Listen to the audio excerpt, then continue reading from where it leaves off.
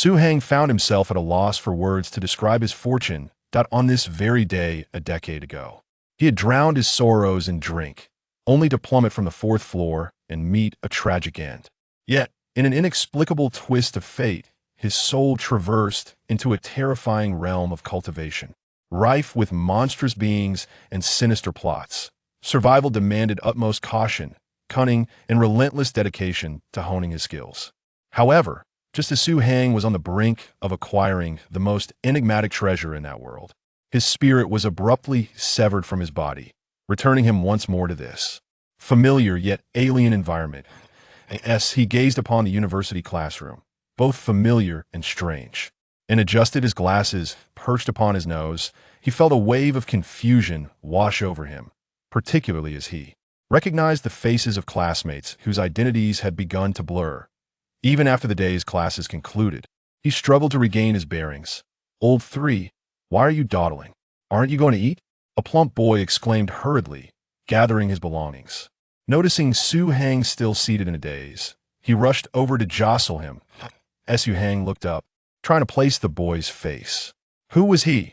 The 10 years spent in the realm of cultivation had been excruciating. Each day felt like an eternity, and many memories had grown hazy.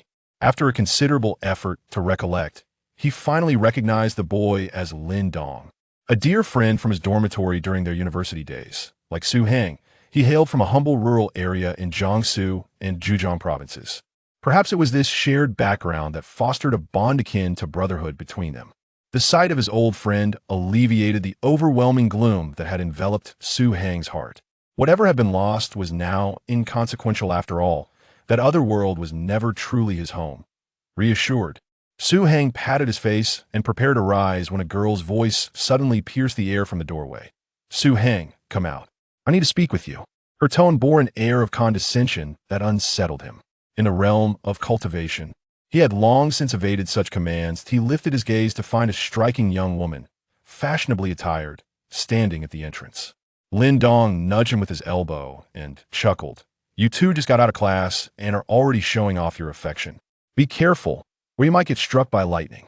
Yet, Su Hang's thoughts diverged sharply. Upon seeing the girl, a chilling memory resurfaced. This was the very day he had fallen to his demise. The catalyst for that tragedy had been her presence. Her name was Lin Qiaoqiao, his girlfriend of 2 years. On this day, she intended to sever their relationship, casting her lot with a wealthy heir. Su Hang was acutely aware of the events that would unfold. He stood up and approached the doorway, where he beheld a dapper young man clad in designer attire, exuding an air of arrogance as he stood beside Lin Qiaoqiao, casting a taunting look in Su Hang's direction. That a group of boys surrounding them wore expressions of mockery, their postures suggesting they were no strangers to trouble. Su Hang recalled that on this fateful day, his fury had ignited a confrontation with the young man, leading to a brutal beating at the hands of these individuals. Had it not been for that altercation, he would not have drowned his sorrows in drink, ultimately resulting in his soul's unwelcome journey to that otherworldly place. Upon encountering Su Hang, Lin Qiaoqiao's eyes flickered with complexity. She had previously held a degree of admiration for Su Hang despite his humble background. He was diligent in his studies. For a girl with little romantic experience, there is an inexplicable reverence for those who excel academically. However, she later realized that academic prowess does not encompass everything, especially in a materialistic society. Moreover, Su Hang's timid nature was particularly intolerable to Lin Qiaoqiao. He was incapable of standing up for himself, even against a stranger's ire. This was the aspect she found most difficult to accept. Thus, without further hesitation, Lin Qiaoqiao, observing Su Hang's calm demeanor seemingly different from before, coldly declared, "Let's break up." "Lin Qiaoqiao, have you lost your mind?" Lin Dong, standing nearby, questioned in astonishment. "Hey, what's it to you, little fatty? Step aside." A tattooed boy approached, glaring at Lin Dong.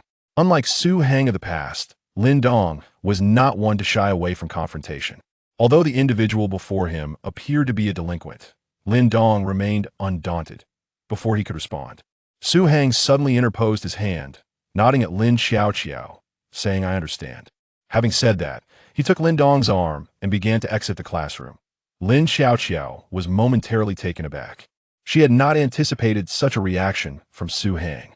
Lin Dong, struggling against Su Hang's grip, shouted, "Why should it be like this? You love her so much, yet you can't even afford instant noodles, saving pennies just to buy her clothes. How can you just let her go?"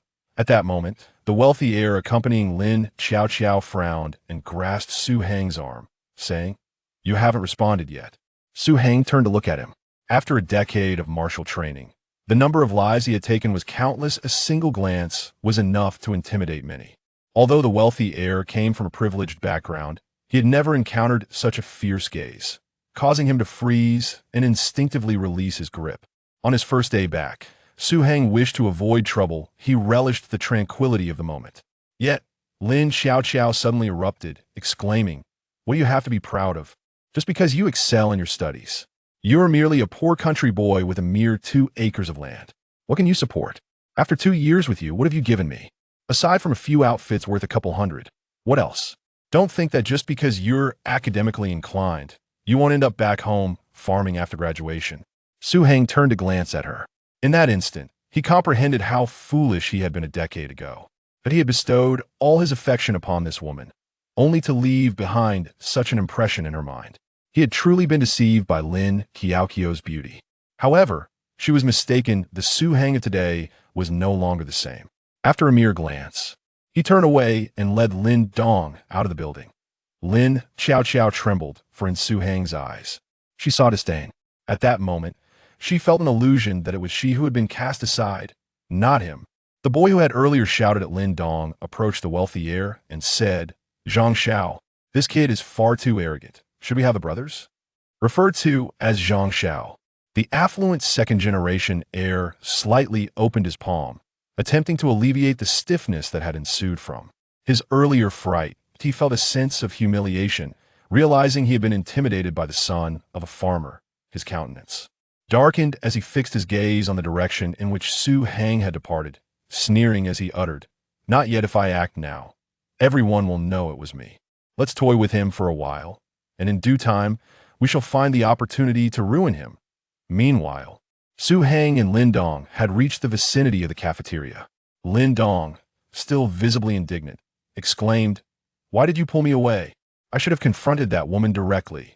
Su Hang chuckled softly, responding, "Let it be. Everyone has their own aspirations, and there's no need to impose."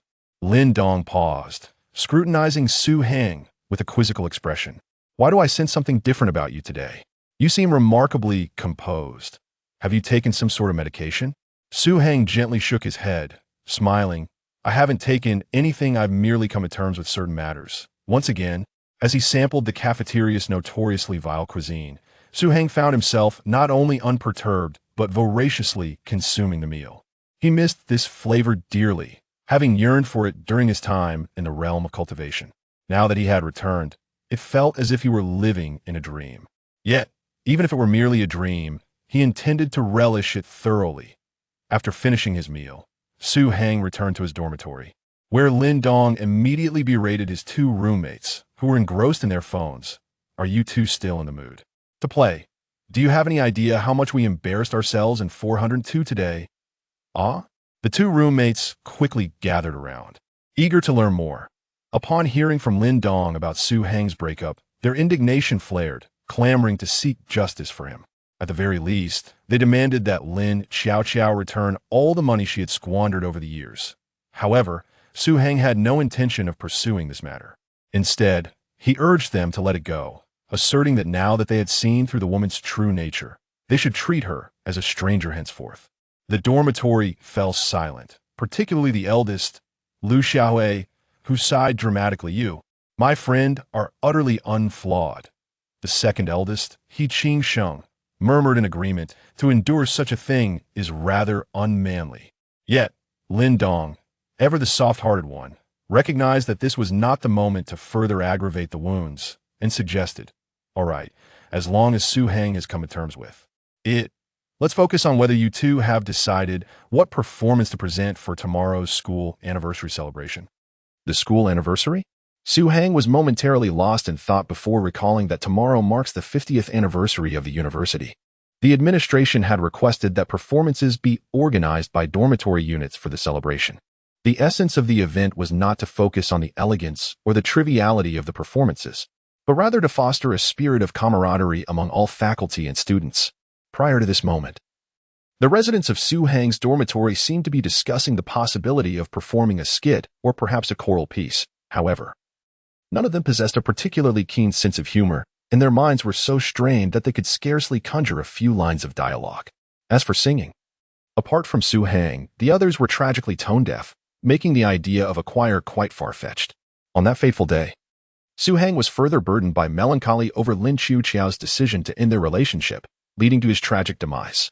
Consequently, the fate of the dormitory's performance remained uncertain. His roommates appeared troubled, as other dormitories had already prepared their acts, while they had yet to settle on a single idea. Finally, the leader Lin Qiaoqiao suggested, "Old 3, you sing quite well, why not represent our dormitory and perform a song tomorrow? Isn't this supposed to be a group performance? If I sing, what will the 3 of you do?" Su Hang queried, puzzled. Lin Dong approached, patting him on the shoulder with a look of earnestness. "Don't worry. My friends will stand behind you, serving as your backdrop, ensuring that all the girls in the school will be smitten. We won't feel envious, trust us," chimed in the second roommate, He Qixing, nodding vigorously. "Exactly. We'll cheer for you, and that will count as a group performance. If it happens to attract some senior sisters or younger sisters to express their affection for you, just remember our kindness." Observing their exaggerated selflessness, Su Hang couldn't help but chuckle inwardly. After 10 years of grappling with life and death, how could he not discern their ulterior motives? Nevertheless, he had no intention of declining. Having weathered numerous storms, what was a mere school anniversary in the grand scheme of things? Yet, he felt indifferent about singing. He had nearly forgotten modern songs and lacked the requisite spirit. After contemplation, he suggested, "Let us forego the singing. Instead, I could play the guqins, and you all can stand there as my attendants." "Play the guqin?" Lin Qiaoqiao responded, bewildered. Is there such a role as an attendant for the guqin? However, it was rumored that the school possessed a rather exquisite piano, though it was uncertain whether it could be borrowed. He Qixing looked troubled at this thought. Lin Dong, on the other hand, regarded Su Hang with skepticism and inquired, "Since when did you learn to play the piano? I've never seen you do so." Su Hang smiled gently and replied, "When I mentioned qin, I was referring to the guqin, not the piano." "The guqin?" Lin Dong exclaimed, taken aback. "Are you joking with me? Very few people in our school can play that. Who did you learn from?"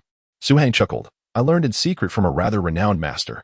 This statement was not a fabrication. During his time in the realm of cultivation, he had endured a significant injury that nearly obliterated his abilities. During that period of despair, he wandered aimlessly until he happened upon a valley, drawn in by the ethereal sound of a guqin. Captivated, he entered to find an elderly gentleman playing. The music flowed like a river, resonating deeply within his soul. Su Hang spent an entire year hidden in that valley, listening to the haunting melodies that evoked reflections on his life, stirring myriad emotions within him. As the final notes of the guqin faded away, he suddenly realized that his cultivation had been completely restored, and even his injuries had healed entirely. When he intended to seek out the old gentleman in the valley to express his gratitude, he discovered that the man had vanished, leaving behind only a guqin and a volume of sheet music. The first page of the sheet music bore the inscription, "For the Destined One." To this day, Su Hang remains unaware of the old gentleman's name, yet he cherishes the sheet music as a treasured possession. Whenever he feels weary or troubled, he would play a few melodies, and over time, he garnered quite a bit of praise for his music. "Do you truly play the guqin?" inquired Lin Qiaoqiao, the eldest among them. Su Hang nodded modestly, responding, "I suppose I am not too shabby. I wouldn't be too embarrassed." Lin Qiaoqiao clenched his teeth and declared, "All right then. Tomorrow morning, I shall borrow a guqin from my second uncle. He is a vocal instructor and possesses every kind of instrument imaginable, treating them like his precious son. Today, I'm going all out. As long as you dare to play, I shall dare to procure one for you." Thus, this plan was solidified with Su Hang's assent. Although the other 3 were skeptical about when Su Hang had acquired the skill to play the guqin, they sighed with relief knowing that someone was willing to take charge of the school celebration performance. Regardless of how the performance turned out, at least they would not personally be embarrassed. That night, while the 3 were sound asleep, Su Hang found himself wide awake. He lay in bed, attempting to harness the cultivation methods in his mind to absorb spiritual energy. However, whether it was due to the thinness of the surrounding spiritual energy or the ineffectiveness of the numerous cultivation techniques he possessed, he toiled through the entire night without even a hint of spiritual energy entering his body, let alone the sensation of qi. It is essential to note that only by generating a sense of qi can one perceive the surrounding spiritual energy, marking the threshold of cultivation. Undeterred, Su Heng understood that haste makes waste. For the time being, he needed to devise a means to earn money for medicinal materials before attempting cultivation again. The next morning, Lin Qiaoqiao sprang out of the dormitory like a rabbit, while the other two busied themselves with changing clothes and grooming, although they claimed to be merely supporting Su Heng. The single men among them had already schemed to take advantage of the school celebration to flirt with a few girls. Su Heng had little to prepare. He donned his slightly worn attire, but he had removed the pair of glasses that he had used for 7 or 8 years. Although his soul's reincarnation had not brought him spiritual energy, it unexpectedly cured his nearsightedness. The glasses were practically fit for the grave. Without the glasses, Su Heng appeared considerably more spirited, his eyes sparkling with a newfound brilliance. Coupled with his composed demeanor, he surprised Lin Dong and He Qingsheng. "Hey, third brother. Without your glasses, you look somewhat dashing. Did you secretly get a makeover?" Lin Dong teased. Su Heng patted Lin Dong's protruding belly and replied, "You haven't even lost weight. Why would I undergo any transformation?" Just then, the dormitory manager called out through a microphone, "Students participating in the school celebration, hurry and come out." The girls are waiting eagerly. Meanwhile, the matron of the girls' dormitory shouted, "Ladies participating in the school celebration, don't rush. Let that group of beasts wait a little longer." Yet, despite the banter, who wouldn't want to arrive early for such a grand event? Countless individuals surged forth from their dormitories, making their way towards the grand playground of the school. This year's anniversary celebration, featuring the entire faculty and student body, boasted an abundance of performances, prompting the school leadership to host the event outdoors for ample space, avoiding any overcrowding. By the time Su Heng and his companions arrived, the area was already teeming with people. Lin Dong scanned the crowd eagerly, saliva nearly pooling at his feet, yearning to engage with a few senior girls for discussions on life and aspirations. He Qingsheng mirrored this sentiment, his eyes gleaming with excitement. As for Su Heng, he stood quietly in place. To be candid, his appearance was rather charming. Although his rural upbringing had left him with a less than fair complexion, his skin radiated health. He took great care in his hygiene, washing his clothes daily, no matter how worn they were. Particularly striking was the lively glimmer in his eyes, complemented by his serene demeanor, evoking a sense of tranquility. This unique aura had already drawn the secret glances of several unfamiliar girls. All the school teachers were present, organizing the performance schedule according to dormitory numbers. Su Heng's dormitory was positioned in the middle, and after calculating the time, they estimated they would perform just before dinner. Soon, the celebration commenced following the principal's eloquent address from the stage. One by one, students in their youthful exuberance took to the stage, pouring out their youthful energy. Observing the vibrant scene before him, Su Heng could not help but inhale deeply. "Ah, what splendid days these are." By midday, Lin Qiaoqiao returned, breathless and drenched in sweat, cradling a long object wrapped in silk. He rushed to Su Heng, nearly gasping for breath as he exclaimed, "Buddy, I did my best. Now it's all up to you." Su Heng accepted the item and unwrapped the silk to reveal a 7-stringed guqin. Judging by its condition, it appeared to be several decades old. To Su Heng, this instrument was rather ordinary. He plucked a few strings, listened to the sound, and nodded, saying, "It will suffice." Lin Qiaoqiao widened his eyes in disbelief, retorting, "Suffice? This guqin is a cherished possession of my second uncle, said to be a masterpiece from a master craftsman at the dawn of the Republic. How can you dismiss it?" Su Heng found it difficult to explain that the ancient guqin he had once played was a peerless treasure left by that venerable gentleman. The instrument before him, crafted from common materials, paled in comparison. However, he refrained from discouraging Lin Qiaoqiao, appreciating the good intentions behind his enthusiasm. Time swiftly passed, and soon it was afternoon. Su Heng pondered what piece he should perform. Should it be something vigorous, serene, melancholic, or joyful? Before he could settle on a choice, Lin Dong suddenly tugged at him, gritting his teeth as he exclaimed, "Look, that shameless woman has taken the stage. And that scoundrel too." Su Heng lifted his gaze to the stage, where Lin Qiaoqiao and Zhang Xiao had joined forces. Instead of adhering to the school leadership's directive to perform alongside their dormitory companions, they opted for a duet, singing a love song. Both possessed commendable voices, though not professional. They were certainly impressive for ordinary students. Moreover, Lin Qiaoqiao possessed a commendable appearance, enhanced by meticulous makeup and adorned in a somewhat provocative, form-fitting backless dress, which elicited cheers from numerous young men. On the other hand, Zhang Xiao was a man of affluence, his designer attire captivating the attention of many women. They sang with fervor, particularly Lin Qiaoqiao, whose gaze seemed almost entirely fixated on Zhang Xiao. It was evident that she was genuinely smitten, regardless of whether it was due to wealth or some other allure. At this moment, she clearly favored the man before her. As for Zhang Xiao, Su Hang suddenly sensed that Zhang Xiao had been directing his gaze towards him. Or rather, he had likely been aware of Su Hang's exact position all along. A disdainful and mocking smile crept across his face as he deliberately wrapped his arm around Lin Qiaoqiao's waist, seemingly proclaiming, "Your beloved is now in my embrace. Do as you wish." Su Hang felt no stirrings in his heart. He averted his gaze and lowered his head to contemplate the instrument in his hands. Resolutely deciding what melody to play, letting go of the past, he sought to start anew. Life is both a treasure to reminisce about and a journey to aspire towards. Thus, he would commemorate the bygone with this piece, while gazing forward to what was yet to come. Moments later, amidst the applause, Zhang Xiao and Lin Qiaoqiao descended from the stage. Zhang Xiao cast a glance towards a particular spot, a cold smirk gracing his lips. Poor wretch. Do not presume this is the end, it is merely the beginning. Dare to provoke Zhang Xiao, and you shall suffer endlessly, rendered into a mere waste for eternity. As time ticked away and dusk settled in, the hour for dinner approached. Many students, having watched performances throughout the day, began to feel a sense of aesthetic fatigue. After all, the caliber of student performances seldom reached great heights. Initially, it was a spectacle of excitement and novelty, but as time wore on, it grew tedious. With rumbling stomachs, many opted to head to the cafeteria for a meal, just as the majority were preparing to depart the playground. Su Hang and his dormitory mates were finally set to take the stage. Clutching his guqin, Su Hang made his way to the platform.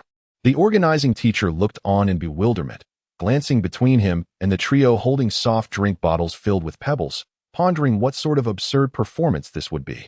Lu Xiaowei and his companions felt a surge of anxiety. They were uncertain of Su Hang's musical prowess and regretted their decision to participate.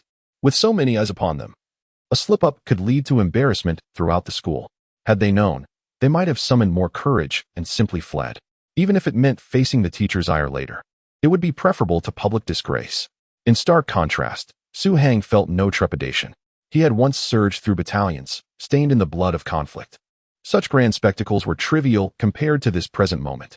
Many in the audience whispered amongst themselves, questioning who he was as he ascended the stage with an ancient guqin in tow. Su Hang's attire was worn and humble, even if clean. It was evident that it was of modest means.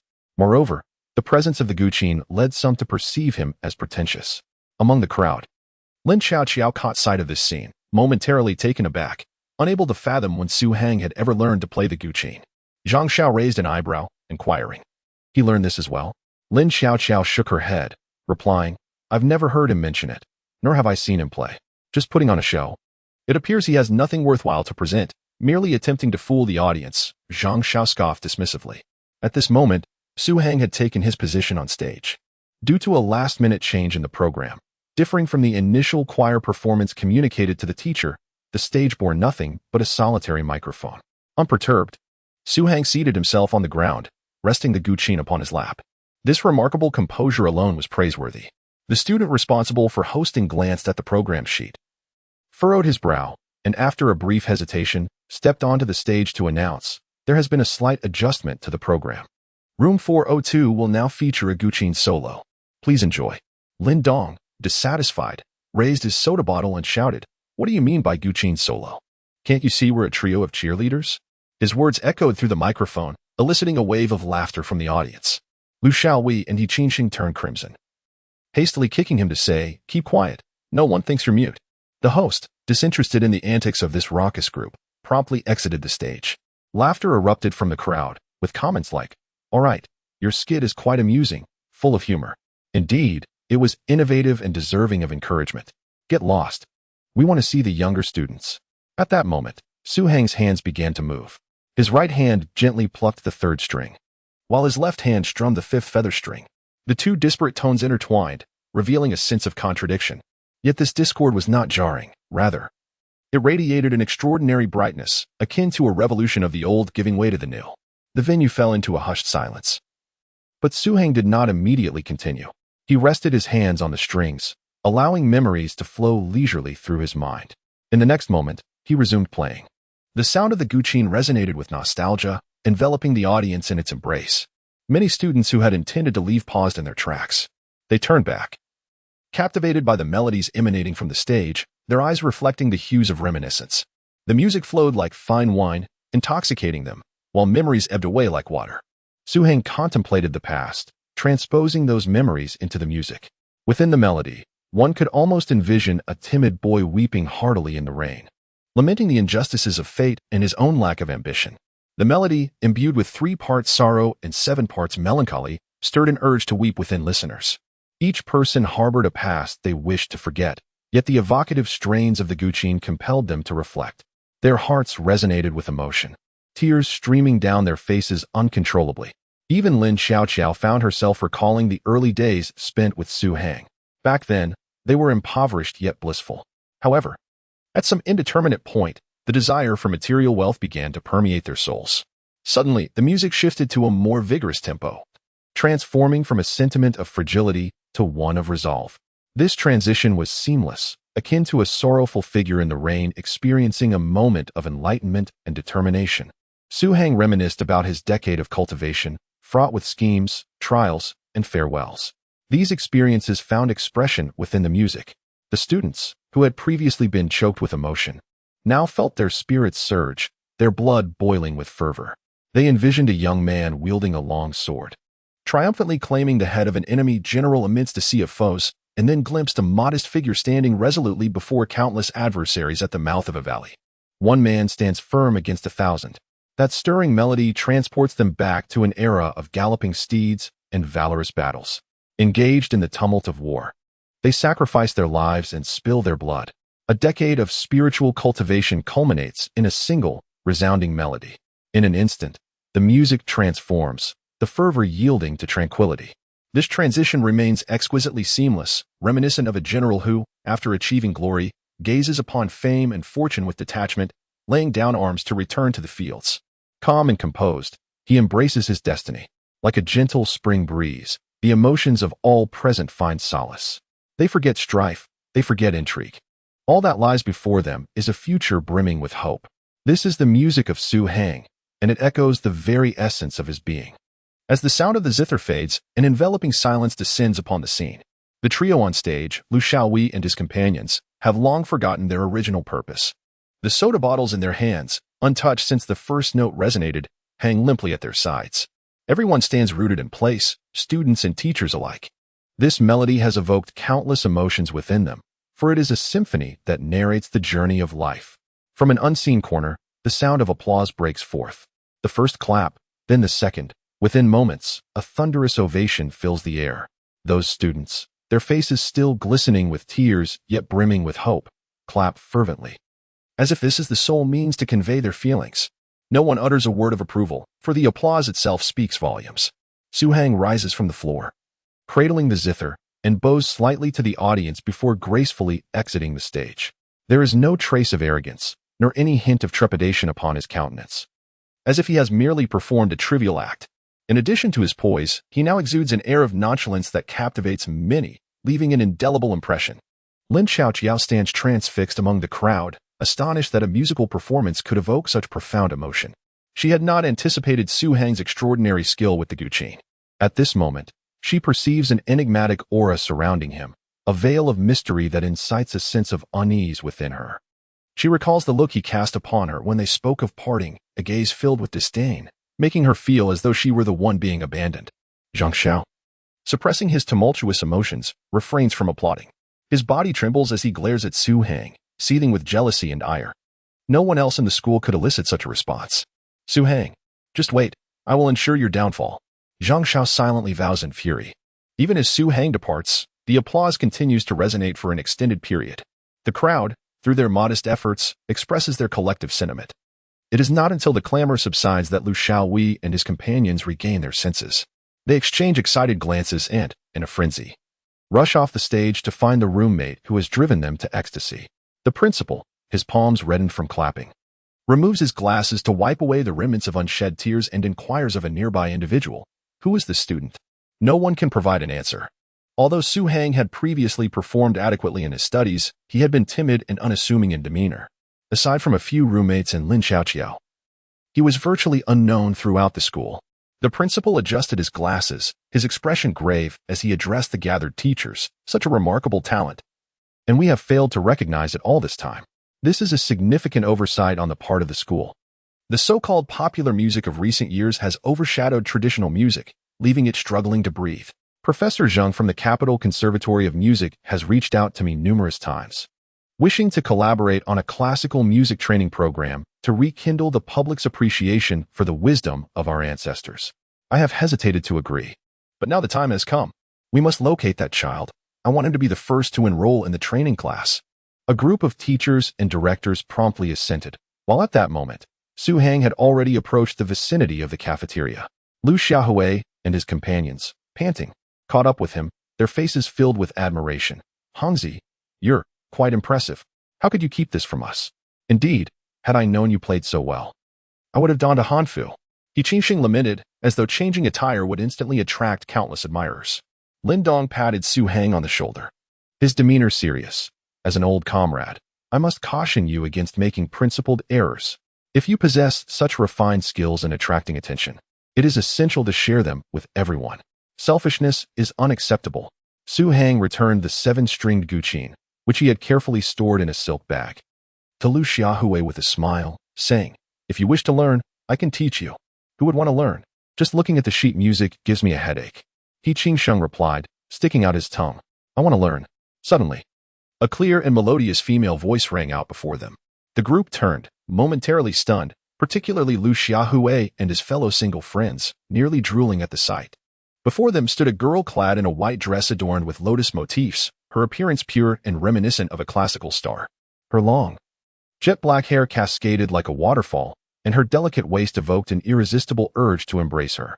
She was stunning, surpassing even Lin Qiaoqiao, and her refreshing, serene aura was something Lin Qiaoqiao could not possess. Su Hang's gaze remained unperturbed. He had encountered countless beauties before. The women of the cultivation world were often tragic figures, reliant on powerful men for survival. As dependents, they were either treated as mere instruments of desire or as vessels for cultivation.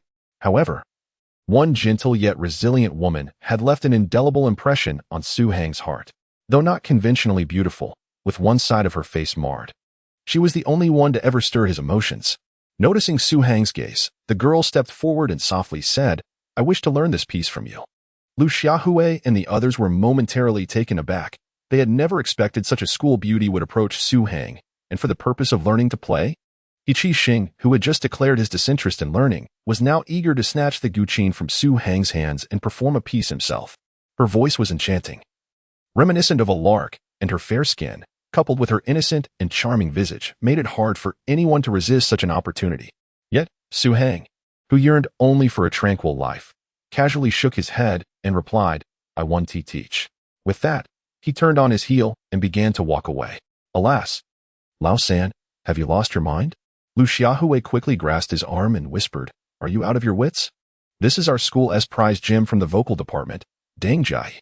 I heard that even the vice president of Peking University personally sought her out, and she turned him down.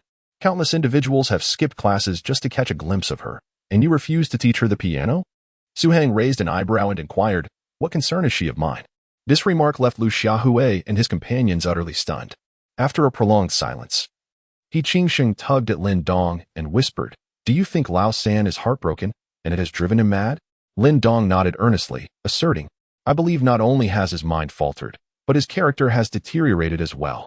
At that moment, Su Hang resumed his stride. Lin Qiaoqiao and his friends felt regretful but were helpless, so they could only display their self-proclaimed charming smiles at Deng Jai and follow behind her. Deng Jai furrowed her delicate brows. She had never been rejected before in her life. Her beauty was undeniable, and she had always accepted the advantages it brought her.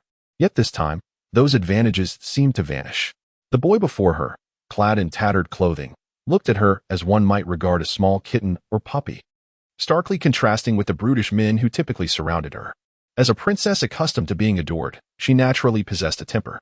Although she was impulsively drawn to learning that rare and exquisite piece after hearing Su Hang's piano performance, she did not wish to appear overly submissive. Su Hang's playing was indeed remarkable, but she also had formidable instructors. With sufficient time, she could master the score without needing to seek his assistance. Thus, after Su Hang departed, Deng Jiai turned on her heel and walked away, resolved to play the recording of his performance for her private tutor upon returning. She aimed not only to recreate the piece but also to identify any flaws within it to soothe her own emotions. In the cafeteria, the other residents were vocally condemning Su Hang. They criticized him for lacking compassion and for failing to understand the advantages of proximity, claiming he was beneath even the basest of creatures. Su Hang quietly finished his meal before lifting his gaze to address them. If you are so eager to teach, you may learn it yourselves first. Shut your nonsense. They all collectively raised their middle fingers at him, muttering that it would be ages before they could reach Su Hang's level of skill. However, Su Hang did not find this task daunting. He had connections with the current head of the Xianin Pavilion and had engaged in extensive exchanges regarding piano artistry, possessing profound insights into the craft. Despite Lin Qiaoqiao and the others lacking musical aptitude, it would not be particularly difficult for Su Hang to teach them, should he choose to do so. At that moment, many students flocked to the cafeteria for their meals.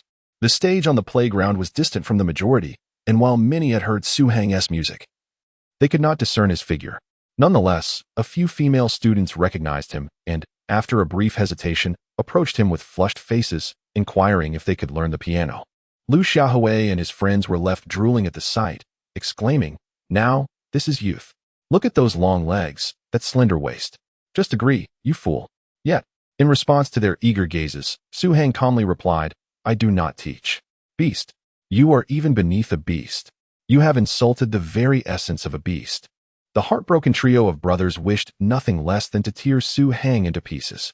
Perhaps due to these minor disturbances, an increasing number of individuals began to recognize Su Hang. Observing the growing crowd around him, Su Hang furrowed his brow. He was not fond of the sensation of being scrutinized, feeling as if he were an exhibit in a zoo. Consequently, he proposed a solitary stroll outside the campus. Liu Xiaoyi also intended to leave the campus, aiming to return the violin before his uncle lost his temper. Thus, Lin Dong and He Qingsheng returned to their dormitory, while Su Hang and Liu Xiaoyi exited the school side by side. Just a few steps into their walk, Liu Xiaoyi's expression suddenly shifted as a middle-aged man came charging towards them. Without allowing Liu Xiaoyi to speak, the man snatched the violin from his grasp, berating him. "You little brat, you don't know anything about the violin. What if you break it? Had I known you were up to this, I would have had your aunt lock the door." Liu Xiaoyi, forcing a smile, replied, "Uncle, it's not that I didn't want to tell you, but it was urgent. Although I may not understand the violin, my classmate does. He plays exceptionally well." The man, referred to as uncle, glanced at Su Hang, his demeanor softening slightly, yet he remained unconvinced by Liu Xiaoyi's words. "You're still young. What do you know about the violin? Just because you can play a few notes doesn't mean you understand it. You're here at university to study, not to waste time thinking you can win over girls by strumming a few strings." Liu Xiaoyi appeared quite embarrassed, while Su Hang maintained a tranquil expression. He chose not to retort, recognizing the elder's position as a family member deserving of respect. Uncle said little more, taking the violin and warning Liu Xiaoyi to refrain from frequenting his home in the future. "Stealing anything again, and I'll break your legs." After Uncle departed, Liu Xiaoyi sighed heavily, lamenting, "Well, that's that. I can't go to my uncle's house anymore, and I was hoping to play his guitar." Su Hang chuckled and shook his head, responding, "Your uncle is right. Strumming a few strings won't win you any girls. Not everyone is like you." Liu Xiaoyi huffed in annoyance, choosing not to elaborate further, reminding Su Hang to be cautious of the traffic before turning back to the dormitory. This display of concern left Su Hang feeling somewhat disconcerted. It had been far too long since he had heard such words. After a silent sigh, Su Hang began to stroll along the streets. His intention was not merely to aid digestion, but to observe what ventures might yield profit in this era. Much of the treasure he had fought for in that other realm remained within his storage space. However, the spiritual energy he had cultivated was not brought along. Without this energy, even with the storage space intact, he could not access it. Moreover, his current physical form was frail, struggling to run even a few kilometers. The world of cultivation was exceedingly harsh. Those who survived there typically possessed essential survival skills, such as combat techniques, medical knowledge, formations, alchemy, and artifact crafting. Su Hang remembered all of this. Yet, both alchemy and crafting required substantial resources. Money presented the greatest challenge for Su Hang at present. Wasn't the very reason Lin Qiaoqiao ended their relationship his lack of funds? The Su family had endured generations of poverty, languishing in destitution for decades. Although he had heard his grandfather recount tales of a once prosperous life in the capital, such stories seemed too far-fetched to believe. If one had truly spent time in the capital, how could they possibly endure hardship in the countryside? Moreover, every time grandfather spoke of this matter, he was invariably inebriated. And for decades, their impoverished circumstances had shown no signs of improvement. Over time, both Su Hang and his parents ceased to believe in grandfather's words. Thus, relying on the family to resolve these predicaments seemed futile. Su Hang found himself pondering which of his skills could swiftly be transformed into monetary gain. Yet, earning money is not as simple as it may appear. Without capital, even the most talented individuals are left with no opportunities. This is no longer an era where one could achieve success without resources. Even the most daring venture capitalists require evidence of potential before they consider investing. As he wandered aimlessly, Su Hang soon arrived at the city's jewelry street. This area was replete with various jewelry shops, showcasing gold, diamonds, jade, and emeralds, among other treasures. Upon seeing these items, an idea struck Su Hang. Though he could not cultivate, perhaps he could engrave a protective array to nurture his vitality. Such portable small-scale formations are best inscribed on jade, for jade is a natural treasure imbued with a subtle aura, which is why the ancients believed in the adage that jade nurtures the wearer. However, the reality remains that without money, all aspirations are in vain. Glancing at the mere tens of dollars in his pocket, Su Hang sighed deeply. Truly, a penny can stymie even the most heroic of souls. Despite his financial constraints, he ventured into several jewelry stores, particularly focusing on the jade. However, after visiting a few establishments, he could not help but frown. Although these shops appeared substantial, the quality of their offerings was disappointing. The jade was of inferior quality, and even when he spotted a piece that barely caught his eye, its price was astonishingly high. What frustrated Su Hang even more was the lack of artistry in the craftsmanship of any jade piece, regardless of its opulence. The carvings merely imitated fixed forms through conventional methods. Such craftsmanship could never yield superior pieces, instead of enhancing the jade's ability to absorb surrounding auras. It would serve to hinder it. With a furrowed brow, Su Hang ultimately entered the largest jewelry store on the street. This establishment was reputed to be part of a national chain, with branches extending overseas.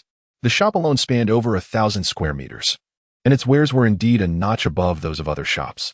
However, with Su Hang's discerning eye, he found little merit in these items and felt increasingly disdainful.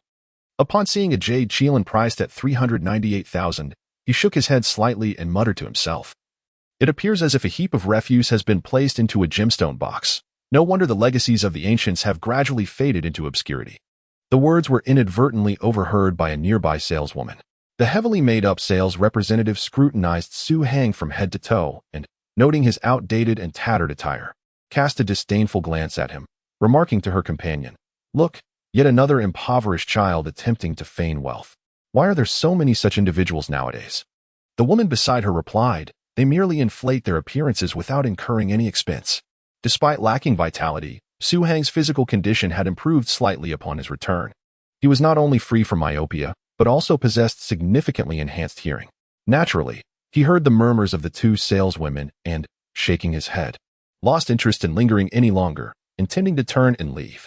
At that moment, an elderly gentleman clad in a blue satin robe approached, accompanied cautiously by the store manager and another employee. Having overheard the saleswoman's comments, he frowned slightly and inquired, "What are you two discussing?" Although the old man appeared frail, he exuded a certain vigor, particularly in his long and powerful hands, which were as robust as those of a middle-aged man. Upon noticing the elderly gentleman and the store manager, the two saleswomen were taken aback. They hurriedly lowered their heads, too intimidated to respond. The old man snorted, stating, "No wonder business has declined. With service like yours, who would return?" Seeing the old man's displeasure, the manager quickly intervened, instructing the saleswoman, "You both must immediately invite the customer back to apologize. We must rectify this situation at all costs. All bonuses for this month will be forfeited. And if this happens again, you will be dismissed." Such a punishment was undeniably severe. One of the saleswomen raised her head, a look of grievance on her face, and protested, "We didn't intend to speak that way. It was that child who carelessly remarked that our products are all rubbish, merely aesthetically pleasing. We were just upset and rubbish." The manager's expression darkened, and the old man furrowed his brow. He glanced at Su Hang, who was on the verge of exiting the shop, and suddenly snorted, saying, "Go, bring him back. I wish to see which child possesses such discernment." The manager, quick to react, dashed over and intercepted Su Hang. Su Hang glanced up at him, frowning, and asked, "What is it?" The manager's expression was neither pleasant nor unpleasant, but his demeanor remained courteous as he said, "Our owner has heard that you are dissatisfied with our products and wishes to invite you to share your suggestions." "I have no time," Su Hang replied, intending to visit a stationery store to seek out some quality writing materials.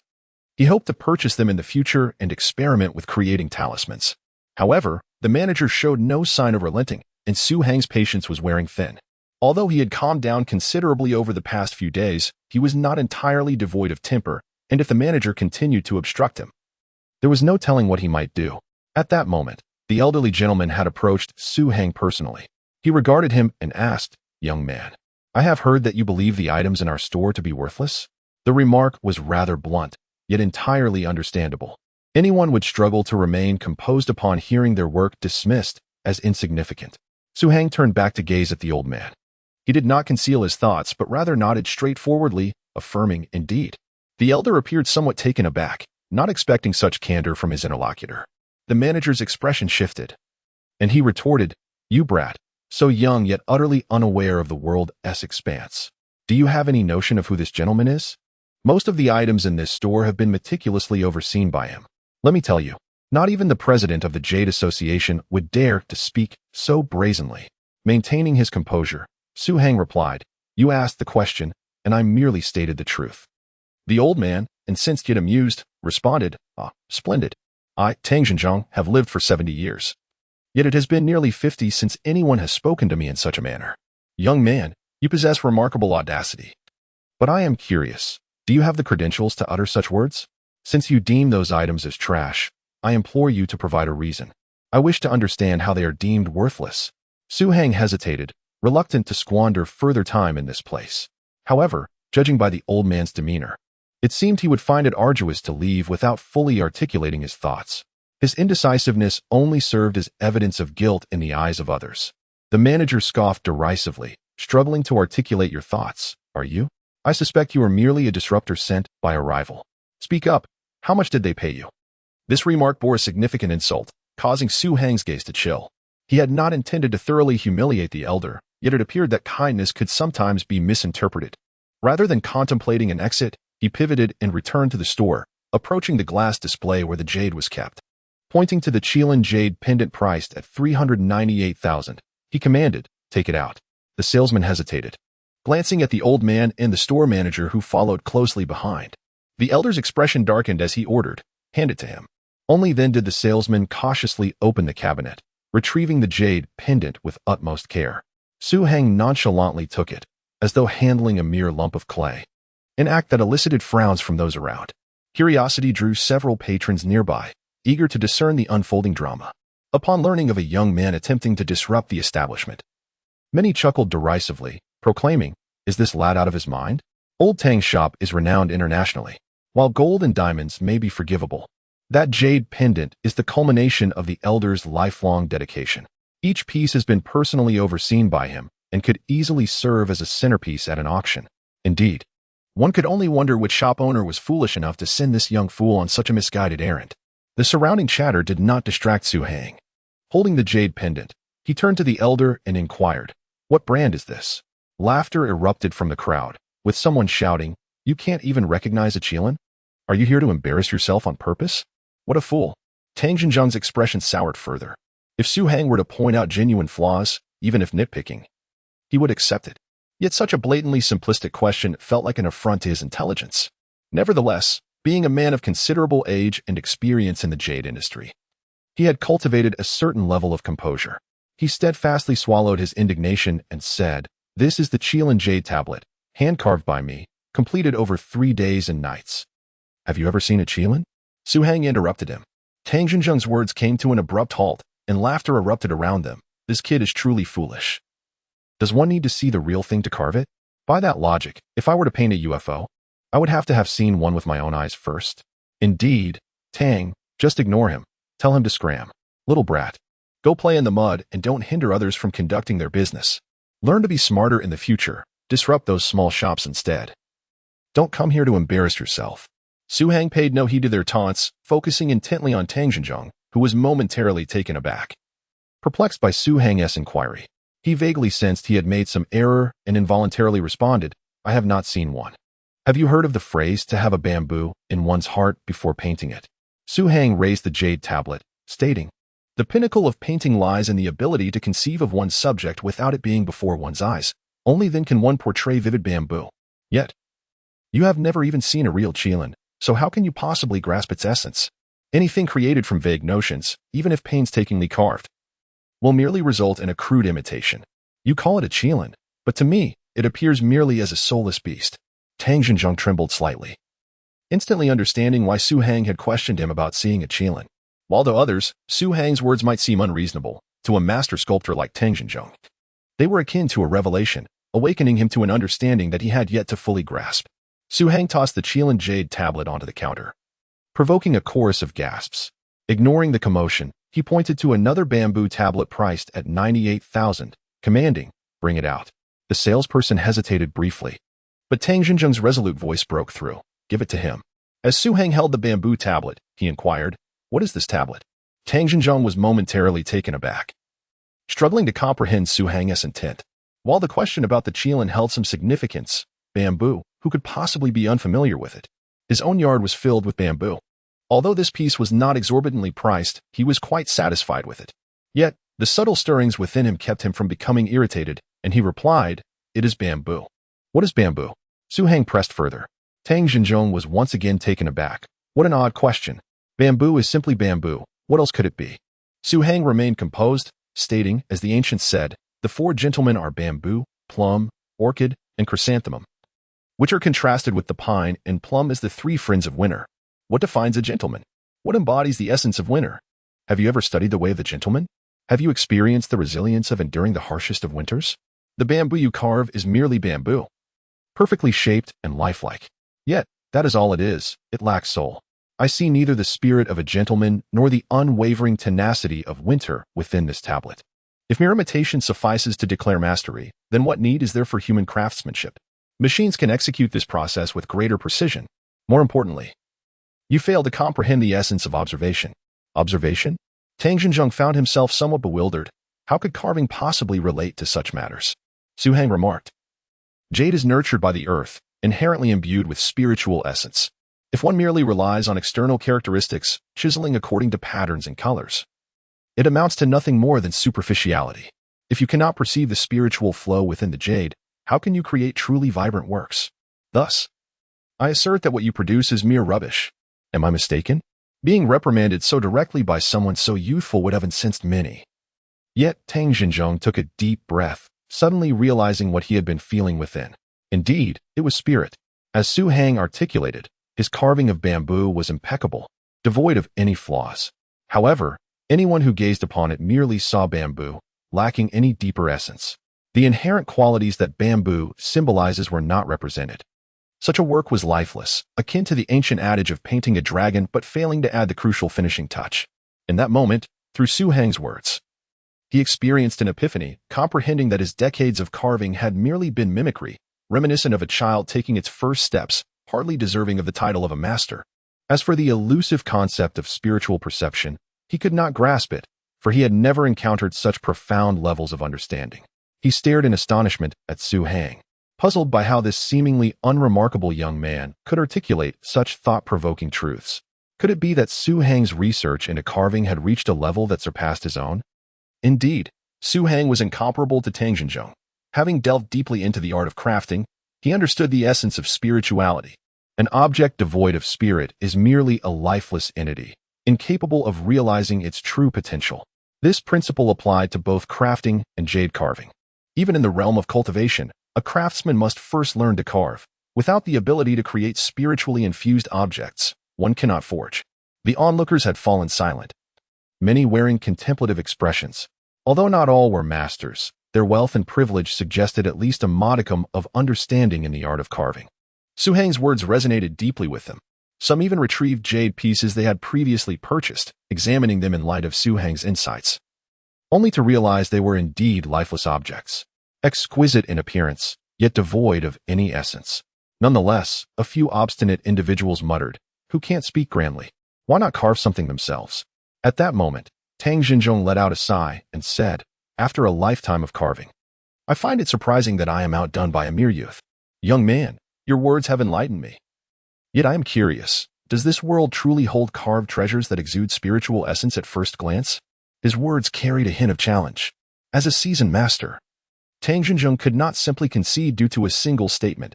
He needed to witness the truth with his own eyes, for his pride remained unyielding.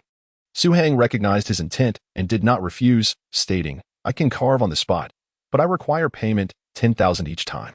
"Is he trying to swindle?" someone remarked. "Very well." Tang Xinzhong did not hesitate, immediately waving his hand. "Go, fetch a piece of jade and my set of carving tools." The store manager hurried to the warehouse. Having worked there for so long, it was the first time he witnessed Tang Xinzhong exhibit such fervor. There had been others who attempted to disrupt the peace. Some like Su Hang who articulated their reasoning, yet none had ever provoked such decisiveness from Tang Xinzhong. He vaguely sensed that an extraordinary individual had arrived at the shop.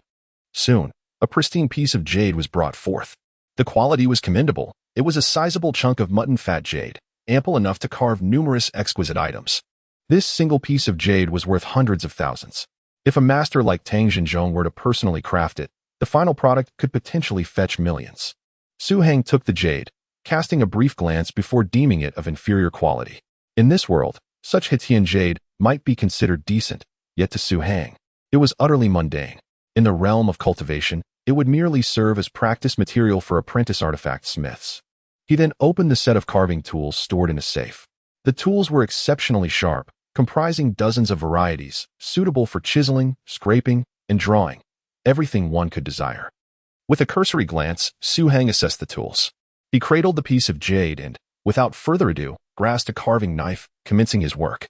His movements were swift. With a single stroke, the substantial jade shattered upon the floor. Many in the crowd winced, silently cursing the wastefulness.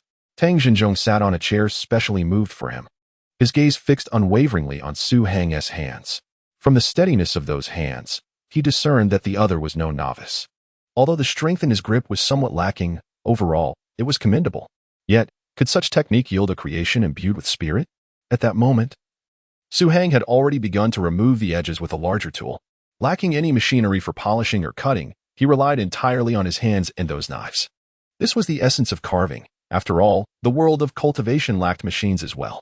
Tang Xinzhong, in fact, intended to challenge him. The hardness of jade was considerable. Even with sharp tools, removing unnecessary portions required immense effort. Otherwise, he would not have spent 3 days and nights carving a piece of bamboo. The number of onlookers in the shop grew, many newcomers unable to squeeze in, inquiring about the commotion. Upon learning that a young man was carving on site, challenging Master Tang, the uninformed scoffed, "Is this kid out of his mind?" This sentiment echoed in the hearts of the majority. Surrounded by so many spectators, most individuals would be quaking with anxiety.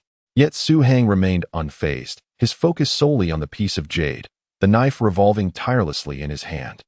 He set down the larger tool, opting for a smaller one, and his movements quickened. Chunks of jade began to fall, littering the ground, and soon, the outline of a form began to emerge. It was a flower. Judging by the shape of the petals, it appeared to be a rose. To carve a rose from such a large piece of jade? This audacious young man clearly regarded others' money as trifling. Everyone felt a pang of sympathy for Tang Xinzhong. Regardless of how beautiful this rose might turn out, what could it possibly be worth? Old Tang was truly at a loss. However, Tang Xinzhong did not share such thoughts. He remained fixated on Su Hang's hands, witnessing a piece of jade metamorphose into a flower before his very eyes. Though the creation appeared somewhat rough at this stage, he was nonetheless astounded. For thus far, Su Hang had only changed his tool, a single knife. This was the most perplexing aspect for him, as carving is an intricate craft, often regarded as one of the most complex of arts. An artisan typically invests considerable time and effort in this process, meticulously refining the contours and employing various tools to render the finer details. Yet, Su Hang had nearly accomplished the entirety of his work with merely a small carving knife. And how little time had elapsed. Tang Xinzhong instinctively glanced at his wristwatch. It had been less than 20 minutes. When he lifted his gaze once more, he observed that Su Hang had completed 90% of the task. The entire rose had been sculpted, and he was now engaged in the detailing, adjusting the angles of the petals, layering, patterns, and the stem, among other aspects. Remarkably, even this most delicate of work did not impede Su Hang's pace. He continued to perform with astonishing rapidity. All who witnessed this spectacle were rendered speechless. Although they had not frequently encountered live carving demonstrations, it was evident even to the most casual observer that no ordinary sculptor could achieve such speed. Su Hang was wholly engrossed in his endeavor. He had forgotten the jade and the knife, and before him blossomed only a rose. In this realm, nothing could disturb his concentration. This state of transcendental focus allowed the knife in his hand to move with effortless precision. Particularly, the subtle ethereal energy within the jade seemed to outline every detail for him. Su Hang's task was simply to follow the energy's lead and eliminate any obstructions in its path. Everyone held their breath, watching as Su Hang's movements accelerated, their eyes daring not to blink. They feared that a mere blink might result in the blade cutting through the flower. When the final cut was made, Su Hang set down his knife. He gently blew upon the flower he had sculpted, and the minute jade shavings were whisked away. To the astonishment of all, they clearly witnessed the flower unfurling. Indeed, the rose, which had been but a bud, slowly blossomed after Su Hang blew away the debris. Even upon its full bloom, it quivered delicately, causing the hearts of onlookers to flutter in unison. The pristine jade rose emerged before the crowd, unadorned yet immaculate. Its thin petals appeared so fragile that a gentle breath could shatter them. Though carved from jade, none could discern its original form. In the eyes of all, it was simply a white rose. Holding the rose aloft, Su Hang softly spoke. A rose symbolizes love, which requires nurturing. Our worries and our fears stem from love. Yet, if love exists, there is no need for fear, for it brings forth happiness. As he spoke, a gentle breeze wafted through the shop, causing the petals of the white rose to flutter slightly. Despite its apparent fragility, it exhibited remarkable resilience, as if no gale could inflict any harm upon it. In just 30 minutes, an unparalleled white rose had come into existence, a true miracle. In the past, not a single soul dared to believe, yet now, they have witnessed the unfolding of this event with their own eyes. Tang Xinjiang had already risen from his seat, his face etched with astonishment. Upon seeing the white rose, memories of his deceased boss flooded his mind, evoking recollections of youthful days spent beneath blooming flowers in the moonlight, pledging eternal love. His heart ached with nostalgia, leaving a bitter taste upon his lips. Love, indeed, always brings joy, yet it also invites sorrow.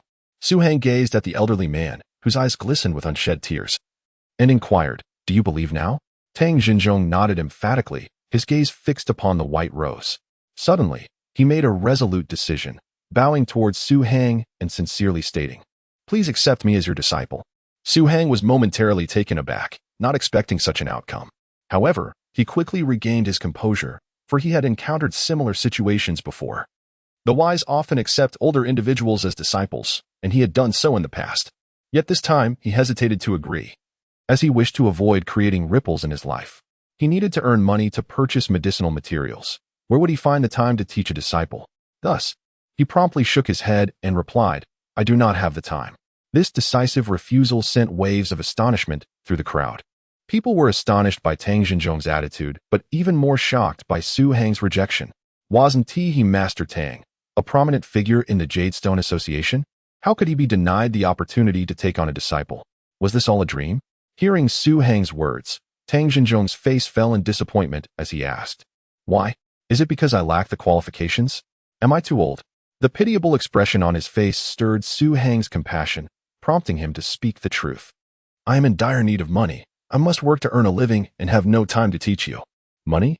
Tang Xinjiang's eyes sparkled with interest. While he hesitated to speak on other matters, the topic of money held significance for him, a master in his own right.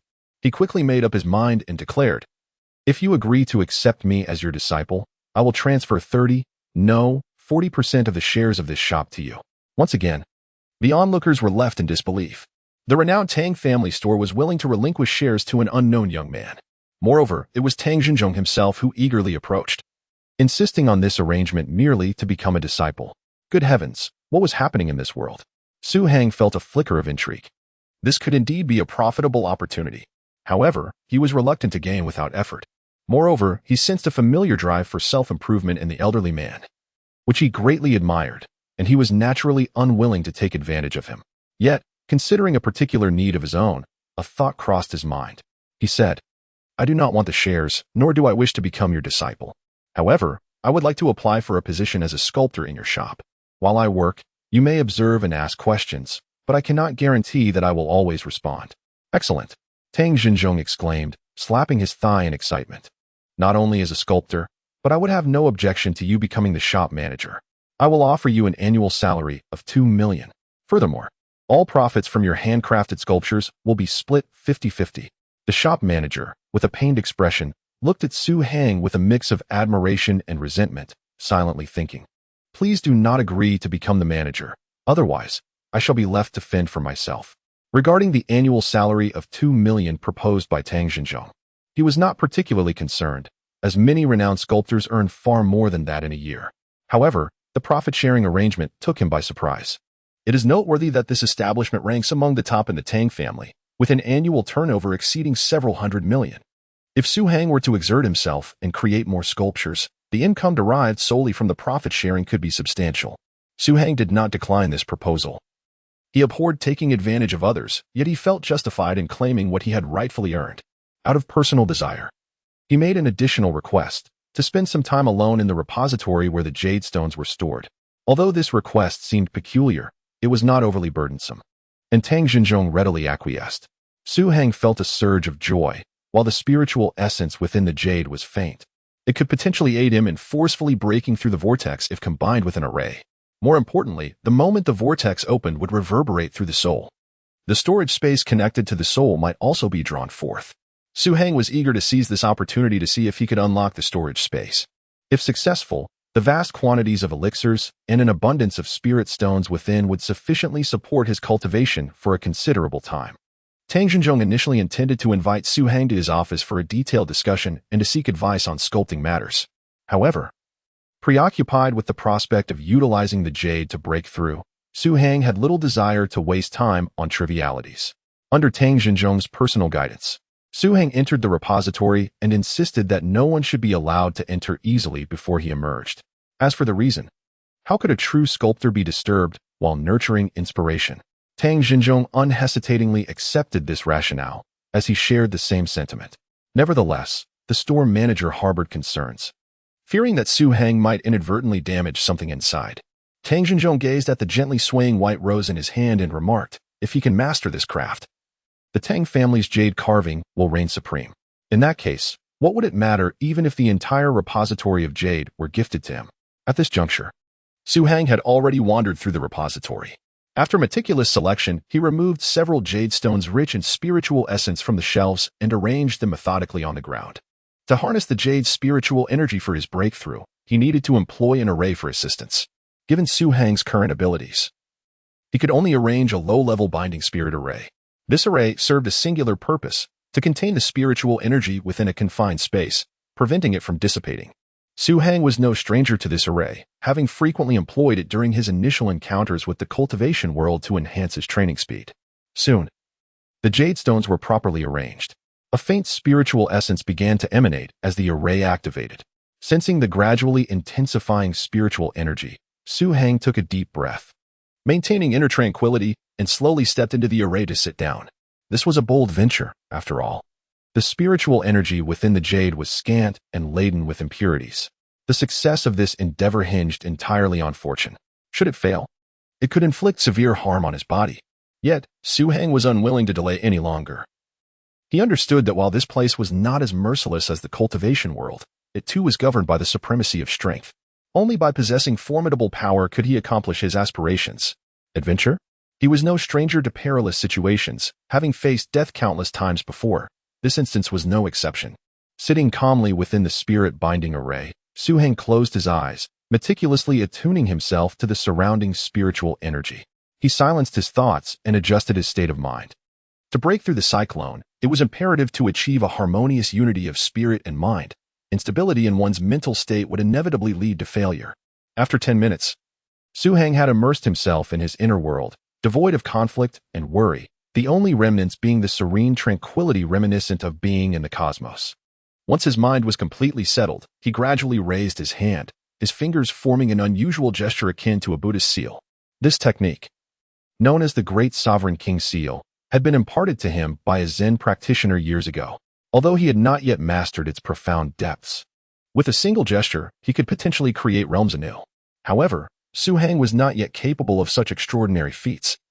His aim was to utilize the sovereign seal to pierce through his heavenly gate, forcibly creating a passage to draw spiritual energy into his being.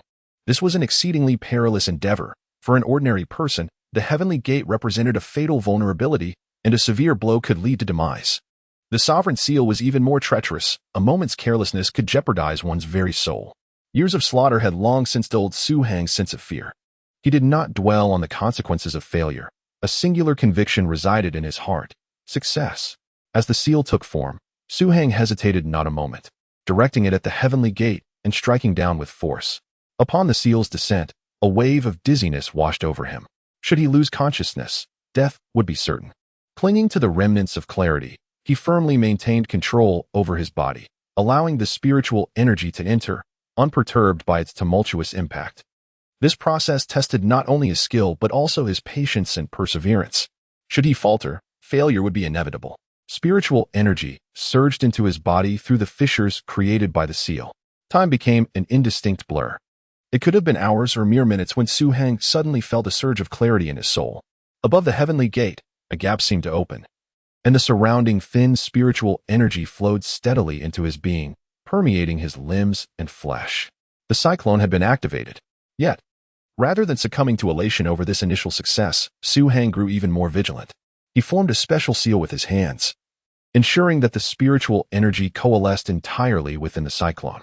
The energy thickened, becoming almost tangible, fully expanding the cyclone.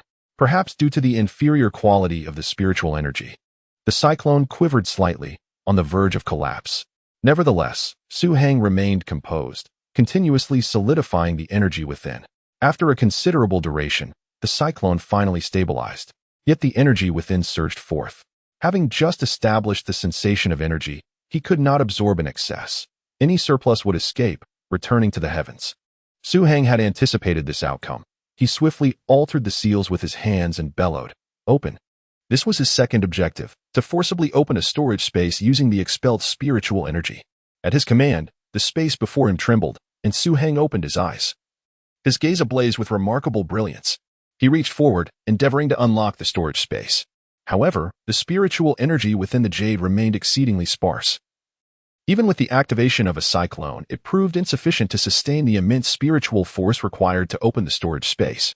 The trembling space quivered momentarily, gradually settling into tranquility.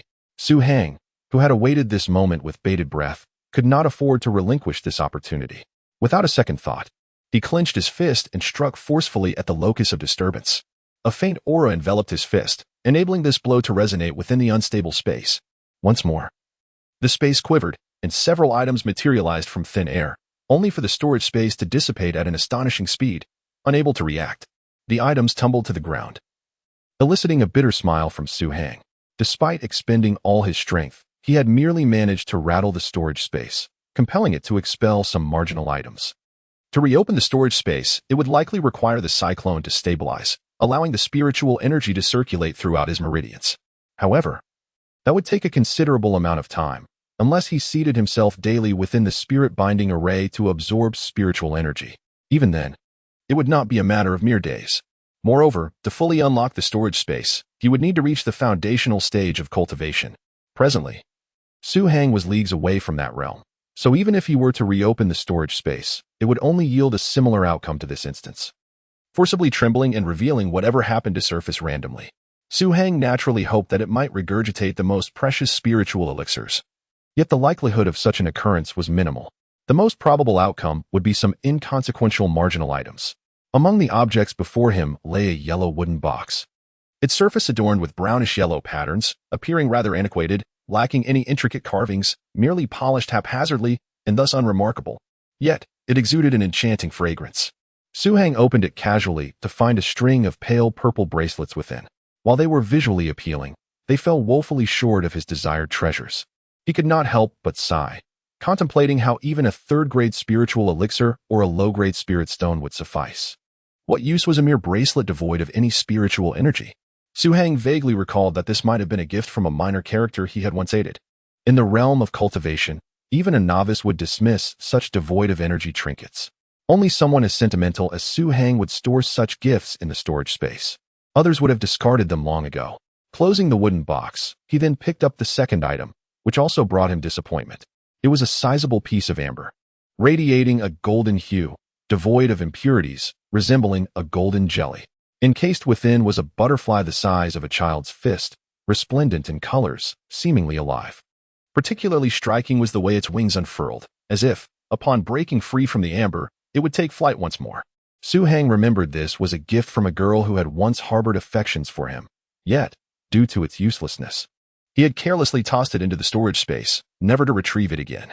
The final item, however, caused Su Hang's eyes to glimmer with intrigue. It was a brush crafted from the fur of some low-grade spiritual beast, faint wisps of spiritual energy emanating from it. Had he still been in the realm of cultivation, Su Hang would certainly have looked down upon such an item. However, in his current state of destitution, he had no choice but to lower his expectations. The object he held in his hand, which could barely be deemed a spiritual brush, brought him a flicker of joy, even though he could not recall its origin.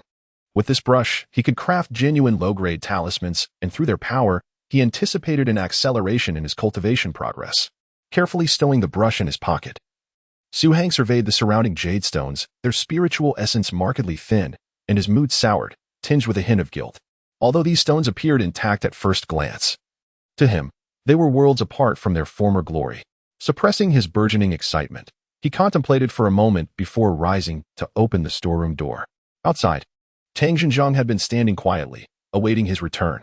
He had no notion of how long he would need to wait, perhaps a few hours, perhaps an entire day. Nevertheless, he was willing to endure, for the opportunity to learn Su Hang's jade carving techniques was worth any sacrifice, even if it meant shortening his own life. As the storeroom door swung open, Tang Xinjiang felt a surge of energy, ready to speak, but he suddenly froze. The Su Hang emerging from the storeroom appeared subtly transformed. Though his appearance and attire remained unchanged, he now exuded an ethereal quality, akin to clouds drifting in the sky. Moreover, where did that wooden box come from? Tang Xinjiang distinctly remembered that the storeroom contained only jade stones and some carving tools. At that moment, Su Hang gestured toward the pile of jade stones on the ground and said, "These are the ones I specifically selected for carving in a few days." Upon hearing this, Tang Xinjiang's heart soared with joy, his curiosity about the seemingly ordinary wooden box forgotten. He quickly called for assistance to pack and seal the jade stones, declaring that no one was permitted to touch them without his command. Seeing Tang Xinjiang's fervor, Su Hang felt a twinge of embarrassment. He resolved to offer Tang Xinjiang some benefits as compensation on his next visit. However, as time was of the essence, and with classes awaiting him the next day, Su Hang bid farewell to Tang Xinjiang. Tang Xinjiang's expression reflected disappointment. Having witnessed Su Hang's extraordinary carving prowess, he was now brimming with excitement. Sensing his eagerness, Su Hang explained that he was still a student and could not return to school too late. Upon learning that Su Hang attended Huanda University, Tang Xinjiang's spirits lifted further, as he suddenly recalled that his granddaughter studied at that very institution. This revelation seemed to draw their relationship closer. As Su Hang did not possess a mobile phone or a bank card, discussions regarding compensation would have to wait until their next meeting. Nevertheless, the previously agreed sum of 10,000 yuan was promptly provided by Tang Xinjiang, although Su Hang hesitated to accept it. Considering he had borrowed the jade for his successful breakthrough, Tang Xinjiang insisted with conviction. To hear the way in the morning and to die in the evening is of little concern. To witness such extraordinary jade carving mastery in this lifetime renders a mere 10,000 yuan trifling. Reluctantly, Su Hang accepted the money.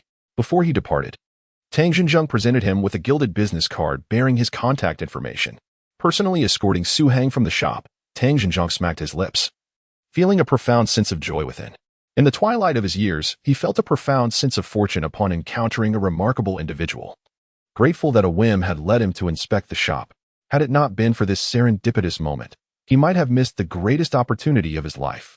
The exquisite white rose, intricately carved from the essence of Suzhou and Hangzhou, was delicately placed into a safe. The elderly gentleman declared that this masterpiece must be housed in the most secure cabinet, under the safest of measures, prominently displayed in the shop, with a price tag that simply read, "Priceless." After departing from Tang's jewelry store, Su Hang, feeling the weight of 10,000 yuan in his pocket, visited a stationery store to purchase some fine Xian paper. He intended to return home and experiment with crafting some rudimentary talismans to see if they would prove effective. This delay caused him to lose track of time, and darkness soon enveloped the surroundings. Engrossed in thoughts about the talismans he might create, He unwittingly wandered into a secluded area. Suddenly, an unsettling commotion reached his ears. Su Hang lifted his gaze to witness a man forcefully pinning a woman against the wall, tearing at her clothing while hurling crude insults. "I've taken the medicine, and now you say you won't do it? Don't think I don't know what you're after, just a little extra cash, right? Once I'm done, you won't see a single cent." The woman struggled desperately, pleading, "I truly cannot do this anymore. Please let me go, my daughter is waiting for me." "Why should I care?" retorted the man as he ripped apart her blouse. In the dim light of the moon, the contours of her figure became vaguely visible. The man licked his lips. "Who would have thought such a fine physique? So tender. No wonder you demand 500 for a session. I've hit the jackpot tonight." The woman wept more vehemently. "I was just momentarily foolish. I beg you, spare me." The man, however, paid no heed to her cries, consumed by his base desires. Su Hang, initially inclined to ignore the scene, recognized it as a conflict between a patron and a fallen woman and had no desire to intervene.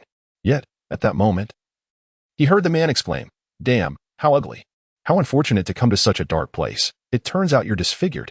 What bad luck." After venting his frustration, the man, still unsatisfied, struck the woman again.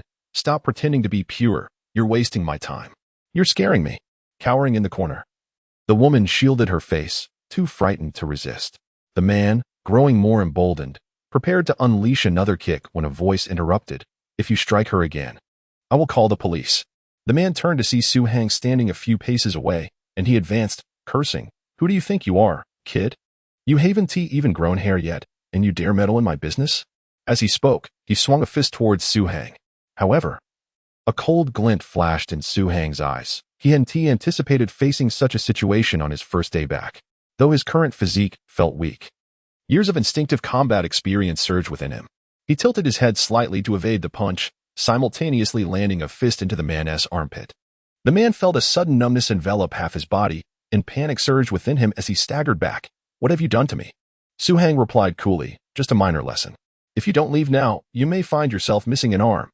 The aura of a decade of slaughter is not something an ordinary person can withstand. The man could not help but shiver, feeling akin to a small rabbit under the gaze of a tiger. He had an inexplicable intuition that if he were to act again, he would undoubtedly suffer an unimaginable and severe blow. Thus, he uttered a few harsh words while casting a resentful glare at Su Hang before turning and fleeing. Such a coward did not concern Su Hang in the least. Many can utter threats, yet few are capable of following through. He glanced down at the woman by the wall. After hesitating for a few seconds, he approached her and asked, "How are you holding up?" The woman was crying heavily, burying her head deep in her arms, emitting muffled sounds. "I really don't want to." Su Hang furrowed his brow and patiently inquired once more, prompting the woman to slowly lift her head. Under the moonlight, he discerned her features clearly. If one were to only observe the right side of her face, they would see a mature and enchanting visage. However, the left side was nearly obscured by scars, as if seared by some object. Judging by the age of the scars, it seemed they could not be older than a year. These scars, resembling centipedes creeping across her skin, were indeed frightening. And it was no wonder the man had reacted in fear earlier. Noticing her face was somewhat swollen, but not severely injured, Su Hang prepared to depart. At that moment, the woman suddenly grasped his trousers. He frowned and looked down, hearing her softly utter, "Thank you." "No need for thanks," he replied casually. But as he turned to leave, he found she had not released her grip. This tested Su Hang's patience. He was not inclined to forge a deeper connection with a fallen woman. Yet, she hesitantly asked, "Could you lend me 10 yuan?" Su Hang was taken aback. 10 yuan? Perhaps sensing the awkwardness of her sudden request, the woman quickly explained, I want to buy a chicken leg for my daughter. She is very ill and has longed to eat chicken legs. But I have no money to buy it for her. If it were not for this, I would not have thought of using my body today." Hearing her sob again, Su Hang reluctantly took 10 yuan from his pocket and handed it to her, pondering whether this was a new method of begging. However, to his astonishment, the woman clutched the money and suddenly knelt on the ground, bowing her head earnestly several times. The sound was loud, echoing in the night. When she lifted her head, he could see her forehead was already red and swollen, indicating her sincerity. "Thank you. I am truly grateful. You are a good person, and you will surely be rewarded." The woman tightly grasped the 10 yuan, expressing her gratitude fervently before hastily departing. As he watched her retreating figure, Su Hang felt a wave of confusion wash over him. Though still youthful, he had encountered many people and could sense that her plea and gratitude were genuine. especially the last few bows, which were undeniably sincere. Could it be that she spoke the truth? Suddenly, memories of his mother, who had tirelessly raised him and endured every hardship for his sake, flooded his mind. It was these recollections that propelled him, after a brief moment of hesitation, to turn and pursue the direction in which the woman had left. He yearned to discern whether the words of the other party were indeed truthful. The woman ran swiftly, with Su Hang trailing behind her. He observed her pause in front of a fast food establishment, purchasing 2 chicken legs, which she tenderly stowed in her pocket, shielding them with her hand as she resumed her hurried pace. Su Hang was now certain that she was not the fallen woman or beggar he had previously imagined. Why, after all, would she guard a mere 2 chicken legs with such fervor? Following her, he soon found himself near a refuse station on the outskirts of the city. He beheld the woman dart into a rickety structure cobbled together from foam boards, seemingly on the verge of collapse. At the entrance lay a heap of recently collected trash, empty bottles, torn cardboard boxes, some arranged neatly, yet most scattered haphazardly. Was she subsisting on these remnants? Su Hang sighed inwardly, now nearly convinced that she had not uttered a falsehood. He approached slowly, noticing that the door was ajar. Inside, a little girl's jubilant voice rang out. Wow, chicken legs. Peering through the doorway, he witnessed the woman extracting the still-warm chicken legs. She handed one to the little girl, while the other she placed on a plate, covering it with a wooden board. Within the ramshackle abode, there was no electric light, only a slender candle casting a dim glow. The little girl, clad in tattered yet impeccably clean clothing, held the chicken leg, poised to take a bite when she suddenly halted. Gazing at the woman before her, she asked in confusion, "Aren't there 2? Why isn't Mommy eating?" Looking at her understanding daughter, Yin Shui felt an overwhelming urge to weep. Yet, she recognized the necessity of maintaining her strength, especially in front of her child. Thus, she patted her belly and gently replied, "Mommy has already eaten and is quite full. You should eat quickly. It will taste terrible if it gets cold." "But why did Mommy buy 2?" the little girl inquired again.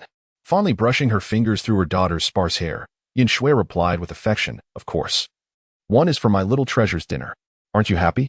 The little girl nodded earnestly, exclaiming before joyfully devouring the chicken leg, occasionally glancing up and giggling at her mother. Witnessing this tender yet heart-rending scene, Su Hang silently withdrew. He ventured to a nearby grocery store, procuring an array of snacks, and then to the fast food outlet for several meals, before returning with a hefty bag brimming with provisions. Standing at the entrance, he rapped on the shaky foam board, prompting the woman within to swiftly turn, instinctively shielding the little girl behind her. Upon recognizing Su Hang's face, Yin Shui's expression soured, fear gripping her heart that he might divulge her near missteps, her countenance betraying a plea for understanding. Su Hang entered, maintaining a calm demeanor as he stated, "You left your belongings on the bus. I noticed and brought them back for you." Yin Shui stared in astonishment at the bag of food, then at Su Hang, her face a canvas of bewilderment. At that moment, the little girl, having finished her chicken leg, hopped off the bed, her curious gaze fixed on Su Hang before darting to the bag overflowing with snacks. Her large eyes instantly sparkled with longing. Her hair was sparse, nearly resembling a bald head, and her complexion bore a sickly pallor. Yet, amidst her gaunt features, an undeniable charm remained. Particularly captivating were her eyes, bright and spirited, akin to 2 radiant moons. Had it not been for her frail physique, she would surely have been a beloved young girl. Su Hang cast a perplexed glance at Yin Shui and remarked, "I return this to you. I shall take my leave." With that, he turned and exited. Yin Shui hesitated for a moment, glancing back at the snacks on the table. A complex expression flickered across her eyes before she turned to the little girl, instructing, "Do not touch anything. Wait for Mommy to come back." The little girl, her gaze fixated solely on the treats, replied with a nod, her eyes unblinking. Yin Shui felt a wave of sorrow wash over her, tears threatening to spill. Unable to afford even a modest snack, she felt like a failure as a mother. Desperate to hide her tears from her daughter, Yin Shui quickly stood up and stepped outside. Su Hang was surveying the litter around him when he heard footsteps behind him. Before he could speak, Yin Shui said, "Thank you for your kindness. Though I do not know why you helped me, I will repay you." "Repay? With what? The trash at the entrance?" Su Hang turned to look at her. Yin Shui shuddered, biting her lip. After a long pause, she suddenly removed her coat, revealing her fair skin, which contrasted sharply with her face. Until that moment, it had been unnoticeable, but once the coat was off, Su Hang realized her figure was quite exquisite, curvaceous where it counted, slender where it needed to be, almost excessively so. Yin Shue's face flushed, yet she spoke with defiance, saying, I still possess my body. If you desire it, I could offer it to you right now. But I have one condition. What condition? Su Hang's gaze swept over her form. Although it was merely a glance, Yin Shui felt as if every inch of her was laid bare. Even her clothing unable to conceal her. Her cheeks burned as she finally managed to say, You must not let my daughter know. Otherwise, I will haunt you even after death. It appeared you cared deeply about your daughter's perception of you. Su Hang discerned her thoughts, saying, This indicates you are not a woman of loose morals. Why resort to such means to repay me? A bitter expression crossed Yin Shue's face as she lowered her gaze. Confessing, I have no surplus money left. Every cent must go towards my daughter's medical treatment. I possess no alternatives, no escape, and my body is my last asset. If you had not come today, would you have considered selling your body? Su Hang suddenly inquired. Yin Shui trembled, gritting her teeth in silence. This silence spoke volumes, an unspoken admission. Su Hang sighed, recognizing in this woman a profound maternal instinct. Such pure motherhood should not be sullied by base desires. He approached her, extending his hand to retrieve Yin Shue's coat. Throughout this exchange, Yin Shui quivered, her skin gradually warming to a flush. Su Hang, having encountered many women during his 10 years of cultivation, immediately perceived that this one possessed an extraordinarily sensitive nature, capable of granting immense pleasure to a man. However, he harbored no malevolent intentions. He merely draped his coat gently over Yin Shue's shoulders and remarked, I am not here to collect a debt. I simply wish to see if I can assist you. Yin Shui, taken aback, lifted her gaze to the man before her, who appeared considerably younger. Unsure of how to respond, Su Hang glanced at the little girl standing quietly in the room, staring blankly at the snacks, and inquired, What illness does she have? Upon mentioning her daughter's illness, Yin Shue's expression darkened with anguish as she replied, She suffers from leukemia. I have exhausted all our family's savings for her treatment. However, we cannot find a compatible bone marrow match, and even if we did, we have no funds left. You do not seem like someone who has always lived in poverty. Why have you come to collect garbage? What about the child's father? Su Hang pressed further. The mention of the father elicited a bitter and despairing smile from Yin Shui. The expenses for her treatment have been overwhelming. He suffered a failed investment, and one day, without a word, he simply vanished. Do you think I desired to bring my child here? But look. With that, Yin Shui brushed back her hair and wiped her face clean with her sleeve. In truth, once she had cleaned herself up, she appeared rather attractive. Though traces of time were evident, her maturity lent her a certain charm, her entire being reminiscent of a ripe peach. Yet, the scar on her face rendered her particularly frightening. With a self-deprecating smile, Yin Shui remarked, This was inflicted by a creditor with scalding water. With such a ghastly appearance, who would dare to employ me, even sweeping the streets? I would likely be deemed a blight on the city's aesthetics. The horrific scar sent a jolt through Su Hang, evoking an unforgettable figure from deep within his memory. She, like Yin Shui, bore a disfigured visage and had encountered Su Hang in her despair, each possessing something precious they wished to protect. Su Hang remained silent for a considerable time, astonished by the plight of Yin Shui and her daughter. After a moment of contemplation, a vague thought began to crystallize in his mind. After careful consideration, he raised his head and declared, I can help treat your daughter. And the scar on your face can be removed as well. Really? Thank you. Yin Shui instinctively responded. But then she suddenly grasped the implications of Su Hang's words and stared at him in astonishment, asking, What did you say? Su Hang did not repeat himself. Instead, he continued, However, there will be a price to pay. Yin Shui stared blankly at Su Hang, who appeared earnest, seemingly not indulging in idle boasts. Yet, what gave him the audacity to assert he could cure leukemia? Furthermore, her scar was so severe that even cosmetic clinics would hesitate to guarantee a remedy. Where did his confidence stem from? And what was this price? Yin Shui glanced down at her own body, realizing that the only thing she could offer was her own self. Disappointment washed over her. It seemed this seemingly earnest man merely sought to obtain her body. Su Hang quickly discerned her misinterpretation and clarified, I do not require your money, nor do I desire you as a person. However, I wish to open a shop. Yet it is inconvenient for me to be there at all times. Thus, I am seeking someone to assist me. This statement left Yin Shui utterly astonished. You do not want me as a person, and you wish for me to help you watch the shop? Is it possible for a pie to fall from the sky out of nowhere? Su Hang replied calmly, Do not doubt. I have no reason to deceive you. Besides, do you possess anything worth my deception? Yin Shui felt a flush of color rise to her cheeks, yet a part of her began to believe him. Indeed, she was destitute and nearly disfigured, What could he gain by tricking her? Was it merely for the heap of refuse at the entrance? Nevertheless, she still harbored doubts about this young man's ability to heal her daughter's affliction. It was one of the most formidable diseases known to mankind. And for a late-stage patient like her daughter, aside from a bone marrow transplant, there seemed to be little hope for recovery. If there were alternatives, leukemia would not instill such terror in so many.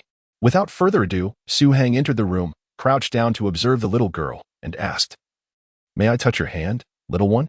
The girl turned her gaze from the snacks to him, hesitating as she glanced at her mother. She understood that the treats were provided by this uncle, yet her mother had also cautioned that a girl's hand should not be casually held by a man.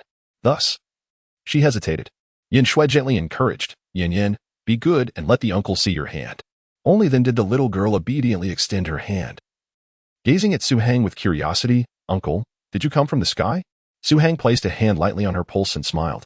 "What makes you ask that?" Yin Yin giggled, "Because Mommy told me that there are very good angels in the sky. You brought so many delicious treats, so you must be an angel. Therefore, I guess you must have come from the heavens." Observing the lively child, Su Heng sighed inwardly. How could such a wonderful child suffer from such a grave illness? After carefully examining her pulse, he determined that Yin Yin's condition was indeed dire. Even with immediate treatment, a swift recovery was not guaranteed, unless he could concoct a medicinal elixir of at least second-grade quality. However, he currently lacked spiritual energy, a medicinal furnace, and had yet to perfect a formula. The prospect of alchemy seemed daunting. For the time being, his only recourse was to utilize ordinary medicinal herbs for treatment, supplemented with acupuncture, which might yield a chance of success. Yet, the persistent issue remained, a lack of funds. With this thought, Su Heng rose and informed Yin Shui, "I will need some time. You may have to wait a while longer." Yin Shui nodded, gazing at the young man before her. She softly declared, regardless of the outcome, "I will be grateful to you. I would be willing to toil endlessly in repayment." Su Heng gently shook his head, saying, "What you must do is to live well and raise your child." In that moment, Yin Shui felt an overwhelming urge to weep. She had longed to hear those words for 2 entire years. Yet, the one who should have spoken them had vanished from her life, and instead, a stranger had appeared before her. Yin Yin lifted her head, observing her mother's mixed expression of sorrow and joy, and suddenly burst into laughter, crying and laughing, "How silly." Yin Shui lowered her gaze, recognizing that her daughter was using this unique way to comfort her. If not for her daughter's understanding nature, she might have succumbed to despair long ago. Now, hope lay before her, and she had to persevere. Upon returning to the dormitory from the refuse room, Lu Xiaowei and Lin Dong were nowhere to be found. They must have gone off to indulge in their gaming pursuits. He Qingsheng lay on his bed, engrossed in a novel on his phone, savoring every word. Su Heng, however, felt less at ease. He spread the purchased rice paper across the table and retrieved a low-grade spirit brush, contemplating the type of talisman he should craft. Lacking spiritual energy, it was evidently impossible to create a high-level talisman, and as for low-level talismans, Su Heng felt a twinge of frustration. It had been far too long since he had employed such rudimentary tools. After standing there in contemplation for quite some time, he finally recalled 2 types of low-level talismans. One was the body refinement talisman, capable of absorbing the surrounding gravitational forces, thereby making the bearer feel as though they were clad in heavy armor weighing dozens or even hundreds of pounds. Of course, this was merely an illusion created by the gravity. Beyond body refinement, it offered no actual defensive capabilities. The other talisman was the immobility talisman, deriving its essence from the immovable wisdom king, a concept in Zen Buddhism. This type of talisman ranges from low to high levels, encompassing numerous grades depending solely on the talisman maker's cultivation. Given Su Heng's current circumstances, it was uncertain whether he could even produce the most elementary immobility talisman. This talisman could harness the king's power to nourish the bearer's energy and regulate their body, and it also possessed defensive qualities. Su Heng reflected quietly, deducing that while it might be challenging to deflect bullets, blocking blades and clubs seemed feasible. Upon recalling the designs for the 2 talismans, he picked up the brush and began to draw. This was the simplest method of talisman crafting, requiring no spiritual energy, relying solely on the emulation of artistic essence.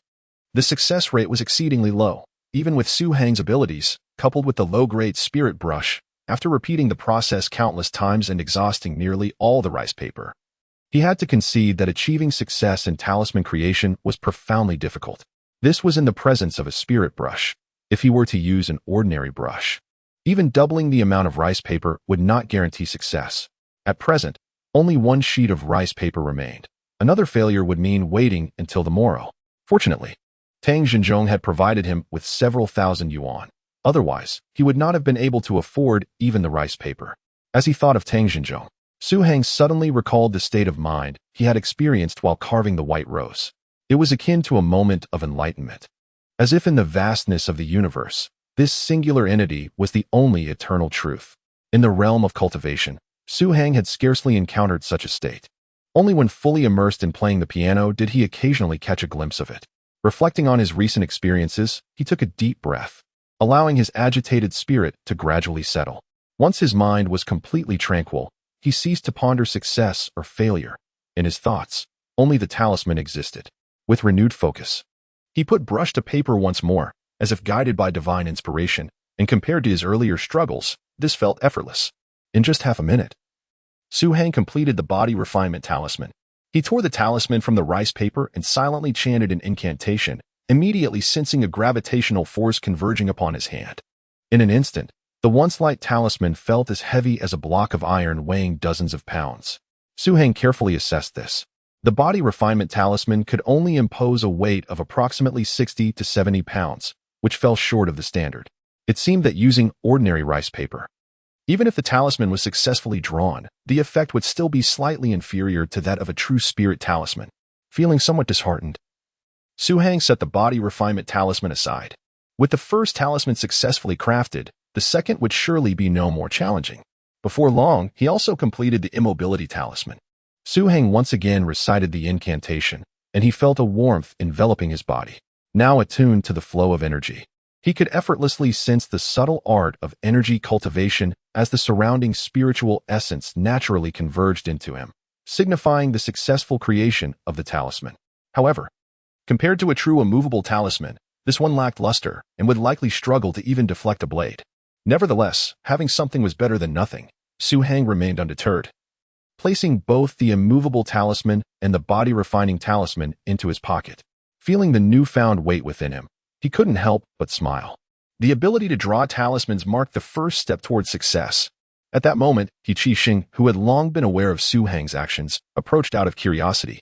Observing the haphazard array of symbols on the ground, he inquired, "What are you up to, third brother?" Su Hang hesitated for a moment before replying, half jokingly, "A wise master taught me to draw talismans, so I wanted to give it a try myself."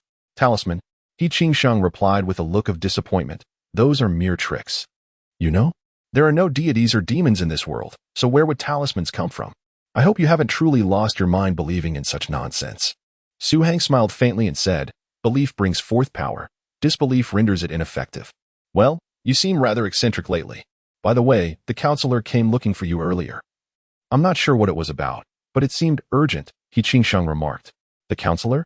Su Hang pondered for a moment, confident he had committed no wrongdoing, and was puzzled as to why the counselor sought him out. However, his mind was tranquil, and he paid it no mind, choosing instead to immerse himself in the experience of the low-tier spiritual talismans. Having experienced the benefits of the rudimentary spirit pen, Su Hang eagerly anticipated reopening his storage space. He longed to acquire a few advanced elixirs to significantly accelerate his cultivation. In the stillness of the night, a minor stir arose online. A video of Su Hang performing a guqin piece at the university's anniversary celebration had been uploaded to Tenglong. However, the recording quality was mediocre, with the distance rendering the melody less than smooth. Only a brief segment was clear enough to showcase his talent. Even so, in this era dominated by popular music, the young guqin player still managed to attract hundreds of viewers. With praise inevitably came criticism. "What a terrible piece, so disjointed. How dare someone of such skill present this?" Scoffed a young man in traditional attire, a member of the Provincial Guqin Research Association, who believed himself far superior to the performer in the video. Yet, in his deliberate dismissal of the recording's limitations, he failed to consider why, if the performance were truly so lacking, some audience members were occasionally seen wiping away tears. In reality, even at the event, aside from the school leaders, teachers, and a few students closest to the stage, most attendees were actually listening to a sound system that processed the microphone's output.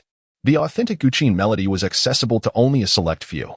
Meanwhile, in another area, A young girl with a light touch of makeup was attentively listening to the guqin music while a stylist arranged her hair. She was strikingly attractive, and compared to Deng Jiai, she exuded a more vibrant and lively aura. Seated beside her, a middle-aged woman nodded slightly and remarked, although it may not sound entirely clear, the skill displayed is commendable. Most importantly, the piece is exquisite. I have never heard it before and am unaware of its composer.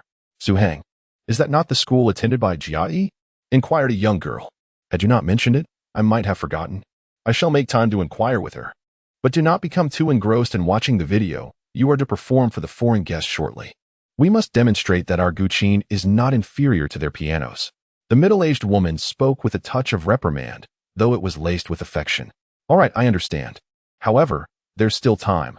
I will call Jiai to ask, the young girl replied, sticking out her tongue. Her curiosity piqued about the identity of the creator of such a captivating melody. Could it be one of those national treasures? At that moment, Deng Jiai was sitting beside a 60-year-old gentleman, both engrossed in a video on the phone. The footage showcased the performance of Su Hang on the guqin. After the piece concluded, they remained silent for quite some time. Eventually, the elderly man broke the silence, exclaiming, "It has been ages since I have heard such an endlessly evocative composition. I wonder who composed it. It is indeed a rare masterpiece." Deng Jiai, pulled from her reverie by the man's words, suddenly recalled her purpose for being there and remarked, "Is it truly that remarkable? Surely it must have its flaws." The man pondered briefly before nodding. Indeed, there are shortcomings. Deng Jiai, uncertain whether to feel pleased or disappointed, inquired, "What flaws?" The elderly gentleman replied earnestly, "Firstly, the recording on the phone distorts the original sound, thereby affecting its genuine emotion. Secondly, the instrument he used is subpar. If I am not mistaken, it is merely an ordinary 7-string guqin." Deng Jiai's innocent and charming face fell into a frown of disappointment. Pouting her enticing lips, she retorted, "What? You consider that a flaw? I thought the issue lay with the piece itself."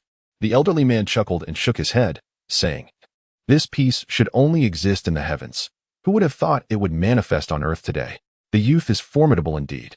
To play such a moving piece suggests he must have a remarkable backstory." Deng Jiai paused, having not considered this perspective before. Now, as the teacher mentioned it, she felt puzzled. Previously, she had inquired about Su Hang, who was merely an ordinary rural youth, lacking wealth, power, or connections. Aside from his academic abilities, he seemed to possess no noteworthy traits. Moreover, he was known to be low-key and timid, reportedly even having his girlfriend taken from him.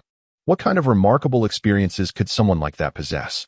Yet, not only did her grandfather hold him in high regard, but even her most esteemed private instructor praised him. The more she pondered, the deeper her desire to understand grew. Unbeknownst to her, Su Hang had already carved a place in her heart. This sensation left the traditionally pure and innocent vocal music department's belle feeling somewhat disconcerted. Just then, her phone rang. She glanced at the screen, immediately answering it. A lively female voice greeted her. "Darling, have you missed me?" Hearing the voice reminiscent of a playful kitten, Deng Jiai smiled faintly and replied, "No." "Oh, how contradictory." The girl on the phone continued, "I'll celebrate your birthday the day after tomorrow. Do you have a gift for me? Shouldn't it be you giving me one?" Deng Jiai chuckled. "I will indeed," she replied, "but shouldn't you reciprocate? What kind of person expects a return gift? You're such a miser." Speaking of being frugal, Deng Jiai couldn't help but recall Su Hang's image. That insufferable cad. Why can't I stop thinking about him? Feeling irritable, she had an urge to bite something. However, the girl on the phone dealt her another blow. "I heard there's someone at your university who plays piano exceptionally well. I even watched a video of him. He's impressive. Even Aunt Lon praised him. He must be from the vocal music department, right? Will he be attending your birthday?" "No way," Deng Jiai replied without hesitation. That little stone that had tripped her up would never come to her birthday. She certainly didn't wish to see him. What a pity, such a beautiful piece. I would love to hear it live. The girl on the phone sounded somewhat disappointed, and her tone only aggravated Deng Jiai further. What is so great about that guy? Why does everyone sing his praises? After a night of silence, the next morning, Lin Qiaoqiao and Lin Dong entered, both sporting dark circles under their eyes. Having gamed throughout the night, they were utterly exhausted. Seeing them yawning and looking worn out, Su Hang contemplated whether he should draw a few more talismans for them, just in case they collapsed one day. Lin Qiaoqiao and Lin Dong promptly collapsed onto their beds to catch up on sleep. As for roll call, only Su Hang and Yi Qixing took on the task. After all, they were roommates. Upon leaving the dormitory, Su Hang immediately sensed a change from the previous day. The additional weight brought by the body refining talisman left him feeling somewhat unaccustomed. His physical foundation was rather poor, suggesting he needed to exercise more.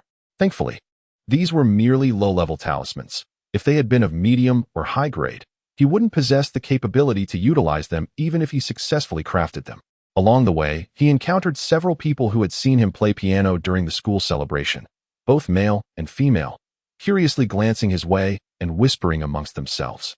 This attention made Su Hang quite uncomfortable. He frowned slightly and quickened his pace. However, before he could walk too far, an abrasive screech of brakes pierced the air, accompanied by a mocking voice. "Oh, isn't this our great talent? What brings you to school in person?" Zhang Xiao stepped out of his brand-new Audi A4L. A derisive expression plastered on his face as he scrutinized Su Hang. "Look at you, a celebrity yet dressed so carelessly. That outfit must be at least 5 or 6 years old. Even beggars wouldn't wear something so shabby. Are you short on cash? If you are, just say so. After all, Qiaoqiao is your ex-girlfriend, and we're somewhat connected. I could lend you a bit."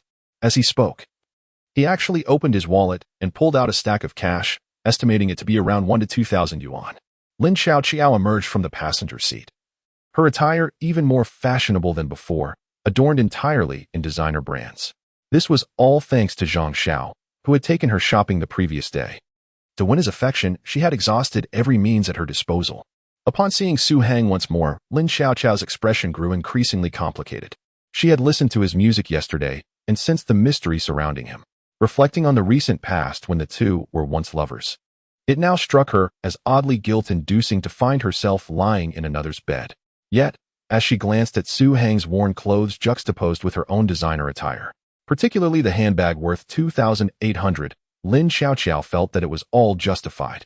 Had she not parted ways with Su Hang, when would she ever indulge in such luxuries? Thus, she approached Su Hang, extracted 1,000 yuan from her wallet, and handed it to him, stating, "There's no need to assign blame to the past. We simply were not meant to be. Following you would prevent me from living the life I desire. Take this 1,000 yuan as a token for you to purchase something you wish for, as a form of compensation for me." Su Hang did not even glance at the money, but merely met Lin Qiaoqiao's gaze before shaking his head and replying, "I cannot accept this. It is the fruit of your labor."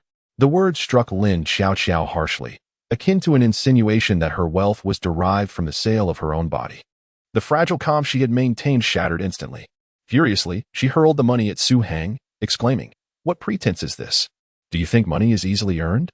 Do you even have 100 yuan to your name? Stop portraying yourself as the victim. I am a person too, with desires of my own. The blame lies solely on your ineptitude. Rural folk cling to their pride." With that, she turned her back on him and walked over to Zhang Xiao, declaring, "Let us go." Zhang Xiao cast a derisive smirk at Su Hang and threw the cash in his direction, saying, "Do not mistake your talent for greatness. Here, even a tiger must lay low and a dragon must coil. The impoverished should forsake notions of dignity if you crave respect. Wait until we leave to pick up the money." With a mocking laugh, Zhang Xiao wrapped his arm around Lin Qiaoqiao's slender waist and swaggered away. The students passing by had witnessed such scenes before. Some regarded Su Hang with sympathy while others recognized him as the guqin player from the previous day. Lamenting the disparity in fortunes, Su Hang sighed quietly, pondering the source of his melancholy as he stepped over the scattered banknotes, moving as if traversing mere dirt. Zhang Xiao and Lin Qiaoqiao were oblivious to this moment. Even if they had seen it, they would likely dismiss it as mere posturing from Su Hang. The surrounding students, however, brightened at the sight. Many lingered, waiting for Su Hang's figure to vanish from the campus, and before long, someone led the charge toward the fallen money. Upon reaching the classroom, the students anxiously rifled through their books. It was then that Su Hang recalled it was the day of the weekly test.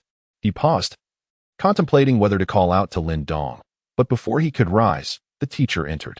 At the doorway, Zhang Xiao's silhouette flickered past, followed by several other students who took their seats after casting a fleeting glance at Su Hang. They occupied positions surrounding him, and a sense of foreboding washed over him, suggesting that minor troubles were on the horizon. Soon enough, amidst a chorus of complaints, the teacher announced the imminent commencement of the examination. Su Hang remained remarkably composed. His previous academic performance had been commendable, although the current setting felt slightly unfamiliar, A decade of diligent practice had sharpened his memory beyond the ordinary. With a bit of recollection, he could effortlessly recall all the necessary content. However, the predicament of Lin Dong weighed on his mind. As the examination papers were distributed, the teacher inquired about Lin Dong's absence at his seat. Su Hang replied, "He has a stomachache and will arrive shortly." The teacher acknowledged with a nod, refraining from further questions. Su Hang inscribed his name on the examination paper and began to skim through the questions. At first glance, the problems appeared somewhat alien. Yet, upon closer inspection, he felt a surge of confidence. Without further hesitation, he swiftly began to pin down his answers with a vigorous hand. Su Hang had resolved to complete the exam in the shortest time possible and then rush back to the dormitory to summon Lin Dong. Perhaps there might still be a chance for redemption. Before long, he had tackled the majority of the questions, leaving only a few significant ones unanswered. At that moment, a student seated in front of Su Hang abruptly stood up and exclaimed, "Teacher, Su Hang is cheating. He has a note." The proctor immediately directed his gaze towards Su Hang. Although Su Hang furrowed his brow and glanced at the accuser, his hand did not pause in its motion. The teacher approached, peering down at Su Hang's paper. Noticing the rapidity of his responses, he sternly queried, "Why are you cheating?" "I am not." Su Hang firmly shook his head in denial. "I can attest that he was peeking." A classmate on the left immediately interjected. Another student on the right chimed in, "Indeed. I saw it too. He was definitely glancing at a note." The accuser pointed out, "Look, there are still his discarded cheat sheets on the floor." Turning his head, the teacher indeed spotted 2 sheets of paper filled with notes beside Su Hang's chair. "I did not witness him cheating, but I did see him rummaging in his pocket, which suggests he might have been looking at something illicit," a voice from behind added. Faced with such overwhelming testimony and physical evidence, the teacher's expression darkened, and he declared, "You, out. You will receive a 0 for this exam." Su Hang did not attempt to defend himself. With a 4-to-1 ratio against him, it was evident the teacher would side with the majority. He now comprehended why Zhang Xiao had appeared at the classroom door. It was a ploy of such juvenile nature that left him speechless. The teacher collected his examination paper without affording him any chance to explain. With a slight shake of his head, he stood up decisively and exited the classroom. As he passed by the student who had reported him, he glanced at the latter's paper, noticing large expanses of blank space, which elicited a quiet chuckle from him. The accuser was momentarily taken aback, unable to fathom why Su Hang could still find amusement in the situation. It is well known that the university enforces strict penalties for examination misconduct. Regardless of whether it is a major or minor test, any infraction results in significant repercussions. Accumulating 2 offenses would lead to expulsion. They could easily orchestrate another opportunity to employ the same tactics, thereby forcing Su Hang out of the institution. At that moment, the department head and counselor, engaged in conversation with the homeroom teacher, arrived at the classroom entrance. Upon spotting Su Hang, the head's face brightened. He had been searching for him the previous night in the dormitory, and the principal had nearly berated him for failing to locate a single student. What use is a director who cannot even find a student? "Should I just cook you?" At that moment, upon seeing Su Hang, he hurried over. Just as he was about to speak, the invigilating teacher also noticed them and promptly emerged from the classroom. Given the presence of a teacher, the director felt it inappropriate to adopt a condescending attitude, especially with the examination ongoing, and inquired, "Why are you out so early? Have you finished?"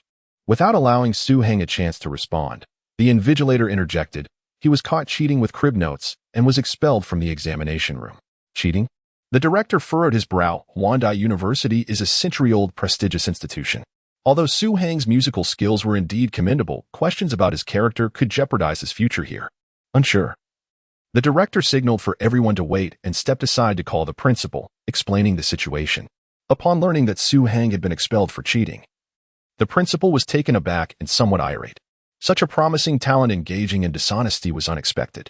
However, considering he had already confirmed the training program with Professor Zheng from Peking University the previous night, abandoning Su Hang at this juncture would be tantamount to slapping his own face. After deliberation, the principal ultimately decided, "Let us keep this under wraps for now. No action will be taken. We shall address it once the training program is finalized." The director sighed in relief. After hanging up, he approached the invigilator and said, "All right. Regarding the cheating incident, you needn't concern yourself with it. It never happened. His score will remain unchanged." The invigilator was perplexed and glanced at the homeroom teacher. Although the homeroom teacher was privy to some details, he hadn't anticipated the principal would hold Su Hang in such high regard, even condoning cheating. At that moment, Su Hang suddenly spoke up, asserting, "I did not cheat. Didn't you?" The department head was taken aback, turning to the invigilator. "What is the matter?" The invigilator retrieved the 2 pieces of paper containing the crib notes from his pocket, glaring at Su Hang in anger. "This is physical evidence, and several classmates can corroborate it. I never imagined this student would display such poor character, copying yet refusing to admit it." The department head took the 2 sheets of paper, scrutinizing them closely, his expression growing grave. If it were merely cheating, it could be overlooked once, however. Denying it after being caught was too contrary to Huandai's academic integrity.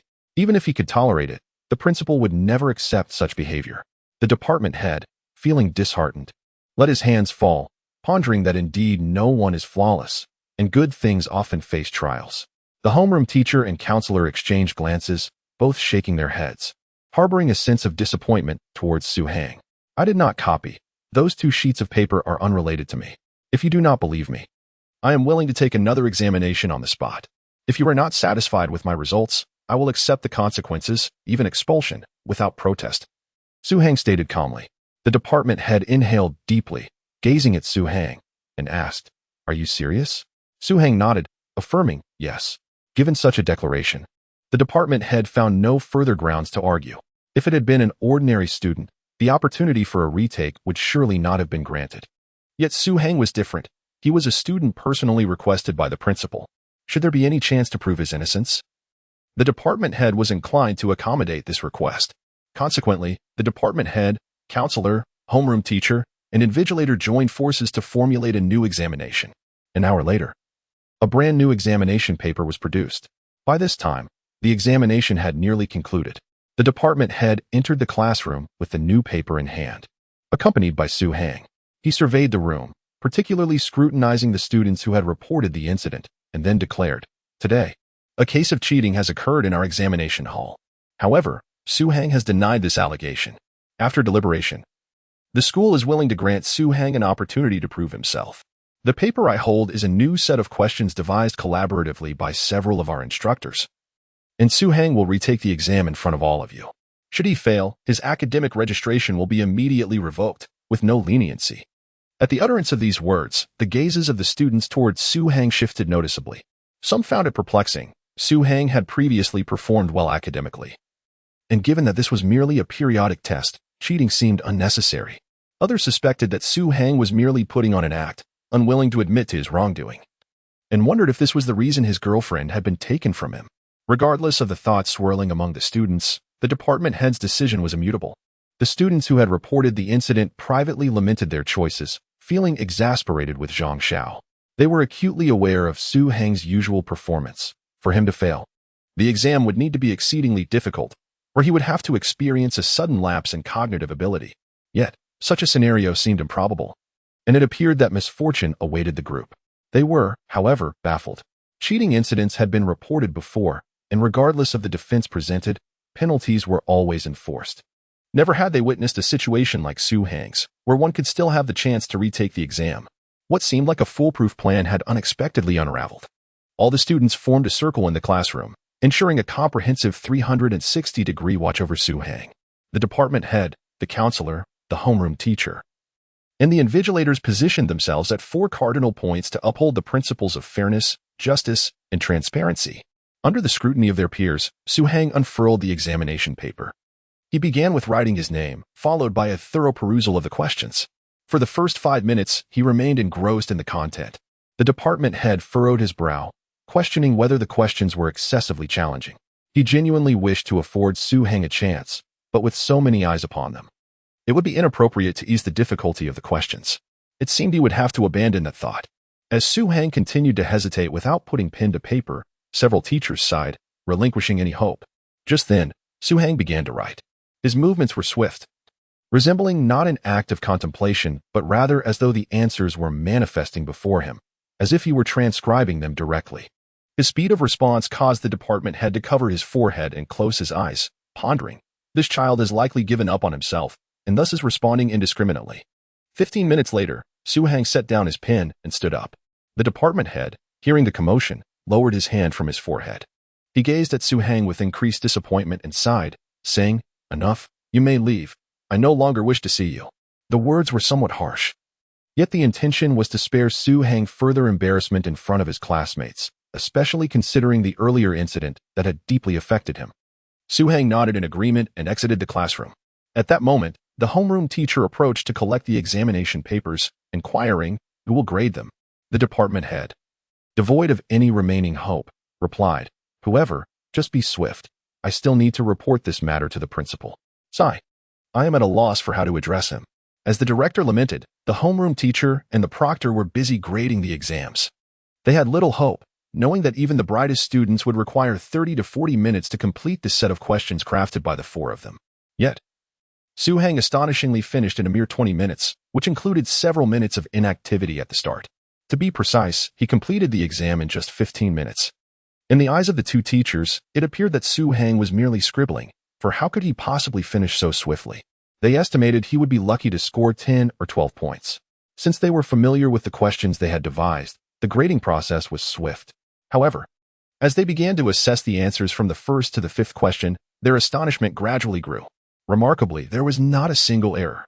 By the time they reached the 10th question, their eyes widened in disbelief. The accuracy remained a perfect 100%. They exchanged incredulous glances and simultaneously flipped to the front page of the exam, confirming that it indeed bore the name Su Heng. There was no mix-up with the papers. How could this be possible? As they continued to grade each question, the teacher's astonishment reached unprecedented heights. Upon completing the final question and seeing all the check marks indicating correctness, they found themselves at a loss for words. A perfect score. It was truly a perfect score.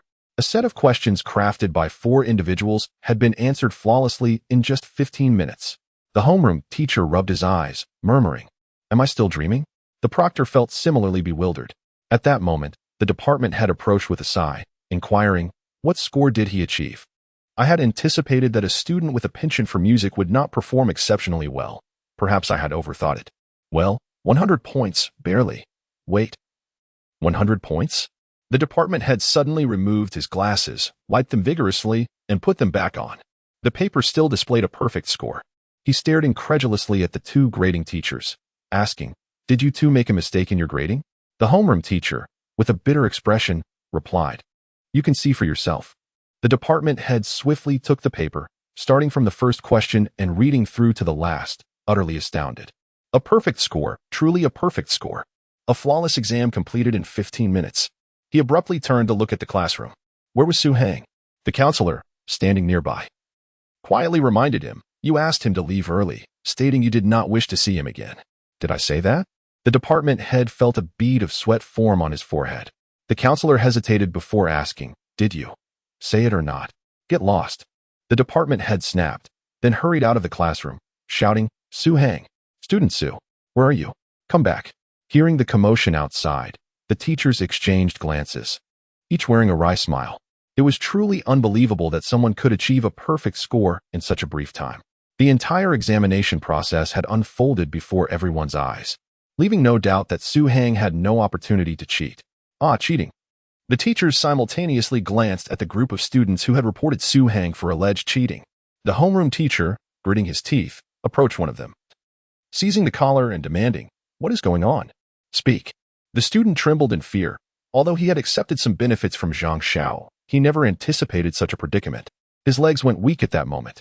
The counselor suddenly recalled that the department head had reported the cheating incident to the principal, but had not yet mentioned the retake. He shot a fierce glare at the group of students and declared, "I will go find the principal now. I will deal with you later." The 4 students, faces drawn in despair, felt utterly hopeless. At that moment, Su Heng stood outside the teaching building. Although he was aware that his results would likely be commendable, he had no desire to linger for the outcome.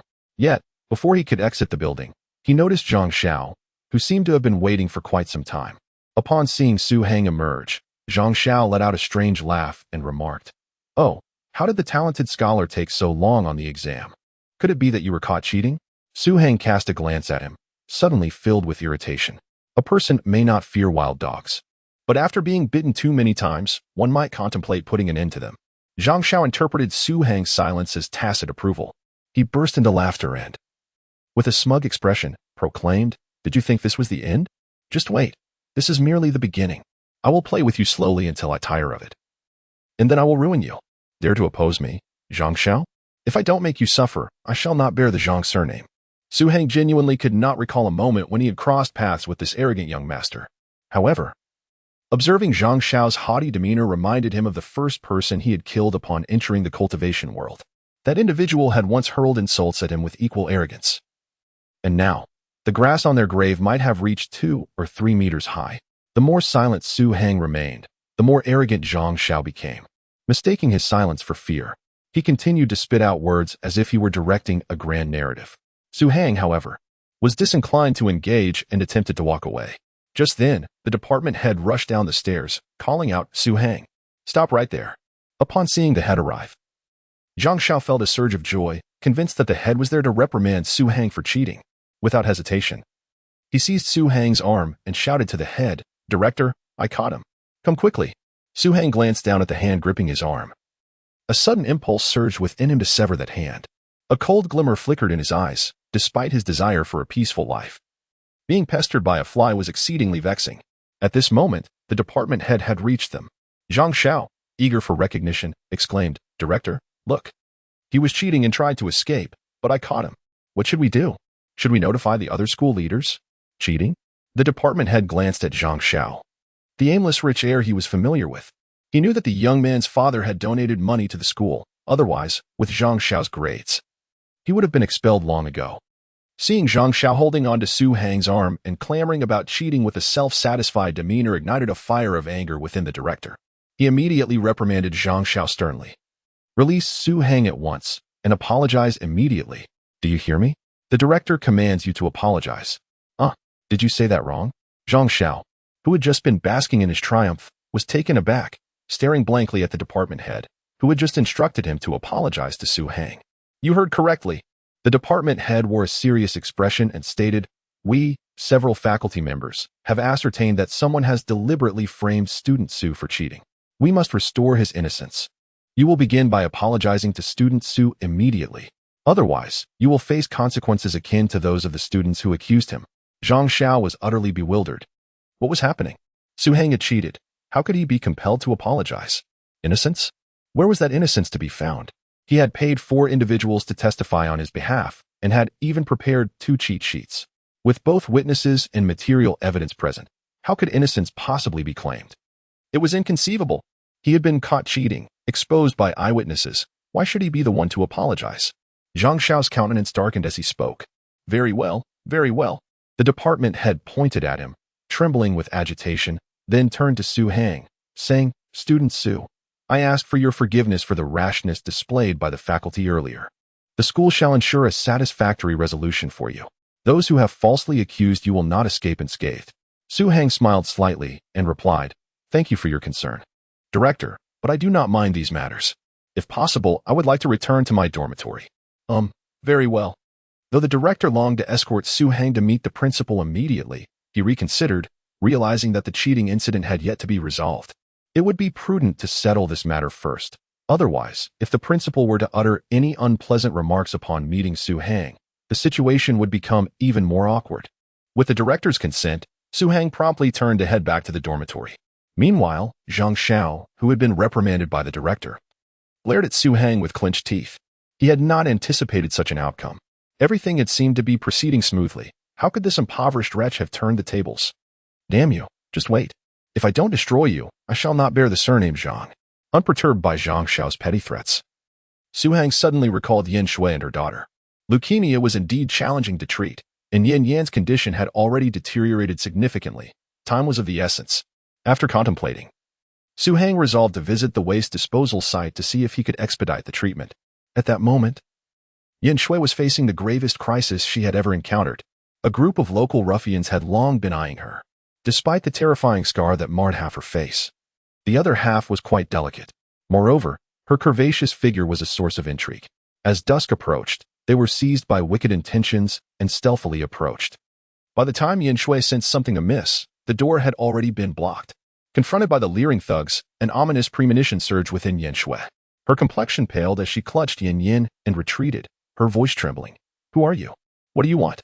What do we want?" One of the ruffians laughed heartily. "Oh, she asks what we desire. Of course, we are interested in you." Another thug lunged forward. Yin Shui swiftly dodged, but the ruffian seized her coat. Tearing it away and inhaling its scent, intoxicated as he exclaimed, "Ah, fragrant. Such a delightful womanly aroma." Without her coat, Yin Shui's mature figure was immediately revealed to the onlookers. Though her clothing was tattered, she maintained a regular bathing routine, as Yin Yan's health could not be compromised by exposure to uncleanliness. Even though she lived near a dump, she managed to keep her home impeccably clean. A group of ruffians, having never encountered such a fair and mature form, were nearly drooling. Unable to restrain themselves any longer, they approached her menacingly. Yin Shui trembled in fear, clutching her child, unsure of what to do. In that moment, she desperately wished for a savior.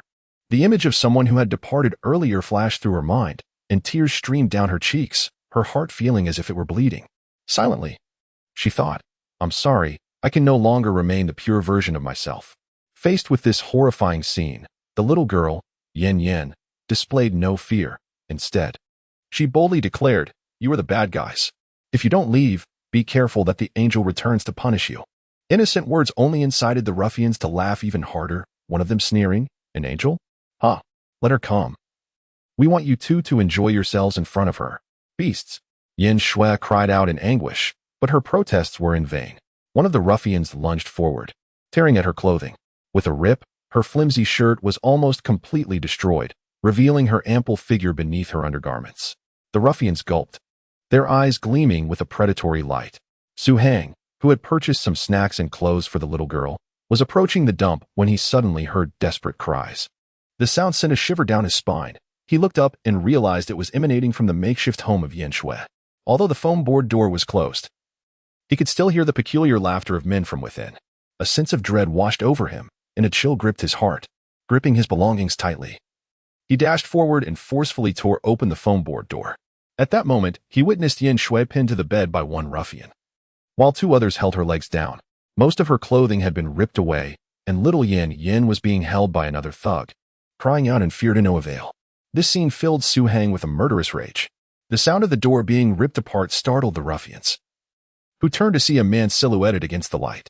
Perhaps due to the angle, they could not discern his face, but felt an overwhelming darkness bearing down upon them. The intense aura of killing intent pierced their minds like steel needles, conjuring nightmarish images of bloodshed. Never before had they encountered such terrifying malice.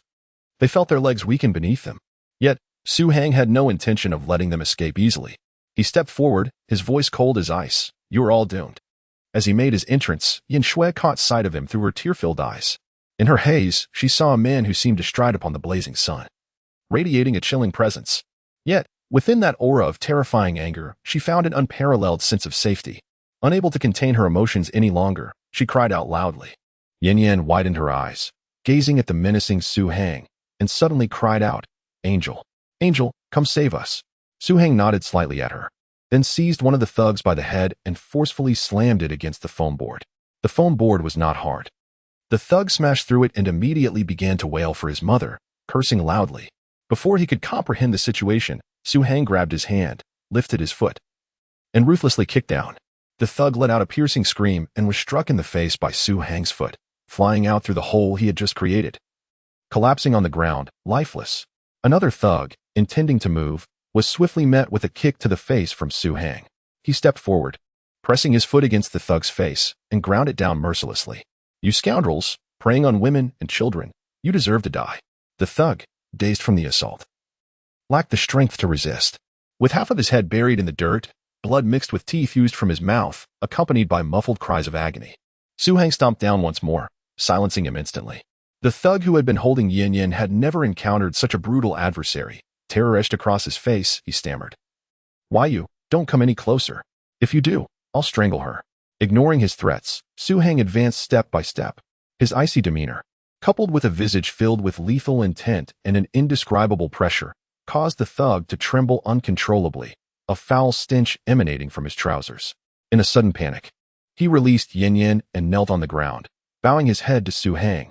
I'm sorry. Please, spare me, no." Before he could finish, Su Hang delivered a brutal kick to his arm. A sickening crack resonated as the thug screamed, collapsing to the ground with a broken arm, appearing as if it would be permanently incapacitated.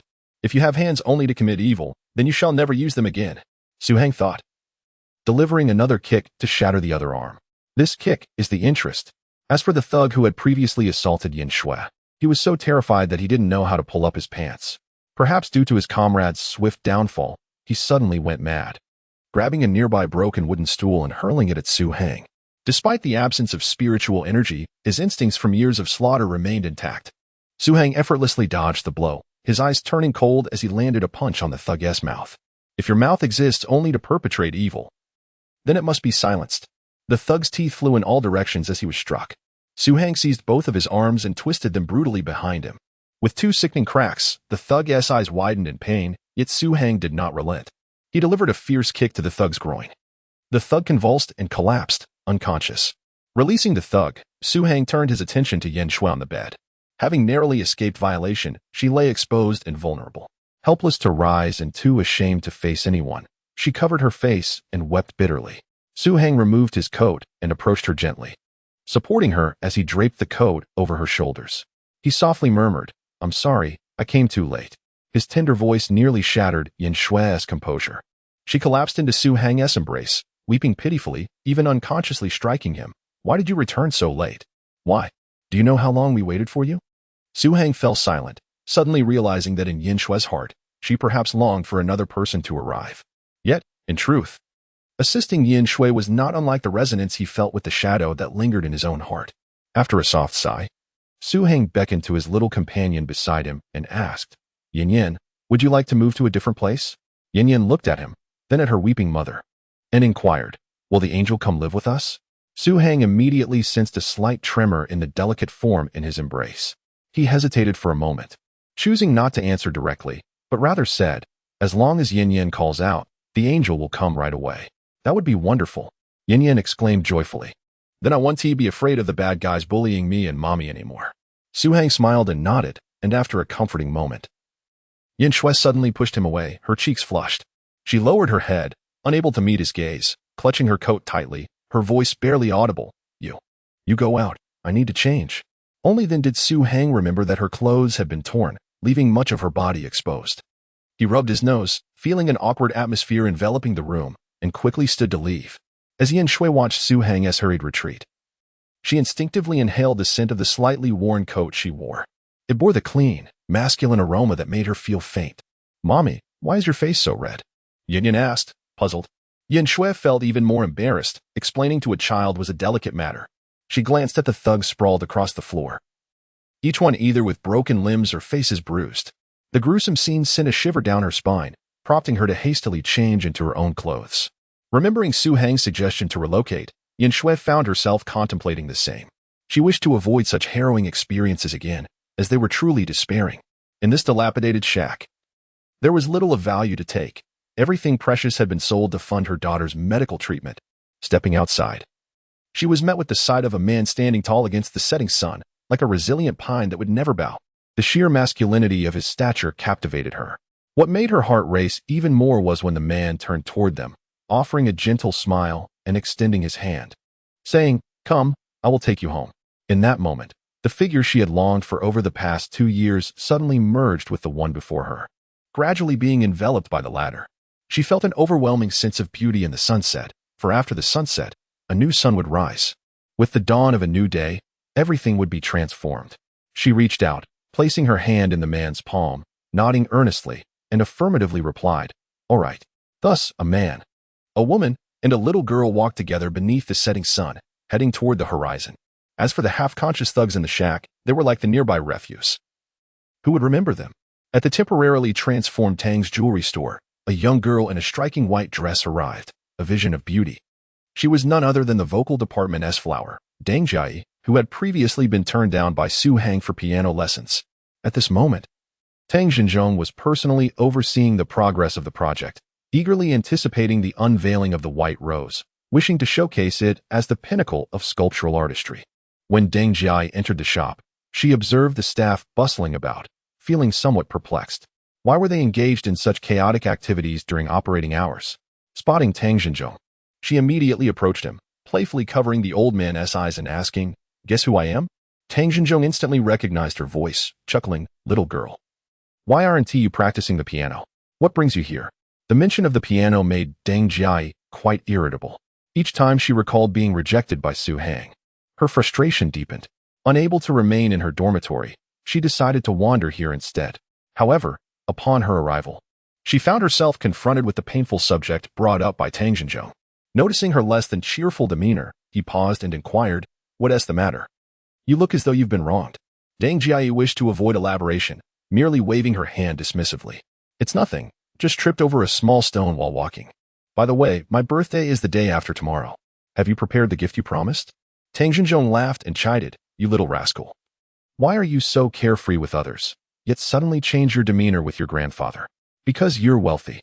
Deng Jiayi replied with a grin. Suddenly, she recalled the staff members renovating the hall and curiously asked, "What is going on in the shop?" At the mention of this, Tang Xinzhong's interest piqued, and he cheerfully responded, "Guess what wonderful thing your grandfather encountered today? Get it right, and I'll reward you with a grand gift." "Wonderful thing?" Deng Jiayi tilted her head in thought and then ventured, "Did you discover the he sure by?" "Don't be ridiculous," Tang Xinzhong gently tapped her on the head. Then said gleefully, "I met a true master who agreed to teach me the art of sculpting. Furthermore, he left behind a treasure that I intend to showcase as the shop's prized possession." "A master? Teaching you to sculpt?" Deng Jiayi's eyes widened. Her innocent face filled with astonishment. She knew her grandfather's capabilities all too well. Who could possibly be qualified to instruct him? Seeing her disbelief, Tang Xinzhong mysteriously beckoned her to his office, stating, "Once you see the treasure, you will understand my intentions." Deng Jiayi, thoroughly confused and somewhat skeptical, began to wonder if her grandfather, due to his age, had been deceived. Upon their arrival at the office, Tang Xinzhong happily walked to the safe, entered the code, and retrieved a box, which he opened before Deng Jiayi. Inside lay the white rose carved by Su Hang. Deng Jiayi glanced down, immediately sensing a refreshing aura emanating from it. This sensation evoked within her an unexpected desire for a passionate romance. Although this feeling struck her as peculiar, she still felt puzzled. "A rose? Is this the treasure you spoke of?" Tang Xinzhong, smiling, carefully handed her the white rose, encouraging, "Take another look." Deng Jiayi, with a hint of skepticism, accepted it and examined it from various angles, yet discerned nothing extraordinary. To her, the rose appeared remarkably fresh, as if just plucked. A gentle shake caused the petals to quiver gracefully. However, when she leaned in to inhale, she discovered that there was not a trace of fragrance. This puzzled her greatly. And as she looked up, she noticed Tang Xinzhong wearing a smug expression. Suddenly, a jolt ran through her heart, and she gazed at the white rose in her hand, saying, "Grandfather, you wouldn't imply that this is actually sculpted by someone, would you?" "Indeed," Tang Xinzhong inquired with an air of mystery. "Do you know how long that master took to carve this unparalleled piece?" Deng Jiayi examined the rose, and regardless of its texture or visual appeal, it bore an uncanny resemblance to a genuine rose. More importantly, although the flower itself lacked fragrance, it evoked thoughts of love at first sight. Such a creation, imbued with extraordinary spirit, how much effort must it have required? After some contemplation, Deng Jiayi tentatively ventured, "A month?" Tang Xinzhong shook his head, replying, "Incorrect. 3 months?" She guessed again. He shook his head once more, raising 3 fingers and sighing, "In just 30 minutes, he stood before me, skillfully carving this piece with merely 2 chisels. It was nothing short of a miracle. In retrospect, I feel I am unworthy to be his apprentice. 30 minutes. 2 chisels." Deng Jiayi's mouth fell open in astonishment. Disbelief etched on her face. How could this be possible? Her grandfather typically employed dozens of chisels, often utilizing nearly all of them. How could such a vivid and profound work be created with just 2? Tang Xinzhong was pleased by his granddaughter's astonishment and remarked, "By the way, that master is a student at your university, named Su Hang. Do you know him?" "Su Hang?" Deng Jiayi felt as though she might turn to stone. She had never imagined that the master her grandfather spoke of was the very stone that had tripped her. How could this be? He was so skilled at playing the guqin, and now he was also a master sculptor? Deng Jiayi suddenly felt a veil of mystery enveloping the seemingly calm, impoverished student. Was he merely the rustic poor boy others described? A surge of impulse to return and seek clarity from Su Hang welled up within her. Tang Xinzhong noticed the strange expression on his granddaughter's face and inquired, "Do you know him?" Deng Jiayi nodded, her innocent visage revealing an unmistakable curiosity and surprise. "He played a guqin piece at the recent school celebration. He was remarkable. I approached him to learn, but he refused." Tang Xinzhong was momentarily taken aback. A guqin piece? The master dabbled in such refined pursuits. Yet, considering that jade and the guqin are favored by gentlemen, it was not too surprising. However, His granddaughter's experience made him laugh heartily. It's perfectly normal to be refused. Even I was turned down when I sought to be his disciple. Nevertheless, the master did agree to work as a sculptor in the shop, claiming he was in dire need of money. I truly cannot fathom how someone so talented could be short on funds. Short on funds? Indeed. His reason for not taking on disciples was his need to devote time to earning money. Deng Jiaoyi felt a haze descend over her thoughts. As the identities of the impoverished Su Hang and the mysterious master continuously interchanged before her, could it be that his refusal to teach her guqin was due to the necessity of earning a living? Upon this thought, Deng Jiaoyi abruptly clenched her pearly teeth in resentment. How could this scoundrel, despite being personally courted by such a beautiful woman to teach her the piano, be swayed by the allure of mere copper coins? With the funds provided by Tang Lao, Su Hang did not need to deliberate for long. He swiftly rented a 3-bedroom apartment less than a kilometer from the school. The furnishings were complete and nearly new, with the rent being quite reasonable. As they entered the room, Yin Yin looked up at Yin Shui and asked, "Mom, will we be living here from now on?" Yin Shui's expression was somewhat dazed. It had been a long time since she had encountered such a pristine space. Upon hearing her daughter's inquiry, she regained her composure and gently nodded, receiving an affirmative response. Yin Yin let out a joyous exclamation, excitedly darting through the rooms, exploring and touching everything, her eyes brimming with curiosity and delight. Witnessing her daughter's exuberance, Yin Shui felt an even greater turmoil within her. Yin Shui was perplexed as to why Su Hang would extend such generous assistance to them. Merely because they were a pitiful mother and daughter? Recalling the fierce and decisive manner in which Su Hang had dealt with those ruffians, without a hint of hesitation, she suddenly found him to be a man of great mystery. He appeared youthful, yet his calm, unwavering gaze seemed to harbor the weight of countless experiences. To be frank, Su Hang was not an angel who reveled in rescuing others, but Yin Shui's plight bore an uncanny resemblance to a figure deep within his heart, evoking a sense of entangled fates that compelled him to assist them. There are 2 types of men who captivate women, those who possess wealth and those who embody mystery. For Yin Shui at this moment, Su Hang epitomized both. Meanwhile, Su Hang had finished inspecting the kitchen and ventured into a few bedrooms. The rooms were adequately spacious, seemingly sufficient for their needs. He had opted for a 3-bedroom apartment with one room designated for Yin Shui and her daughter, another for himself, and the last specifically intended for treating Yin Yin's leukemia. As he completed his inspection of the guest room, a small figure darted past him. Yin Yin rushed over and hugged Su Hang's leg, lifting her delicate yet frail face, beads of sweat glistening on her forehead. "Angel, did you come from the heavens?" Yin Yin repeated the question eagerly. Seeing the innocent and expectant expression on the little girl's face, Su Hang chuckled and replied, "Indeed." "Well," Yin Yin exclaimed joyfully, bouncing with excitement. "You truly are from the heavens. Yin Yin has an angel now." Yin Shui approached, her eyes glistening with tears as she gazed at Su Hang and sincerely said, "Thank you. I truly do not know how to raise my child well and be a capable mother." Su Hang pondered for a moment before adding, "Help me manage the store." Yin Shui nodded earnestly, having made up her mind that she would unconditionally comply with whatever Su Hang requested, even if it meant sacrificing her life. However, she remained curious about the nature of the store Su Hang intended to open. As for that question, Su Hang himself had yet to fully contemplate it. He possessed a multitude of skills, yet few that could be immediately utilized. As he deliberated, his gaze suddenly fell upon Yin Yin, who was scurrying about. The thought of medicine illuminated his mind. Although the formulas for elixirs in the world of cultivation differ from those here, with his years of experience, one could deduce alternative common herbs. The environment in this era is deplorable. Both food and shelter are perilous, and the number of ailing individuals is as plentiful as stars in the sky. Some ailments are peculiar and bizarre, and ordinary hospitals are incapable of diagnosing, let alone curing them. Su Hang contemplated the possibility of establishing a clinic, but then reconsidered. He was still a student. Despite his lack of concern for his studies, his parents held different expectations. They wished for him to graduate smoothly from university and secure a respectable job, bringing honor to the family. Su Hang did not wish to disappoint his parents. Thus he felt compelled to continue his education. Consequently, the prospect of managing a clinic daily seemed implausible. He could only attend on weekends. Nevertheless, he could still leave behind some effective remedies.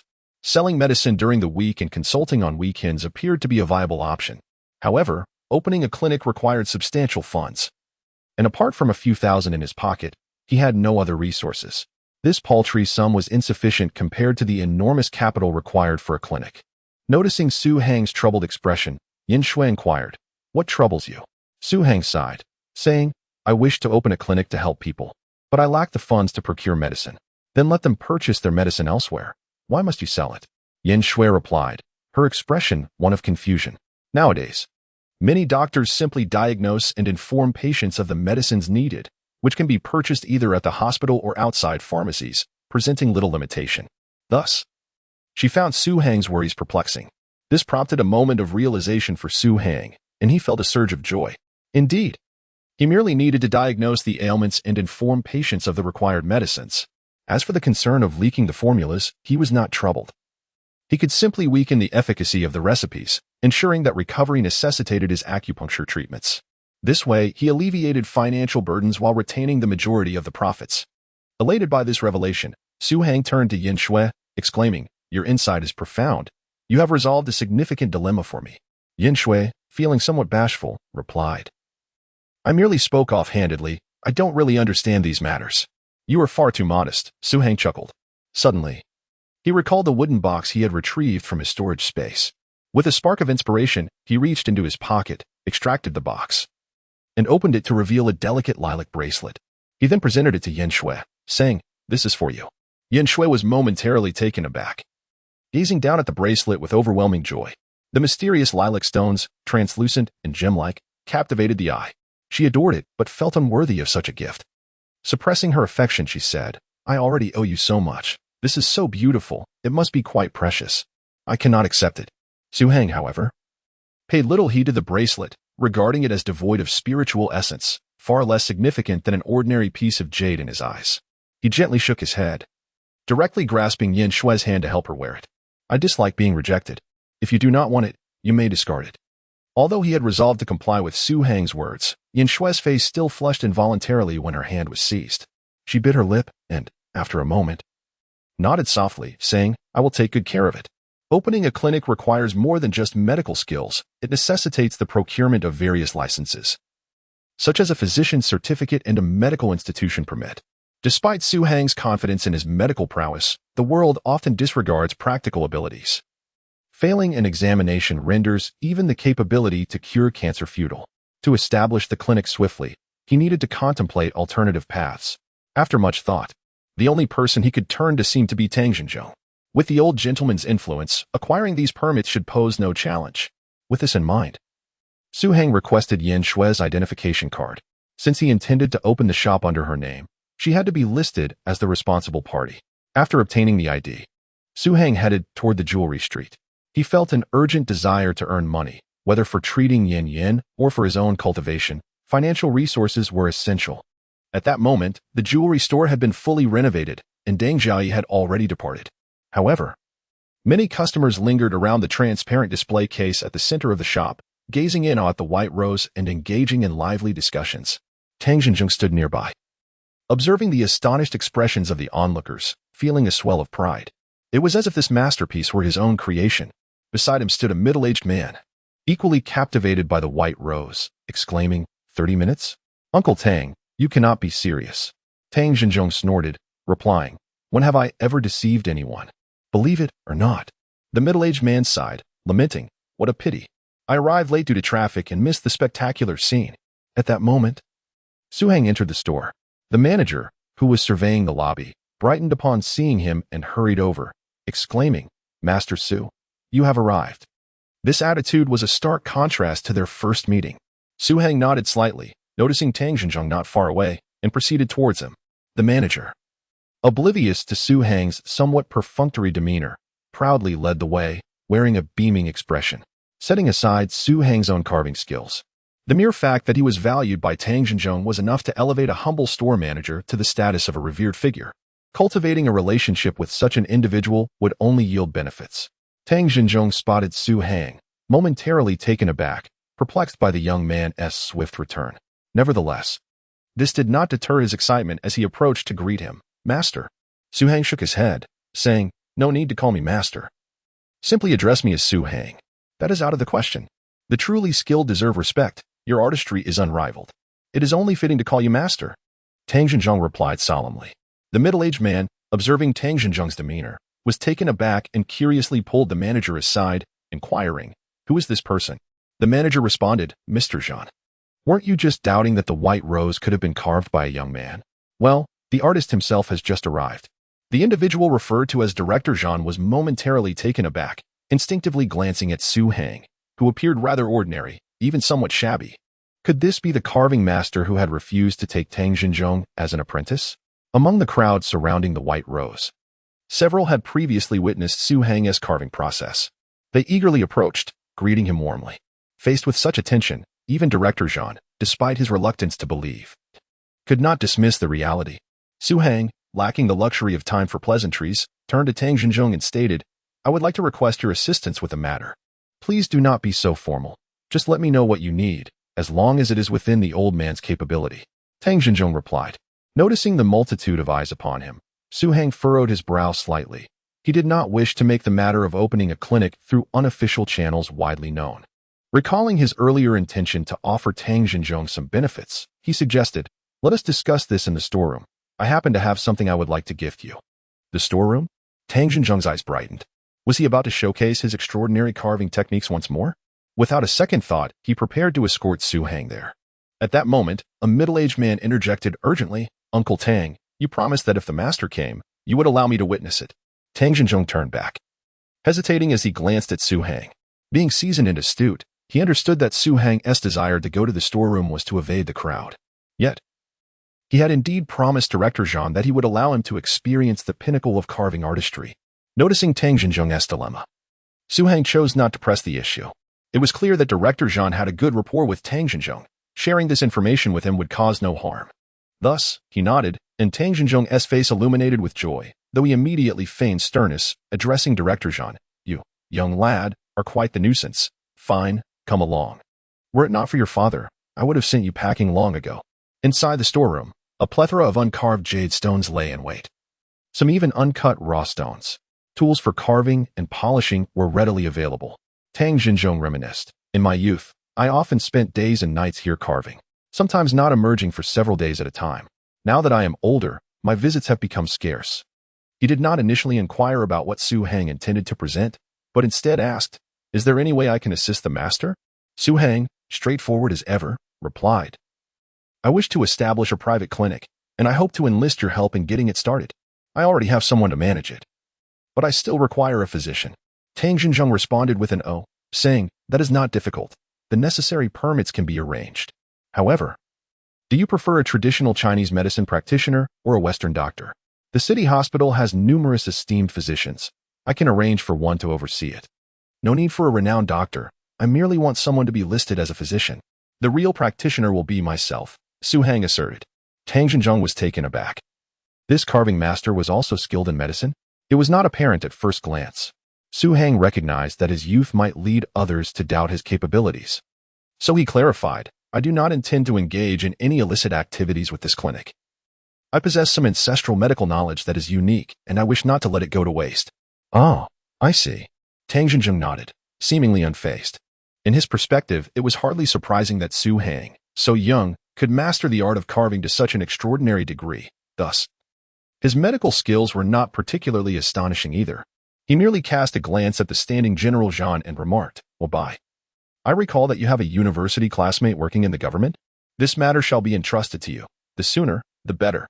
Zhan Wenbai was taken aback for a moment, before swiftly comprehending that Tang Xinzhong was extending a helping hand and forging connections for him. He promptly nodded, stating, "All right. I will call him shortly and strive to resolve this by tomorrow." Su Hang expressed his gratitude towards General Zhan and Mr. Tang with utmost politeness. The two exchanged smiles, for in their eyes, obtaining a mere permit was indeed a trivial affair. A simple gesture could procure a favor from this young man, which was certainly worth the effort. Su Hang chose not to elaborate further, his gaze sweeping across the storeroom. Noticing his intent to proceed, Tang Xinzhong beamed with delight. He had initially intended to present the previously stored jade stones, yet Su Hang understood that the spiritual energy within those stones had significantly diminished. Feeling indebted to the elder, he wished not to cause further harm. Thus, he selected a piece of jade from the shelf that still possessed a fair amount of spiritual energy. Tang Xinzhong had already brought his set of carving tools, standing by respectfully, akin to an apprentice. Zhan Wenbai, who had accompanied them, was utterly astonished. He had never witnessed such deference from Tang Xinzhong towards anyone. Although the white rose was indeed extraordinary, he remained somewhat skeptical, having not seen it with his own eyes. During the journey, Su Hang had already contemplated the gift he wished to present to Tang Xinzheng. For an elder, the most cherished possession is life itself. Therefore, he planned to carve a jade talisman embodying a health-preserving formation. This formation need not be overly sophisticated. It simply required the gathering of the jade's spiritual energy and its transmission to the wearer along a fixed orientation. However, as the jade's spiritual energy was limited, excessive continuous transmission might not allow for adequate replenishment due to the body's natural feedback. Thus, a balance of output and input was essential. Additionally, he needed to etch a gathering formation on the opposite side to attract spiritual energy, thus completing the piece. Without much hesitation, Su Hang grasped the jade and commenced his work with the carving knife. His movements were remarkably swift, each stroke executed with the ease of slicing tofu. Tang Xinzheng was mesmerized, sensing that a new door was opening before him. Although intended for health preservation, Su Hang did not skimp on the aesthetic aspect. The front of the jade talisman was sculpted into a miniature courtyard, complete with flowers, trees, pavilions, and a flowing stream encircling the entire area, culminating at the stream's end. Transforming the formation into a courtyard was no simple task. It necessitated profound comprehension of the formation to achieve such a feat. Just as the same character for mountain could be rendered beautifully by one, yet evoke the essence of a peak from another, so too did the manifestation of force reflect a deeper understanding of the formation. Despite the intricate nature of the work, Su Hang completed it in under 15 minutes. Zhang Wenbai was left dumbfounded. Could such rapid carving truly be accomplished by a mere mortal? Although he stood at a distance, the lifelike representation of the courtyard's flora was astonishingly vivid. If one were to employ a magnifying glass, even a single leaf might be discerned with clarity. Such exquisite microsculpting techniques have nearly faded into obscurity. Yet, even those few who have mastered this art cannot achieve results at such a swift pace. Upon completing one side, Su Hang promptly turned the jade tablet over. In contrast to the miniature courtyard, the spirit-gathering formation was much simpler to etch, requiring less meticulousness. Its sole purpose was to forcibly attract the surrounding spiritual energy. The only critical detail was that the final incision must connect the formation with the courtyard. Only then could stagnant water be transformed into vibrant flow. However, considering that he had just accepted a small favor from Tang Xinzheng, Su Hang decided to incorporate a more intricate yin-yang formation while carving the spirit-gathering array. This formation could dispel malevolent energies, ensuring that the bearer remained untroubled by spectral entities. Although Su Hang was uncertain whether ghosts existed in this world, he recognized that as one ages, the body's yin energy inevitably intensifies. The yin-yang formation could remedy this, revitalizing the individual to the vigor of youth, particularly enhancing certain aspects due to the abundance of yang energy. Employing the dual formations, Su Hang completed the engravings in less than 10 minutes, never once switching tools. A small carving knife was wielded with remarkable finesse. At the moment the final incision was made, the stream in the courtyard aligned perfectly with the terminus of the formation. In that instant, both Tang Xinzheng and Zhang Wenbao momentarily lost their senses, as if they beheld a faint azure light emanating from the jade tablet. However, the azure illumination was fleeting, inducing a sense of illusion. Thus, the jade tablet was completed, and when Tang Xinzheng received it, his entire being trembled. He perceived the courtyard as if it had come to life, especially the stream, which appeared to flow perpetually. Whether it was an illusion or not, he felt as though he could see a gentle, clear energy meandering along the water's course. With each breath, the flora of the courtyard seemed to sway gently with the currents of energy. This jade tablet was imbued with a spirit, compelling one to hold on to it at first glance. Zhang Wenba, observing nearby, could hardly contain his salivation. If Su Hang were to gift him a similar jade tablet, he would not hesitate to part with 1 or 2 million, let alone accept it for free. Su Hang, not overly concerned with what he regarded as merely an ordinary jade tablet, remarked, "This is a health-preserving jade tablet that can activate the spiritual energy within the stone to self-regulate the body. Given your current condition, living beyond a century is quite feasible. The window in the attic has been intentionally left open for threading purposes. When worn, it should be hung on the right waist. The position must not be altered, nor may any aspect of the tablet be modified. Otherwise, its efficacy will be lost. Unchangeable. Absolutely unchangeable." Tang Xinzheng gazed at the jade tablet, utterly enraptured. Such a flawless creation was beyond mere redrilling. He would hardly allow anyone to even touch it. As for longevity, he did not place much importance on it. How could something requiring decades to validate hold more significance than the marvel before his eyes? Observing the elder's delight, Su Heng felt considerably reassured. At that moment, Zhang Wenbo, who had been eyeing the jade tablet for quite some time, could no longer restrain himself and boldly implored, "Master Su, could you possibly carve one for me as well? It need not be as intricate as Uncle Tang's. I would be content with anything, even a simple corn cob would suffice. The price is negotiable." Su Heng smiled and said, "Director Zhang, you are too kind. Regarding the permits, I would not dream of charging you. However, I currently lack the necessary materials. For what you seek, you must consult old Tang." Upon hearing this, Zhang Wenbo's face lit up with delight, and he quickly turned to the elder. Tang Xinzhong, filled with joy, waved his hand dismissively, saying, "Take whatever you need."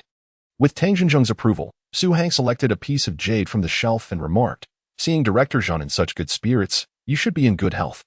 At your prime age, you ought to prioritize your career. Thus, I wish to present you with something that fosters connections and aids your endeavors. I hope you find it agreeable." "Aiding my endeavors? That sounds reminiscent of feng shui." Zhang Wenbo inquired curiously. Su Heng replied, "It is akin to feng shui, yet still distinct." Zhang Wenbo nodded, "Then let us proceed as the master suggests." With his affirmation, Su Heng picked up the jade and, without further contemplation, began to carve. This time, instead of engraving a jade tablet, he excavated the central portion of the jade. Within a few minutes, Zhang Wenbo realized that a ring was to be crafted. In comparison to a jade tablet, a ring is significantly easier to create. All unnecessary parts were removed, and then the carving was guided by the flow of spiritual energy. A low-level charm array is quite common in the realm of cultivation. Although the array's rank is modest and unlikely to draw universal admiration, it can evoke a sense of comfort and approachability in those who see it. For business people, being likable is of utmost importance. Good relations naturally translate to prosperous ventures. The charm array is somewhat more intricate than a gathering spirit pearl, but for Su Heng, who possesses the ability to perceive aura, this task was remarkably simple. Soon, delicate patterns emerged on the ring. After another 2 minutes, the middle-aged man discerned that the design depicted a dragon. Beneath it, waves surged, the dragon's body floating within the water as if riding the winds. When Su Heng set down his carving tool, the array on the ring was complete. A white dragon surged through the waves, with both its scales and the splashing water rendered with stunning realism. At a glance, it appeared as though the dragon was in motion. The exterior alone was enough to deem it a masterpiece. Not to mention the hidden lines of the array interwoven within the dragon and the waves. After ensuring there were no oversights, Su Heng presented the ring to Zhang Wenbo, who was elated. Although his piece appeared far simpler than old Tang's, he understood the gesture was one of goodwill, and the offering was already a rare treasure. Moreover, the ring indeed exuded an extraordinary aura, invigorating his entire presence upon wearing it. Tang Xinzhong lifted his gaze to the ring and suddenly exclaimed, "Sell it to me." Zhang Wenbo was taken aback, as Tang Xinzhong's eyes sparkled with fervor. 1 million, what do you say? For a piece of mutton fat jade.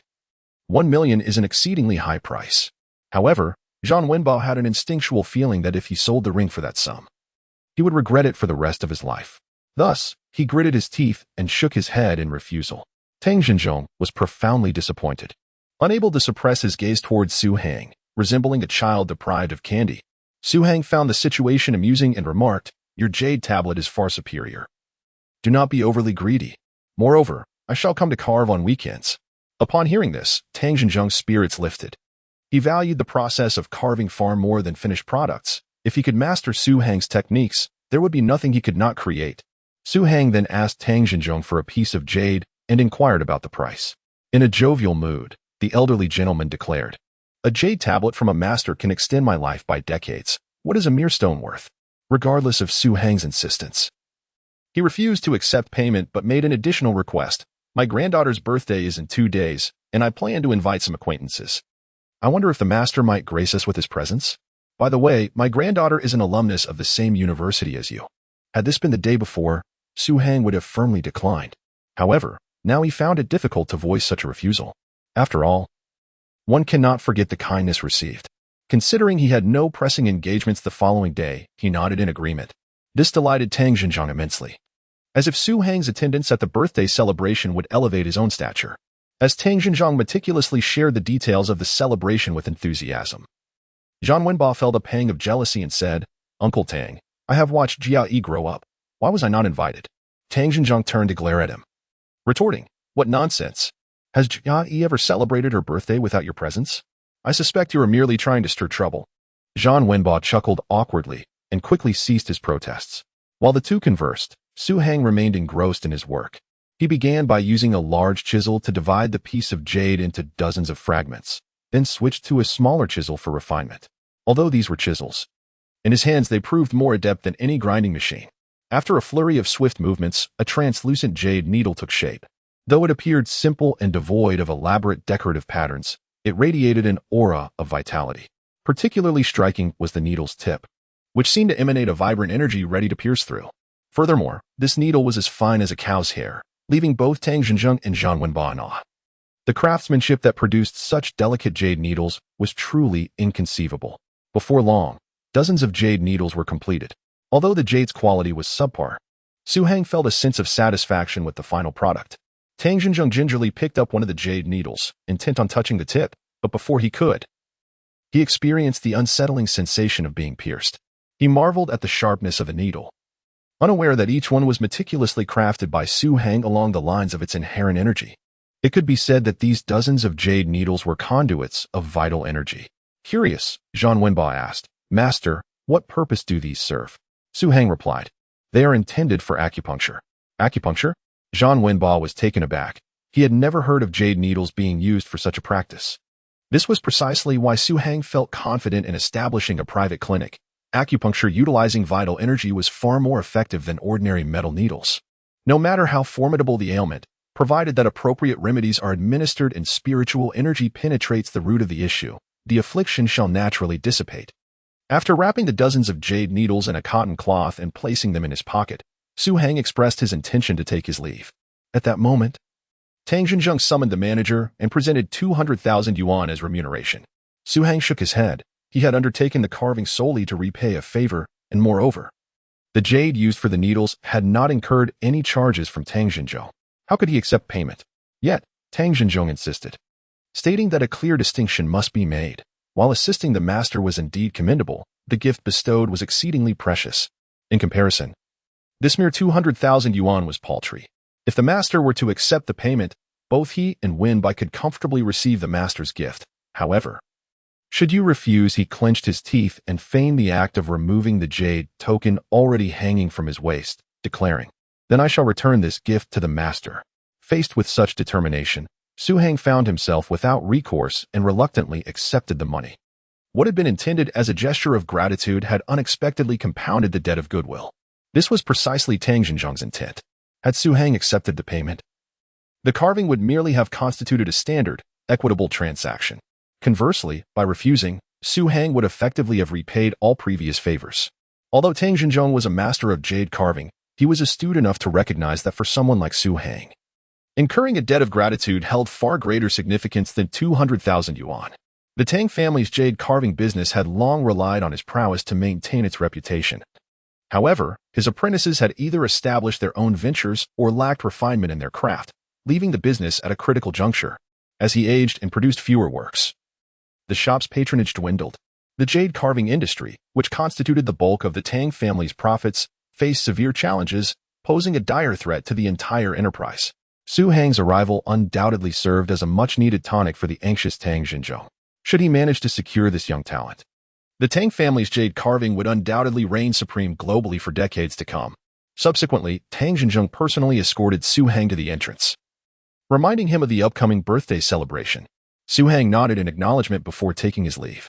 With an unexpected 200,000 yuan in his pocket, he felt a sudden impulse as he passed a traditional Chinese medicine shop. Since he now had discretionary funds, he thought it prudent to procure some medicinal herbs to attempt treatment for Yin Yan's leukemia, thereby testing the efficacy of the jade needles. Resolute in his decision, he entered the apothecary and requested to inspect all the herbal materials. Given the distinct differences between the prescriptions of the cultivation realm and those of this world, it was imperative to comprehend the properties of the herbs in order to prescribe appropriately. With Su Hang's expertise, discerning the properties of the herbs posed no challenge. However, the request was indeed peculiar. The clerk initially resisted, but upon Su Hang producing 500 yuan, no matter how strange the request, it was met with acquiescence. He proceeded to examine each type of herbal remedy in the cabinet. With prior experience in alchemy, Su Heng could instantly identify the medicinal properties of these commonplace herbs. After all, alchemy required spiritual stones, spiritual fire, and spiritual herbs, each of which was infinitely more complex than these materials. The process of alchemy was far more sophisticated than the simple concoction of herbal remedies. At present, Su Heng was akin to a professor guiding a student through elementary school mathematics with ease. After perusing hundreds of cabinets, Su Heng stood before the counter, lost in contemplation. Within his mind, he employed formidable deductive reasoning to sift through and combine various medicinal herbs, striving to uncover the optimal prescription through this method. The salesperson observed this peculiar young man with a mixture of curiosity and bewilderment. What kind of quirk was this? To spend hundreds merely to inspect herbs? Surely, he couldn't be from the Drug Administration or a journalist. To err on the side of caution, the salesperson promptly called the store manager. Coincidentally, the esteemed chief traditional Chinese medicine practitioner, Mr. Song, was also present. Upon hearing that a young man was examining herbs, Mr. Song was intrigued to discern the young man's intentions. If indeed he were from the Drug Administration or a reporter, Mr. Song would not hesitate to send him away with a reprimand. The Song family's ancestors were imperial physicians from a bygone era, and since the founding of the nation, they had treated numerous officials at both national and ministerial levels, possessing an uncommon pride. Not to mention a mere youth, even the mayor would not escape his scorn. Upon exiting the back room, Mr. Song indeed saw a young man standing at the counter with his eyes closed, appearing as though he were asleep. Instead of becoming agitated, he approached and inquired, "Young man, might I ask if there is an issue with our herbs?" Completely engrossed in his calculations, Su Heng was oblivious to the question. Despite Mr. Song's repeated inquiries, he received no response, prompting the store manager to feel a surge of anger. Just as he was about to speak, Mr. Song restrained him. The elder was determined to ascertain what tricks this young fellow was up to. The strategy of remaining unmoved while the enemy stirs would be the best course of action. After a considerable time, Su Heng finally opened his eyes.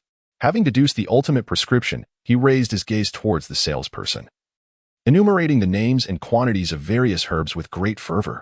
Mr. Song signaled for the staff to prepare the necessary ingredients, and the salesperson promptly opened the medicine cabinet. Retrieving each item, Su Heng requested. The young man's list was extensive and diverse, encompassing both toxic and non-toxic herbs, amounting to a considerable weight, potentially over 100 pounds. Mr. Song, intrigued, could no longer contain his curiosity and asked, "What do you intend to do with all these herbs?" As Su Heng continued to list the names, he was caught off guard by the question and casually replied, "To treat leukemia." The store manager, upon hearing this, paused for a moment before bursting into laughter, remarking, "At such a young age, you certainly speak boldly. Is leukemia so easily treatable?" Mr. Song shook his head, feeling his visit had been in vain. While traditional Chinese medicine claims to treat all ailments, there are indeed some conditions that remain beyond their grasp. Particularly with late-stage leukemia, after years of practice, Mr.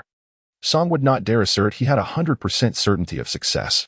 Observing the young man's demeanor, he seemed quite confident. Surely, he was dealing with an early-stage patient. Yet, having just examined the herbs and then closed his eyes for an extended period, could he really have concocted a prescription on the spot? How could that be? Mr. Song chuckled softly, choosing not to linger further, and turned to leave. However, the store manager, being more meticulous, noted the abundance of herbs Su Heng had requested, instructing the salesperson to carefully document each type and quantity for future reference. Should any issues arise, it would serve as valuable evidence. Su Heng did not ponder too deeply. He merely sought the items he required based on the calculated prescription. Although the herbs appeared plentiful, in reality, they would suffice for less than a month's use. These medicinal herbs are not meant for consumption, but rather for bathing. Otherwise, with such a multitude of herbs, even a typical medicinal jar would be unable to accommodate them all, even if only a smidgen of each were used. Yan Yin has endured the torment of the virus for far too long and has undergone a period of chemotherapy. Her body is already overwhelmed. If she were to recklessly ingest the medicine, it would impose an even greater burden on her internal organs. Thus, the only option is external application, relying on the jade needle to channel the essence and medicinal properties through her flesh and blood, allowing them to permeate her body in the most gentle manner. This approach enables the treatment of her ailments without harming her body. Soon, all the necessary herbs were gathered, and upon calculation, the total came to nearly 10,000 yuan. The reason for this substantial amount was primarily due to the vast quantity of herbs collected, nearly 200 pounds. Among them were several high-priced, precious herbs. Some were intended for Yan Yan, while others would assist Yin Shui in treating the scars on her face. Fortunately, he had already opened the cyclone, greatly enhancing his physical constitution. Otherwise, merely transporting these 200 pounds of herbs from the pharmacy would have proven quite challenging. Seeing Su Heng single-handedly carry away a full bag of herbs, the sales clerk was astonished. This young man appeared so frail, yet possessed such remarkable strength. In addition to the herbs, Su Heng procured other items, such as 2 large vats, a lengthy water hose, reed coverings, and medicinal jars. Upon returning to the rented apartment, Yin Shui was tidying up. When she saw Su Heng arrive with such a substantial load, she was taken aback. The strong scent of the herbs wafting from the burlap bag hinted at his intentions, stirring her excitement. As they moved the items into the house, Yin, curious, grasped Yin Shui's hand and frequently inquired, "Angel, are you hungry? Can these things be eaten?" Little glutton, Yin Shui chuckled, playfully tapping her forehead.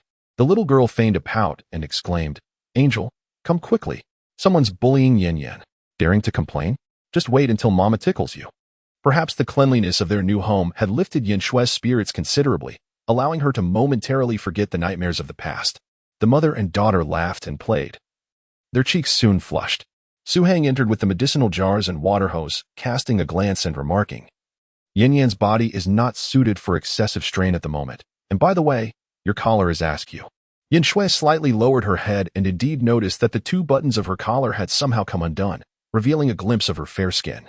Her face instantly turned crimson as she hurriedly adjusted her collar. When she lifted her head again, she discovered that Su Heng had already entered the room. A sudden sense of disappointment washed over her. Was her body truly devoid of any allure for this man? Su Heng was not averse to women. He simply had far too many pressing matters to attend to. Once inside, he retrieved a knife and made a small incision on his arm. Then took out the low-grade spiritual pen and, using his blood, inscribed and painted upon the bottom of one of the large vats. The reason for using his own blood was that it contained spiritual energy, which would yield favorable results when carving formations. Of course, this was not comparable to using genuine jade or even spirit stones. Yet, what choice did he have? To create a satisfactory formation would require at least 1,000,000 yuan worth of jade, which was barely sufficient. Su Heng had no money, nor did he wish to owe too many favors to Tang Xinzhong, so he had no choice but to utilize his own blood. Soon, a vibrant red formation was inscribed upon the surface of the vat. This was a rudimentary purification array, designed to completely filter out impurities from the water, rendering it the purest and most exquisite source. Simply consuming this water conferred numerous benefits. When used for bathing, it could render the skin smooth and tender, allowing even those in their 40s or 50s to retain the complexion of youth. This formation was among the most commonly employed by alchemists. Although basic, it held significant importance. Once the array was established, the spiritual energy within the blood naturally began to emanate. Should anyone venture into the vat and inhale the essence, they would instantly feel invigorated, as if under the influence of a stimulant. Su Heng nodded with mild satisfaction before proceeding to another large vat to inscribe a different array. This time, he crafted a binding spirit array, which served to confine all spiritual energy and medicinal potency within a fixed perimeter. Such formations were primarily utilized by novice alchemists to enhance their success rates. Su Heng employed it here, mindful of the insufficient potency of ordinary herbs, necessitating their thorough retention and integration into Yan Yan's body for a swifter recovery. Before long, the binding spirit array was complete. Sensing the subtle spiritual energy within the 2 vats, Su Heng opened the door, preparing to fetch a hose for water. Outside, Yin Shui was diligently cleaning the room. The floor had been scrubbed spotless, with only the table and some appliances awaiting attention. For the past 2 years, she had scrimped and saved for her daughter's treatment, often enduring hunger after a single meal. Over such an extended period, her stamina had diminished considerably. Even performing these mundane household tasks left her drenched in sweat. Beads of crystalline perspiration trickled from her nose to her chin and then down her gaunt collarbone into her attire. Perhaps due to the heat, she instinctively loosened her collar. As Su Heng stepped out, he chanced upon her bent over, wiping the table, affording him a glimpse of the soft, pale flesh beneath her garment. Upon hearing the door open, Yin Shui immediately looked up, only to discover Su Heng's gaze fixated on her neckline. A glance downward caused her face to flush crimson. Yet, she did not hastily adjust her collar. Instead, With a rosy hue gracing her cheeks, she continued her task. However, the cloth lingered in the same spot, indicating that her mind had wandered far away. Su Heng paused for a few seconds, comprehending her unspoken message. With no monetary means to reciprocate, her only offering lay in her body. In her, he perceived a sense of humility that stirred a quiet lament within him as he approached and extended his hand. Yin Shui's body trembled slightly. She bit her lip, exerting an effort to suppress any instinct to resist.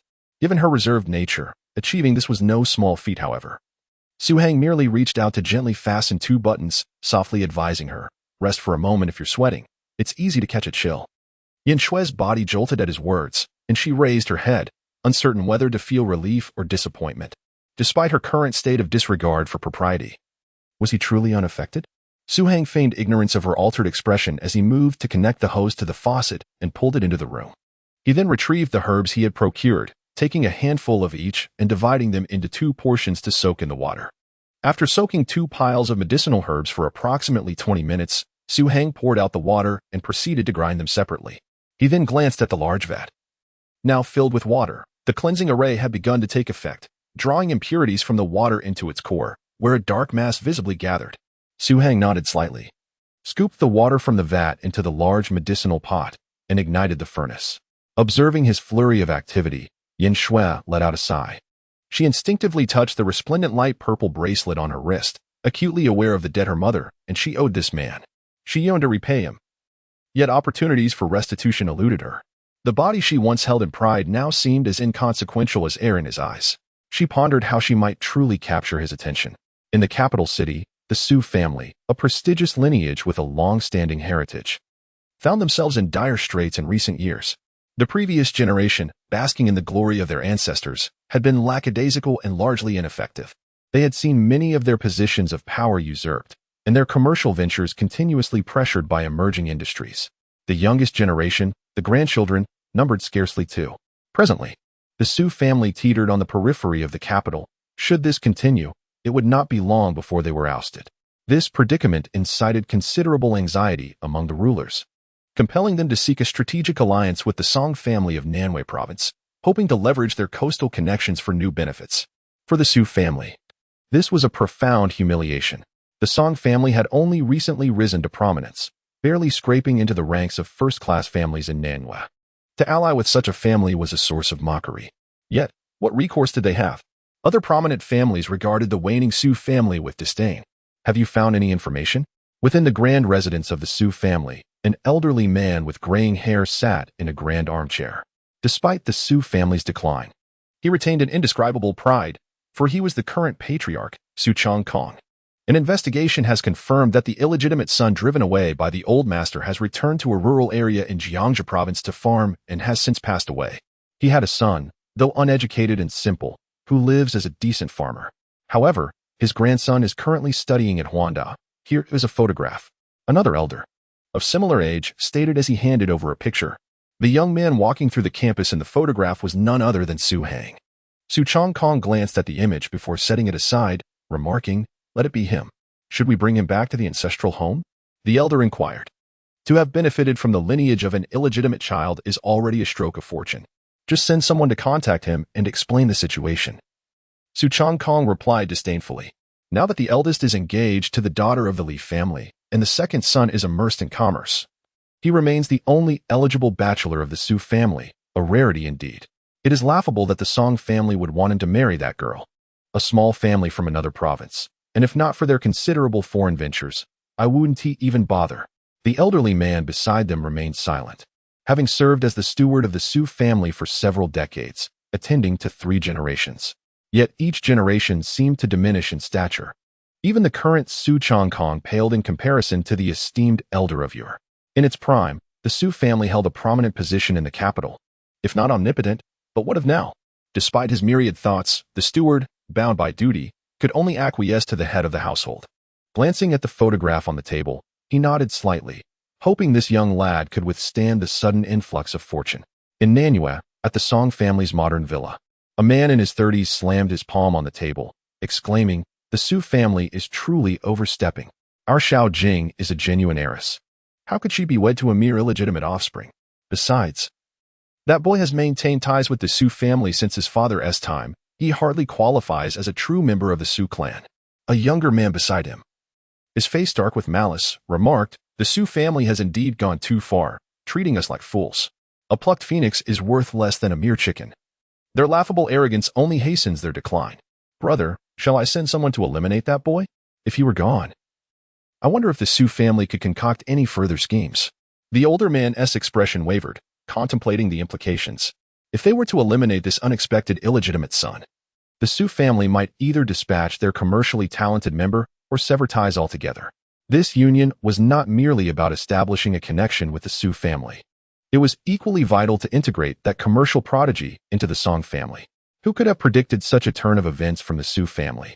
Had it not been for a discreet tip-off, the Song family would have faced grave repercussions. At that moment, a gentle voice wafted in from outside the room. "Must you always resort to violence? Have you forgotten what father said?" A young woman, around 20, entered the room. Dressed in a form-fitting qipao, she accentuated her alluring figure. Her somewhat mature face bore a charming, gentle smile that evoked the soft caress of a spring breeze. Her hair, elegantly styled, lent her the appearance of a figure emerging from the Republican era. This enchanting beauty was none other than Song Yujing, the most cherished member of the younger generation in the Song family and a sought-after heiress in Nanyue province. Though she was a woman, she possessed remarkable business acumen, actively participating in numerous family enterprises and achieving notable success. Were it not for her gender, the reins of the Song family's future might very well have fallen into her capable hands. Her striking beauty further captivated countless suitors. Who could resist a woman endowed with talent, beauty, and wealth? Our objective is to leverage our ties with the Su family to attempt breaking through the capital's protective barriers. Integration for outside families is notoriously arduous. Given our resources, should we miss this opportunity with the Su family, we might have to wait decades for another chance. Other prominent families in the capital are faring reasonably well, making infiltration a formidable challenge. Song Yujing gracefully approached and settled onto the sofa, her long legs elegantly crossed. Simply her presence, imbued with the poise of a refined lady, was enough to enchant many. However, that young man's status is exceedingly low. It is said that he has been tilling the land since the days of his forebears, essentially a mere peasant. Given your esteemed position, it would be quite disadvantageous to forge a union with him. As the elder brother, Song Haokai cannot bear to see his younger sister make such a sacrifice. Even though this matter pertains to the Song family's potential ascent into the capital, he still finds it disconcerting. It matters not, Song Yujing replied with a charming smile. It is merely a commercial marriage, and I have already devised a plan. He is but a farmer's son. If I were to offer him $1 million, informing him that it is a FA day, he would likely acquiesce immediately, wouldn't he? Once we successfully establish ourselves in the capital, we can part ways, and I would have suffered no loss. Furthermore, a distant, illegitimate child from decades past. The Su family would hardly make a grand announcement regarding this matter. Our marriage can remain discreet. As long as it is known that we have forged a deeper connection with the Su family, our objective will have been achieved. That is indeed a viable strategy. Song Haokai nodded slightly, then cautioned. However, such peasants are often prone to taking advantage. You must be cautious when interacting with him. Who knows what afflictions he may carry? Song Yujing nodded in agreement. Rest assured, I am well aware of my boundaries. Additionally, matters concerning the Nanyang shipping have nearly been resolved. I plan to travel to Jiangsu and Zhejiang in a few days to finalize everything. Once I relay the news, our family can commence action. Since you have made the arrangements, what more can I say? I shall contact the Su family shortly to negotiate this matter. Song Haokai replied with a nod. Suddenly, a male figure nearby, with a cold expression, interjected, "Little sister, if he dares to lay a hand on you, inform third brother. And I assure you, he will suffer a fate worse than death." Song Yujing chuckled lightly. He is merely a small man. I can handle him. In a rented room far away in Jiangsu and Zhejiang, a pungent herbal aroma began to permeate the air after several hours of boiling. Yin Yin covered her nose and exclaimed, "The angel's cooking is terrible." Yin Yin does not like it. Su Hang approached, smiling as he patted her head. "It is not meant for eating, only for bathing." "I don't want to bathe." Yin Yin pouted with discontent. "If you do not bathe, you shall not become beautiful, my dear Yin Yin. You must listen, all right?" Yin Shui knelt down, gently caressing her daughter's face. Feeling the gauntness of her features, a mix of anxiety and hope surged within her. Although she could not fathom where Su Hang, so young, derived the confidence to treat advanced leukemia, she could only choose to believe in him based on his earnest demeanor. Will I become beautiful? Will I grow hair like mommy? Yin Yin asked with hopeful anticipation. After receiving Su Hang's affirmative response, she bit her finger and eventually nodded vigorously. All right. I shall trust the angel. But if Yin Yin does not become beautiful, the angel will get a spank. Su Hang chuckled, ruffling her hair as he entered the room where two large vats stood, preparing for the treatment. He placed the polished jade needle within easy reach, standing silently as he mentally rehearsed the treatment process, seeking to identify potential pitfalls to avert any unforeseen mishaps. As Yin Shui inhaled the medicinal scent and observed Su Hang standing in the room, deep in thought with a grave demeanor, her initial unease gradually dissipated, replaced by a burgeoning sense of security. Never before had a man instilled such tranquility within her. She began to believe that Su Hang could indeed heal her daughter.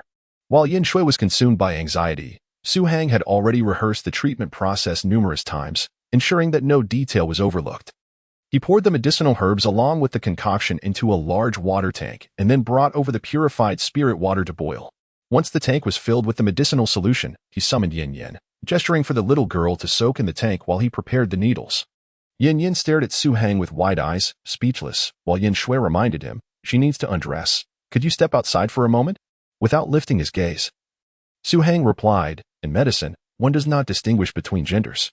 The efficacy of the treatment diminishes if the needle is applied after the medicinal effect has waned. With this assertion, Yin Shui found herself lacking in counterarguments. Yet, after a moment of hesitation, Yin Yin suddenly declared to Su Hang, Mommy said that girls shouldn't let boys see their bodies, or else they won't be able to get married. If an angel sees me, they will have to marry me. Su Hang looked down at the 6 or 7-year-old girl before him and smiled, saying, all right. Children speak innocently, and no one takes such words to heart. Yet the little girl was earnest, insisting that Su Hang make a pinky promise. Reluctantly, he complied, and only then was she willing to shed her clothing and immerse herself in the unpleasant medicinal water. Su Hang placed a round-holed reed cover securely over the tank, leaving only her head exposed. Yin Shui wished to inquire about something, yet upon seeing Su Hang's serious expression, she hesitated to ask. After a full hour, Yin Yin, feeling dizzy from the steam, reached out her hand to Yin Shui, calling, Mommy, it's so hot. Seeing her flushed face, glistening with sweat, Yin Shui felt a pang of sorrow and tears welled in her eyes, but she gently comforted, Yin Yin, be good, stay in a little longer, and you'll be well. Yin Yin could no longer comprehend her words, and 10 minutes later, her head drooped as she fell into a deep unconsciousness. Yin Shui was taken aback, urgently calling for Su Hang. What happened to her? Quickly, pull her out. As she reached for the reed cover, Su Hang seized her hand, his voice firm and commanding. If you wish for her survival, do not act recklessly. Leave. His tone was severe, imbued with an undeniable authority. Yin Shui stared at him, uncertain of what to do. Su Hang continued to fixate on her, stating, I will not harm her, but you might. Leave at once and do not return. Tears streamed down her face as Yin Shui glanced at her unconscious daughter, ultimately covering her face and departing the bedroom. She feared that if she lingered any longer, she might unwittingly disrupt everything Su Hang was meticulously orchestrating. Should anything go awry with her daughter, she would never forgive herself. After Yin Shui's departure, Su Hang maintained his composure, awaiting the right moment. The initial application of the medicine required a potent dosage. If the medicinal power was insufficient when the first needle was administered, it could lead to lasting repercussions. After another 10 minutes, the concentrated medicinal energy, bound within the spirit-binding array, finally reached a level that barely met Su Hang's satisfaction. He understood that if he hesitated any longer, Yin Yin would truly be unable to endure it. Thus, he promptly rose from the ground and swept aside the reeds covering the vessel. A potent aroma of medicine, mingled with an astonishing heat, surged forth from within. Even the mere vapor was enough to cause one's face to ache, let alone someone submerged in it. Yin Yan's already frail body was now flushed, as if it had been thoroughly cooked. Su Hang, without a moment's hesitation, swiftly inserted the prepared jade needle into the crown of Yin Yan's head. The influx of spiritual energy into the heavenly gate was essential to stabilize the young girl's soul. Such potent medicine and spiritual needles were beyond the capacity of ordinary individuals to withstand. Without extraordinary methods, a single needle could lead to her soul's dispersion. At that moment, Su Hang felt a knot of anxiety in his heart. There could be no errors. He had mentally rehearsed the procedure countless times and now sought to execute it once more. One jade needle after another was thrust with remarkable speed into Yin Yin's body. Soon, her form was filled with fine needles resembling the hairs of an ox. After the final needle was inserted, the immense medicinal power bound by the spirit-tying array and the faint spiritual essence in the water surged, akin to serpents slithering through the needle into Yin Yin's being. The young girl's body twitched slightly. Her condition appeared dire. Su Hang furrowed his brow. The potency of the ordinary herbs was weaker than he had anticipated, resulting in prolonged steaming. Yet, they had reached the most critical juncture. If they faltered now, not only would their efforts be in vain, but Yin Yin's body would suffer irreparable harm. He took several deep breaths to calm his racing heart and continued to wait patiently. Another 10 minutes passed, and nearly all the medicinal essence and spiritual energy had entered Yin Yin's body through the jade needles. Su Hang recognized that the moment had come. He swiftly grasped her arms and pulled her from the water. After laying the unconscious girl on a nearby blanket, he rapidly pressed on the acupoints surrounding her. His extraordinary eyes could discern the dense medicinal essence permeating Yin Yin's skin, being dispersed by the spiritual energy from the jade needles, beginning to infiltrate her blood vessels and meridians. This was the most crucial step.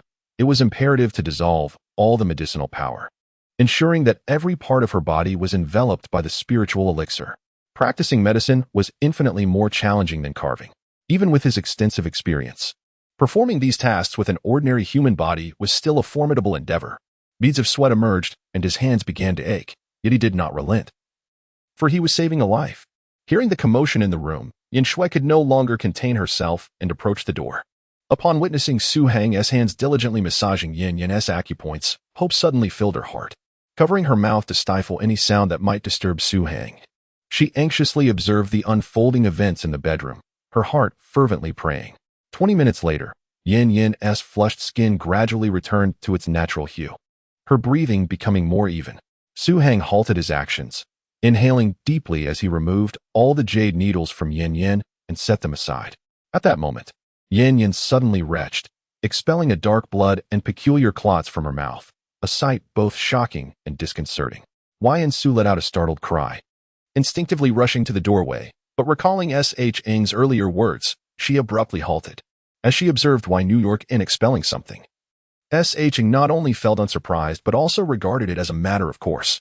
The medicinal properties had already permeated the core of her being through spiritual energy, rendering the harmful substances that had lingered within New York In's body unable to persist, thus instinctively being expelled. This indicated that his deductions had not been misguided. However, to truly cure the young girl, this was merely the initial step. Once New York In had absorbed the residual medicinal energy within her, further similar treatments would be necessary until the ailment was entirely eradicated and her body restored to its normal state. According to Sheng's estimation, this process might take at least 2 to 3 months. After all, the herbs were commonplace, had they been replaced with spiritual stones. The vast quantity of spiritual energy could have facilitated a swift recovery. Summoning Yin Su to assist New York in cleansing her body with boiled spiritual water and dressing her, Sheng proceeded to inspect the second pot of medicine. After such an extensive duration of boiling, the concoction had nearly evaporated entirely, leaving only a viscous residue.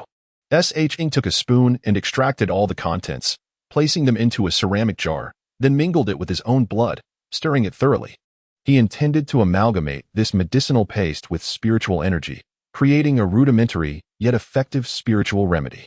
This formulation, the result of hundreds of calculations, was capable of treating the scars on Yin Su's face, given that her scars had formed recently. Applying this spiritually infused paste would likely yield restoration within approximately a month. While Sheng deemed this duration excessive, he had no superior alternatives. However, had beauty experts learned of this remedy capable of entirely erasing burn scars from 2 years prior within a month, they would undoubtedly have clamored to acquire it. Sheng was not well versed in the beauty industry, thus he had no intention of marketing it. Otherwise, he would not need to fret over financial concerns. As for the earlier incision, under the nurturing influence of spiritual energy, it swiftly ceased bleeding and formed a fresh scab. Yin Su had already dressed New York In, who, having expended excessive energy, had fallen into a deep slumber. Observing the slight flush on her daughter's cheeks, Yin Su felt a surge of optimism. After tucking her daughter in as she exited the room, she noticed Sheng tidying the kitchen. She hurried over, asserting, "Let me help." "No need." Sh. replied nonchalantly, his movements efficient as he had the kitchen spotless within mere minutes. Leaning against the wall, Su gazed at this swift and capable man, suddenly wishing time would freeze. She did not want to awaken the following day to discover that this had all been a mere dream. Once the kitchen was in order, Sh. retrieved some money from his pocket, gesturing towards the ceramic jar on the table. Take this money to buy some food. The jar contains the medicine for your scars, which can be used after midnight tonight. Apply it daily to the scars, and they should return to their original state within a month. Additionally, if you need to cook or drink, you may use the water from that large vat. It is beneficial for your health. You can also use it for bathing and brushing your teeth, as it helps improve the skin. But ensure to refill it after use and let it sit for at least half an hour before using it again. Once, Yin Shui would have felt exhilarated at the prospect of regaining her former self. However, now she sensed Su Hang's intention to depart and could not help but inquire. Are you leaving? Su Hang nodded, stating, I am still a student and cannot return to school too late. Yin Shui acknowledged this with a nod, refraining from further questions. After ensuring there were no unfinished matters, Su Hang prepared to leave. Yin Shui intended to accompany him outside the community, but was halted by Su Hang, who said, Yin still needs someone to care for her. I am more familiar with this area than you.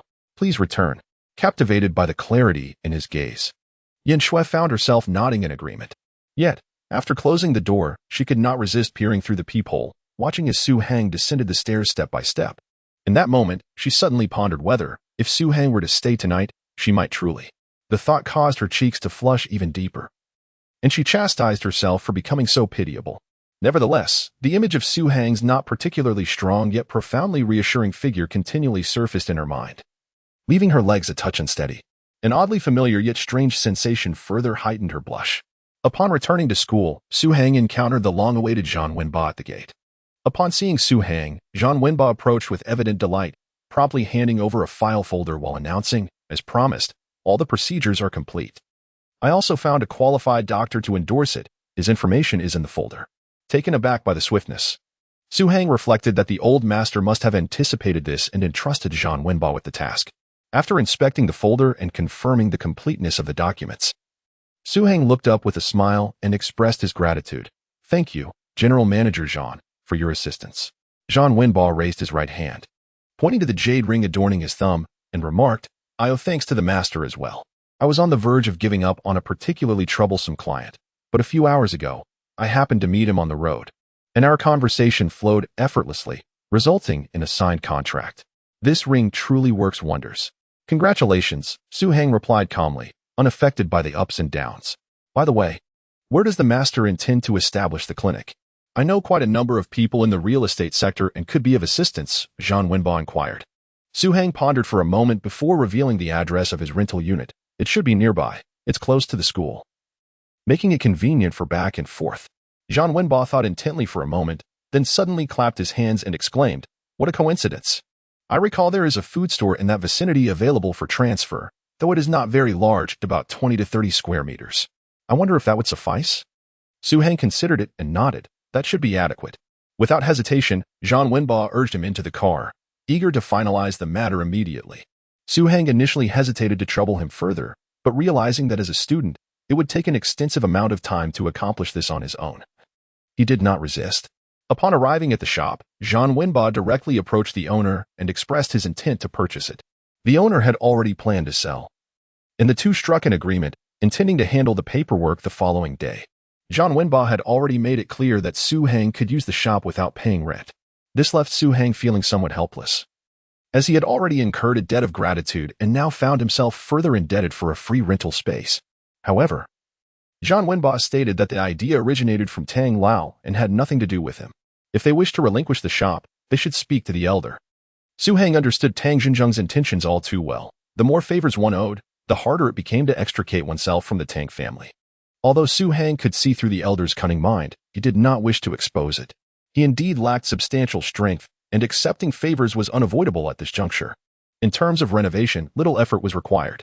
Su Hang's sole request was to partition the shop into two sections, ensuring that outsiders could not see in, nor could those inside see out.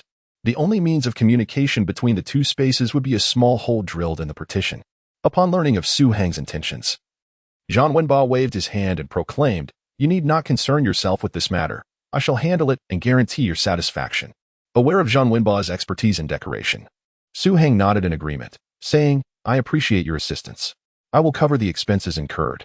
Zhang Wenba remained noncommittal, considering that the renovation of a mere 20 to 30 square meters would not require excessive expenditure. When Tang Xinzhong had spoken earlier, he had insisted that Su Heng must be firmly tied to the Tang group, regardless of the cost or the price to be paid. This was pivotal for the Tang family's fortunes in the decades to come. As the arrangements for the shop neared completion, darkness enveloped the day. At Zhang Wenba's enthusiastic invitation, the two shared a meal before parting ways. Upon returning to the dormitory, Su Heng was met with the woeful expressions of his two roommates. Lin Qiaoqiao, with a forlorn face, lamented, the director is looking for you. He said that if he didn't see you today, he would record my absence as a serious offense. Lin Dong echoed his dismay, stating, you didn't inform me about today's quiz. The director said if he didn't see you, I would also face a serious reprimand. Su Heng was taken aback, unsure why the director was seeking him with such urgency. Was it due to cheating? While this issue was indeed taken seriously at Huan University, it hardly seemed pressing. However, seeing his friends' glum faces, Su Heng felt reluctant to let them bear the consequences on his behalf. After inquiring about the director's location, he turned and departed. At that moment, in the principal's office, the director was lamenting, that kid is not just academically gifted. He plays the piano and has an appealing appearance. What more does he possess? How dare he skip class and vanish for an entire day? Such a disorganized and undisciplined student. Is this truly his doing? The principal scrutinized the exam papers in his hand, having repeated the same question 3 or 4 times, yet still harboring doubts. 15 minutes. And he completed all the questions posed by 4 teachers, achieving a perfect score. I have examined the questions thoroughly. Some are quite challenging. And even the top students might not answer them all correctly. Of course, with so many witnesses, the possibility of cheating is eliminated, the director replied. The principal set down the exam papers, nodded gravely, and said, we must find out if he has returned. Professor Zheng has viewed the video and rushed here overnight from the capital. Therefore, before his arrival at the school, we must locate Su Heng at all costs. Yes. I will head to the dormitory building immediately, the director responded, nodding briskly. Just as he spoke, a knock echoed on the office door. The principal lowered his head once more to gaze at the examination papers on the desk and casually remarked, come in. What a splendid prospect. Excellent grades. A talent for playing the piano, and an appealing appearance. With proper nurturing, he could become a quintessential representative of our university. The more he thought about it, the more the principal felt compelled to immediately enroll Su Heng in the training program. Upon hearing the principal's voice, Su Heng turned the doorknob and stepped inside. The director, upon glancing back, spotted Su Heng entering and was momentarily delighted. However, recalling that he had kept the principal waiting, he quickly adopted a stern expression. Accustomed to the director's capricious demeanor, Su Heng paid little heed to the sudden shift and approached, inquiring, is there something you need from me? This question was rather direct, verging on impolite, as Su Heng felt coerced. The director's threats concerning Lin Qiaoqiao and others' academic performance had crossed a line for him. The abruptness of his words momentarily stunned the director. He had never encountered such audacity in a student, remaining composed and even questioning in front of the school leadership. Did he not know to greet the teachers first? How rude. Before the principal, the director was obliged to present himself with the utmost respect for educators. A principal highly valued at our university. Yet, Su Heng was unaccustomed to such conventions. He furrowed his brow, realizing that had he known it would be such a waste of time, he would not have come. He thought it far more productive to contemplate his artistic creations. Therefore, with even greater directness, he nodded and declared, if there is nothing else, I shall take my leave. With that, to the director's incredulous gaze, he indeed turned to exit. Although the director admired Su Heng's academic prowess and artistic talent, it did not imply he would abandon his principles. Immediately, he narrowed his eyes and reached out to detain him. Just as the principal spoke up, you must be Su Heng? Su Heng turned around to regard the elder seated behind the desk, nodding slightly. While he could disregard the director's authority, he could not afford to show disrespect to the principal. This venerable man had occupied his post for over 30 years. One could assert that a significant portion of the nation's current middle generation were once his students. Such extensive connections rendered this old principal one of the most esteemed figures in the country. Even ordinary bureaucrats would hesitate to speak loudly in his presence. Su Heng, undaunted by power, nevertheless held profound respect for this elder who had devoted his life to education. The old principal had encountered all manner of students, rebellious, proud of their talents, and those who were utterly unresponsive. He could perceive Su Hang's pride, not born of mere talent or character, but as if Su Hang stood upon a distinctly elevated plane. Though puzzled as to why such a unique pride manifested in Su Hang, he maintained a calm demeanor and smiled, saying, "I listened to your piano playing. It was quite moving, even bringing this old man to tears. I played casually, and I fear I embarrassed myself," Su Hang humbly replied. The old principal waved his hand dismissively, saying, "There is no need for false modesty. Your musical artistry has garnered much recognition." He continued, "Today, I called you here to discuss an important matter. Our university is preparing to collaborate with Jing University to establish a vocal training program, where all those possessing a talent for ethnic music will receive the highest level of instruction. I hope you will join us and take on the role of class leader." The department head was taken aback. He had initially only been aware of the intention to recruit Su Hang for the training class, unaware that even the position of class leader had been predetermined for him. Although it may seem merely a training program, the individuals selected are the pinnacle of talent. Only those who excel in character, innate ability, and academic achievements are deemed worthy. Thus, the aim is to cultivate the most formidable inheritors of national music. As the leader of this distinguished training class, one not only bears immense responsibility, but also wields considerable authority, effectively akin to being half a teacher. When the members of the training class gain international acclaim, the class leader will naturally be at the forefront, basking in global recognition. What an honor this entails. It can be asserted that once the news is released, countless prodigies enamored with national music will fervently aspire to join the training program, thereby amplifying the competition for the class leader position. Yet, now the principal intends to appoint Su Hang as class leader? Perhaps the department head fails to comprehend the significance. But the principal is acutely aware. During discussions with Professor Zhang, the latter conveyed that while this young man may not possess the most exceptional technical skills, he plays not merely an instrument but rather the symphony of life. Only those who infuse their very soul into their music can produce such enchanting melodies. This represents the highest realm of artistry, inaccessible to the average individual. Should he be able to guide and lead the training class, I am confident that we can nurture the world's foremost musical prodigies. It was this profound insight that led the principal, after careful consideration, to resolutely place Su Hang in the role of class leader. He was taking a gamble, yet he trusted Professor Zhang's discerning eye. As a national treasure among the three eminent professors of traditional music, old Zhang would surely not misjudge talent. The principal is too impulsive. How could such a young individual assume the role of class leader? Nevertheless, he must be exhilarated, likely about to bow to us and nod enthusiastically. While the department head was lost in such musings, Su Hang, on the other hand, furrowed his brow even deeper. A training class? What nonsense is this? With barely enough time to pursue personal endeavors, where would he find the luxury to attend a training program? Without a second thought, he shook his head and declared, "I'm sorry, but I do not wish to participate in the training class." A teachable spirit. Even with fame and fortune within reach, he remains unshaken. What? The department head suddenly came to his senses, his eyes widening in astonishment as he stared at Su Hang. What did you just say?" It seemed the director had grown old enough that his hearing had faltered. Su Hang sighed inwardly, recognizing the tribulations of the education sector. He reluctantly repeated, "I do not want to participate in the training class. I have neither the time nor the interest." This time, even the principal was dumbfounded. The most esteemed talent cultivation initiative from two prestigious institutions, and this young man had audaciously declined. And his rationale? A lack of time? The principal managed a strained smile, saying, "If it is due to academic commitments, that is quite understandable. The school can. I have other, far more pressing matters to attend to. I cannot spare time for the training," Su Hang interjected, furrowing his brow in explanation. Repeating nearly the same sentiment 3 times had begun to wear on his patience. The department head felt an urge to spit blood. What could possibly be more significant than being class leader? This was the optimal shortcut to success and renown. Once both schools publicly announced the news, it would undoubtedly attract a swarm of journalists eager to cover the event. Do not speak of the class leader. Even an ordinary member will receive an exceedingly high level of exposure. In this world, the fragrance of wine fears the depth of the alley. Why do those stars undress or stumble? Is it not simply to be photographed a few more times? Su Hang's refusal was both resolute and unwavering. Despite the principal's myriad temptations, he remained impervious. In the end, even the old principal's face turned a shade of anger, and the department head, swatting him away like a fly, exclaimed with disdain, Go, hurry up and leave." I truly do not wish to see you again.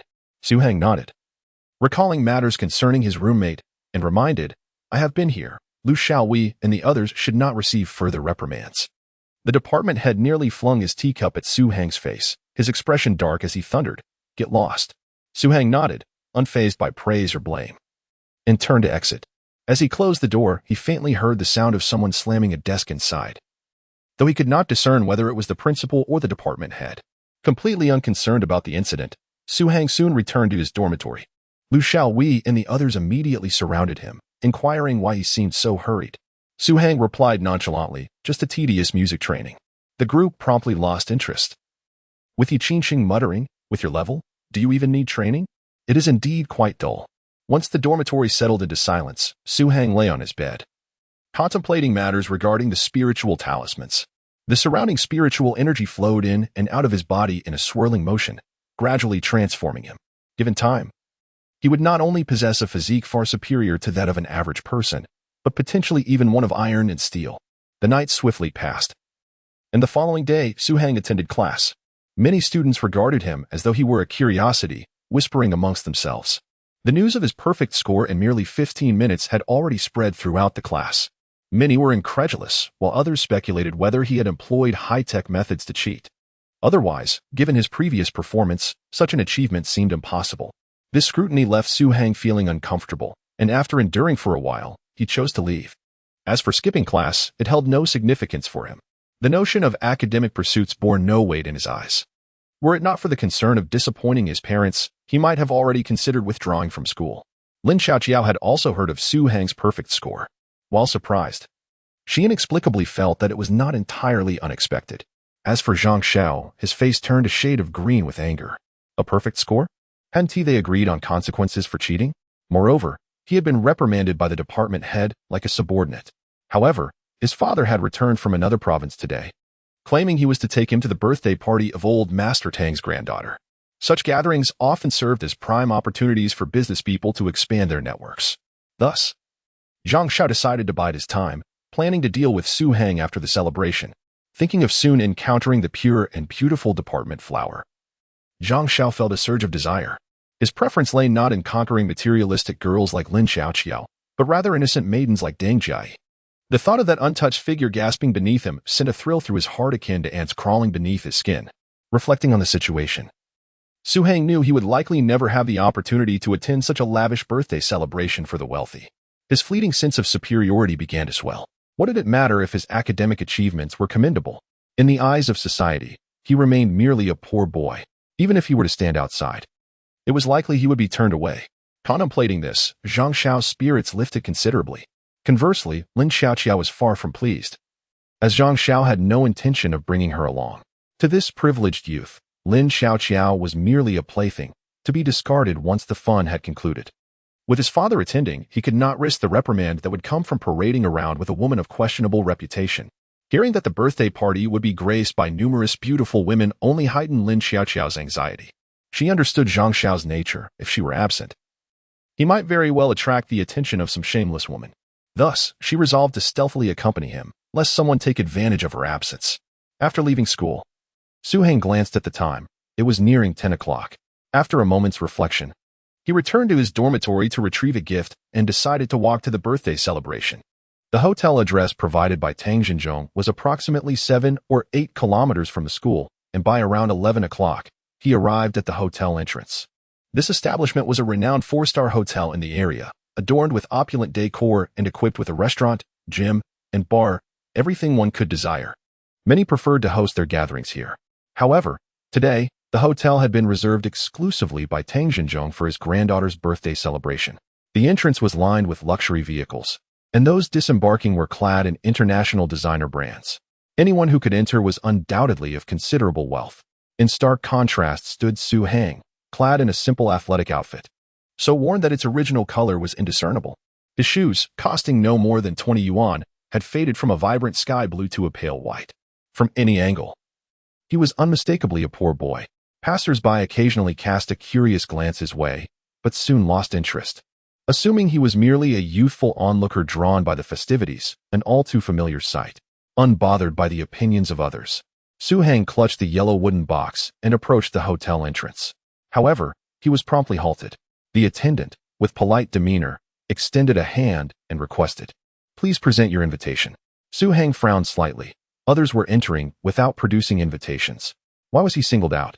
Clearly, the attendant deemed him unworthy of entry, necessitating an identity verification. But how could Su Hang possess an invitation? Tang Zhenzhong had not provided him with one when he extended the invitation. "I do not have an invitation. I was invited by Tang Lao." "You may inquire with him," Su Hang replied, maintaining his composure and understanding that this was merely the attendant fulfilling his duty. Nevertheless, the attendant scoffed, sizing up Su Hang. If Su Hang had mentioned someone else's name, perhaps the attendant would have taken a moment to inquire further. However, to suggest a connection with such a prominent figure as Tang Lao seemed absurd. Did he truly expect anyone to believe that a young man, who appeared to have come from the countryside, could possibly have such ties? Seeing that the attendant remained silent and made no further move, Su Hang suppressed his impatience and reiterated, "Please, inquire with Tang Lao, and you will discern the truth." The waiter casually muttered a perfunctory greeting, displaying a palpable indifference towards Su Hang, instead bending to welcome another couple entering the hotel. "Welcome to Longchuan International Hotel. May you enjoy your stay." This starkly contrasting demeanor caused Su Hang's gaze to cool. While he could comprehend the waiter's attitude, being so blatantly disregarded was enough to irk him. Had it not been for the innocent exuberance of the young girl, Yin Yin, which tempered his spirit considerably, he might have already stormed inside. At this moment, he simply desired to turn away. What concern did a birthday party hold for him? Just as he prepared to pivot and leave, an exceedingly irritating voice pierced the air. "Ah, is that not our prodigious talent? What a coincidence. Are you here to attend a birthday party as well?" Su Hang turned to see Zhang Xiao and a middle-aged man disembarking from a Mercedes. Upon spotting Su Hang, Zhang Xiao could not resist mocking him. Although surprised to encounter Su Hang here, he was utterly convinced that Su Hang was merely passing by, given his disheveled appearance. "Do you know him?" the middle-aged man inquired. Zhang Xiao scoffed, "Just a minor disagreement." The middle-aged man acknowledged with an "oh," and as he approached Su Hang, he remarked, "Young man, you ought to know your place. Some individuals are not to be trifled with. Do not overestimate your capabilities." With that, he proceeded to ascend the steps, scarcely casting a glance at Su Hang. To him, such a minor character warranted nothing more than a casual warning. As for the nature of the conflict between his son and Su Hang, who was right or wrong, did it truly matter? Ants should recognize their insignificance and refrain from challenging elephants. Unbeknownst to him, his words were akin to a match igniting a long-festering powder keg. With a chilling gaze, Su Hang allowed a faint, cold smile to grace his lips as he replied, "Is that so? I was quite unaware there existed individuals I could not provoke." The middle-aged man halted, his expression darkening as he turned back. Upon meeting Su Hang's fierce gaze, he hesitated, taken aback by the unyielding ferocity he had never encountered before. Although Su Hang did not exude a murderous aura, the latent ferocity within him was enough to instill trepidation. At that moment, Zhang Xiao suddenly raised his hand, intending to strike Su Hang's face. With his father present, he felt utterly unrestrained. What did it matter how fierce Su Hang appeared? Did he not believe money could silence him? Su Hang sensed Zhang Xiao's intent but remained motionless, biding his time. The moment that hand descended, he would ensure this father-son duo would endure an unforgettable lesson. Just then, a jubilant voice rang out from a distance. "Oh, master, what a delightful coincidence." Before Zhang Xiao's hand could descend, it was seized by the middle-aged man beside him. He glanced curiously at Su Hang's back. Turning to see what had caught his attention, Su Hang noticed Zhang Wenba hurrying towards them. Zhang Wenba, oblivious to the tense atmosphere, was simply thrilled to fortuitously encounter Su Hang. Upon reaching him, he smiled and said, "I thought I had arrived early enough. But it seems the master is here as well. Aren't you teaching today?" Su Hang held a favorable impression of Zhang Wenba, even with the simmering anger within him. He maintained a composed demeanor, nodding slightly as he replied, "There is nothing of importance today. I simply arrived early." Indeed, an extraordinary individual, his actions are anything but ordinary. Zhang Wenba chuckled heartily, appearing to be in excellent spirits. Upon looking up, he unexpectedly spotted a middle-aged man on the steps and greeted him with a smile, "Mr. Zhang. You've also arrived. What a pleasure." Zhang Xiao's father glanced between Su Hang and Zhang Wenba, extending his hand to shake Zhang's with a hint of confusion, inquiring, "This young man, do you know him, Mr. Zhang?" This question was purely superfluous, with his keen perception. He could undoubtedly discern the unique connection between Zhang Wenba and Su Hang.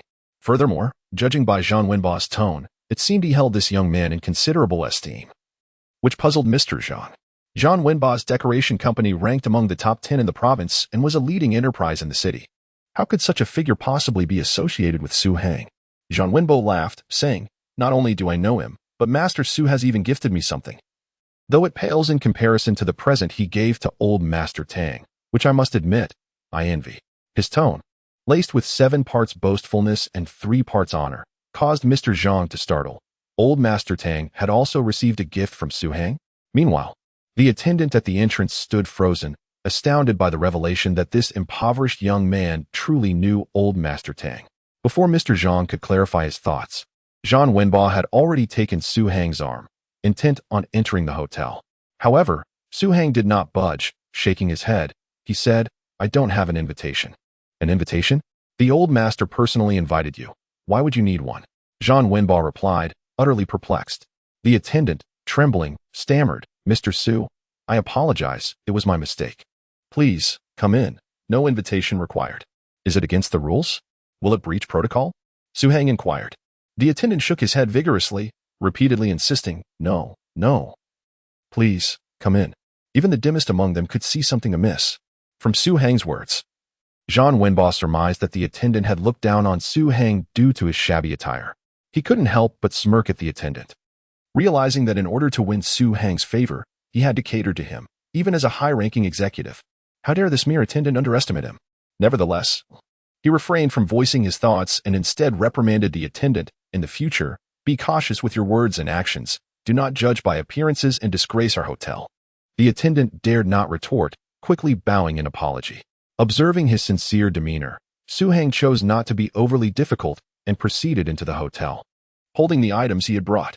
Zhang Wenba noticed what Su Hang was carrying and curiously asked, "Is this a gift for today?" Su Hang replied with a casual hum, "It's nothing of value, merely something that seemed interesting." Zhang Wenba responded with an "oh," choosing not to pursue the matter further, although he detected a faint, familiar fragrance emanating from Su Hang's possession.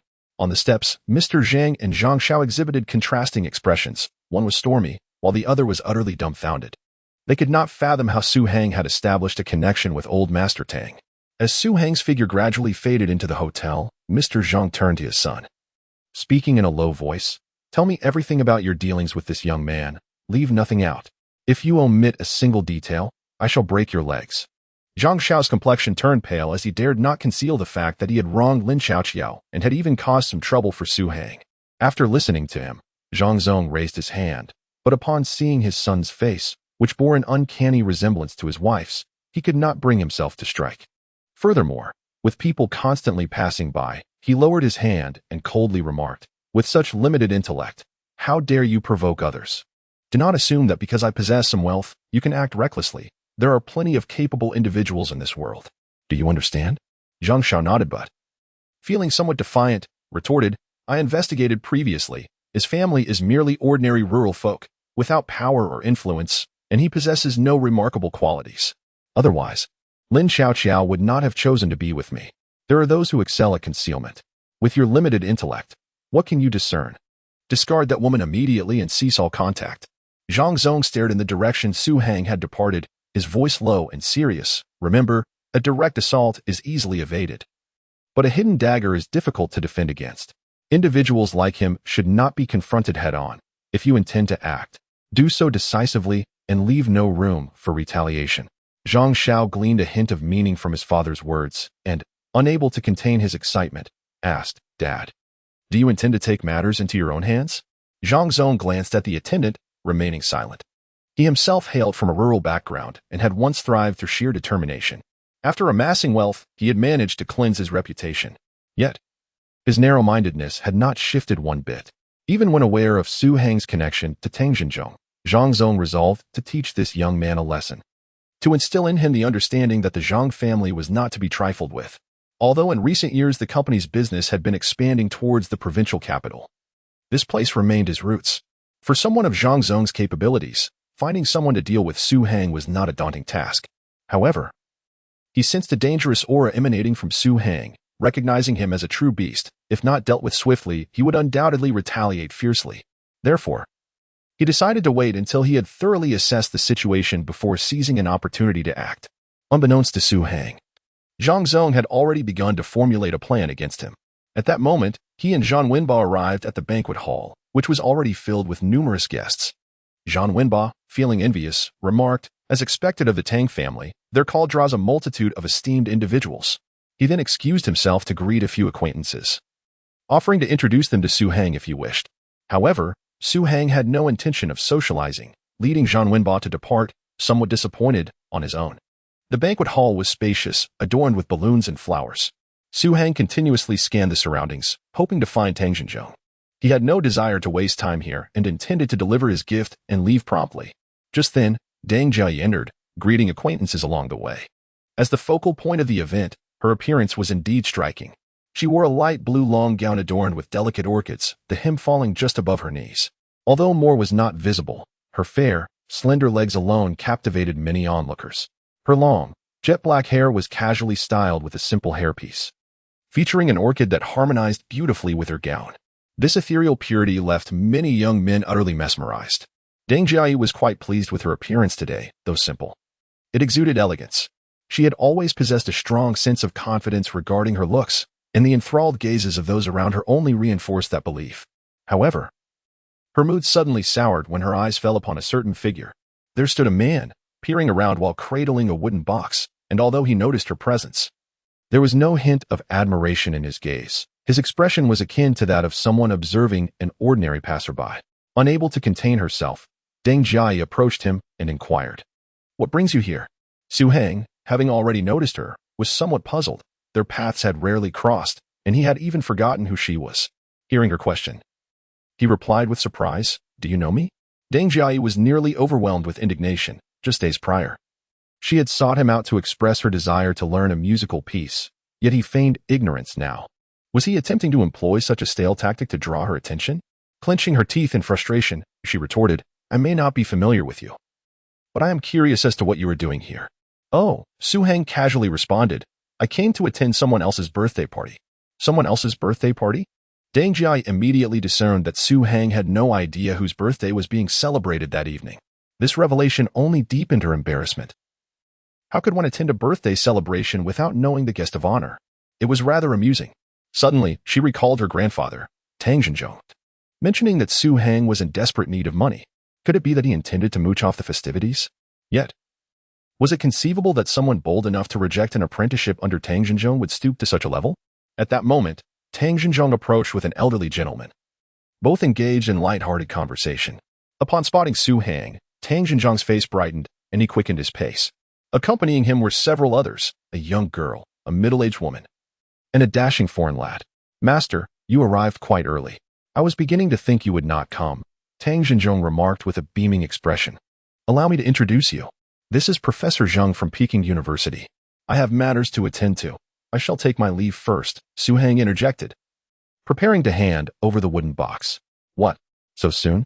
Tang Xinzhong glanced at Deng Jia and said, "Well, since you both know each other, you might as well present the gift directly to her."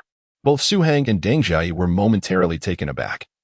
The former had not anticipated that this seemingly random girl would be the granddaughter of Tang Xinzhong, while the latter was surprised to learn that this enigmatic man attending her birthday had been invited by her grandfather. At that moment, the young girl beside them suddenly piped up, "No way. The first gift Jia receives must certainly be from me." With that, she pulled the foreign boy closer and exclaimed, "Look, this is the gift I am giving you. Isn't he handsome?" Indeed, the boy was striking, with his golden hair meticulously styled backward. His features were flawless, and his physique was proportionate, complemented by an exquisitely tailored tailcoat, making him appear as if he had stepped straight out of a painting. The middle-aged woman sighed in resignation, pulling the girl back, saying, "Shut-Xing, stop it. You must consider the occasion." The girl nonchalantly remarked, "What relationship do I have with Jia? Why bother with the occasion?"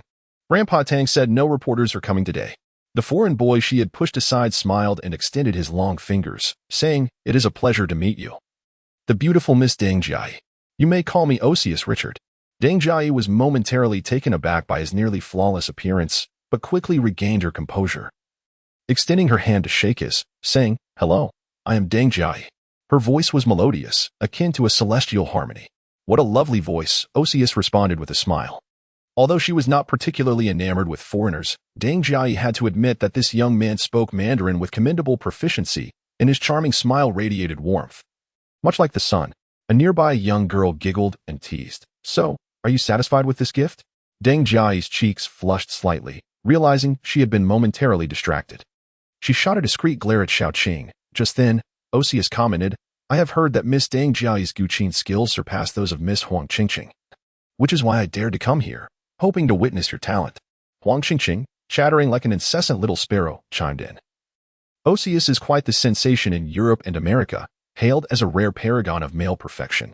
He is handsome, excels at various musical instruments, is fluent in dozens of languages, and even races cars. I can't think of a single thing he doesn't excel at. We met during a Sino-foreign cultural exchange, and he was eager to explore China, so here he is. Impressive indeed. Deng Jiayi maintained a subtle smile, neither feeling inferior nor exhibiting unwarranted arrogance, which elicited silent admiration. All right, my granddaughter is the star of the day. You mischievous girl are just causing a ruckus. Tang Zhenjiang exclaimed, his eyes narrowed. No matter how perfect Osius appeared, in his view, a son-in-law must be Chinese. Thus, the more proud Huang Qingqing became, the less he favored the foreign boy. He preferred Su Hang, a Chinese lad with exceptional carving skills. Su Hang, indifferent to the commotion, thought little of the opinions of other men. However, the more he wished to leave, the more disruptions arose. With Huang Qingqing leading the charge, many young people flocked around, clamoring for Deng Jiayi to accept gifts. Those in attendance were no ordinary folk, and the items presented were predominantly exquisite treasures. The higher a person's status, the more inclined they were to compete, so as they handed gifts to Deng Jiayi, they would casually mention the value of their offerings: diamond necklaces, hefty gold zodiac sculptures, luxury cosmetics, and limited edition designer bags. The gifts presented could easily host a luxury exhibition. However, this was not their first encounter at such a birthday celebration, and they were aware that some gifts could be astonishingly extravagant. Thus, those with lighter gifts jostled to the front, while those bearing costly presents leisurely waited in the back. This was a moment for forging connections and showcasing one's strength.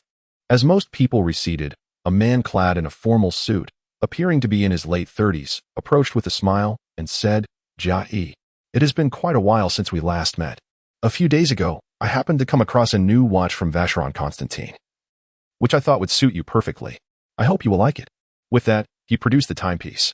Those familiar with women's watches were taken aback, for it was the latest model from Vacheron Constantin's Artistic Master series. The strap was crafted from exquisite crocodile leather, while the dial was carved from mother of pearl, adorned with delicately cut pink opal and embellished with intricate gold leaves and floral motifs. The surrounding area was delineated using platinum filigree, inlaid with high-quality jade. It was said that this watch was limited to a mere 20 pieces, each commanding a staggering price of 1 million. Deng Jiayi accepted the watch, trying it on her wrist, and smiled at the middle-aged man, saying, It's lovely. Thank you, uncle. The man chuckled softly before moving to stand beside Tang Zhenjiang, engaging in pleasantries. He was a relative of the Tang family, and in terms of kinship, he could indeed be considered Jiayi's uncle. However, due to the family's ventures in other provinces, their encounters were rare. Soon after, a young man stepped forward. He first surveyed the mountain of gifts surrounding Deng Jiayi, then proudly unveiled a meticulously wrapped object. Many were curious and leaned in anticipation, but the young man leisurely peeled back the layers, heightening their intrigue. When the final layer was revealed, it became apparent that it was an art album. The young man grasped the album with both hands, opening it with flair, and introduced it with a sense of pride. I acquired this in Chongqing. It is a floral album by Zhang Daqian, containing 12 exquisite flower paintings. I have had it authenticated. It is undoubtedly an original. Jiayi, as you adore flowers, I hope this gift meets your expectations. Deng Jiayi's eyes sparkled upon seeing the album. As one of the most renowned painters and calligraphers of modern times, Zhang Daqian's works hold significant collectible value. Some pieces have been auctioned for tens of millions, while this floral album may lack profound depth. Its abundance of pages suggests a value exceeding 1 million based on recent trends in Zhang Daqian's art prices. Although many present could afford such a lavish gift, none had done so today. Delighted, Deng Jiayi began to flip through the album, and her expression revealed her genuine fondness.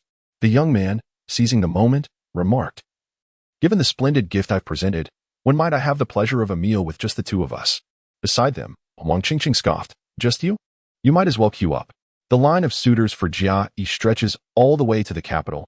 You'll have to wait your turn. In response to the somewhat impudent Huang Qingqing, the young man who had bestowed the $1 million gift forced a chuckle and stood aside. Lastly, the final participant was none other than Zhang Xiao. He cradled a gray stone the size of a human head, which appeared to be cleaved in two. Those with discerning eyes merely glanced from afar and remarked, "That must be a piece of jade rough, right?" Indeed, it seemed to be, and the cut marks suggested it had been extracted due to its potential value. From a chromatic perspective, it appears to be old material from Magong, a region renowned for its abundant green stones. Zhang Xiao approached, cradling a stone, and gently placed it on the ground before prying it open. To the astonishment of those around, the stone was brimming with vibrant green hues. A few knowledgeable individuals were taken aback, engaging in animated discussions about the nearly fully green raw stone. Although some areas exhibited a degree of translucency, it was not entirely of ice type, nonetheless. It was estimated that at least 2 bracelets could be fashioned from it, along with some pendants. The raw stone alone was valued at no less than several $100,000. If processed into finished products, its value would surely double, as speculated by one observer. It seemed evident that this was intended for Tang Lao. For what use could a young girl have for raw stones? Another individual, having discerned the underlying truth, remarked.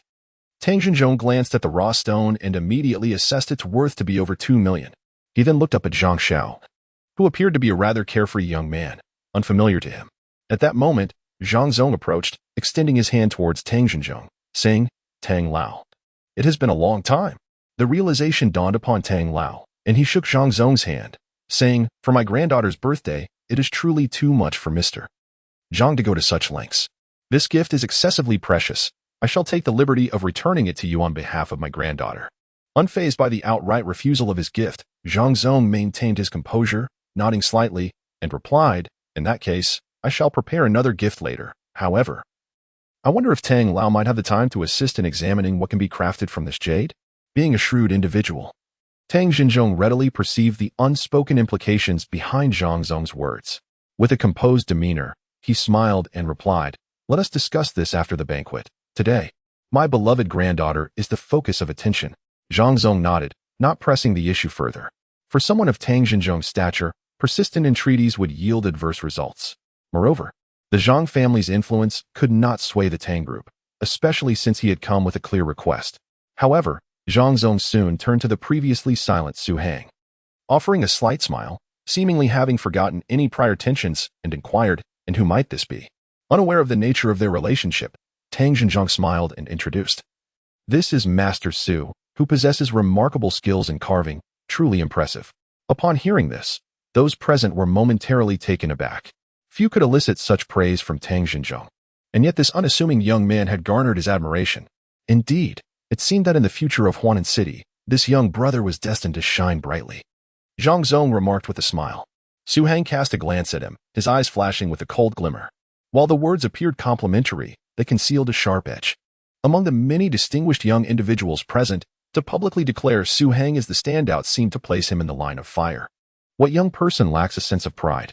It was evident that from this day forth, Su Hang would undoubtedly attract the attention of countless onlookers. It was only natural that he would encounter obstacles and troubles along the way. Tang Xinzhong too sensed the underlying tension and could not help but furrow his brow. Zhang, undeterred by the chill in Su Hang's eyes, feigned ignorance and remarked, "Since this young brother has garnered the admiration of old Master Tang, he must be quite the talented individual. However, it seems I have yet to see you present a gift to Miss Ding. Surely you did not come empty-handed?" The young man who had presented the exquisite floral album by Zhang Daqian scoffed and replied, "Someone who can dominate in Huanan City could never arrive without a token of esteem. But judging by your attire, I assume you brought some locally produced rice." Laughter erupted among the crowd as someone chimed in, "Hu Ziming, your words are quite embarrassing. I see this brother is holding a box. It must be chocolates." "Chocolates?" Someone feigned astonishment. In this day and age, who would still be so old-fashioned? Unthinkable. Quite unsophisticated. A group of young people volleyed remarks, completely dismissing Su Hang. They were indeed provoked by Zhang's words. After all, who among them did not boast fortunes in the millions? Many possessed assets exceeding $1 billion. When had it become the turn of this poorly dressed, seemingly inconsequential bumpkin to shine? Tang Xinzhong felt a flicker of anger. Su Hang was an esteemed guest he had personally invited, Yet now he was being targeted by a gaggle of brash youths, leaving Tang feeling embarrassed as well. Meanwhile, the instigator, Zhang, appeared unfazed, his face adorned with a smile as he turned to Su Hang and said, "Look, everyone is so eager. Why not present your gift for us to admire? It must be something remarkable to have caught old Master Tang's attention. The adage rings true, the higher one is elevated, the harder they fall." Zhang had learned of Su Hang's background from his son, emboldening him to act with such audacity. Once Su Hang revealed whatever trifling item he had, he would undoubtedly be met with ridicule once more. This was Zhang's cunning tactic, using others' strength while remaining unscathed himself. Deng Jiayi hesitated. Her reluctance to assist Su Hang stemmed from the memory of being rebuffed in her piano lesson request just days prior. Moreover, Su Hang had recently acted as if he did not recognize her. This young girl, who had been lavished with adoration since childhood, felt a swell of indignation as she witnessed Su Hang being targeted. Simultaneously, her curiosity about the nature of Su Hang's gift kept her silent. Could it possibly be a jade carving that would earn even her grandfather's admiration? If so, she found herself rather intrigued. Huang Qingqing, unable to tolerate the scene any longer, stepped forward and exclaimed to the mocking youths, "What has he done to provoke such hostility? Must you be so harsh?" Hu Ziming scoffed, "Huang Qingqing, why are you acting like a hen protecting her chick? Don't tell me you've developed a fondness for this fellow. You are the one who fancies him." "Nonsense," Huang Qingqing retorted, her face flushed with anger. Tang Xinzhong grunted, preparing to speak, but was interrupted by Professor Zhang. "They are merely a group of children. Let them have their fun. If you intervene, it will only complicate matters." At that moment, Su Hang, who had remained silent, smiled slightly and said, "Since everyone is so eager to see, let us unveil it." Tang Xinzhong sighed. He too did not believe Su Hang could present anything of significant value. Otherwise, he would not be so financially constrained. He cast a fierce glare at Hu Ziming and the others, then turned to Su Hang, declaring, "No matter what you present, you are a distinguished guest of mine, Tang Xinzhong." "It matters not." Having weathered many storms, Su Hang smiled lightly, stating, "I came in such haste that I regrettably did not bring anything of great value. However, I thought it amusing enough to bring along this small gift, and I hope it does not offend." Deng Jiayi silently extended her hand, poised to accept the seemingly ordinary wooden box, when Huang Qingqing suddenly interjected.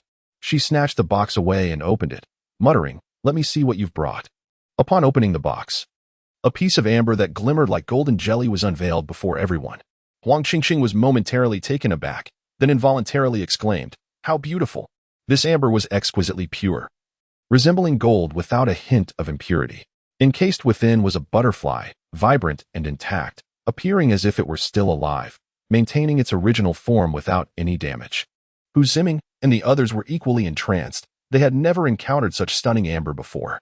Yet, murmurs of doubt began to circulate, with such a perfect color and size. Could it possibly be genuine? It must be a fake. Someone quickly chimed in, "There is no amber in the world that looks so flawless, not a speck of impurity. In my view, it must be artificially created." An individual with some knowledge of amber remarked, "A butterfly trapped in resin would struggle desperately, resulting in an unsightly shape and damaged wings. But look at this butterfly within the amber. It retains the most graceful pose of flight. This is utterly impossible. Indeed, indeed. It must be artificial." A chorus of opinions erupted from the crowd. Not only were they skeptical, but even Tang Xinzhong felt a flicker of doubt. Despite having seen high-quality amber before, he had never encountered anything quite like this. It appeared to be a counterfeit. Yet, would a master craftsman of such exceptional skill truly present an obvious fake? Tang Xinzhong found himself perplexed. Watching Huang Qingqing clutch the wooden box and listening to the surrounding chatter, Deng Jiayi felt a wave of disappointment wash over her. She could hardly believe he would gift her a fake piece of amber. At that moment, a man in his 50s suddenly pushed through the crowd. His demeanor somewhat agitated as he approached. He halted before Huang Qingqing, gazing at the amber within the box, then extended his hand as if to lift it. However, his hand lingered in the air for a moment as he looked up at Su Hang, his eyes alight with anticipation, asking, "Mr. Su, may I take a closer look at this amber?" Su Hang, indifferent to such a lifeless object, nodded nonchalantly. The man's face lit up with excitement as he carefully cradled the amber from the wooden box, then produced a magnifying glass from his pocket to examine it closely. Those who recognized the man were momentarily taken aback. "Isn't that Mr. Hua Yangfei, the treasure appraiser from Jinxiu Auction House?" "Indeed, I've seen him as well. I heard several major auction houses are vying for his services as their chief appraiser, owing to his impeccable track record in evaluations. Regardless of authenticity, one can discern the truth at a mere glance. Why, I wonder, is Mr. Huayangfei so fervently agitated? Could he possibly believe that this amber is genuine? Might it be that he has engaged a stooge? Some inquire. Absolutely not. A business associate familiar with Huayangfei promptly refutes this notion, stating, any appraiser would deeply value their reputation, especially one as renowned as he. Furthermore, old Master Tang is nearby, although he does not frequently engage with amber. His discerning eye remains sharp. Who could deceive him, and who would dare? With such reasoning, the crowd is compelled to accept that Huayangfei's presence is merely coincidental. Yet, witnessing the esteemed appraiser's meticulous scrutiny, many involuntarily gasp in astonishment. Could it be that this nearly flawless amber is indeed genuine? At this moment, Huayangfei, peering intently at the amber through a magnifying glass, murmurs to himself, it's real. The legend is, in fact, true. Such a butterfly exists in this world. Huang Qingqing, filled with curiosity, asks, Grandpa, what are you mumbling about? Upon hearing her address, Huayangfei is momentarily speechless. At just over 50, he is being called Grandpa by a 20-year-old? However, her question jolts him from his astonishment. He raises his gaze to Su Hang, a look of contentment gracing his features, and exclaims, I never imagined that in my lifetime I would witness such a perfect treasure. Mr. Su, from whom did you acquire this amber? Su Hang, with a calm demeanor, replies, a friend gifted it to me. A gift? Huayangfei can only shake his head in disbelief, thinking how generous such a friend must be, if only they could send a truckload my way. The onlookers, now thoroughly intrigued, chime in, Mr. Hua, do not revel in your own delight. Please, share your insights with us. Is this amber genuine? In response to the crowd's inquiries, Huayangfei smiles, feeling that attending this birthday celebration has been immensely worthwhile. Had he not come, he would have missed the opportunity to behold this rare gem. Filled with joy, he is inclined to elaborate. The amber is undoubtedly genuine and of exceptional quality. However, the true treasure lies not in the amber itself, but in the Kazyanov ghost beauty butterfly encased within. Kazyanov? Ghost what? The crowd is left in a state of bewilderment. Huayangfei patiently elucidates. Kazyanov was an American biologist who, during the 1920s, fled to China and discovered a rare butterfly in a valley in Yunnan. The butterfly's left wing is adorned with beauty, while the right wing features a skull. Thus, it is dubbed the Ghost Beauty. He published a paper in an American biological journal, accompanied by the unique Ghost Beauty specimen. Prior to this, the butterfly existed solely in ancient folklore, which sent shockwaves across the globe. To this day, only Americans possess the singular Ghost Beauty butterfly specimen. Many years ago, there was an offer of $250,000 for it. Countless individuals ventured to the valley in Yunnan, yet none could capture this butterfly again. Instead, many mysteriously perished there.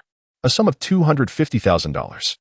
Many were taken aback by this figure. Although it translates to just over 1 million yuan, nearly everyone present could easily afford it. Yet, how could a mere butterfly command such a price? Witnessing the astonishment on the faces of the crowd, Huayangfei seemed to feel it was insufficient and continued. Some speculate that the ghost butterfly may be a variant of the emperor moth's yin-yang butterfly. However, even the emperor moth's yin-yang butterfly is exceedingly rare, appearing only once in 10 million butterflies. Thus, the rarity of the Kazyanov ghost butterfly is clearly evident. The figure I mentioned, $250,000, is already a relic of years past.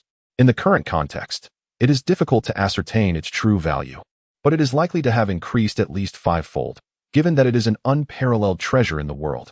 5 times. That would amount to over $1 million. When converted to yuan, it approaches 10 million. This price is nearly equivalent to the entire fortune of many individuals. The crowd gasped in disbelief, casting their gazes at the butterfly encased in golden amber. Indeed, it was exquisite, possessing a strangely enchanting allure, yet the price seemed exorbitant.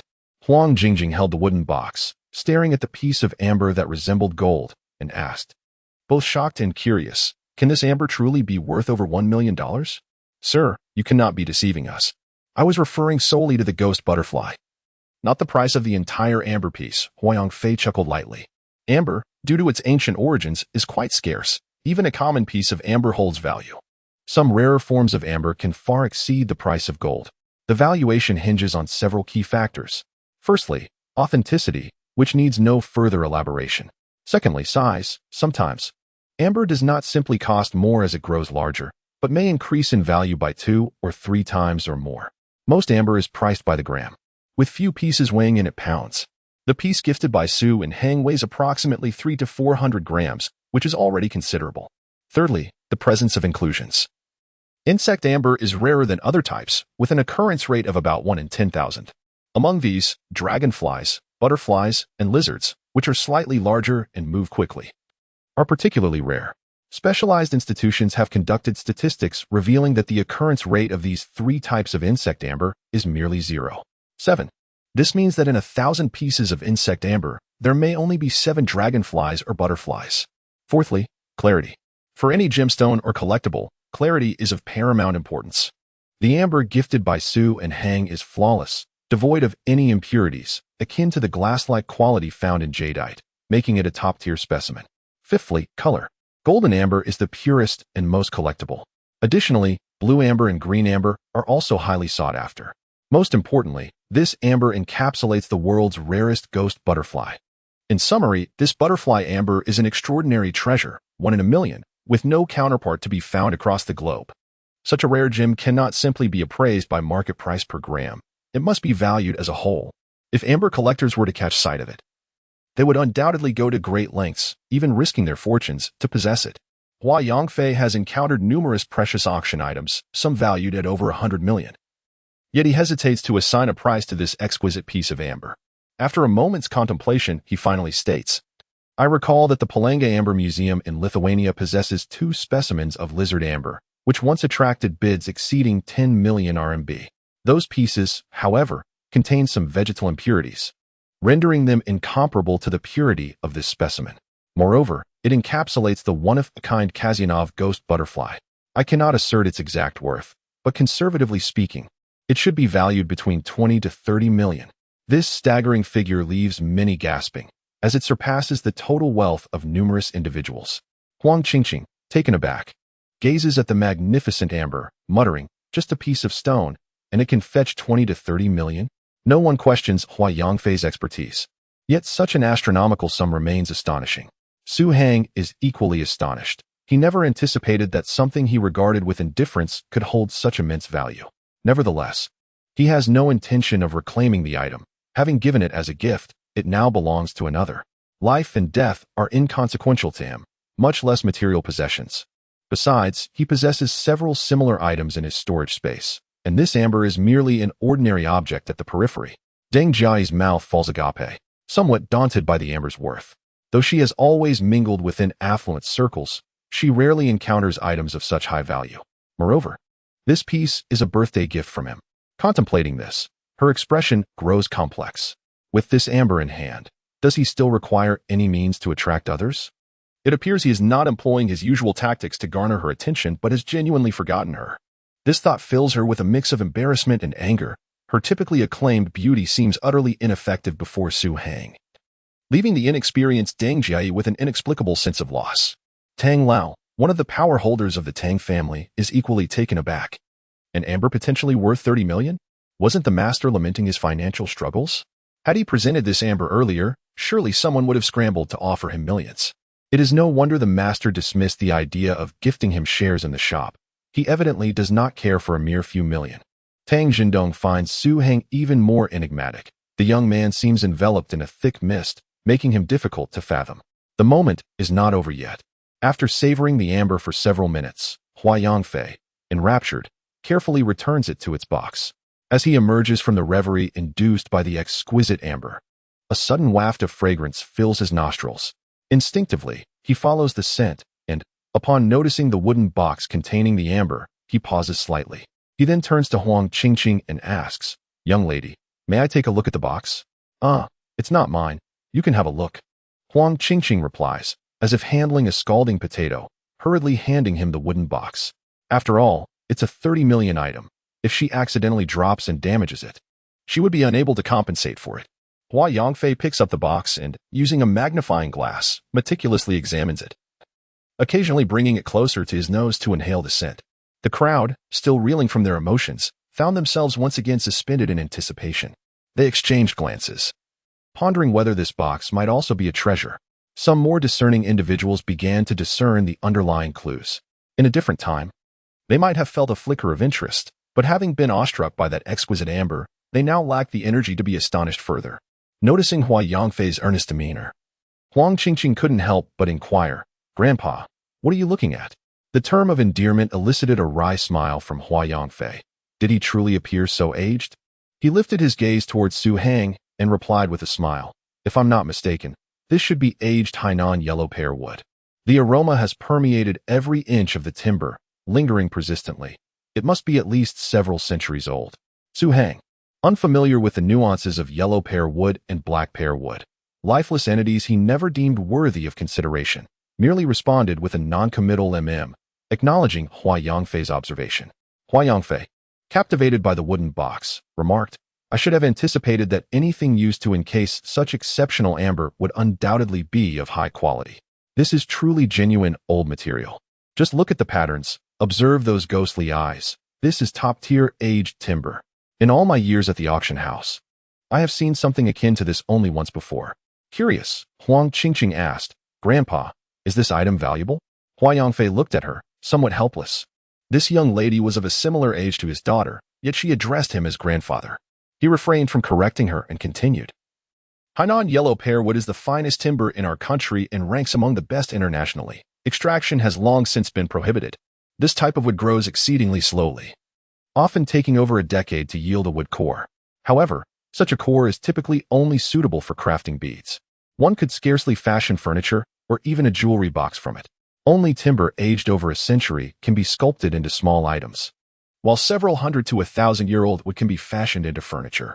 Recently, I encountered a Hainan yellow pear wood shrine with a history of several hundred years, valued at over 5 million. However, this box will not fetch such a high price, despite its ancient material. Its modest size and lack of intricate carvings diminish its artistic worth. It is estimated to auction for around 1 million, compared to tens of millions. 1 million may not seem substantial, yet many gazed in astonishment. A mere box for amber, valued at 1 million. Who was this young man? Professor Zheng shared this curiosity and asked, "Who is this individual? I do not recall any scion of a top family in the country resembling him." Tang Xinzhong, glowing with pride, felt that bringing Su Hang to the birthday celebration was indeed a brilliant decision. Observing the astonished expressions around him, he felt a surge of pride. When he heard Professor Zheng's inquiry, he casually replied, "He was picked up." Picked up? Professor Zheng was at a loss for words. How could that be? This old fellow wasn't being truthful even with his longtime friend. Yet, he had indeed misunderstood Tang Xinzhong. Su Hang had fortuitously stumbled into their acquaintance, making the term picked up not entirely inaccurate. At last, Hua Yangfei, with a sense of nostalgia, handed the box containing the amber to Deng Jiayi, saying, "This must be the most precious gift you have ever received in your life, my dear girl. Cherish it well." For some inexplicable reason, Deng Jiayi felt a sudden warmth spreading across her cheeks. Stealing a glance at Su Hang, she noticed that he was not looking in her direction, which left her feeling somewhat disappointed. However, after biting her lip, she turned to Su Hang and exclaimed, "Thank you for your gift. I will treasure it." Su Hang nodded and casually replied, "As long as you like it." While his words seemed innocuous, Deng Jiayi suddenly pondered whether his financial struggles stemmed from the effort he put into preparing this gift. But why would he go to such lengths? Did it imply that The more she contemplated, the more flushed her face became. Her bashful demeanor left the surrounding young men utterly mesmerized. When had they ever witnessed such shy behavior from Deng Jiayi? She was truly breathtaking. Even Tang Xinzhong appeared momentarily stunned, wondering if something was amiss with her. Professor Zheng gently nudged him, nodding towards Su Hang. Tang Xinzhong immediately understood. His granddaughter's shyness was indeed due to Su Hang. A wave of joy washed over him, as this was precisely the outcome he had hoped for by inviting Su Hang to the birthday celebration. If this remarkably talented young man, whose craftsmanship left even him in awe, could become his granddaughter's suitor, then the Tang family's jade carving would undoubtedly ascend to unparalleled heights in the coming decades.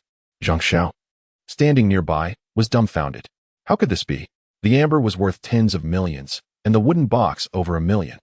Was this Su Hang truly the person he had investigated? Meanwhile, Zhang Zong's expression darkened further after this round of probing. He was convinced that Su Hang was not someone to be trifled with. Dealing with him would require a more subtle approach. At that moment, the hotel manager personally wheeled over the cake, prompting the astonished young crowd to cheer, "Cut the cake! Cut the cake!" They were not particularly interested in the cake. But they were even less inclined to have everyone's attention focused on Su Hang. Amidst the throng, Deng Jiai, clutching the wooden box, made her way to the cake cart. With the gift presented, Su Hang intended to take his leave, but Tang Xinzhong had no intention of letting him depart so easily. The elder directly pulled Su Hang to the cake cart, saying, "You have given the most valuable gift today. I grant you the opportunity to cut the cake with Jiai." As she felt the warmth of the young man beside her, Deng Jiai's face flushed even more, while several young men who gathered close by could hardly contain their admiration. Su Hang furrowed his brow at the thought of cutting the cake, as he was not particularly fond of such sweets. Yet, with so many people present, he didn't wish to offend Tang Xinzhong, who had been quite helpful to him. After a moment's hesitation, he reluctantly grasped the cake knife. Initially, Tang Xinzhong had considered having him and Deng Jiai use the same knife, but realizing that might be too forward, he decided against it. Thus, Su Hang and Deng Jiai stood on either side, simultaneously lifting the cake knife and slicing downwards. Although his attire was unremarkable, he radiated an aura that effortlessly attracted admiration from those nearby, making them feel at ease in his presence. Many gazed at the pair, Su Hang and Deng Jiai, standing side by side, feeling a profound sense of admiration. What a match made in heaven they appeared to be. Under the watchful eyes of the crowd, the first layer of the cake was sliced into several pieces. Deng Jiai felt a flutter of nerves, her heart racing far faster than usual. Each time her cake knife clashed with Su Hang's, an electric sensation coursed through her fingers, leaving her feeling somewhat weak. This peculiar sensation was unprecedented, causing her cheeks to flush with a vibrant hue, as if they might drip with dew. Her alluring appearance captivated many onlookers. In a corner of the banquet hall, a woman stood transfixed, observing Su Hang and Deng Jiai, who were surrounded by admirers. The two, basking in the spotlight, seemed perfectly matched. This woman was Lin Qiaoqiao, who had stealthily infiltrated the gathering. Initially, she had merely sought to guard against Zhang Xiao snatching away her former partner. But upon witnessing the appearance of a multi-million-dollar amber and listening to Huayang's exuberant discourse, she was left in utter shock. The man she had looked down upon so many times, whom she had nearly trampled underfoot, possessed such a priceless treasure. As she watched the duo on stage, an overwhelming bitterness welled up within Lin Qiaoqiao. She had relinquished Su Hang, and, along with him, all that lay before her. Had she not broken up with him, perhaps that exquisite amber would now belong to her. A wave of regret washed over her. She longed to rush up to Su Hang and implore his forgiveness. Yet, she hesitated. Deng Jiai's beauty and the charm that enchanted countless admirers left her feeling inadequate. Now standing beside such a pure and youthful girl, could Su Hang still harbor any feelings for her? She reminisced about how obedient Su Hang had been, how he would not dare to defy her, willing to spend every penny on her. In contrast, Zhang Xiao, despite his wealth, treated her merely as an object of desire, a truth Lin Qiaoqiao understood all too well. Thus, her nostalgia for the days spent with Su Hang grew stronger. Unfortunately, no remedy for regret exists in this world. Each individual must bear the consequences of their words and actions. Stamping her foot in frustration, Lin Qiaoqiao glanced at Zhang Xiao, who was drooling over Deng Jiai amidst the crowd. She consoled herself with the thought that she still had a way out, ensuring she would not be left with nothing. After the cake was cut, Deng Jiai personally presented the first piece to Su Hang. Tang Xinzhong, standing nearby, erupted in laughter, exclaiming, "Look at this. I told you girls are outgoing." Even I, as the grandfather, had forgotten that. Deng Jiai's face grew even redder as she playfully scolded, "Grandpa." Tang Xinzhong chuckled again. All right, I want to say a word. You young folks, I shall leave you to it." His words only deepened Deng Jiai's embarrassment. She could hardly muster the courage to look at Su Hang. The surrounding youth could not contain their indignation, exclaiming, "Old man, you can't possibly want Deng Jiai to be treated like a pig, can you? We would gladly take that role ourselves." Tang Xinzhong glared. "Scram. If you want to be pigs, my granddaughter has no desire to be a cabbage. Off you go, and eat your cake instead." Those with discerning eyes could see Tang Xinzhong's intentions, leaving many to wonder. Even if Su Hang brought an unparalleled treasure, did it truly hold significance for the Tang group? If one were to sell his granddaughter merely for a trifling sum of money, then Tang Lao would hardly merit the respect of so many. Recently, a patron of Tang's jewelry store revealed the exquisite jade carving techniques of Su and Hang. Upon learning that Tang Lao once aspired to be a disciple of Su and Hang, many were taken aback. However, they soon comprehended the reasoning behind Tang Xinzhong's aspirations. Such astonishing mastery in jade carving whether acquired or by incorporating this individual into the Tang family, would render the group unparalleled in the jade carving industry. Of course, some remained skeptical about this matter. Witnesses to the birth of the White Rose asserted that the treasure was prominently displayed in the center of the jewelry store, visible to all who entered, now undoubtedly the store's prized possession. If you doubt it, you should go and see for yourself. After the cake was sliced, Su and Heng casually handed the plate to Tang Zhenjiang, signaling her intent to take her leave. Tang Zhenjiang was left speechless, with his stunning granddaughter before him. It seemed rather disrespectful for this young man to continually announce his departure. At that moment, a young, attractive girl, dressed provocatively, approached Zhang Xiao with a bright smile. Extending her hand in introduction, Zhang Xiao was typically receptive to such advances. Had it not been for Zhang Zong's watchful presence, he might have already embraced her. The girl, indeed, harbored such intentions. Although it was Deng Jiai's birthday celebration, several socialites had infiltrated the gathering. Their sole aim was to ensnare a wealthy suitor or to indulge in fleeting encounters that might yield material gain. Thus, the girl leaned against Zhang Xiao, inquiring about jadeite, while her hand subtly glided along his waist. This scene did not escape the notice of Lin Qiaoqiao, who had been observing Zhang Xiao intently. Stung by the earlier remarks from Su and Deng Jiai, Lin Qiaoqiao was suddenly engulfed in fury. She hastily approached and, without a word, delivered a sharp slap to the girl. "Shameless woman, begone." The resounding crack of the slap drew the attention of many. Zhang Xiao was not the only one to be tempted, and most had grown accustomed to such encounters. However, Lin Qiaoqiao's slap ignited their curiosity, prompting speculation about the relationship between the girl and Zhang Xiao. The girl, clutching her face, widened her eyes and screamed, "How dare you hit me?" almost losing her composure. Lin Qiaoqiao retorted, "How dare you ask? You're trying to seduce another woman's man. Do you have no shame?" With that, she lunged forward and shoved the girl. The two became entangled, their bodies locked in a struggle. Zhang Zong's expression darkened as he turned to his son, inquiring, "Who is this woman?" Zhang Xiao sheepishly replied, She's the one I mentioned." "This is utterly ridiculous." Zhang Zong seethed, gritting his teeth. It was evident to any onlooker that this frantic woman was entangled with his son. Yet, she chose such a significant occasion to stage this embarrassing spectacle. One could only imagine the uproar this incident would cause throughout Huanan City. "Get her out of here immediately. Is it not humiliating enough?" Zhang Zong struck Zhang Xiao's back, commanding, "By any means necessary, ensure she leaves at once. From today onwards, should you dare to associate with such a woman, I shall break your legs." Zhang Xiao, seething with rage, strode over and seized Lin Qiaoqiao by her hair, delivering 2 resounding slaps without a word of explanation. Lin Qiaoqiao, stunned by the sudden assault, gazed vacantly at the furious Zhang Xiao. He gripped her throat mercilessly, dragging her towards the hotel exit. "Get out at once. Do not let me see you again." Only then did Lin Qiaoqiao comprehend the gravity of her situation. Struggling fiercely, she cried out, "How can you treat me this way? How can you do this to me? I abandoned everything for you, yet you strike me for a wretched woman." Her words left many momentarily speechless, particularly Deng Jiai, who glanced between the sobbing Lin Qiaoqiao and Su Heng, who had silently set down the cake knife. "Do you know her?" she inquired. Su Heng remained silent, feeling a fleeting impulse to assist Lin Qiaoqiao, yet he could not conjure a reason to do so. This woman had cast him aside for money, leading him into that dreadful world. Their relationship was one of animosity.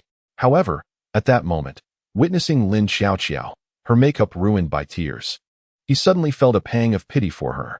She had forsaken the warmth of a cozy home for the allure of better prospects, only to find herself ensnared in a den of tigers. Should he rescue her from this perilous situation? His emotions became tumultuous as he turned to Zhang Xiao, his fists unconsciously clenching. Zhang Xiao showed no mercy. His sole desire was to expel Lin Qiaoqiao. Were it not for the crowd, he would have relished the thought of eliminating her entirely. With her uproar, would he not become the laughingstock of Huanan City? Yet, he suddenly sensed Su Heng's intense gaze upon him. A shiver ran down his spine. He instinctively knew that if he were to inflict further harm on Lin Qiaoqiao, Su Heng, like a lion, might very well pounce and tear him apart. After all, Lin Qiaoqiao had once been the woman he cherished most. Realizing this, he softened his grip, but despite his efforts, Lin Qiaoqiao could not break free and was unceremoniously ejected from the hotel. Deng Jiai noticed Su Heng's unease and softly asked, "Aren't you going to check on her?" Su Heng hesitated for a moment, then gradually relaxed his fists, exhaling deeply before shaking his head. "Forget it." Those simple words spoke not only to the present, but also to the past. Lin Qiaoqiao had paid dearly for her superficiality, a lesson that would etch itself into her memory for a lifetime. The grievances between her and Su Hang would also come to a close. Henceforth, they would share neither love nor hatred, merely existing as strangers. Like the song by Fei Wong, "If we meet again and cannot have red eyes, can we still have flushed cheeks?" Su Hang mused. Perhaps that would no longer be possible. This farce had rendered the atmosphere of the birthday party awkward. At this juncture, Professor Zheng smiled and said, "Today is Jiai's birthday celebration. I have specially brought my treasured flowing piano. Why not let Jiai perform a piece to liven the mood?" Tang Jinzhong nodded repeatedly, turning to Su Hang. "Did you see? My granddaughter is about to play. Listen before you leave, or you shall have to restore the cake you so carelessly sliced." In a moment of silence, Su Hang found himself at a loss for words. The cake had already been sliced into several pieces, some even consumed. How could it possibly be restored? What a shameless old man. Tang Jinzhong's words were undoubtedly intended to alleviate the awkward atmosphere. Yet he had resolutely decided to put aside his dignity and ensure that Su Hang and Deng Jiai would spend more time together. Deng Jiai glanced at Su Hang. Her cheeks slightly flushed as she nodded. Her greatest talents lay in the arts of music, chess, calligraphy, and painting. And she was well aware of Su Hang's exceptional skills in guqin. Although her teacher had described the considerable gap between their abilities, she still felt that if her music could reach Su Hang's ears, it would be a worthwhile endeavor. As for Lin Qiaoqiao, she regarded such a woman as utterly inconsequential. Moreover, from Su Hang's demeanor, it was evident that she was no longer significant to him, and thus she did not dwell on it. The flowing guqin? Could it possibly be one of the two ancient instruments crafted during the Ming dynasty to commemorate Boya and Zhangziki? I have heard tales of it. They say there exists a mountain guqin, and when the two are played together, they can produce the most exquisite melodies. A guqin accompanied by a beautiful woman. Today is indeed a feast for the eyes. The hotel had prepared the stage, and even positioned the flowing guqin in place. Deng Jiai walked gracefully to the instrument and seated herself beside it. She examined the antiquated design of the guqin, her fingers brushing over the strings that seemed steeped in history, stirring deep emotions within her. With a gentle pluck, a melodious sound filled the air, instantly drawing forth a chorus of applause. As her fingers danced along the strings, Deng Jiai's heart found tranquility. After a moment of contemplation, she began to play. The music resonated softly, and Professor Zheng raised an eyebrow in recognition, nodding slightly as he remarked, "This is Xiang Fei Yuan from the Yangchun Tang guqin score." Though the melody seemed somewhat monotonous at first, upon closer listening, it revealed a sorrow akin to the gentle patter of spring rain, soft and unending. The audience, though not well versed in guqin, offered praise. For modern listeners, the essence of music lies in its ability to please the ear and soothe the heart. In this regard, Deng Jiai certainly succeeded. However, Professor Zheng shook his head, recalling the deeply resonant guqin piece he had watched in a video the previous day. Only music that touches the soul could be deemed celestial. With this thought, he felt an impulse to conclude the birthday celebration and immediately seek out that young guqin master. Unbeknownst to him, the person he sought was right before his eyes. Deng Jiai's performance caught Su Hang's attention, prompting him to raise his gaze slightly. He had never heard Xiang Fei Yuan, yet he was familiar with similar tunes, particularly the piece Xianshang played for him by the young master of Xianin Pavilion lingered in his mind, evoking a torrent of emotions and deep melancholy. Compared to the young master, Deng Jiai's playing could only be considered rudimentary, lacking in distinction. Thus, he only paid attention to the first half before diverting his focus.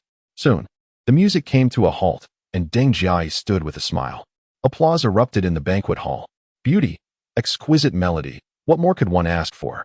Deng Jiai glanced towards Su Hang's direction, eager to discern whether the piece she had whimsically chosen to play had resonated with him. Did he grasp the sorrow of Xiang Fei yearning for her beloved, whom she could not see? Yet, she could discern nothing from Su Hang's serene expression. Did her composition fail to resonate with him in the slightest? When Deng Jiai descended, Professor Zheng approached her with a smile, saying, "You have already mastered this piece. Given time, even I shall bow to your prowess." The profound mastery of Grandfather Zheng was such that if Jiai were to surpass him, it would require an indefinable duration of practice. Deng Jiai humbly replied. At that moment, a sudden sound of movement emanated from the makeshift stage. Jiai looked up to see a grand red piano being wheeled into place. The golden-haired Osa stepped up to the microphone, revealing a charming smile as he proclaimed, "I have long heard that Chinese music boasts a heritage spanning millennia, and surely it possesses its merits. However, today, I have not discerned much worth noting. But seeing that you all are music enthusiasts, I shall volunteer to perform a piano piece for our shared enjoyment. His words were blunt, causing Jiai to furrow her delicate brows, while those around her wore grim expressions. What did he mean by not much worth noting? Why not simply declare it unappealing? Moreover, this was uttered by a foreigner. In an instant, many recalled the infamous plaque of the sick man of East Asia presented by the Japanese in the film about Hui Yuanjia. This fellow was not here to celebrate a birthday. He had come to disrupt the gathering. Huang Qingqing's expression soured as well. She had not anticipated Osis would resort to such antics. Had she known, she would never have brought him along. Tang Zhenzhong's face darkened as he prepared to speak.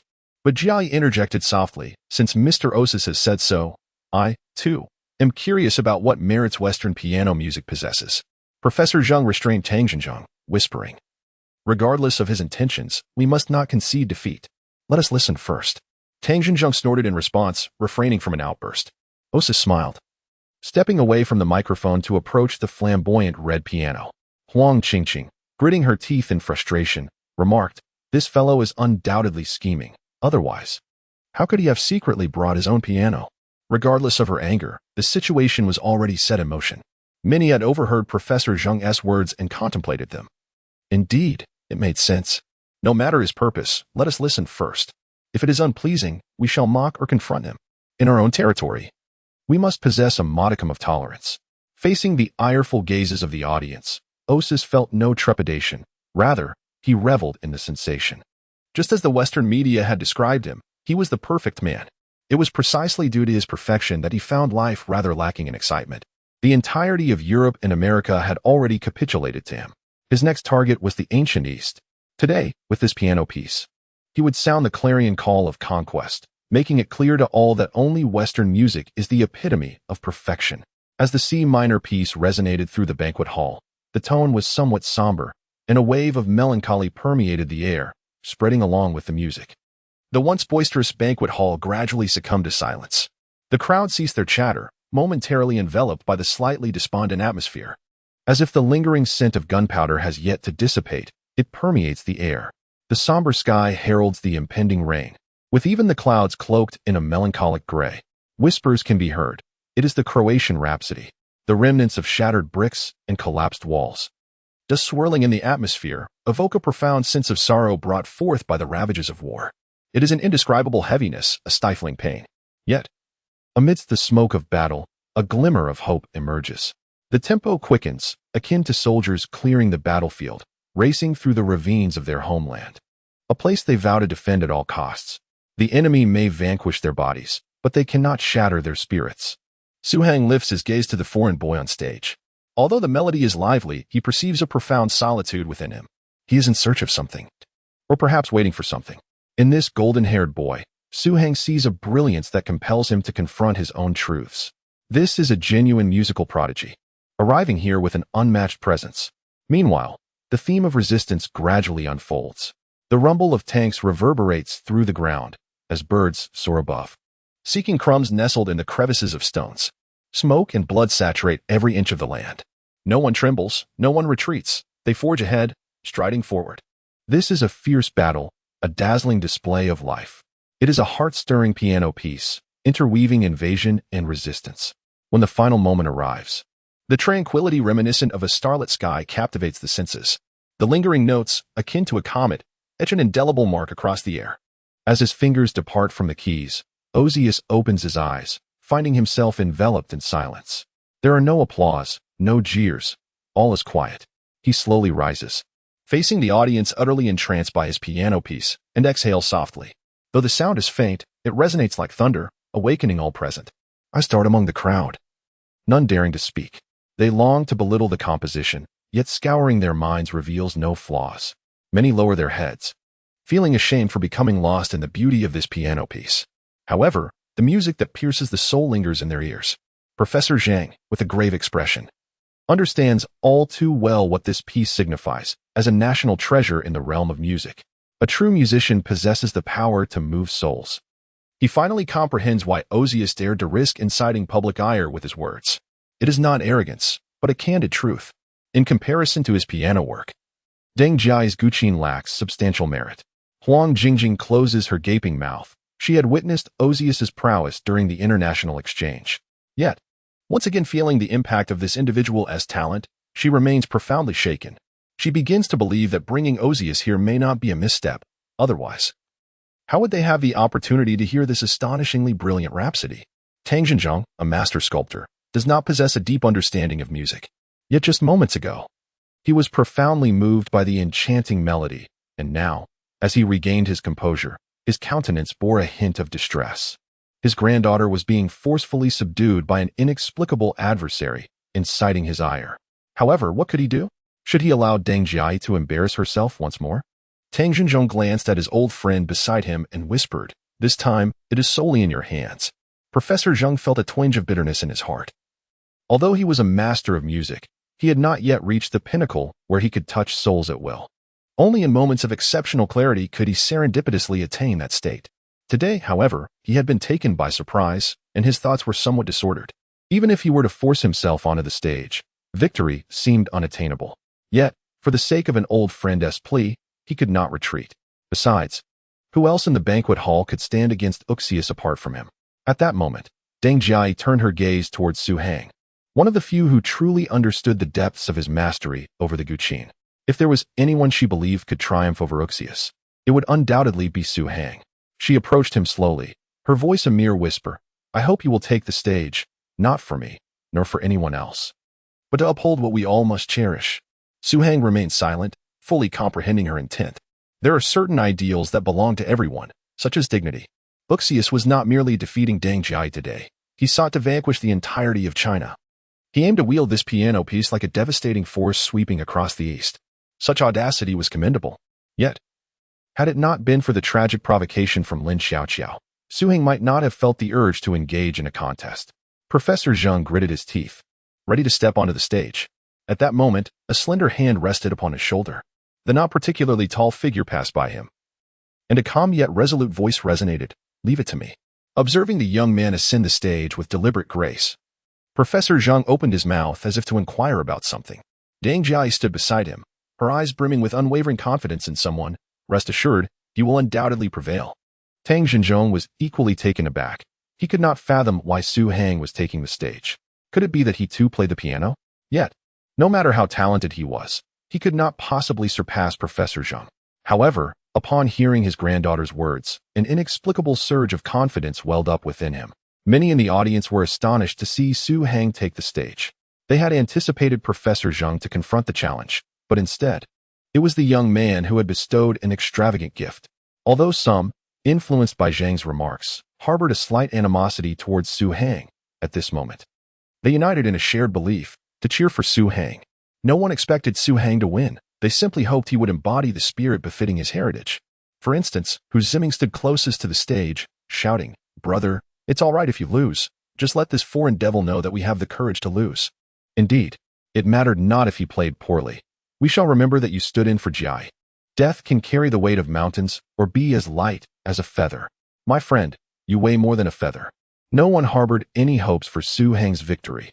In their eyes, the young man on stage merely ascended to spare Deng Jia from undue embarrassment.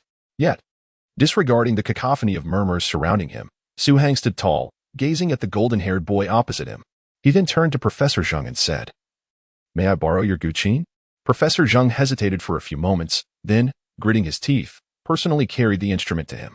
As he handed the flowing guqin to Su Hang, he softly remarked, "Regardless of the outcome, you are quite remarkable. Do your best." Su Hang nodded slightly, taking a seat on the ground, placing the guqin upon his legs. His fingers gently brushed against the strings, instantly sensing their vibrations. The instrument possessed an imperceptible aura, a remnant of the vicissitudes of history. This uniquely special energy could not be absorbed, and only someone like Su Hang, who had awakened their spiritual vortex, could perceive it. In other words, practitioners like Su Hang could easily discern the authenticity of any antique presented before them. For them, the passage of time served as the most compelling evidence. "This is a rather fine guqin," Su Hang mused to himself. Osius stood nearby, observing the Eastern boy, who was of similar stature to himself. Although they had yet to exchange a single word, he still felt a profound mystery emanating from Su Hang. It was an essence he had long heard of, one that belonged solely to ancient China. like the heavens, the earth, the seas, and the abyss. Suddenly, he had an intuition that he was about to encounter the most significant rival of his life, which filled him with both excitement and anticipation. Once the atmosphere settled, Su Hang's fingers began to pluck the strings gently. The tempo was slow, the tone slightly somber, reminiscent of Ozias's performance of the Croatian Rhapsody. Yet this opening piece did not garner much approval. The audience yearned for a more stirring melody. The feeble notes before them did not meet their expectations. However, Su Hang never concerned himself with others' opinions. He merely pursued what he believed was right. The melody remained slow and heavy, inducing a sense of urgency among the listeners. Some in the audience began to loosen their clothing, expressing dissatisfaction. What is going on? Is the air conditioning off? Indeed. I feel as though there's a hint of rain in the air, another chimed in. Ozias's anticipation grew ever brighter, and he shared the audience's sentiment. The oppressive weight in the air felt like an impending storm, suggesting something monumental was about to unfold. At that moment, Su Hang's fingers quickened their pace. In an instant, a tempest erupted, torrential rain pouring down. Everyone was momentarily stunned, suddenly feeling the thunder's roar and the wind's howl, the overwhelming force of the downpour. Professor Zheng's expression shifted, revealing a look of incredulity as he clenched his fists tightly. This piece, Su Hang's left hand moved toward the tail of the guqin. And while the music remained rapid, it now bore a far heavier tone. The audience seemed to envision a general rising amidst the thunder and lightning, exuding solemn authority. As soldiers swiftly assembled, dignified in the deluge. This is a moment brimming with anticipation, a heart-wrenching tension before the battle. The melody quickens, resonating with a fervent intensity, akin to the urgency of a hurried march on a rainy night. The great conflict is on the verge of erupting. Professor Zhang's eyes shine brighter. He feels fortunate for not having departed the birthday celebration prematurely, for he would have missed this grand event. The strings of the guqin, under Su Hang's deft fingers, transform into lively notes. As the fierce struggle approaches, the lingering notes from his left hand imbue the combat with a sense of grandeur. The torrential rain pours down, staining the armor with blood. The general's roar, the soldiers' shouts, the clash of weapons, and the collision of bodies combine to create a resounding symphony that resonates through the heavens and earth. The music accelerates, faster and faster. Everyone holds their breath, fearful of disturbing this war. No one dares to speak, no one dares to move. Deng Jiai's gaze is fixed upon Su Hang, utterly captivated by him, unable to extricate herself from his allure. Suddenly, the melody softens, the bloodshed on the battlefield finally subsiding. The tune shifts to tranquility, akin to victorious soldiers returning to their camp, calming their thoughts. The entire piece flows seamlessly, its rhythm urgent yet measured. As the final note reverberates, Su Hang gently rests his hand on the strings, allowing a faintly muted sound to echo within the body of the instrument. This is the general's tent. As the curtain descends, Su Hang takes a deep breath, nearly forgetting the turmoil of battle. The scenes that once instilled fear in ordinary souls now evoke a sense of nostalgia within him. This composition is not solely the work of that enigmatic elder, but rather a melody he heard wafting from a general's tent amidst the chaos of two nations at war. It is a song of conquest, one that embodies fearlessness, courage, and the certainty of victory. As the piece concludes, victory is assured. Ozias gazes at the man rising before him, his eyes filled with exhilaration. This is a true rival, a worthy opponent. He extends his hand and says, "Your guqin is magnificent. I would like to know your name." Su Hang glances at him, shakes his head, and without extending his hand, carries the guqin off the stage, leaving behind a single remark: "I'm not very skilled at playing." Hu Ziming, closest to the stage, cannot help but exclaim, "Wow, that's so cool, brother." This is the epitome of showing off. Damn it, can I even say I'm not good at playing anymore? Watching Su Hang exit the stage, the excitement in Ozias's eyes gradually fades. He chuckles, imprinting Su Hang's visage in his memory. Regardless of who this man may be, Ozias has resolved to utterly defeat him. Only by conquering him can he earn the right to dominate this ancient land. In the audience, Huang Qingqing's eyes sparkle with admiration. Her hands clasped together in a starry-eyed daze. So handsome. A middle-aged woman beside her glances at Su Hang, then exasperatedly tugs at Huang Qingqing, saying, "Even without reporters, there are so many people here. Could you please be mindful of your image? After all, he is a star." Deng Jiai clenches her hands tightly, suppressing the urge to rush towards Su Hang. She is completely entranced by the music, unable to articulate her admiration further. Meanwhile, the audience gradually regains their composure. They gazed at Su Hang with a mixture of shock and delight, astonished that the melodies he played could resonate so profoundly within their souls. The scene of the rainy night gathering for battle felt like an illusion, yet it unfolded before their very eyes as if it were real. Such a piece played on the guqin. Who has ever heard anything like it? Even some young individuals, previously indifferent to the ancient instrument, found themselves contemplating whether they should seek an opportunity to learn the guqin. Professor Zheng was especially elated. He looked at Su Hang, nearly bursting with the urge to shout in exultation. A genius. Another true genius. Initially, he believed that having one prodigy at Huan University was sufficient, yet here he was, encountering another. Was the heavens conspiring to elevate our national music to unprecedented heights?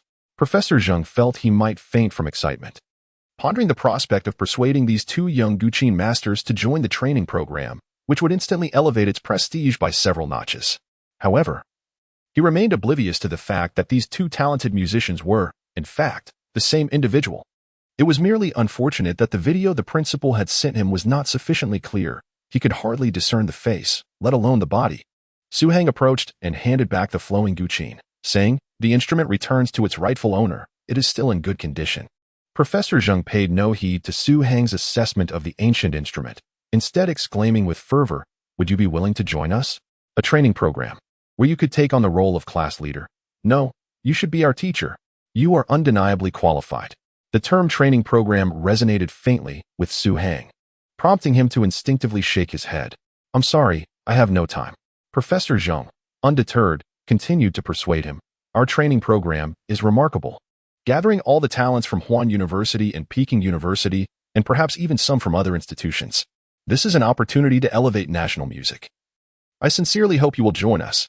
Upon hearing the mention of the two universities, Su Hang recalled that the principal had approached him with a similar proposition the previous night.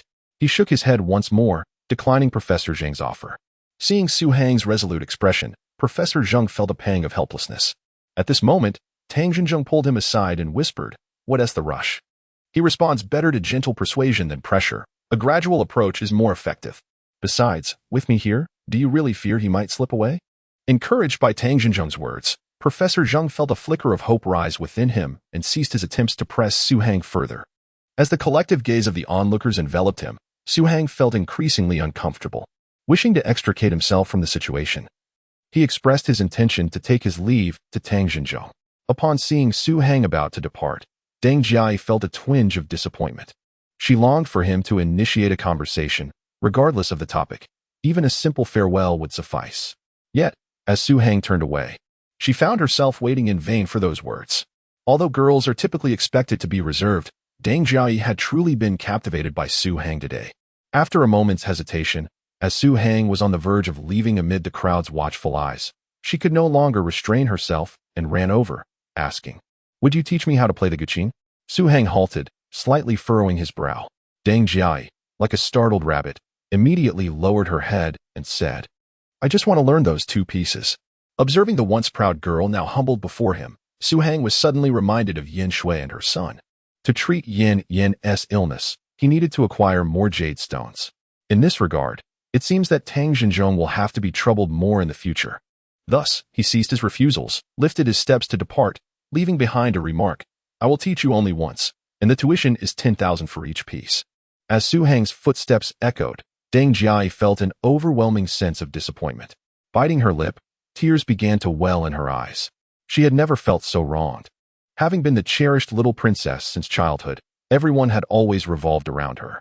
Now, she had cast aside all pride, approaching this man with humility, only to be met with his callous rejection.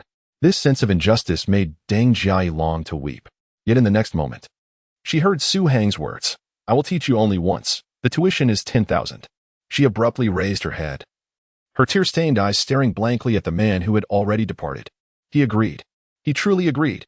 Deng Jiai overlooked the phrase regarding the tuition fee. All she comprehended was that Su Hang had consented to her request. In that instant, her heart felt as sweet as honey. She vigorously wiped away her tears and shouted towards Su Hang's retreating figure, "I will come find you tomorrow." Su Hang offered no response and quickly vanished beyond the banquet hall's entrance. Guests exchanged glances between Deng Jiai and the now empty doorway, uncertain of what to say. Today's birthday celebration had left them profoundly shaken.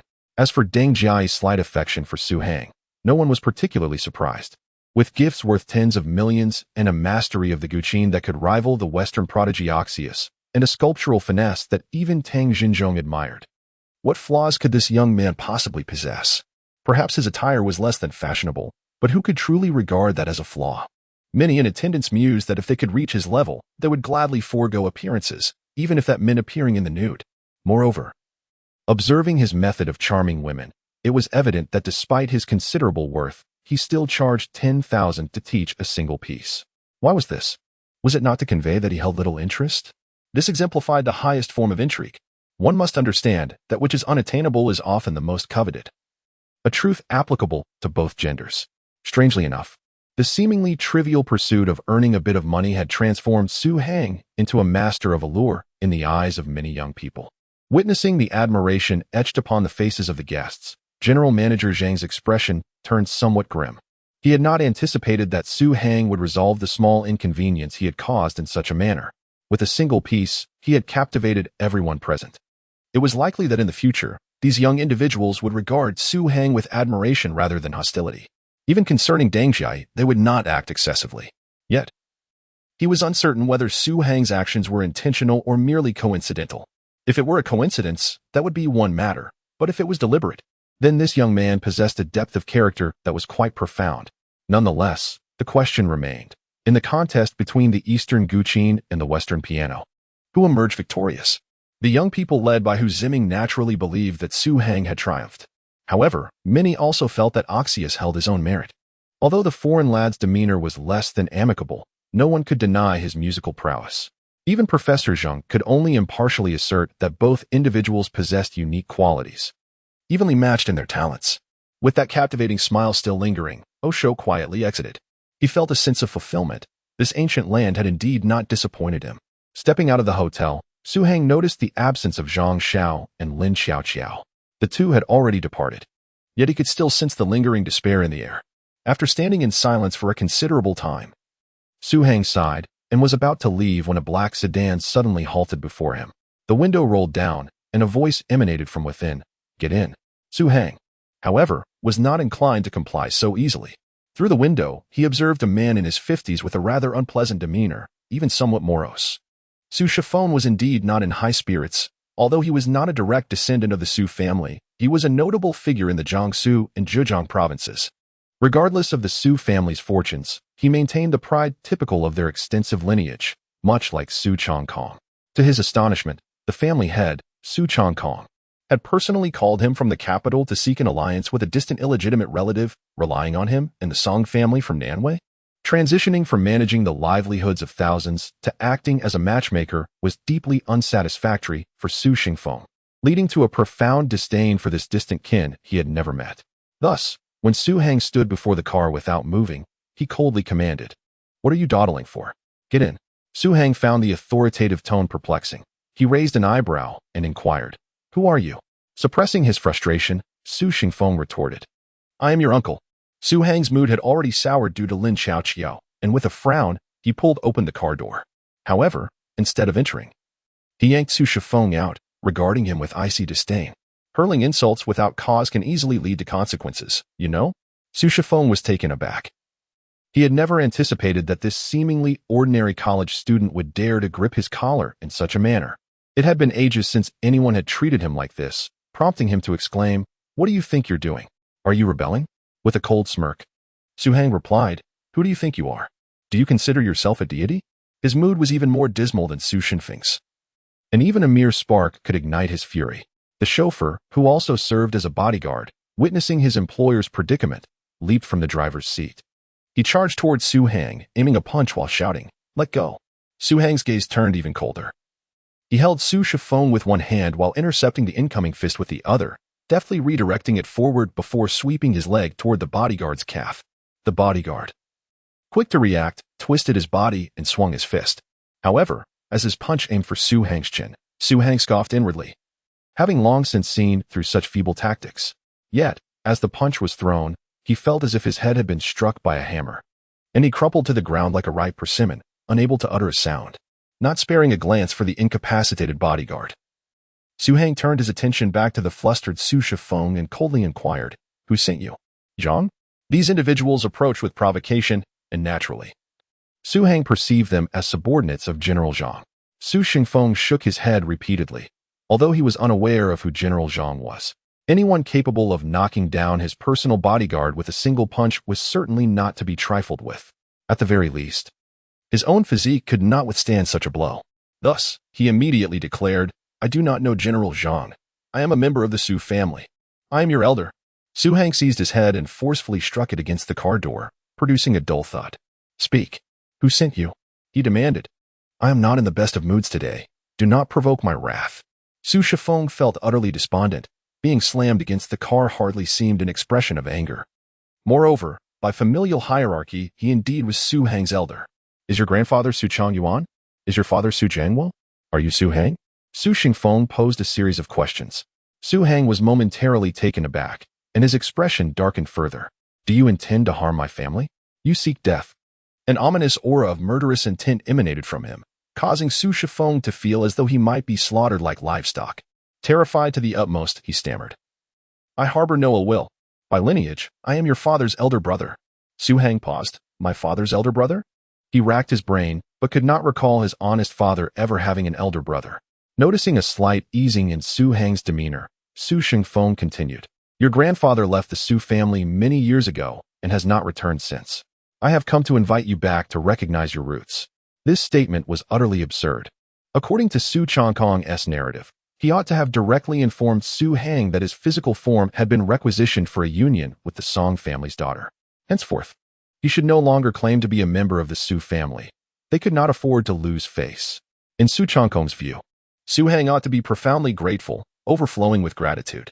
A beautiful woman delivered to his doorstep, along with boundless wealth and prosperity, was nothing short of a stroke of fortune. However, Su Shifeng was acutely aware that the temper of this young man was not as meek as the record suggested. If he were to relay Su Changkong's original words, he would likely receive a harsh reprimand. Su Hang was taken aback by this revelation. Suddenly recalling his grandfather often spoke of having lived a prosperous life in the capital. Could it be that his grandfather had not been lying? Su Hang did not suspect Su Shifeng of deceit, for he had little of value to be duped of. Even if he were to part with amber worth tens of millions today, it had been a spontaneous decision prior to this moment. He had not even realized its staggering worth. He released his grip, allowing Su Shifeng to elucidate further. Having narrowly escaped a perilous fate, Su Shifeng finally unraveled the connections between the Su family of the capital and Su Hang's family, albeit with many embellishments. For instance, Su Hang's grandfather had not been expelled, but had left of his own accord in a fit of pique. Moreover, the Su family had sought them for decades, only now managing to locate them. Truth mingled with falsehood, and even Su Hang found it difficult to discern the veracity of the claims. Su Shifeng further asserted, "The Song family of Nanwei intends to forge a union with the Su family. The patriarch wishes to atone for the grievances of the past decades and has, despite widespread opposition, recommended you for this union. The Song family has already consented, and it is likely that someone will come to see you in a few days. The Song family's daughter is not only beautiful but also possesses a keen business acumen. If you can unite in matrimony, you shall never have to worry for the rest of your life. The head of the family has good intentions. He merely hopes that you can forgive the Su family, for it has indeed been arduous for them to seek you all these years." Undeniably, Su Shifeng's words were exquisitely articulated, reflecting on the tales of the capital recounted by his grandfather, who was often inebriated. Su Hang felt an overwhelming desire to visit the capital and see what the old residence his grandfather spoke of was truly like. This yearning was not a desire to ascend to wealth and nobility. Such grandeur holds little significance for Su Hang at present. As long as he could access his storage space, even the most trivial item within could fetch an exorbitant price. For instance, the piece of amber gifted to Deng Jiayi was merely the least valuable among them. Although Su Shifeng's words bore no suspicious undertones and his demeanor was exceedingly sincere, Su Hang remained guarded and reluctant to fully trust him. While it was difficult to fathom who would resort to such deception, he resolved to maintain a semblance of composure until he truly crossed the threshold of the Su family home. Should this matter prove to be genuine, the myriad of miraculous elixirs, a plethora of high-grade magical artifacts, and treasures of immeasurable worth contained within his storage space would all be readily offered to the Su family. This willingness stemmed from the poignant memory of his grandfather's last moments, weeping as he lamented how I long to return home, but alas, I cannot. Su Hang harbored no particular sentiments towards the Su family. However, for the sake of his grandfather's wishes, he felt compelled to ponder the matter further. Even though trust was not fully bestowed, the softness in Su Hang's gaze towards Su Shifeng had noticeably increased. Upon examining him closely, he discerned that his elder appeared to be suffering from a depletion of vital energy, likely due to a prolonged indulgence in wine and neglect of self-care. After some contemplation, he instructed Su Shifeng to wait in the carriage while he hurried to the hotel reception to procure several sheets of clean white paper. Subsequently, Su Hang bit into his own arm, allowing the essence-rich blood to flow forth. He retrieved a low-grade spiritual brush and, with his blood imbued with spiritual energy, he began to inscribe on the paper. Perhaps due to the intensity of his focus at that moment, his success rate in creating talismans was astonishingly high. Out of 3 attempts, only 1 resulted in failure, yielding 1 refinement talisman and 1 pure yang talisman. The refinement talisman assists individuals in refining essence into energy and replenishing lost vitality, while the pure yang talisman, akin to the yang fire array, expels negative energies and wards off malevolent spirits. Additionally, it possesses the unique ability to automatically absorb pure yang energy, thereby invigorating one's vitality. Although these 2 talismans were of a lower grade, their combined use would undoubtedly restore Su Shifeng to the vigor of youth within a year. Presenting the 2 talismans to Su Shifeng as he returned to the side of the carriage, Su Hang instructed, "Carry these with you at all times.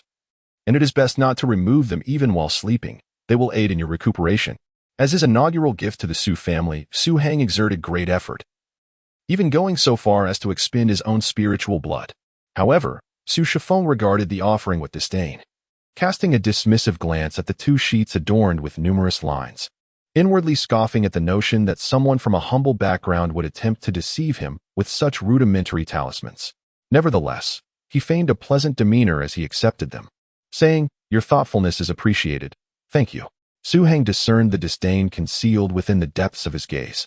Understanding that the so-called talismans might indeed be perplexing to ordinary individuals, he then expressed, if possible, "I would like to visit the capital and pay my respects to my esteemed uncles and aunts."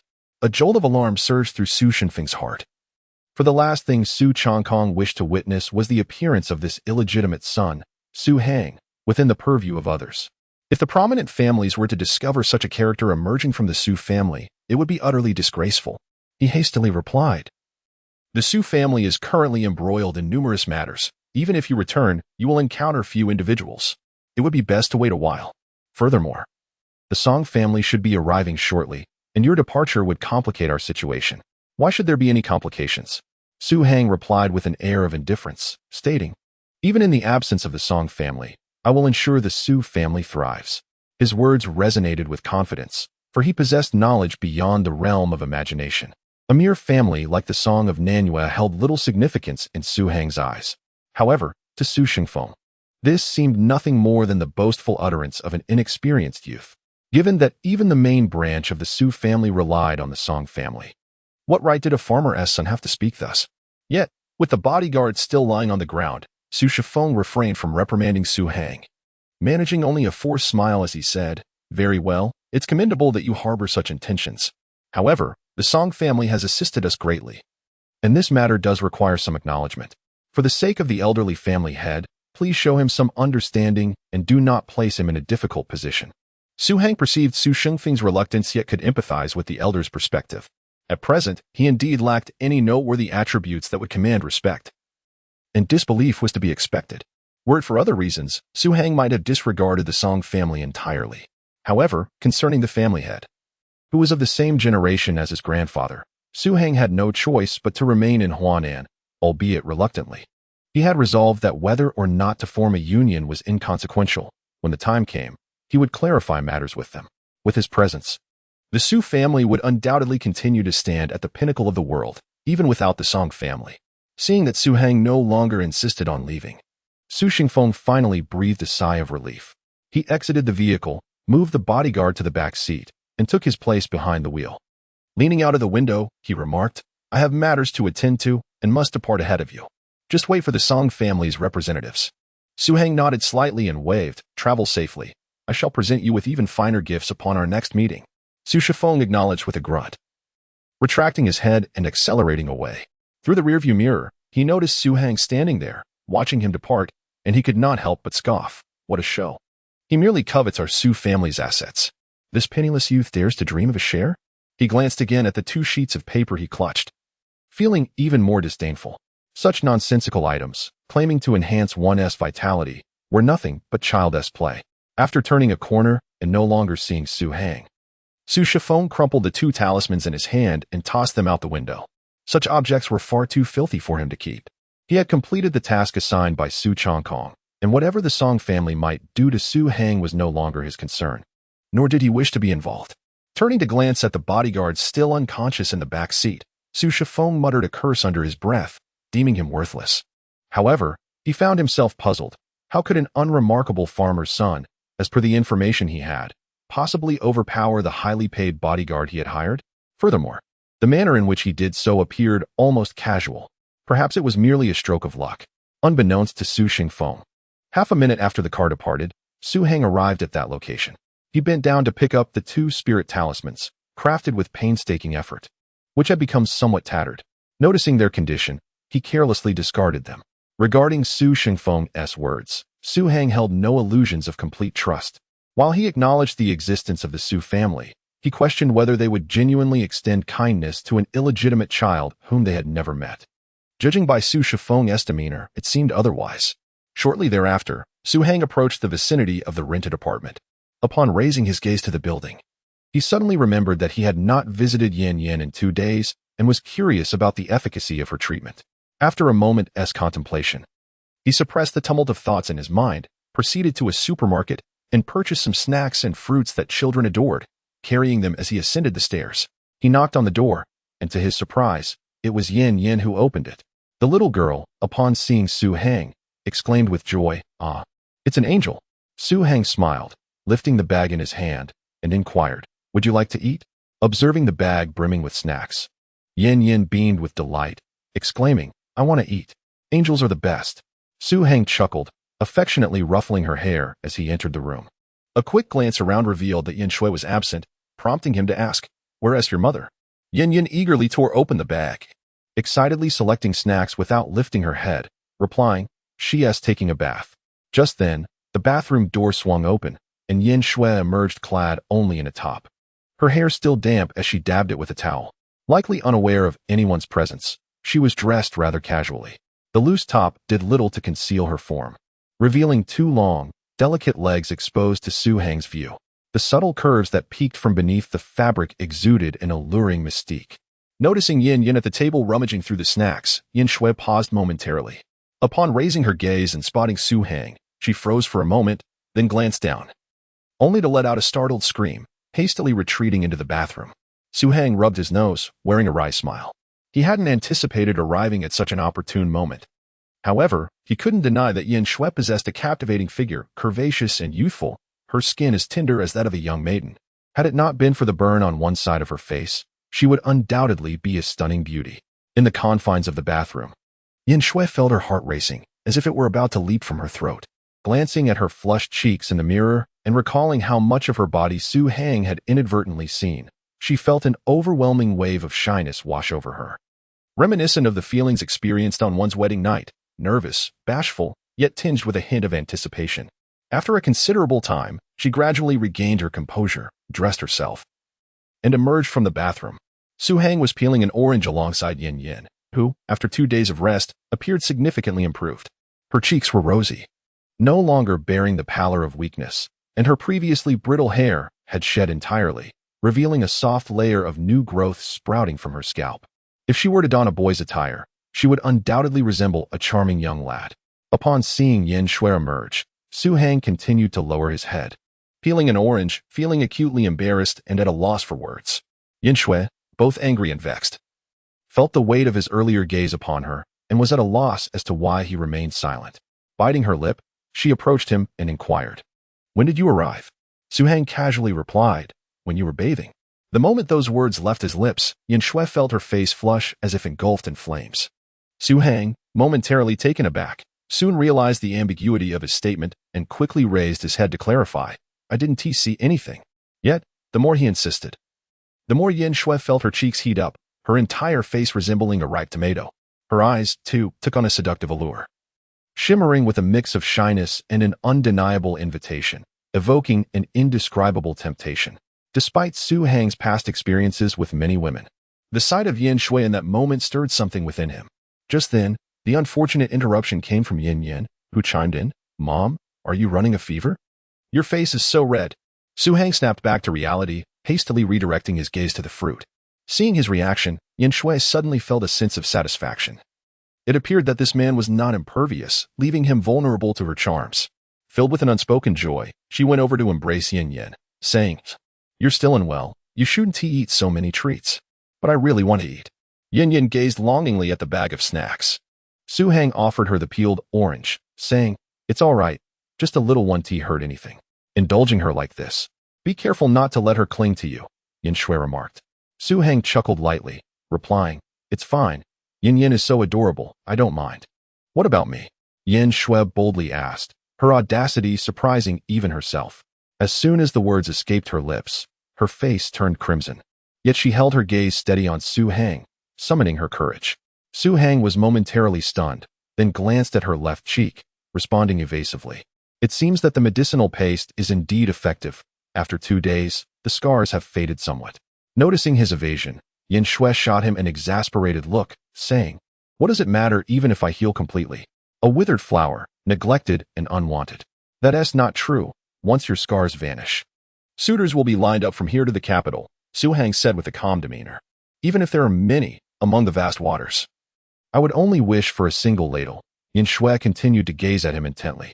Su Hang stood up, gently ruffling Yin Yin's hair, feeling the soft, newly sprouted strands brush against his palm, sending a delightful shiver through him. "The angel must leave. Will you promise to visit again?" So soon? Is it because the angel fears the dark?" Yin Yin asked, tilting her head curiously. Su Hang couldn't help but chuckle, teasingly stroking her petite nose. "Indeed. When night falls, there are monsters that might devour the angel. Then you should hurry and go," Yin Yin exclaimed, taking Su Hang's hand and leading him toward the door. Watching him rise to leave, Yin Shui felt an undeniable reluctance. However, she realized that her demeanor today was rather unusual. If she persisted in this manner, it was likely to steer matters in a more unfavorable direction. She did not wish to compel Su Hang to make any promises. It was merely the stirring within her heart, combined with the rare moments of relaxation she had recently experienced, that fostered a certain dependency on the young man. She yearned to possess him, yet felt at a loss on how to achieve that.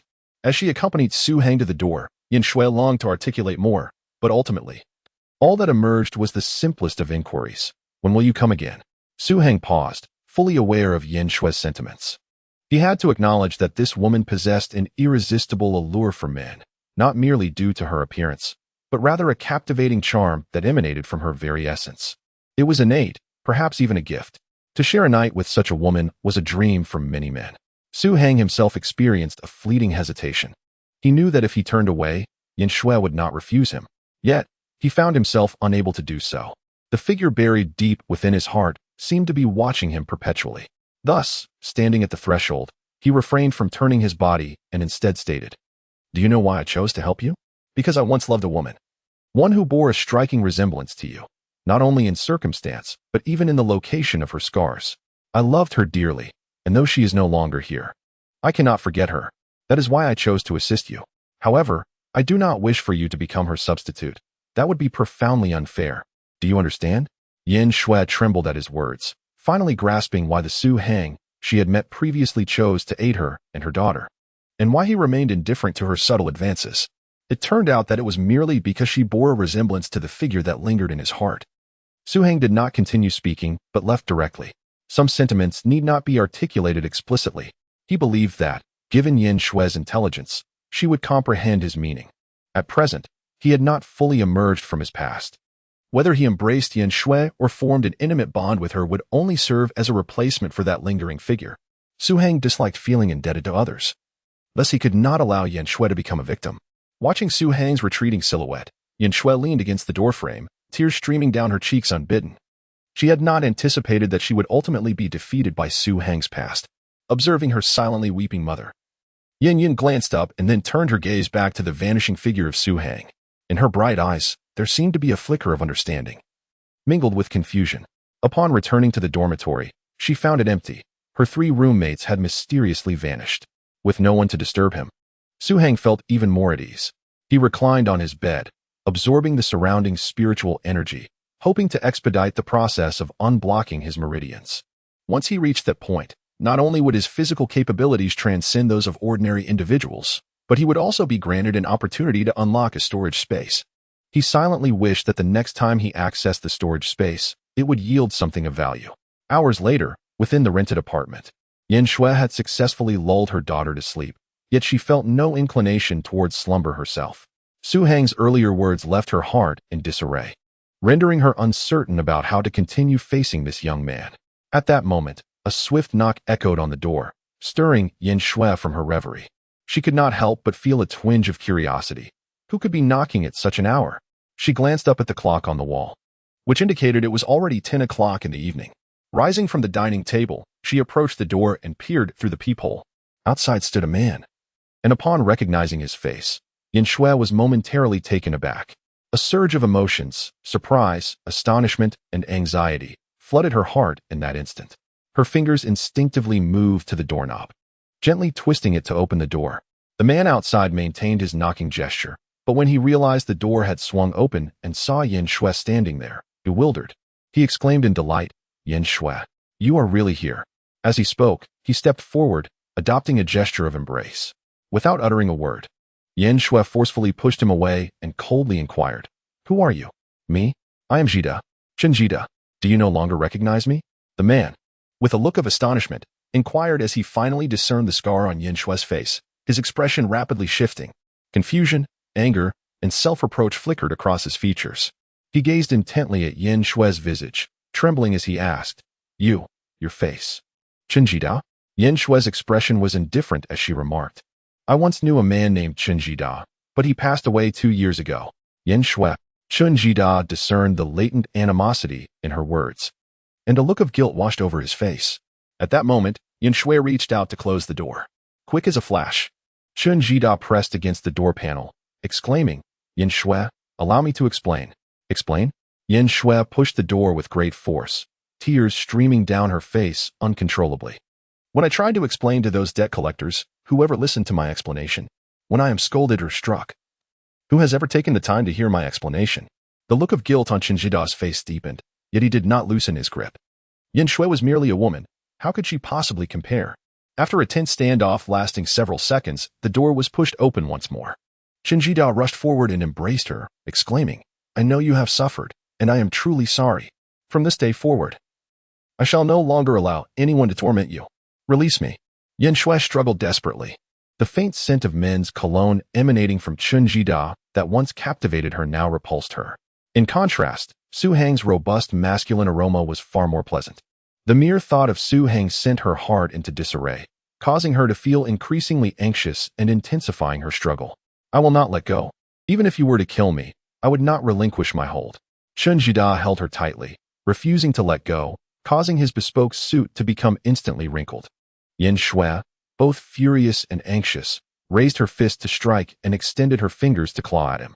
Yet, no matter her efforts, Chen Jida remained steadfast in his grip. At that moment, hearing the commotion, Yin Yin emerged from the room, rubbing her eyes. Upon witnessing Yin Shui being bullied by a man, she rushed over without a moment's hesitation and bit Chen Jida's thigh fiercely. Chen Jida gasped in pain and instinctively released his grip. Lowering his head, he saw Yin Yin clinging to him, her bite unwavering, and his eyes filled with a complex mix of emotions. Yin Shui, fearful that he might retaliate in his agony, swiftly picked Yin Yin up and retreated into the house. Ignoring the searing pain radiating from his leg, Chen Jida grasped Yin Shui's arm, pleading, "Please, give me a chance to explain." "There is nothing to explain. Just leave, or I will call the police." Yin Shui replied without turning back. "Go away, or I'll call the angels to come get you." Yin Yin threatened, shaking her tiny fists. Observing Yin Yin's frail figure, Chen Jida felt his eyes welling with tears. He couldn't help but weep, gazing at Yin Yin and softly uttering, "Daughter, my daughter. She is not your daughter. Yin Yin's father died 2 years ago." Yin Shui shouted, tears streaming down her face. "I am not dead." Chen Jida suddenly exclaimed, "I am your husband. I was, and I always will be. I will protect you both for a lifetime." Yin Xue halted her movements, for those words echoed in her memory from many years past. On their wedding day, Chen Jida had vowed to protect her from harm, yet when she and their daughter needed him most, he vanished without a trace for 2 whole years. The relentless pressure from creditors had pushed Yin Xue to the brink of despair. She contemplated ending her life, but each time she looked at her ailing yet spirited daughter, she could not bring herself to do it. Had it not been for Su Hang, she could hardly imagine the depths to which she would have sunk, perhaps resorting to selling her body for survival. The mere thought deepened her resentment towards Chen Jida. Then came Su Hang, who not only provided them with a clean, comfortable home but also ensured they had enough to eat. There was even hope for Yin Yan's leukemia and the scars on Yin Xue's face to be healed. For Yin Xue, there had never been a time more hopeful than now. Yet, she could never have anticipated Chen Jida's sudden return. Daddy? Yin Yan, recognizing Chen Jida's intent, looked up at the tear-streaked man with skepticism. Although she was just over 4 years old when he disappeared, she possessed vague memories. Upon reflection, she realized there were indeed some impressions. The little girl lowered her gaze to her mother, who was also in tears, and curiously asked, "Is he my daddy?" Yin Xue wiped her tears but did not respond. Chen Jida, hastily drying his face, managed a strained smile and said, "Yin Yan, I am your daddy. Don't you remember me?" Yin Yan continued to gaze at him, then slowly shook her head. "Mommy said that daddy has gone to heaven, so angels came down to help us." Chen Jida was perplexed by her words, dismissing them as the fanciful musings of a child. His face revealed a blend of affection and guilt towards his daughter. And he addressed Yin Xue, saying, "I am deeply remorseful for the pain I have caused both of you. No matter what I say, it appears to be wrong. My intention in returning this time is to make amends, to reunite our family of 3, and to revisit those joyful moments we once shared." Amends? Joy? Yin Xue turned away, brushing aside her disheveled hair, allowing Chen Jida to see the horrifying scar more clearly. "How do you intend to make amends? Money? Do you have any idea how we have survived these past 2 years? I have been beaten, and so has Yin Yan. Those vile creatures are not even human. They took everything from us, and then cast us out. I have no money to treat Yin Yan's illness. We have been living in a derelict house, subsisting on scavenged refuse. For 2 years, she has not had a single full meal, nor has she worn a new piece of clothing. There is no kindergarten, no little friends.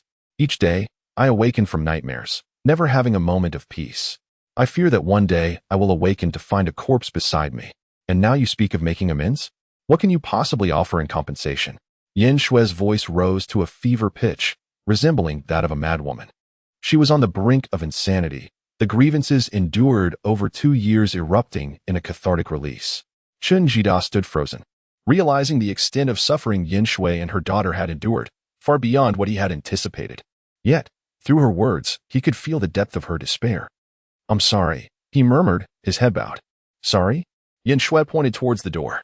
"Those words mean nothing to me, nor to Yin Yan. We are managing just fine without your so-called compensation. Leave immediately, and do not return. Chen Jida had already perished. You are not him, so leave." As she spoke, Yin Xue forcefully pushed Chen Jida out of the room, striking and berating him. This time, he offered no resistance, keeping his head lowered until he was thrust out. The door slammed shut with a resounding thud, and in the next moment, Yin Xue erupted into heart-wrenching sobs, crouching beside the door, her cries echoing with profound desolation. Yin Yan looked at her, then at the firmly shut door, before gently embracing Yin Xue, patting her head, saying, "Mama, be good, don't cry. Good children don't cry." Yin Xue completely crumbled, clutching Yin Yan tightly, her wails growing even more sorrowful. The sound of her grief pierced through the door. Chen Jida stood in silence for a long time.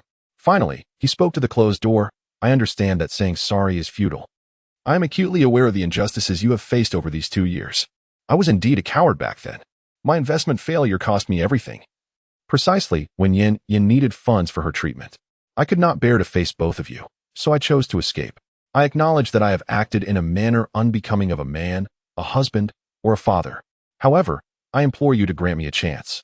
While I may never fully compensate for the grievances of these past 2 years, I vow to dedicate the remainder of my life to caring for you both wholeheartedly. No matter what transpires, I shall never flee again." Yin Xue pounded the door with all her strength, vehemently cursing, "Go away." Chen Jida's words paused momentarily before resuming. "I understand that you are currently overwhelmed with emotions and cannot absorb anything I say. Thus, I implore you to calm yourself. I shall return tomorrow. Furthermore, Whether you acknowledge it or not, I am indeed Yinyan's father. For her sake, we must revert to our former selves. Yin Shui remained silent, and after a brief pause, Chen Jida let out a deep sigh before turning to descend the stairs. Below, a Rolls-Royce was parked nearby. Chen Jida bent down and entered the vehicle. Peering through the window at the illuminated building above, the expression on his face gradually morphed from guilt to a somber demeanor. I shall uncover those who forced Yin Shui away back in the day, particularly the one who caused her harm. The driver nodded slightly, acknowledging, understood, boss.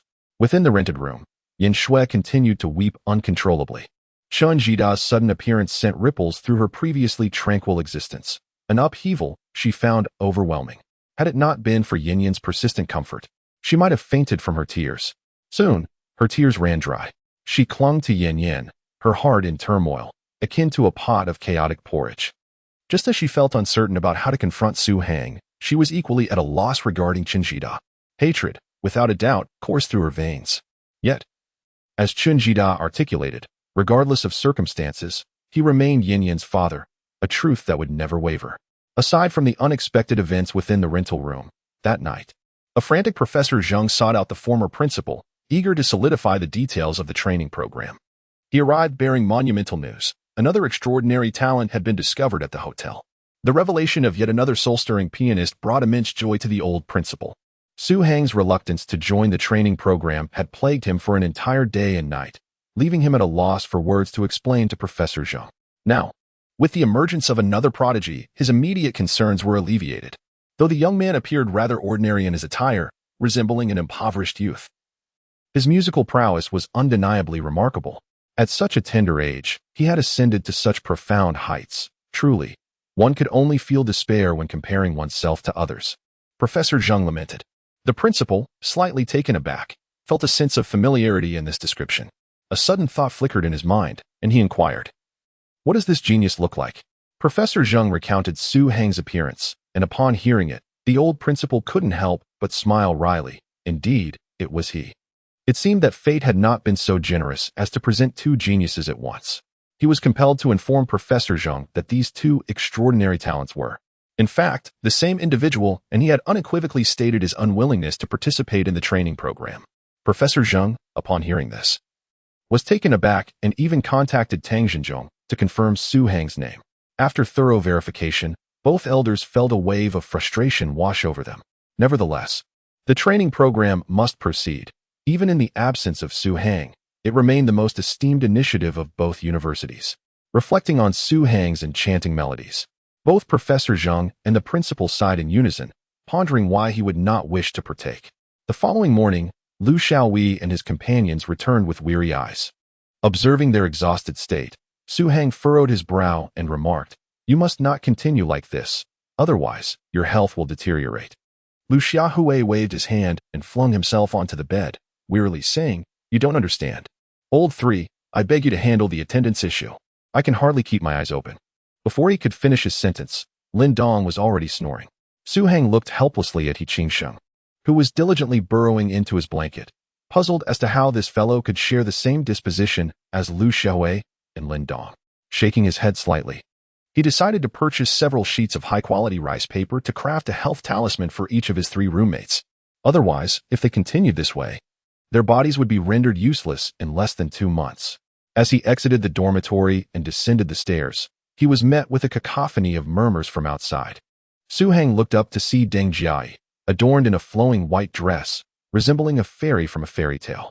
Her pure and radiant appearance drew the gaze of countless onlookers. Many were speculating why this belle from the vocal department had come to the boys' dormitory so early in the morning. While there were whispers that Deng Jiai might be waiting for a certain boy, no one would associate Su Hang with that notion upon his arrival. Although he had made quite an impression during the school anniversary, few actually knew him, and even fewer remembered his features after a few days had passed. Upon seeing Su Hang, Deng Jiai felt a wave of nervousness wash over her, akin to a child on their first day of school, as she slightly lowered her head. Her delicate demeanor stirred a protective instinct in many male spectators, who wished to rush forward and envelop her in a warm embrace. Observing the crowd of dozens, perhaps even hundreds, lingering nearby, Su Hang furrowed his brow. He was not fond of drawing attention to himself, and was particularly displeased with the current situation. He approached Deng Jia directly and stated, "Please refrain from waiting here next time. It reflects poorly." A nearby male student immediately glared and shouted, "Who do you think you are? The beauty can wait wherever she pleases. It's none of your business." Another chimed in, "Exactly. What a busybody." Someone else muttered, "Is this guy just looking for trouble?" Deng Jia slightly lifted her head and gazed at Su Heng's face, which, while not conventionally handsome, possessed an indescribable charm. From this angle, she found him rather appealing, causing her to blush and quickly lower her head again, softly murmuring, "I understand. I want to do it again." Her submissive demeanor left many in the crowd slack-jawed. Wasn't he the renowned belle of the vocal department supposed to be haughty? What was happening today? Being chastised by an unknown boy, she barely dared to speak. What astonished them further was that after Su Heng casually remarked, "Let us go," Deng Jia actually followed him obediently. One boy slapped himself in disbelief and covered his flushed cheek, muttering, "This can't possibly be real." Another, in a daze, asked his companion, "Do I look nearsighted to you?" The other, equally bewildered, replied, "Don't ask me. I feel utterly blind right now." Following Su Heng demurely, Deng Jia felt a wave of unease. She did not understand why she had suddenly become so meek. It was an unfamiliar sensation. At that moment, Su Heng unexpectedly inquired, "How do you wish to learn?" "Huh." Deng Jia was momentarily taken aback. Su Heng turned around, gazing at her, and inquired once more, "What would you like to learn?" It was only then that Deng Jia reacted, hesitantly responding, I wish to learn the two pieces you played." Su Heng slightly shook his head, stating, "You have experienced too little. The first piece requires a harmonious state of mind and cannot be learned with mere intent, or else it will only skim the surface. As for the second piece, its aggressive undertones are unsuitable for a girl. I can teach you other pieces that are equally exquisite." In the past, Deng Jia might have felt disappointment. However, at this moment, she pondered whether this was a sign of concern for her. Her cheeks flushed, and without voicing any dissent, she nodded softly, saying, "I will follow your guidance." The bashful demeanor she displayed would surely lead acquaintances to believe they were experiencing an illusion. In reality, Deng Jia and Su Heng walking together had already attracted considerable attention. This made Deng Jia, who had never been in love, feel somewhat anxious. As if she were a thief, fearful of being seen by anyone. Su Heng did not wish to squander too much time, having promised to teach her. It was best to do so promptly. Regarding formal lessons, he held little interest. With his exceptional memory and comprehension skills, graduating with ease was not a challenge for him. "Take me to your practice room," Su Heng said. Right now?" Deng Jia was somewhat taken aback. Although she had waited at the boys' dormitory from early morning, she had not anticipated that Su Heng would teach her immediately. Her eagerness stemmed from a desire to see this man once more. Now, with Su Heng suggesting an immediate lesson, she felt both surprised and delighted. Reflecting on the fact that the practice room was empty that morning, the thought of being alone with Su Heng sent her heart racing. The sound of the guqin lingered softly, creating a romantic scene as the young couple sat close together. How enchanting! Deng Jia was completely lost in her own reverie. Noticing her distracted demeanor, Su Heng furrowed his brow. Could she truly learn under such conditions? Coming to her senses, Deng Jia caught sight of Su Heng's discontented gaze and realized she had drifted away. Daring not to look at him further, she hurriedly led the way.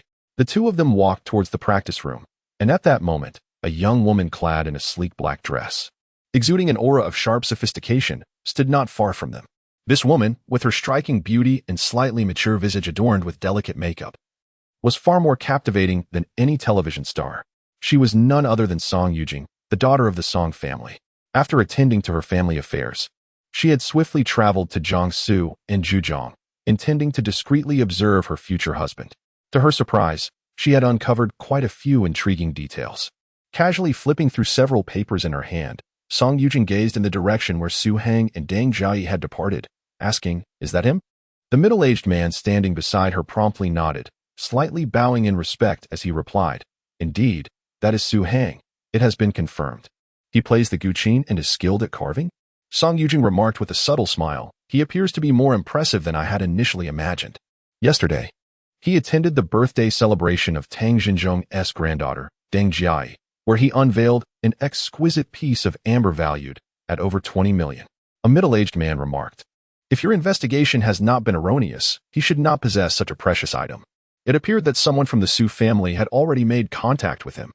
This amber likely served as a bargaining chip for the Su family to cultivate a favorable relationship with the Tang clan. Song Yujing confidently analyzed. The Tang family is a venerable giant in the jewelry industry, with numerous overseas ventures. Recently, due to quality issues, the Su family's diamond and gold mines in South Africa have struggled with marketability, suggesting they intend to redirect their products back to the domestic market. The young lady's assessment seemed accurate. Indeed, Su Xingfeng, a descendant of the Su family, had visited Huan in the previous day, as the middle-aged man nodded in agreement. By the way, he is also associated with a disfigured woman? Song Yujing inquired. Yes, but their acquaintance is relatively new, and the nature of their relationship remains unclear. The middle-aged man replied. Song Yujing nodded slightly, refraining from further questions.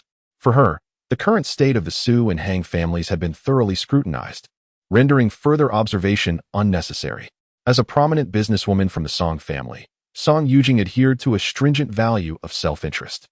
She refrained from engaging in any endeavor devoid of tangible benefits, a principle deeply ingrained in the Song family's ethos. This unwavering commitment to pragmatism had enabled the Song family to ascend rapidly within a few decades, not only securing a place among the elite of Nanwei but also harboring ambitions to extend their influence to the capital.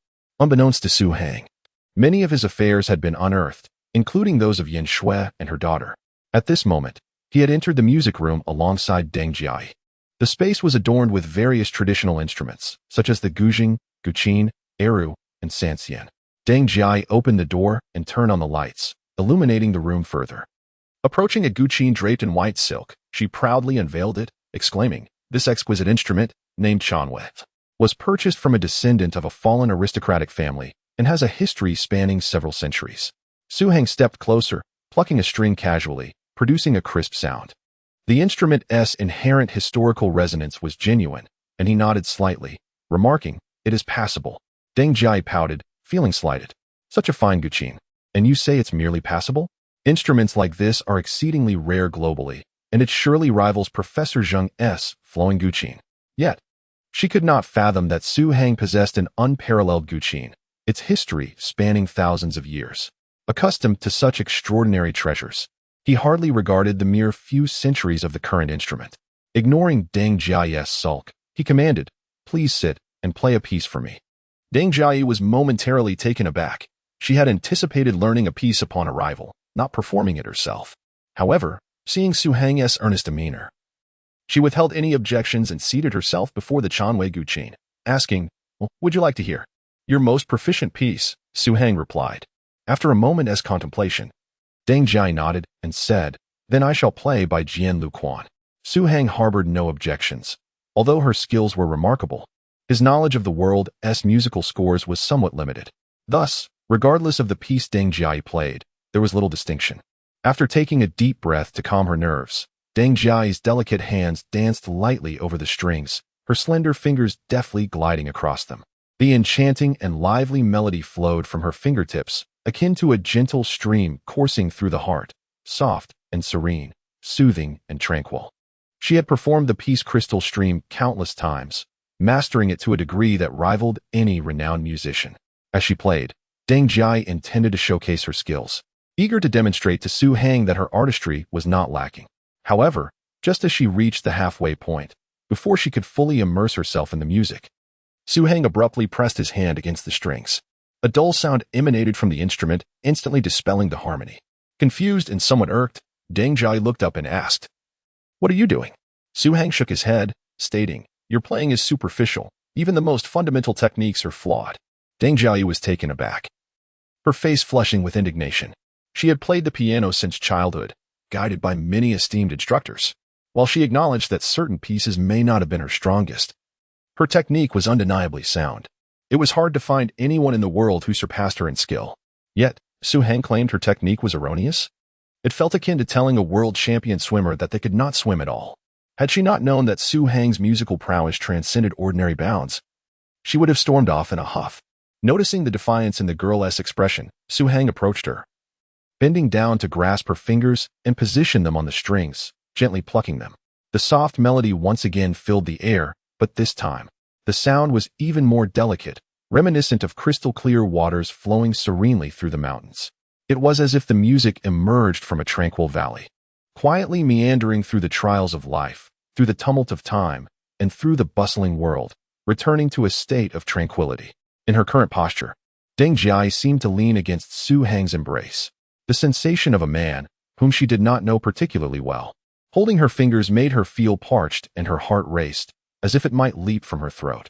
Yet, the flowing and evocative melody gradually restored her composure. A refreshing aura enveloped the space, making it feel as though they were situated within a serene valley. Suddenly, she realized that this was the very piece she had been playing, though it felt subtly different. At that moment, Su Hang's gentle voice reached her ears. Playing the piano should not merely be about playing notes. Mastery of the score does not equate to true proficiency. Any child could achieve that. When I say your technique is flawed, it is not merely about how you strike the strings, but rather that your hands are not in harmony with the essence of the piece.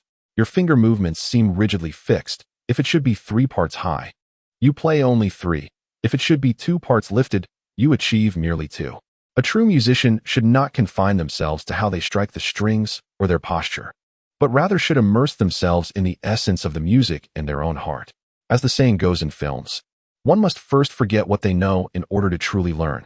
As the last note faded, Su Hang released his hold on Deng Jia's hand and inquired, "Do you understand now?" Deng Jia grasped some of the concepts, yet others eluded her. The only certainty she possessed was that her body felt completely weak. The intense masculinity exuded by Su Hang evoked an unusual sensation in her, one who had never engaged in intimate contact with a strange man. It was an itch that resonated deep within her bones, a yearning to scratch yet uncertain of where to direct it. Moreover, the breath that brushed past her ear as Su Hang spoke ignited a warmth that enveloped her ears. Reflecting on the moment when she had seemingly reclined in Su Hang's embrace, Deng Jia felt an overwhelming weakness. She found herself both enchanted by this unprecedented feeling and somewhat apprehensive. Noticing her silence, Su Hang gently tapped the guqin, producing a clear, crisp sound that startled Deng Jia. Instinctively, she lifted her gaze, meeting Su Hang's earnest expression. "What are you thinking about?" he inquired. Like a thief caught in the act, she quickly shook her head, stammering, I wasn't thinking about anything. Did you understand what I just said?" Su Hang pressed. Deng Jia lowered her head slightly, her eyes fixed on the ancient instrument before her. She had heard his words distinctly, yet their deeper significance eluded her comprehension, leaving her grasping at something intangible. Observing her confusion, Su Hang realized that she had not fully grasped his meaning. In this regard, Tang Xinzhong was far superior, with just a little guidance. He could discern the truth. Of course, this disparity was tied to experience. Deng Jia, being young, had much to learn compared to an elder like Tang Xinzhong. However, this understanding could not be forced. It was a journey she must undertake at her own pace. Originally, Su Hang intended for Deng Jia to explore this revelation on her own.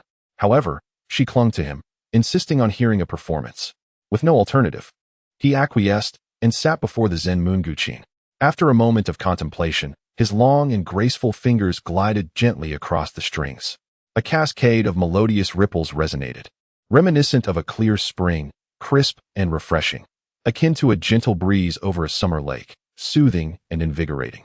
This was a jubilant piece, akin to the spring breeze caressing the fields, the rain nourishing the bamboo groves, and children joyfully chasing kites. As she listened, Deng Jia found herself transported back to her carefree childhood, a time of innocent play devoid of sorrow or reproach, memories flowing like water as the music enveloped her. Entranced, Deng Jia gazed at Su Hang's fingers dancing over the strings. The thought that those soft fingers had once brushed against her own caused her cheeks to flush. Su Hang, immersed in his playing, emanated a tranquil aura, much like a luminous moon rising in the night, subtle yet imbued with a hazy allure that was irresistible to her. Suddenly, she recalled the white rose cherished by Tang Xinzhong, a symbol of romantic desire. Yes, she longed for love. She yearned to engage in a romance with the man before her, one filled with whispered affections under a canopy of flowers and moonlight. After a considerable time, Su Hang tenderly caressed the strings, leaving a lingering echo. The joyful melody had equally uplifted his spirits, dispelling the discontent stirred by Lin Qiaoqiao like clouds parting under the sun's brilliance. His heart once again opened, drawing in the surrounding ethereal energy, merging it within his very being. As he lifted his gaze, he found Deng Jia gazing intently at him. Her captivated expression accentuated her already pure and charming features, imbuing her countenance with a touch of innocence. Soft black hair cascaded down her shoulders, mingling with the sunlight, radiating an enchanting brilliance. Su Heng had encountered many beauties like her before, yet the serene ambience rendered him somewhat uncontrollable at that moment.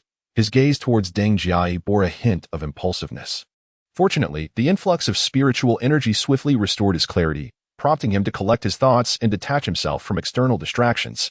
As he departed from the ancient chain, he intentionally created some noise. Deng Jiayi jolted, awakening from her reverie. Su Heng feigned ignorance of her unusual demeanor, stepping outside the Qin room and saying, "Practice on your own for a while. If you gain some insight, I shall teach you the piece we just played." Observing his retreating figure, Deng Jiayi refrained from pursuing him. This was the manifestation of a girl's modesty, coupled with her shyness acting as a barrier. How could a girl who had never been in love so easily take the first step? At that moment, a voice from afar reached Su Heng. "Don't forget to prepare 10,000 intuition." Deng Jiayi paused, and for some inexplicable reason, she suddenly found herself laughing. She realized that Su Heng was somewhat endearing, not as aloof as she had imagined, always keeping others at arm's length. Perhaps, engaging in a romance with such a man would not be a bad idea after all. After leaving the Qin room, Su Heng did not head to the classroom but instead exited the school premises. He visited the shop and discovered it was still under renovation. Zhang Wenba was personally supervising, bustling about energetically. To his surprise, the renovation was progressing rapidly, and it seemed likely to be completed by the next day. Upon noticing Su Heng's arrival, Zhang Wenba eagerly approached him, proudly gesturing towards the shop. "Master, would you care to take a look inside?" His tone, filled with a sense of accomplishment, elicited a smile from Su Heng, who nodded in agreement. The layout of the apothecary had not changed, but the walls were adorned with faux blue bricks. The entire space was partitioned by a grand screen. Zhang Wenba explained, "I intend to hang some calligraphy and paintings on these walls. Coincidentally, I have a few exquisite landscape paintings at home that I can bring over. As for this screen, it was custom-made by a former client who unfortunately went bankrupt and never collected it. It fits perfectly here." The screen was crafted from one-way soundproof glass, allowing visibility from the inside but not from the outside. To the left, there was a concealed door for entry and exit, and a gap was created in the center per the master's specifications. During consultations, it could be opened, and if closed, no sound would escape from within. The entire frame of the screen was constructed from dark hardwood, with no visible nails and devoid of paint. Upon drawing closer, one could even catch a faint scent of wood. The so-called one-way glass resembled a piece of art, with a striking golden-yellow backdrop. Although the color might be deemed somewhat gaudy, it undeniably exuded an impressive aura. The inscriptions were commendable, possessing a hint of antiquity. Such a uniquely designed screen must come at a hefty price, and its dimensions matched perfectly with the width of the shop, leaving no gaps along the walls. Su Heng could hardly believe this item was left behind by someone else. "I also plan to procure a stone table and several stone stools, expecting delivery by the day after tomorrow at the latest," Zhang Wenba remarked beside him. "Additionally, we have sourced the finest timber for the plaque and intend to invite the renowned Mr. Yang Jingguang from the city to inscribe it. I wonder if the master has already chosen a name for this clinic? The inscription is something I can handle myself. No need to trouble others," Su Heng remarked. "As for the name of the clinic, I have yet to decide. Once the renovations are complete, you can simply place the sign here." Zhang Wenba nodded in acknowledgement and then curiously inquired, "May I ask what ailments the master specializes in treating?" Su Heng pondered for a moment before replying, "Various complex ailments." This response left Zhang Wenba momentarily taken aback. Complex ailments? What kind of illness is that? In his perspective, perhaps Su Heng preferred not to articulate things too explicitly. However, in truth, Su Heng had not lied at all. He established this clinic precisely to treat various perplexing ailments, welcoming the more challenging cases with open arms. Should one come to him with a common cold or fever, he would be rather disinclined to attend to them. Faced with matters in the shop that he could not involve himself in, Su Heng took his leave. As for the cost of the renovations, he did not inquire. He was acutely aware that merely the screen alone would cost an exorbitant amount. Even if he were to ascertain the price, he could not afford such an expense. So there was no need for pretension. He would repay this kindness once he had earned sufficient funds. After departing from the shop, Su Heng casually purchased some fruit, intending to visit his rental apartment. The medicinal effects within Yin should have been largely absorbed over the past 3 days. He needed to conduct a meticulous diagnosis to determine the timing for her next treatment.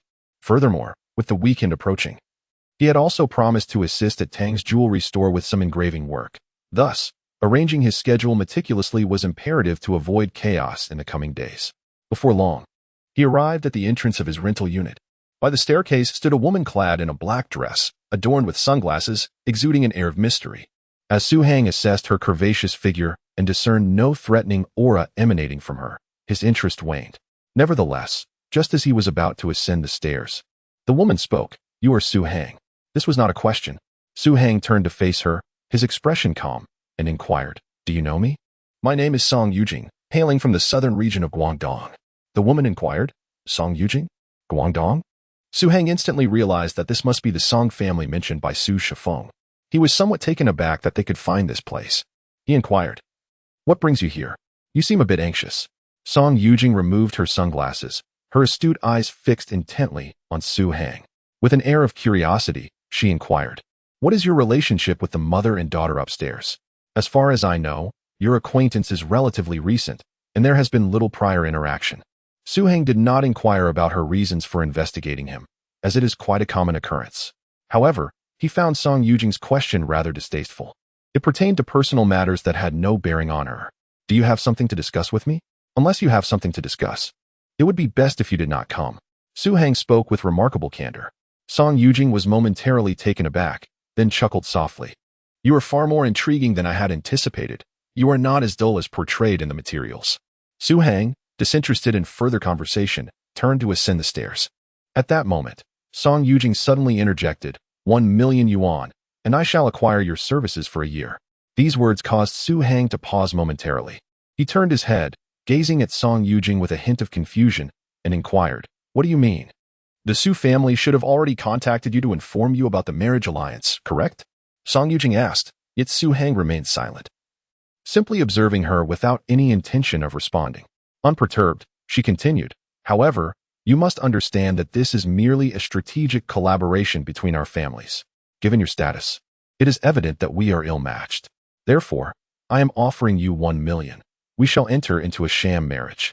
Aside from the nominal title of husband and wife, we shall share nothing else. After a year, we shall divorce. You receive the money, and I take my leave." Su Hang was taken aback, finally realizing that the woman before him was indeed his intended partner in this alliance. Initially, he had contemplated persuading the Song family to withdraw, but he never anticipated that they would approach him directly with such an unusual proposal. It appeared that the Song family did not regard him with much seriousness. Otherwise, Song Yujing would not resort to monetary persuasion. Su Hang was indifferent to the notion of a fake marriage. In his eyes, both the Song family and their affluent daughter held little significance. However, the sum of 1,000,000 piqued his interest. He was in dire need of money, and this amount could alleviate many of his pressing challenges. Yet, he refrained from immediately acquiescing and instead asked, "Why must we divorce after a year? Are you not concerned about the potential fallout of this arrangement?" With a bright smile, Song Yujing replied, "By that time, both our families will have obtained what they desire. And even if the alliance falters, it will bear no consequence. For you, 1,000,000 is sufficient for many years of a comfortable life. Of course, if you find that amount lacking, I can offer you more. How does 150,000 sound?" Statistically, over 95% of graduates from prestigious universities fail to earn that much within the first decade after graduation, and more than 90% do not achieve it within 15 years. Yet you, with just a year, could surpass them by a decade or more of struggle. It must be acknowledged that Song Yujing was a shrewd negotiator. She knew precisely what words would compel someone to yield. Nevertheless, her tone carried a hint of condescension, an underlying arrogance that Su Hang could sense beneath her calm demeanor. In the past, he might have outright rejected her offer. However, after returning from the world of cultivation and experiencing two vastly different lives, he had gained a broader perspective. A nominal sham marriage in exchange for a substantial sum of money to resolve his immediate financial woes seemed rather appealing.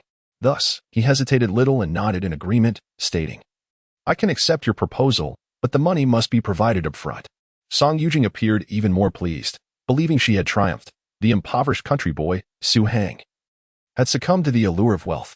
To see through a person, to uncover their vulnerabilities, and to seize control of the situation was the most fulfilling endeavor for her. "Upon signing the agreement, the funds will be transferred to you," she assured him. Su Hang nodded, affirming, "I am in dire need of money. So if you wish to finalize the agreement, please do so promptly." Song Yujing smiled, glancing upward at the building, and remarked, "I will expedite the process." But will you not introduce me to that woman? In any case, I am about to become your wife. And it is only fitting that I understand what kind of woman my man desires. With an air of indifference, Su Hang turned to ascend the stairs, leaving behind the remark, I would prefer that you recognize your own identity and the nature of our relationship. As she watched Su Hang gradually disappear around the corner, Song Yujing shook her head slightly, reflecting on the absurdity of a man's pride. It is evident that he yearns for something, so why must he feign indifference? Nevertheless, she paid little heed, knowing that once the Song family successfully integrated into the capital through the Su family's connections, a mere illegitimate child from the countryside would hold little significance. She adjusted her sunglasses and departed with an elegant and confident stride. Su Hang, meanwhile, did not feel elated at the prospect of receiving 150,000. Instead, he pondered how best to allocate this sum. Part of it would go towards settling the renovation expenses owed to Zhang Wenba. Another portion would be for Yin Yan's treatment, and as for the remainder, he thought of his parents back in his hometown and considered sending them some money to enhance their quality of life. As for Song Yujing, who appeared stunning yet exuded an air of aloofness, Su Hang paid her no mind. In this regard, they were alike, each perceiving the other as an inconsequential figure. Upon reaching the upper floor, before he even knocked, the door swung open. Yin Shui stepped back slightly, allowing him entry. Compared to the previous day, her demeanor appeared more despondent, and she seemed to have lost a bit of weight, although the scar on her face had noticeably diminished. Yin peeked out from behind Yin Shui, and upon spotting Su Hang, she immediately rushed over to embrace his leg, exclaiming, "The angel has arrived." Su Hang gestured towards the bag in his hand, smiling as he asked, "Can you guess what's inside?" Yin tilted her head, her big eyes blinking, and suddenly clapped her hands, joyfully declaring, "Delicious." Su Hang was charmed by her adorable antics, bending down to lift her and gently tickle her nose. "You truly are a little glutton." Yin giggled, wrapping one arm around his neck while the other began rummaging through the plastic bag. Su Hang carried her to the dining table and set the items down. At that moment, Yin Shui suddenly inquired, "Who is that woman downstairs?" Su Hang turned back, realizing she had seen the woman from upstairs. However, he did not wish to elaborate extensively, simply replying, "An irrelevant person." Yin Shui acknowledged with a soft "oh," refraining from further questioning. She clearly noticed that the woman had entered a luxury car after conversing with Su Hang for quite some time. Could such a woman truly be considered irrelevant? Yet she was acutely aware of her own position. No matter what Su Hang did or whom he spoke to, she had no right to inquire. After all, she was merely a substitute. Moreover, Chun Jida's sudden appearance had left her still in a state of shock. Noticing Yin Shui's forlorn expression, Su Hang quietly sighed, thinking that his words from yesterday had caused her undue embarrassment. Yet, he was at a loss for how to comfort her. All the words that came to mind were swallowed back down. Perhaps only time could mend this situation. Thus, he took Yin Yan's small hand and began to check her pulse. Following the first treatment, little Yin Yan's health had improved considerably. However, due to the commonality of the medicinal herbs, the root of her ailment could not yet be completely eradicated. Based on her pulse, it appeared that the medicinal effects were absorbed significantly, aligning closely with his initial estimations. It appears that in 2 days' time, the second treatment can commence. However, Yin Shui's scars have healed better than anticipated. Perhaps within a month, she will regain her former beauty. Su Hang inspected the spirit array in the room, and upon confirming its integrity, he felt a sense of relief. Yin Shui silently observed Su Hang, remaining still and speechless. She pondered how to approach her feelings towards this man in the future. She acknowledged that she harbored a peculiar affection for Su Hang, not solely due to his kindness, but also because of the enigmatic aura he emanated. A mysterious man is most captivating to a woman. Yet, Su Hang remained tethered to a figure in his heart. And with Chun Jida's return, Yin Shui felt even more conflicted. After examining the array, Su Hang glanced at the medicinal mud in the ceramic jar. There was still plenty left, likely enough for when Yin Shui's appearance fully recovers. He stood up and exited the room, saying, "The clinic will open in 2 days. Be prepared. Additionally, I plan to assist Yin with her second treatment on Sunday evening." "What should I do in the clinic?" Yin Shui inquired.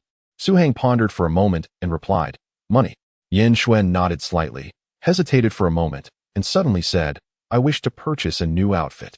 Su Hang glanced at her without inquiring about the specific garment, then withdrew 1,000 yuan from his pocket and placed it on the table before rising to his feet. Yin Shui understood his intention to leave, so she approached and took Yin from Su Hang's arms. Simultaneously, she picked up the money from the table and returned it to Su Hang, saying, I haven't yet used the money you gave me last time, but I thought I should inform you as I plan to buy some clothes.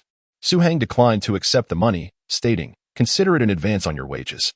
You may use it to buy clothes for Yin Yin. She has grown. Yin Shui glanced down at her daughter, noting that the little girl had worn her current outfit for several years, which had faded in color and no longer fit properly. It was indeed time for a change. She refrained from further refusal and nodded gently. Yin Yin immediately brightened, looking up and asking, Mommy, can I wear new clothes now? Yin Shui's lips curled into a gentle smile, her maternal instincts unmistakably revealed in that moment. Are you not delighted? Of course, Yin Yin exclaimed joyfully. I can wear new clothes now. Seeing the little girl so joyous, Su Hang felt a wave of comfort wash over him. Just as he was about to turn and leave, a knock echoed at the door. Su Hang was slightly taken aback. Having just paid the rent a few days prior and not knowing anyone in the vicinity, he pondered who could possibly be visiting. Upon hearing the sound of knocking, Yin Shui's heart quivered. Her intuition whispered that the visitor was no stranger. Noticing her reluctance to open the door, Su Hang approached and turned the doorknob. Yin Shui parted her lips, yet words eluded her. As the door swung open, Chinjida appeared, impeccably dressed in a tailored suit. His stylish hairstyle rendering him several years younger than his actual age. He cradled a bouquet of red roses and a life-sized Barbie doll in his arms. Upon seeing a young man at the door, he momentarily froze, then swiftly adopted a stern expression and inquired, Who are you? What are you doing here? The tone of questioning unsettled Su Hang, who raised an eyebrow, poised to speak when he noticed Yin Shui approaching from behind to close the door, exclaiming, What does it have to do with you? Just leave. Chinjida pressed his hand against the doorframe. Casting a glance at Su Hang before turning his attention to Yin Shui, his expression softening slightly. I am merely concerned for you, fearing you might come to harm. This place is so secluded, one can never know if unsavory characters might wander about. This remark was clearly directed at someone, and Su Hang remained unperturbed. He had discerned that Yin Shui was acquainted with this man, and their relationship seemed rather unusual. Out of respect for Yin Shui, he refrained from saying much, directly indicating his intention to take his leave. Yin Shui felt an odd sense of being caught in a compromising situation. She promptly shoved Chinjida toward the stairwell and forcefully shut the door. Leave. I don't wish to see you. Hearing the door slam, Su Hang felt a sense of relief and made his way downstairs. Chinjida knocked on the door a few times, but it remained closed. Disappointed, he placed flowers and a Barbie doll at the doorstep, declaring, I know you won't forgive me easily, but I shall not give up. One day, you will understand that I truly still love you. I feel nothing but disgust. Yin Shui coldly retorted. Chinjida said nothing more and turned to descend the stairs. Upon reaching the ground floor, he noticed that Su Hang had not ventured far. Observing the young man's retreating figure, Chinjida was overcome with an inexplicable sense of crisis. He instinctively felt that Yin Shui's reluctance to accept him anew might be related to this man before him. Thus, he hastened to pursue. He caught up to Su Hang, seizing his arm and asking in a low voice, What is your relationship with Yin Shui? Why are you here? Su Hang glanced at Chinjida's hand before looking up to inquire, Who are you? I am Chinjida, Yin Shui's husband, he replied. This revelation took Su Hang by surprise. Yin Shui's husband? Had he not gone missing 2 years ago? Yet, it seemed the man was not lying. Su Hang perceived an inexplicable air of superiority in his demeanor. Although puzzled by this man's emotions, he candidly stated, Oh, I see. Yin Shui mentioned that she and her daughter faced dire straits due to her husband's sudden disappearance. So, it was you. Chinjida momentarily froze, his complexion shifting between shades of red and pale. This was the most humiliating and regretful episode of his life. Having faced the overwhelming burden and expectations of family, he chose to vanish after a failed investment. The thought of it made him wish he could slap himself in frustration. Hearing Su Hang bring up the past, he felt a rush of shame, swiftly followed by anger. What does our family's affair have to do with you? And who I am, does that concern you? Su Hang retorted, locking eyes with Chinjida. You ought to ponder how to atone for your sins rather than come here to challenge me. The underlying tone of moralizing in Su Hang's words further irked Chinjida. He coldly regarded Su Hang, stating, I know well what I should do. I do not require your guidance. But let me make this abundantly clear. Yin Shui is my woman, no matter who you are. It would be wise for you to keep your distance. Otherwise, do not blame me for being unkind. Su Hang emitted a soft sound, displaying none of the fear or other emotions that Chinjida had anticipated. He appeared remarkably composed, as if what had just reached his ears was not a threat, but rather the gentle caress of a breeze. Casually flicking his arm, an unexpected force surged through, causing Chinjida to feel as though he were grasping a slippery loach. Before he could fully comprehend the situation, Su Hang had already extricated himself. If your only skill is to intimidate others, then Yin Shui's 2 years of relentless waiting have truly been in vain. This seemingly nonchalant remark halted Chen Jida in his tracks. He was tempted to rush forward and land a punch on the young man's face, demanding, "What right do you have to lecture me?" However, as he instinctively glanced back at the upper floor, he noticed a fleeting silhouette by the window. He recognized it to be Yin Shui. Consequently, he suppressed his urge to strike and turned towards the nearby parked Rolls-Royce. As he approached the vehicle, he looked back only to find the window vacant. Maintaining a composed expression, Chen Jida entered the car. Through the front window, he observed Su Hang's diminishing figure and could not help but emit a low, ominous sound. Investigate this person's background. I must uncover the connection he shares with Yin Shui in the shortest time possible. The driver responded with a gentle acknowledgement before stating, "We've just received word that those who chased away Miss Yin have been located. The scar on her face was inflicted by one of them using boiling water. They are currently detained. Do you wish to proceed?" Upon hearing this news, Chen Jida's anger intensified, and he clenched his fists. "We must go immediately. Whoever dares to harm Yin Shui shall endure a fate worse than death." The driver nodded and then started the vehicle. At the window of the rental room, Yin Shui leaned against the wall, her expression vacant. When she witnessed Chen Jida confronting Su Hang, her heart nearly leaped from her throat, fearing that Chen Jida might resort to violence. Although Su Hang had effortlessly dealt with a few ruffians, Yin Shui hoped to avert a conflict between the two men. Now, as both departed in succession, she felt an even deeper sense of despondency. Gazing at the now tidied rental room, she suddenly experienced the disorienting sensation of standing in an empty wilderness. Yin grasped her hand and suddenly looked up, asking, "Mommy, if the angel stayed here at night, wouldn't it be safe from monsters?" Yin Shui paused, bending down to stroke her daughter's newly sprouted hair, softly inquiring, "Would you like the angel to stay here?" "Of course." Yin Yan's face turned sour as she replied, "Every time the angel leaves, I feel so reluctant. I wish he could tell me stories at night." After a prolonged silence, Yin Shui asked, "And what about Daddy?" "Daddy?" Yin tilted her little head in thought before shaking it, saying, "I don't know him well, and wasn't it the angel who saved us? Daddy wasn't he there then?" Yin Shui's body trembled. Her daughter's innocent words struck at the core of reality. In her moment of utmost despair, it was not Chen Jida who appeared before her, but Su Hang. The memory flooded back, recalling the young man turning under the sunset, extending his hand toward the two of them, softly saying, "Come, I will take you home." She felt increasingly bewildered, as the figures of Su Hang and Chen Jida continuously intertwined, yet neither could fully overshadow the other. On one side stood the angel who had rescued her from a nightmare, and on the other, the husband who had once filled her life with immeasurable joy. Yin Shui let out a soft sigh, for the first time experiencing the arduous nature of life's crossroads. Meanwhile, Su Hang harbored no particular feelings. Although Chen Jida's appearance took him by surprise, his impression of the man was far from favorable. Previously unfavorable, his opinion had only soured further. Those he did not like were seldom given a second thought. Rather than dwell on inconsequential figures, he preferred to devote his time to unblocking his meridians. Since the cyclone had commenced, he had dedicated substantial hours each day to absorbing spiritual energy. However, the spiritual energy on Earth was exceedingly sparse, and despite his relentless efforts, he had only managed to open a few insignificant meridians. At the current pace, it seemed improbable that he would achieve the state of unblocked meridians within a month or two. As he diligently practiced, time flew by, and soon the weekend arrived. Yet, on Saturday, Huan University did not quiet down. Instead, it grew even more lively. This was due to a joint announcement made the previous evening by Huan University and Jing University, declaring the establishment of an advanced training course in national music. Overseen by the presidents of both institutions, with the esteemed Professor Zhang, a national treasure in the realm of folk music, serving as the head instructor. This declaration instantly ignited what should have been a tranquil weekend, as a multitude of journalists flocked to both universities, inquiring about the training program. Consequently, Huan University and Jing University convened a press conference on Saturday, during which they unveiled the list of the first batch of selected participants for the advanced training course. The inaugural class was set to enroll 16 individuals, of which 15 had already been admitted.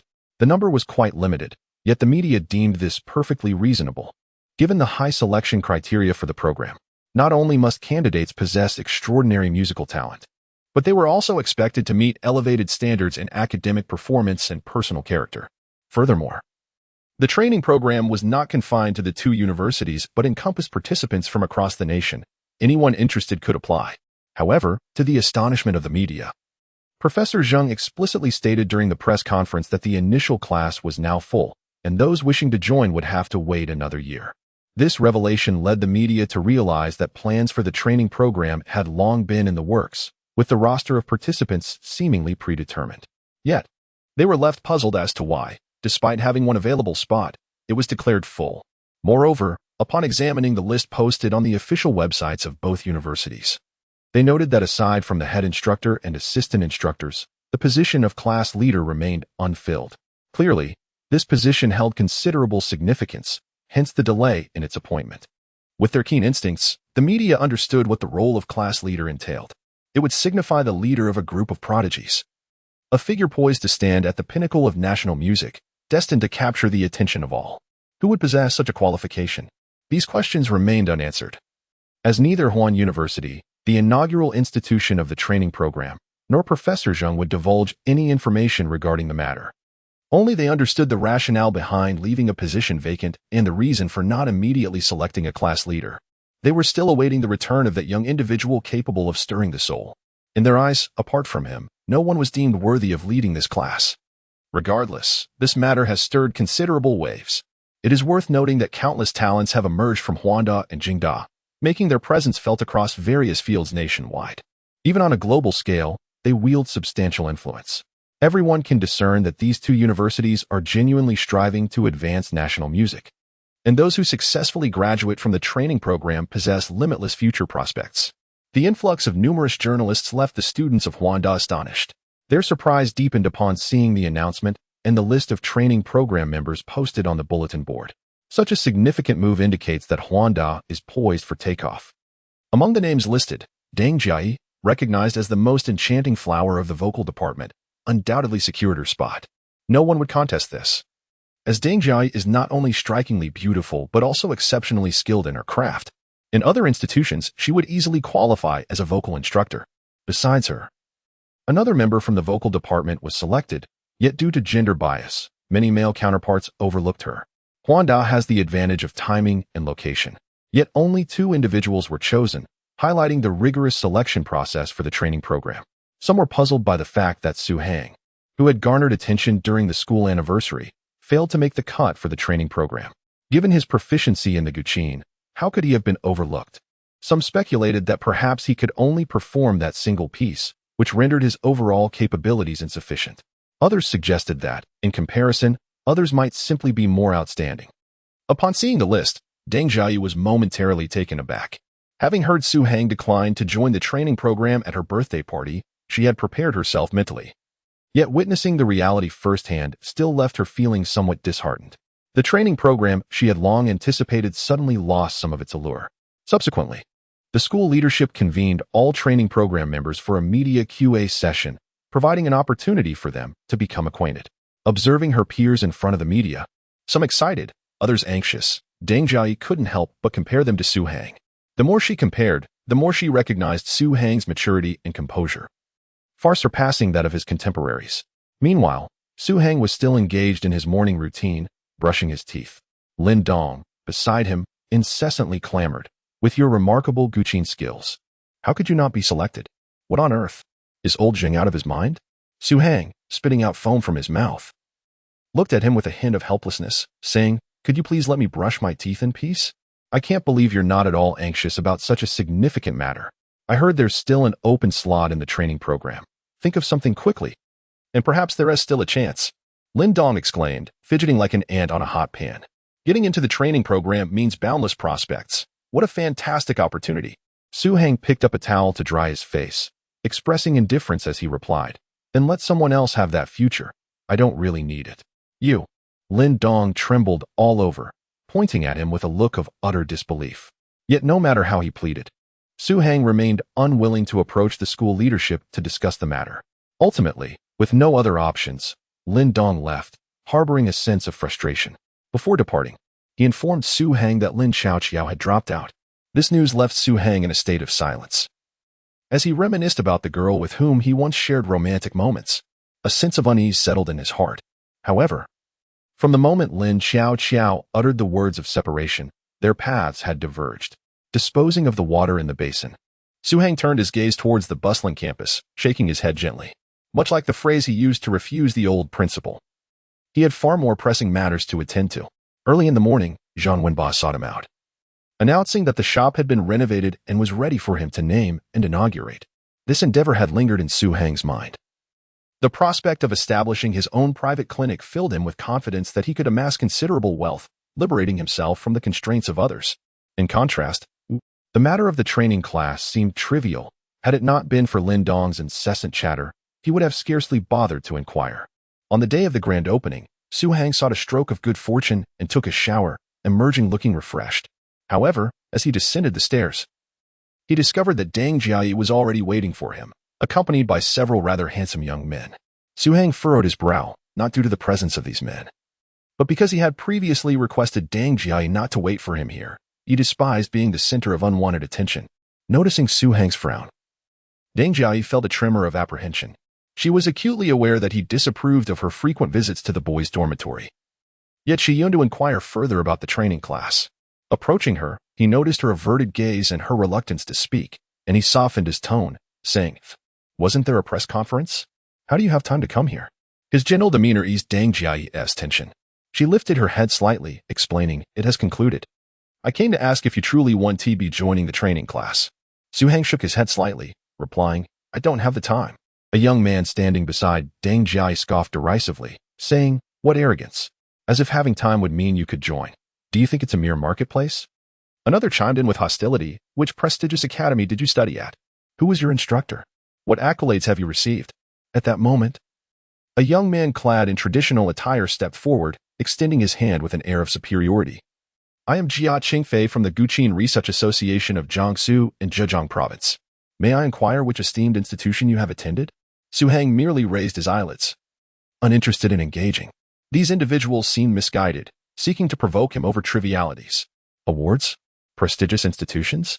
What relevance did they hold for him? Fearing a misunderstanding, Deng Jiayi hurriedly clarified. "They are all new members of the training class, most of whom come from other schools." Su Hang offered a nonchalant stating, "I have matters to attend to. I must take my leave." With that, he stepped away from the group. Observing his resolute stride, Deng Jiayi bit her lip. Longing to follow, yet uncertain of what to say, Jia Qingfei huffed dismissively, remarking, "How could such an impolite individual possibly gain entry into the training class?" Another added, "Indeed.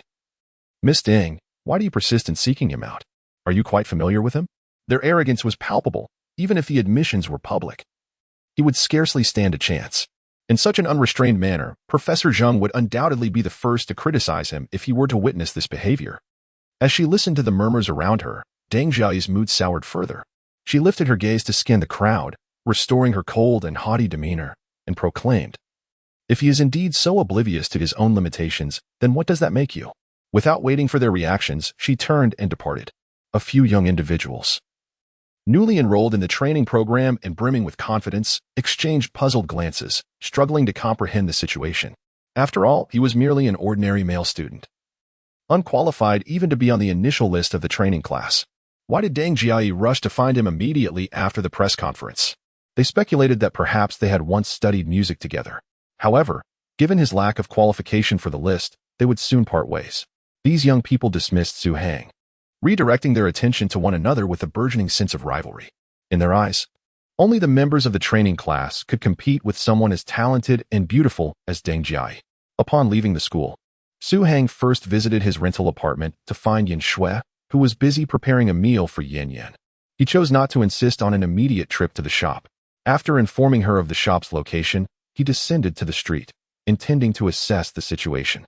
Seeing that Su Hang seemed unaffected by Chun Jida's arrival, Yin Shui exhaled in relief, albeit tinged with disappointment.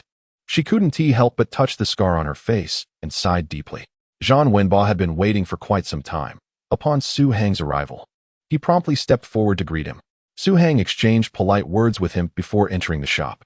The store had been beautifully renovated and purified, so there was no unpleasant odor upon entering. Instead, the several pots of fresh flowers surrounding the space emitted a refreshing fragrance. In the front half of the shop, Irregularly shaped stone tables adorned with tea sets were complemented by a few stone stools, and the landscape paintings on the green bricks lent an air of antiquity. Su Hang strolled around, nodding in satisfaction, and expressed his gratitude to Zhang Wenba, saying, "Thank you for your assistance. Otherwise, I cannot imagine how long it would have taken to open." Seeing Su Hang's satisfaction, Zhang Wenba felt a sense of relief and replied with a smile. "As long as you don't forget to do the carvings at Uncle Tang's shop, today being Saturday, he has already called several times to inquire about your progress. If you delay any further, I might just turn off my phone."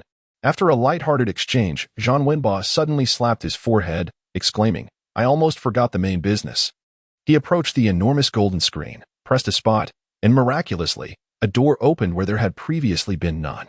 Zhang Wenba stepped inside and emerged with a wooden board nearly 2 meters long and about half a meter wide, his face flushed from exertion. Observing his struggle, Su Hang walked over, effortlessly grasped the heavy board, and placed it on the stone table. Wiping the sweat from his brow, Zhang Wenba gazed at Su Hang in admiration, saying, "I never expected the master to possess such strength. This plaque weighs a good 70 to 80 pounds and was specially sourced from a friend as a solid piece of pomelo wood." Su Hang nodded slightly, examining the wood resting on the table. The entire piece gleams with a golden hue, its polished surface smooth to the touch, yet its edges are adorned with the ancient, weathered bark, endowing it with a sense of timelessness that starkly contrasts with the worldly allure of a golden screen. This wood possesses a natural grapefruit fragrance, renowned for its air-purifying properties, and boasts a high oil content, rendering it resistant to deformation and cracking in various environments. It is said that the treasure ships used by Zheng He during his maritime expeditions were crafted from this very wood, which explains its exorbitant price. This particular piece likely commands no less than several tens of thousands. Zhang Wenba produced the ink and brush he had meticulously prepared, exclaiming with a smile, "Authentic Liaodong wolf hairbrush, over 30 years aged Xian ink from Shi County, and a brush holder from the early Republic period. I wonder if these will suit the esteemed master." Su Hang refrained from retrieving the costly wolf hairbrush. Instead, he drew forth a humble spirit brush from his pocket. He then pricked his fingertip, allowing several drops of blood to fall onto the inkstone before diligently grinding the ink block. The mingling of ink and blood swiftly yielded a deep, rich ink liquid. Observing this, Zhang Wenba inquired with curiosity, "Why does the master use his own blood to grind the ink?" Su Hang chuckled softly, replying, "It's a family tradition, symbolizing the labor of one's heart and soul." This explanation was merely a fade. The true reason lay in the belief that his blood contained a certain spiritual essence. When used with the spirit brush, it could evoke an aura, imparting a sense of comfort to those nearby. Zhang Wenba, however, took this at face value, expressing admiration for the master's meticulous approach. Before long, the ink was ready. Su Hang dipped the humble spirit brush into it, contemplated briefly, and then elegantly inscribed 3 powerful characters, "Return Pavilion." With a single stroke, the characters were imbued with strength. Each stroke resembled a knife carving into wood, achieving a depth that was truly remarkable. The characters, though straightforward and unembellished, exuded a flavor that transcended the superficiality of the mundane world in pursuit of genuine essence. Zhang Wenba had witnessed many renowned calligraphers, yet Su Hang's writing moved him to exclaim in praise. No wonder the master required no one else to inscribe. He was already a calligraphy virtuoso. Su Hang, however, did not dwell on such accolades. For him, the act of writing was of little consequence. He wrote as his heart dictated. The phrase "return pavilion" held dual meanings, one signifying his return from the realm of cultivation, and the other representing the miraculous revival of those on the brink of death. Of course, to Zhang Wenba, he would only convey the latter interpretation. Zhang Wenba discerned Su Hang's confidence from this explanation, and despite the youth's age, he had already left an indelible impression on him. It seemed that acquiring medical skills was hardly surprising anymore. Subsequently, Zhang Wenba arranged for a ladder to be brought, allowing them to hang the plaque. As Su Hang had specifically requested a low-key approach, the opening day saw no floral arrangements at the entrance. Moreover, the shop was devoid of medicinal herbs or medical equipment. A stranger would be at a loss to discern the purpose of the return pavilion. To remedy this, Zhang Wenba had another piece of grapefruit wood brought in, upon which Su Hang inscribed, "Specializing in difficult and miscellaneous ailments, no ailment too trivial to treat." Gazing at this sign, reminiscent of a urology clinic advertisement, Zhang Wenba found himself both amused and exasperated. Just as he was about to hang it at the entrance, a crisp voice interrupted, asking, "Excuse me, do you have any medical Is the angel here? Zhang Wenba lowered his head and saw a short-haired, handsome young fellow standing before him. He smiled, adjusted the sign, and inquired, "Are you seeking an angel?" But angels reside in the heavens. At that moment, Su Hang emerged from the shop, stating, "I am the one you are looking for." Upon seeing Su Hang, Yin Yin immediately rushed over and embraced his leg. Yin Shui approached, gazing at the exquisite signboard. Unable to refrain from commenting, the characters are beautifully crafted. She wore a newly purchased azure dress that accentuated her alluring waistline. As she walked, the dress swayed gracefully, revealing her long legs, which appeared ethereal and enchanting. If one were to merely consider her figure, she would undoubtedly be a beauty. However, the scar on one side of her face marred this allure. Zhang Wenba stared in astonishment at Yin Shui, then glanced at Su Hang and asked, "Who is this?" Su Hang casually explained, "She is the shop manager." Zhang Wenba then recalled the identification Su Hang had previously given him, confirming she was indeed a woman, albeit unexpectedly statuesque. He disregarded the scar on her face and approached her with a smile, extending his hand. "Hello, I am Zhang Wenba." Yin Shui offered a brief handshake, replying, "I am Yin Shui." Zhang Wenba was quite taken aback, sensing that Yin Shui's skin was remarkably smooth and delicate, surpassing that of girls in their teens. The light purple bracelet adorning her wrist appeared quite exquisite. However, despite his extensive knowledge, Zhang Wenba could not discern the gemstone from which the bracelet was crafted. Considering the connection between this woman and Su Hang, he was careful not to be discourteous and quickly withdrew his hand. Yin Yin, wide-eyed, noticed no one was shaking hands with her and suddenly exclaimed, "I am Yin Yin." Zhang Wenba chuckled and shook her hand, prompting the little girl to giggle. With Yin Shui present, Su Hang turned to Zhang Wenba and said, "I will not be going to the jewelry store today. I will remain here for the day." Zhang Wenba understood his sentiments and nodded. "That is appropriate. I shall call the old master later. However, you should get a mobile phone. Otherwise, it will be inconvenient to stay in touch." Su Hang acknowledged with a grunt and led Yin Shui into the shop. Meanwhile, Zhang Wenbo gazed up at the characters on the signboard with admiration before departing. Inside the shop, Yin Yin explored with wide-eyed curiosity, while Yin Shui was instructed by Su Hang to sit on a stone bench, to call out to any visitors and collect payment if necessary. If no one arrived, she was to keep Yin Yin company. As for Su Hang, he quietly entered through a hidden door. The other half of the shop, concealed behind a screen, was also quite well furnished, complete with a bed, a table, and air conditioning. Appreciating Zhang Wenba's meticulousness, Su Hang settled into a chair, opened a small aperture in the screen, and awaited the arrival of his first patient. However, the situation proved less than favorable, as he sat in silence throughout the afternoon, and as dusk fell, not a single patient appeared. A few passers-by stopped to glance at the wooden sign hanging at the entrance, only to scoff and leave. Yin Shui grew increasingly anxious, contemplating several times whether to seek out Su Hang, but the silence from behind the screen left her with no choice but to entertain Yin Yin with stories. At a little past 5 o'clock, Su Hang, who had been deeply engrossed in his cultivation, opened his eyes and glanced at the wall clock. He then shook his head slightly. It seemed that establishing his clinic would not be as straightforward as he had hoped. With his lack of reputation and the focus on treating complex ailments, it appeared unlikely that he would secure any business in the near future.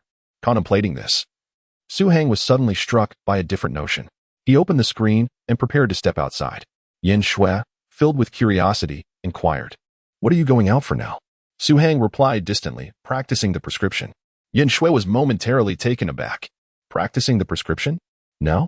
Having left the shop, Su Hang soon arrived at the traditional Chinese medicine store where he had previously obtained medicine.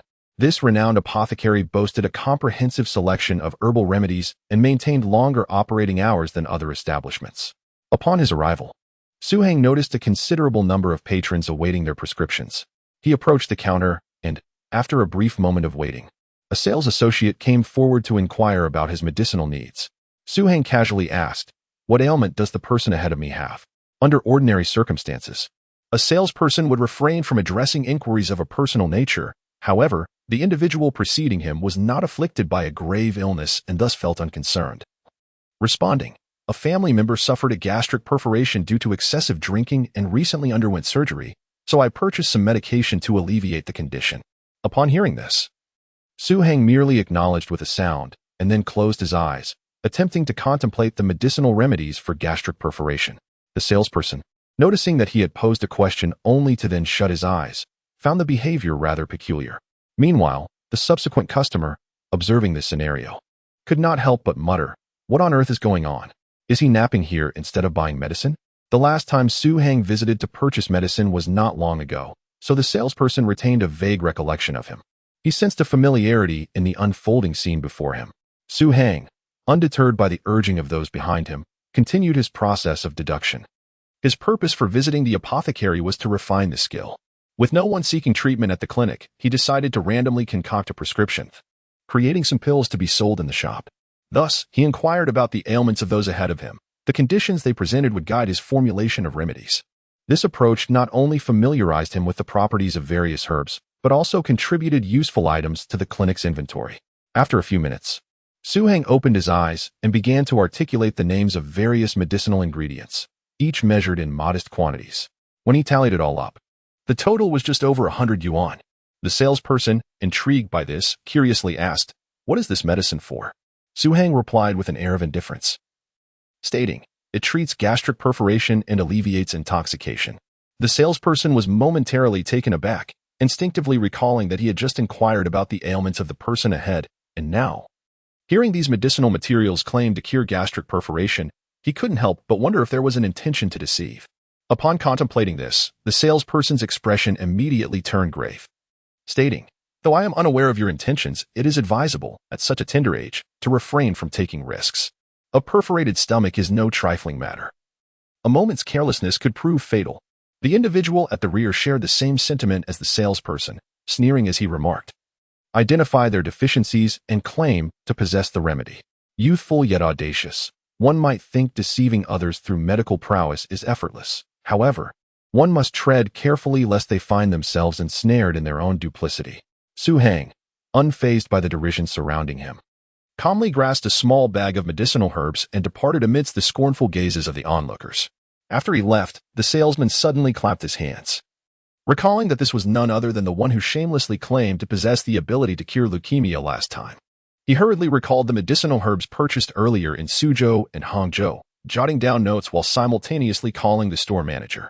Upon learning that the individual who previously claimed to possess a cure for leukemia had returned and was suspected of attempting deceit, the manager swiftly made his way to the store.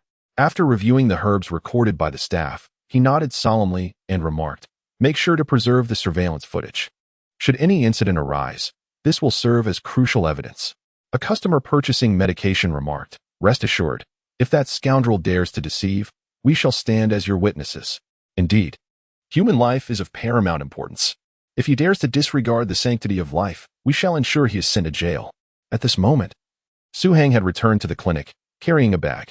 There were still no patients, but he was indifferent. He simply closed the door and took Yin Shui back to the rented apartment.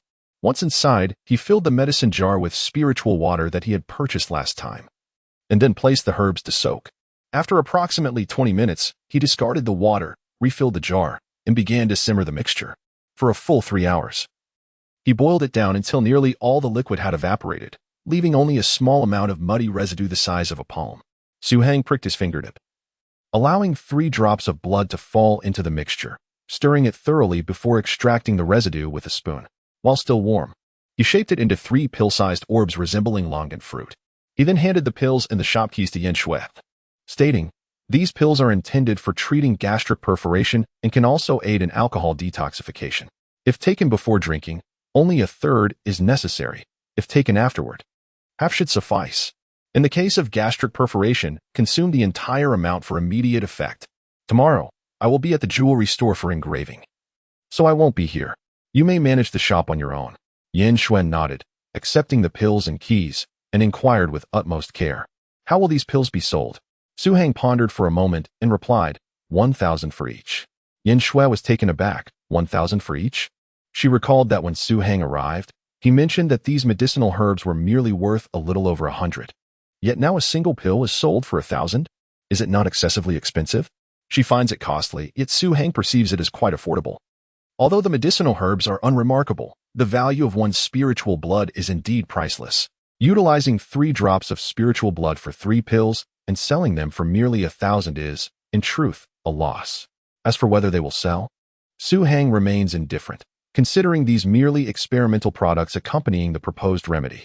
Observing that Su Hang has no intention of lowering the price, Yin Shui reluctantly agrees. Thus, on the very first day of the clinic's opening, it concludes with a resounding 0.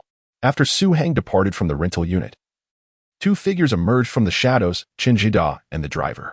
Watching Su Hang leave, Chen Jida cast a glance at the brightly lit rental unit, his expression rather grim. Over the past couple of days, he had thoroughly investigated the acquaintance between Su Hang and Yin Shui. The thugs had been apprehended and, after a thorough beating, divulged everything. Upon learning that Yin Shui had narrowly escaped humiliation, Chen Jida was infuriated to the point of contemplating murder. Had it not been for someone intervening, a bloody catastrophe would likely have ensued. What surprised him, however, was that this seemingly unremarkable young man, Su Hang, could effortlessly subdue 4 ruffians and rescue Yin Shui. Moreover, according to the investigations conducted over the past few days, Su Hang appears to have a favorable relationship with Tang Zhenjiang of the Tang Group and possesses the ability to play the guqin. As for the rental property, although he frequently came and went, he had never spent the night there. The longest he stayed was the day he returned with medicinal herbs, which somewhat alleviated Chen Jida's concerns.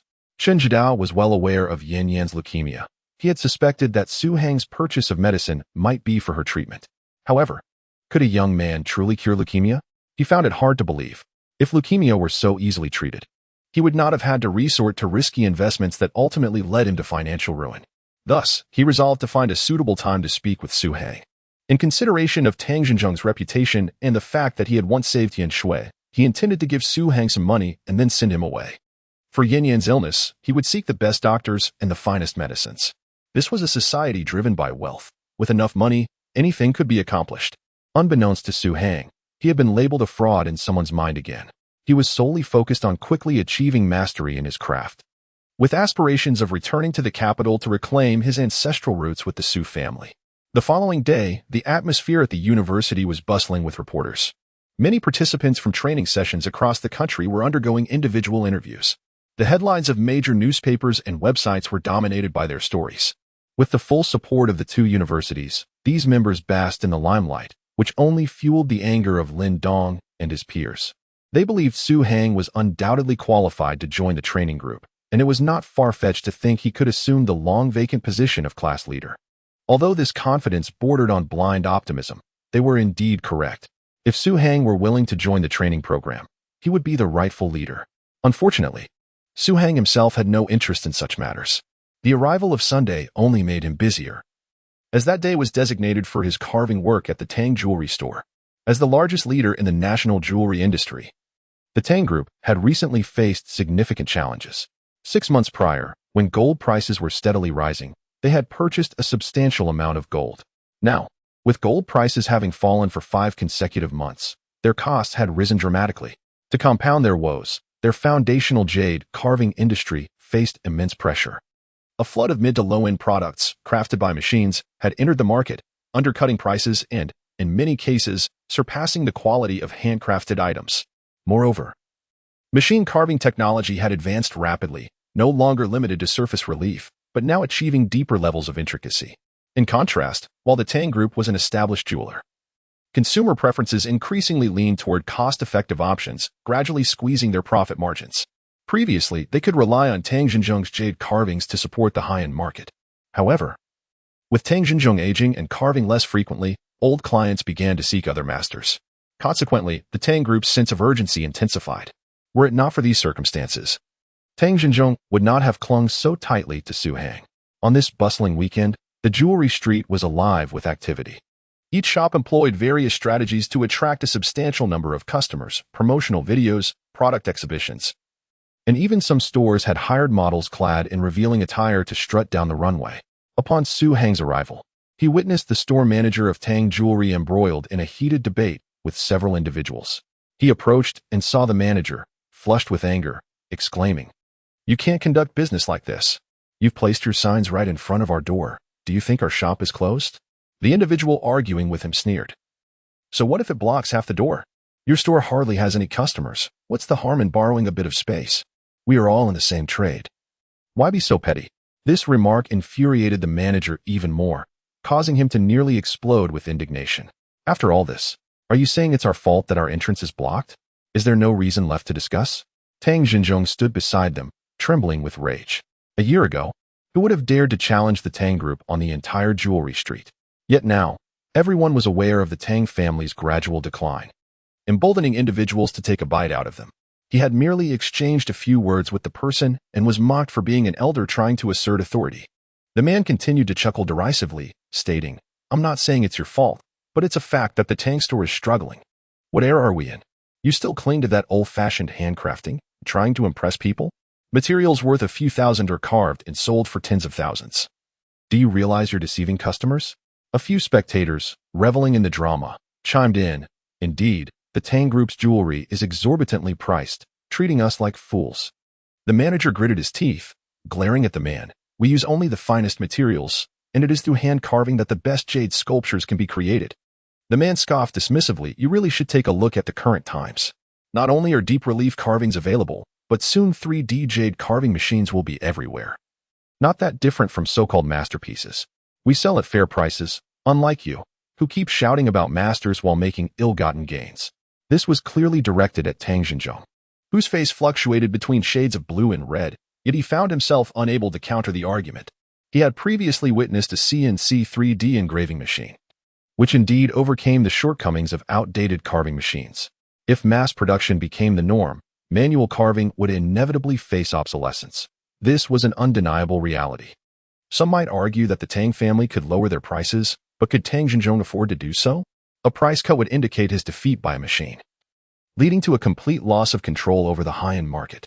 With the emergence of numerous new enterprises and fierce competition, even the Tang family could not confidently claim dominance in the mid to low-end market. Therefore, whether they lowered their prices or not, the Tang family was bound to decline. If this were not the case, how could the manager of a second-rate brand dare to speak so disrespectfully in front of Tang Xinzhong? In this era of technology, manual labor was no longer viable. There was no need for pretentiousness or deception of the common folk.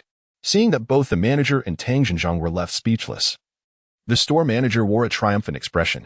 His words resonated with most of the onlookers. At that moment, a calm male voice interjected, "If machines could completely replace humans, would there still be a need for humanity?" The store manager paused, turning to see a young man approaching from the crowd. Tang Xinzhong lifted his head and recognized Su Hang. He was slightly agitated, just about to approach when Su Hang suddenly instructed him, "Go fetch a piece of jade. The quality is inconsequential, but it must be large. The bigger, the better." Tang Xinzhong was momentarily taken aback, but soon grasped Su Hang's intent. Overjoyed, he wasted no time and led the store manager into the shop. Many onlookers did not recognize Su Hang. Although they had seen the white rose displayed in the Tang jewelry store, they were unaware of what the sculptor looked like. Moreover, the rose was so lifelike that even Deng Jiayi had failed to discern its authenticity when holding it, let alone viewing it from a meter away through a glass case. Many believed that the rose was merely a gimmick devised by the Tang group to save face, not a genuine jade carving. Otherwise, why would so many wish to touch it?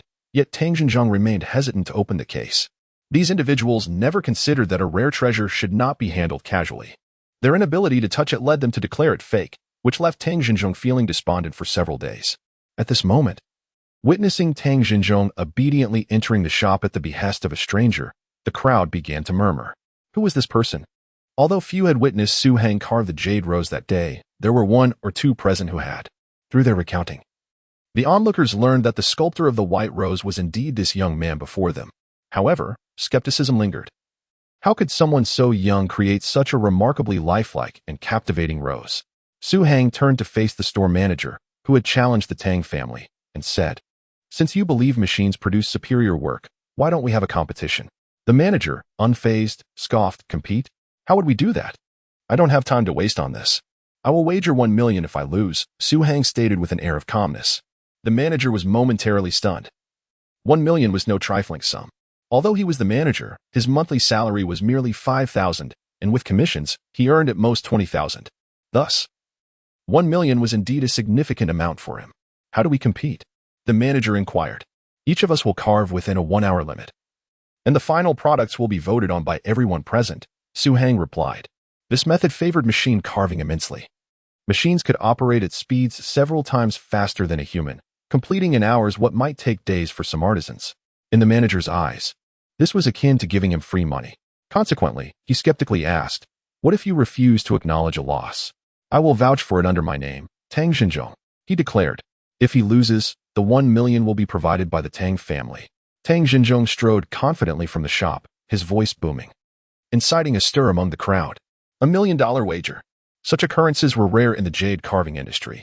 With Tang Xinzhong's name as a guarantee, the prospect of defaulting seemed impossible, yet the manager hesitated again, asking, "If I lose, do I also owe you $1 million?" Before the battle has even begun, they have already shown fear. Such individuals, do they truly deserve to be the pioneers? A hint of scorn flickered across Su Hang's face as he remarked, "You have lost. Just apologize in front of everyone. Tang's jewelry store does not particularly require your $1 million. The store manager hesitated, while those around him urged him to accept the wager. Given the machine's remarkably high success rate in jade carving within an hour, it was highly probable that it would have completed the task, while the manual carving had barely commenced. Why forego an effortless $1 million? Under the provocation of those around, and the subtle mockery reflected on Su Hang's face, the manager gritted his teeth, nodded emphatically, and declared, "All right, let the competition begin." Su and Hang fell silent, turning their gaze toward the sizable piece of jade that the shopkeeper had brought in. Indeed, it was quite large, measuring nearly half the size of a table. However, the quality of the jade was mediocre, falling into the lower to mid-grade category. Such a substantial piece of jade is typically reserved for the crafting of bonsai or large ornamental pieces, regardless of the design. Transforming it into a finished product would require a normal sculptor at least 10 days to half a month. For a master like Tang Xinzhong, the process would take even longer, as their expertise, while proficient, places a greater emphasis on meticulous detail. It is often in the details that the most time is consumed. Upon observing that Tang's jewelry intended to utilize such a large piece of jade for carving, the shopkeeper's expression brightened, convinced of his impending victory. With a jade of this nature, surely it would be impossible to complete the carving in just an hour, no matter how swift one might be. Upon the anticipation of a forthcoming deposit of 1 million, the store manager's face radiated with exhilaration as he directed his staff, "Go, fetch a piece of similar dimensions. We must not take advantage of others. Bring over that CNC engraving machine as well. Since we are to compete, let us do so in the presence of all, thus eliminating any doubts of our integrity." Su Hang was entirely disinterested in his ramblings, standing before the jade stone and scrutinizing it meticulously. Although this piece of bluish-green jade was sizable, it bore several cracks and was marred by numerous red oil spots and inclusions of varying sizes, making it rather challenging to handle. Consequently, after the Tang family acquired the stone, no one dared to take action. Even Tang Xinzhong, after pondering over it for a while, ultimately relinquished his efforts. In his youth, he might have embraced the challenge, but now, with age weighing upon him, he lacked the necessary vigor. The spiritual energy within the jade was scant, yet surprisingly, it was concentrated in two distinct areas. Su Hang carefully observed the patterns and fissures of the jade, comparing them with the flow of spiritual energy. Meanwhile, in the adjacent shop, a slightly smaller piece of jade than that of the Tang family was brought in, along with a CNC engraving machine set up outside. Several staff members, tasked with handling such equipment, were busy with adjustments and preparations. After approximately 5 minutes, the announcement came that the calibration was complete and engraving could commence at any moment. The shopkeeper glanced at Su Hang, who was still engrossed in his examination of the jade, and mockingly remarked, "By the time you finish, it will be dark." Without turning his head, Su Hang replied, "Then let us begin now. The truth will reveal itself in an hour." "Now begin?" The store manager was taken aback for a moment, then burst into silent laughter within. What a fool, unwittingly lining his own pockets. He deliberately turned his gaze towards Tang Xinzhong and inquired, "Old Tang, what is your opinion?" "Do not look back. An hour has passed, yet you still claim you did not agree." Tang Xinzhong suppressed the fury within him and coldly remarked, "Once you are instructed to begin, there should be no unnecessary chatter." The store manager then turned to the crowd, exclaiming for everyone to bear witness. After numerous affirmations, he smugly activated the machine. A sizable piece of jade was hoisted onto the apparatus, secured by a mechanical arm, and the diamond drill began to grind incessantly along its preordained path. Fragments of jade scattered in abundance as the stone spun under the machine's grasp. Although the intricacies of the carving were not yet discernible, the speed was undeniably impressive. Meanwhile, Su Hang remained engrossed in contemplating the flow of spiritual energy and its relationship with the jade. He had firmly decided on his design but was meticulously refining the details. To onlookers, however, it seemed he was merely posturing. With such a limited time frame and such a large piece of jade, why was he not carving? Instead, He appeared to be merely observing. Some scoffed, remarking, "Is he going to carve a mountain in the end? A few random strokes will suffice. After all, we are not connoisseurs. Perhaps an abstract piece could deceive us." This provoked laughter from the crowd, while a few defended the Tang family, asserting, "This is called being meticulous. A true sculptor approaches their craft with such seriousness." Yet, such sentiments were drowned out by the masses. No one held faith in the Tang jewelry store, and even those who sympathized with the Tang philosophy sighed in resignation. In merely an hour, how could one possibly produce a commendable piece? It was baffling that old Master Tang had agreed to such a ludicrous wager, akin to gifting money away. Clearly, the Tang family was in decline, resorting to monetary means to uphold their dignity. Doubts lingered not only among the spectators but also in Tang Xinjiang's heart, although he had witnessed Su Hang's extraordinary carving skills. The prospect of sculpting such a large piece of jade in such a brief period seemed exceedingly daunting. He regretted not opting for a smaller piece, for had it been comparable to the jade of the White Rose, Su Hang's prowess would have certainly secured victory. However, it was futile to dwell on the past. In the glaring eyes of the public, he could not simply retract his choice of jade. Despite the Tang group's downturn, they could not afford to lose face. At that moment, Su Hang finally concluded his internal deliberation, solidifying all the details in his mind. He focused intently on the jade and extended his hand, requesting, "Bring me the carving knife." Upon hearing this, Tang Xinjiang felt a surge of excitement. He glanced at the safe containing the carving tools, hesitated briefly, then retrieved the very knife Su Hang had previously used and handed it over. Laughter erupted as someone pointed at Su Hang, jesting, "Look at him. It's like performing surgery. Do we need to fetch some forceps as well?" The crowd erupted in another wave of laughter, yet Tang Xinjiang remained oblivious to their mockery. As Su Hang accepted the knife, his gaze fixated on it, his thoughts consumed by the task at hand. Notions of winning or losing, or even matters of pride, faded into insignificance. All that mattered was witnessing the miraculous artistry once more. Even in defeat, he would be content. Su Hang did not specify the type of knife needed. To him, all carving knives were fundamentally the same. Sizes varied, yet there was no distinction. As long as Tang Xinjiang's knife was sufficiently sharp, nothing else mattered.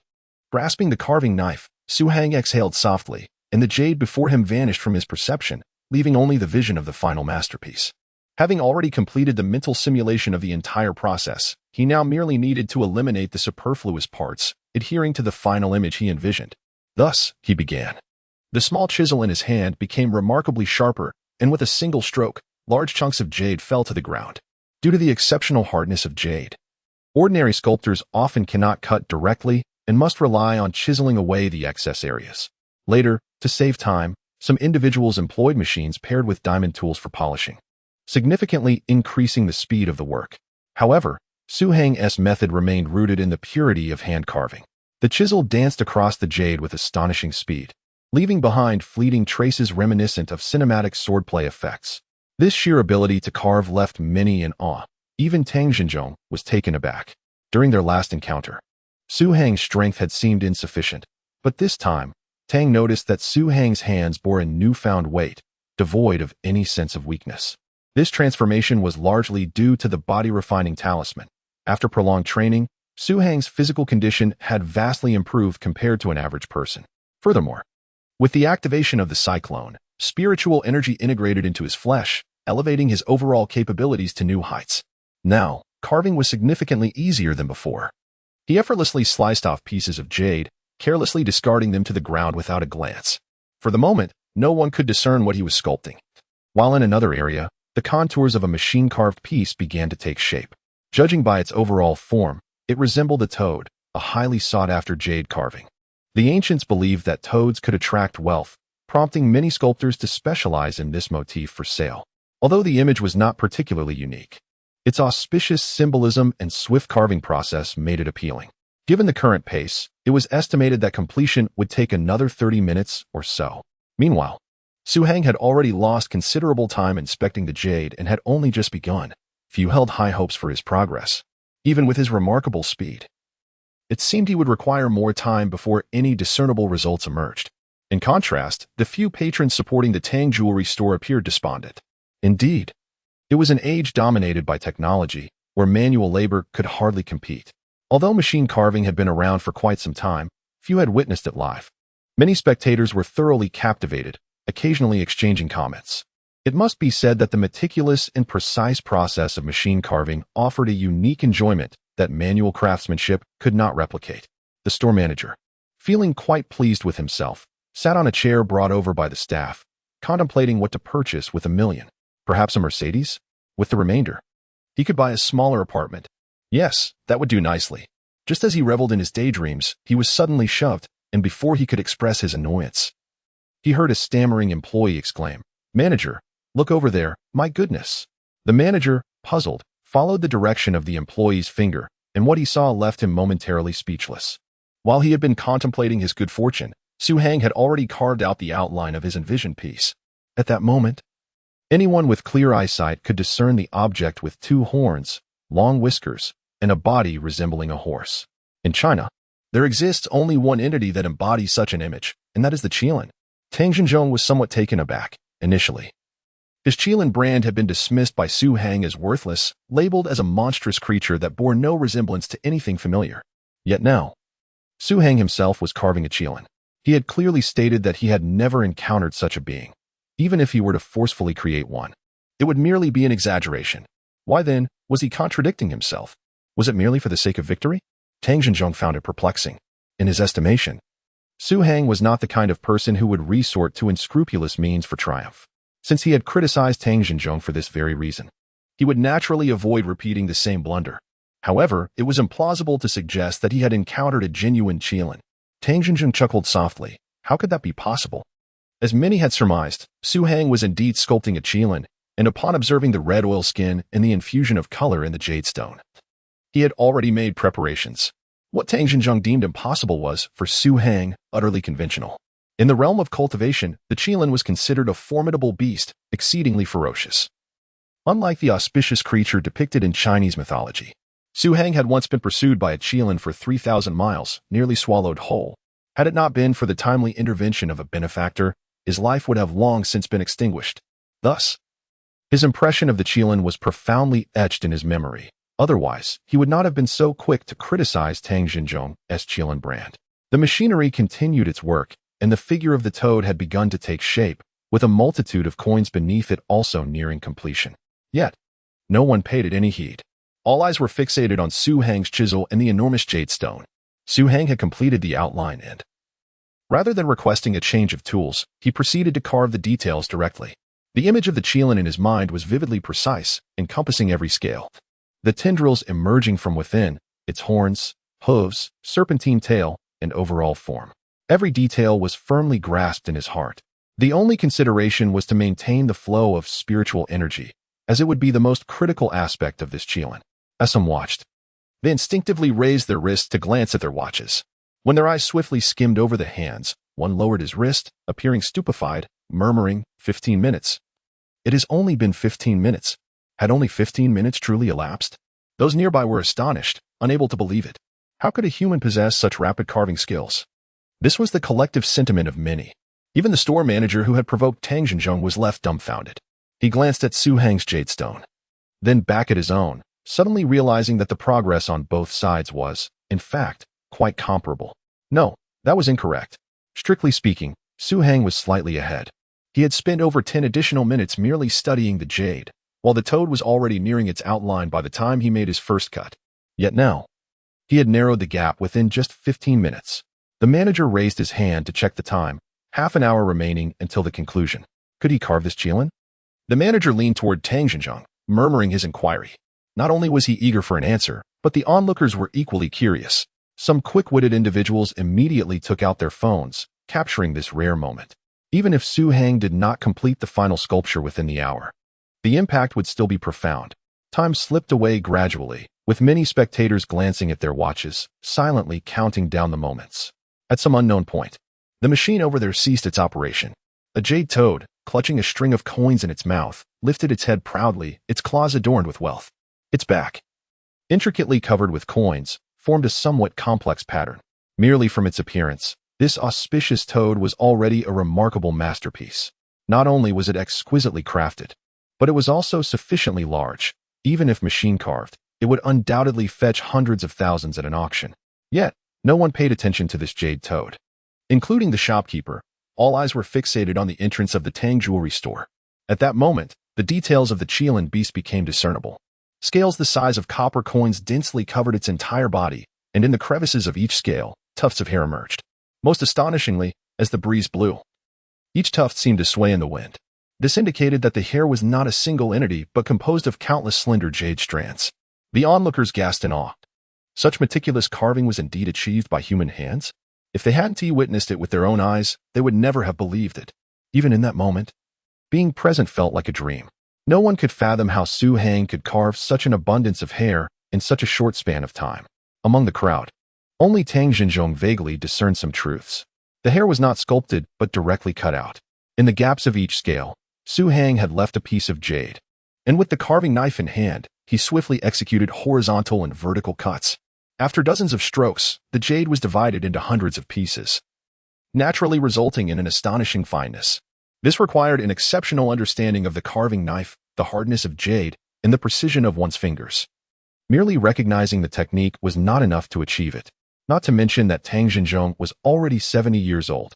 Even if he were 30 years younger, he could not accomplish such a feat upon closer inspection. The hair varied in thickness, yet it appeared so natural, as if it were meant to differ in density.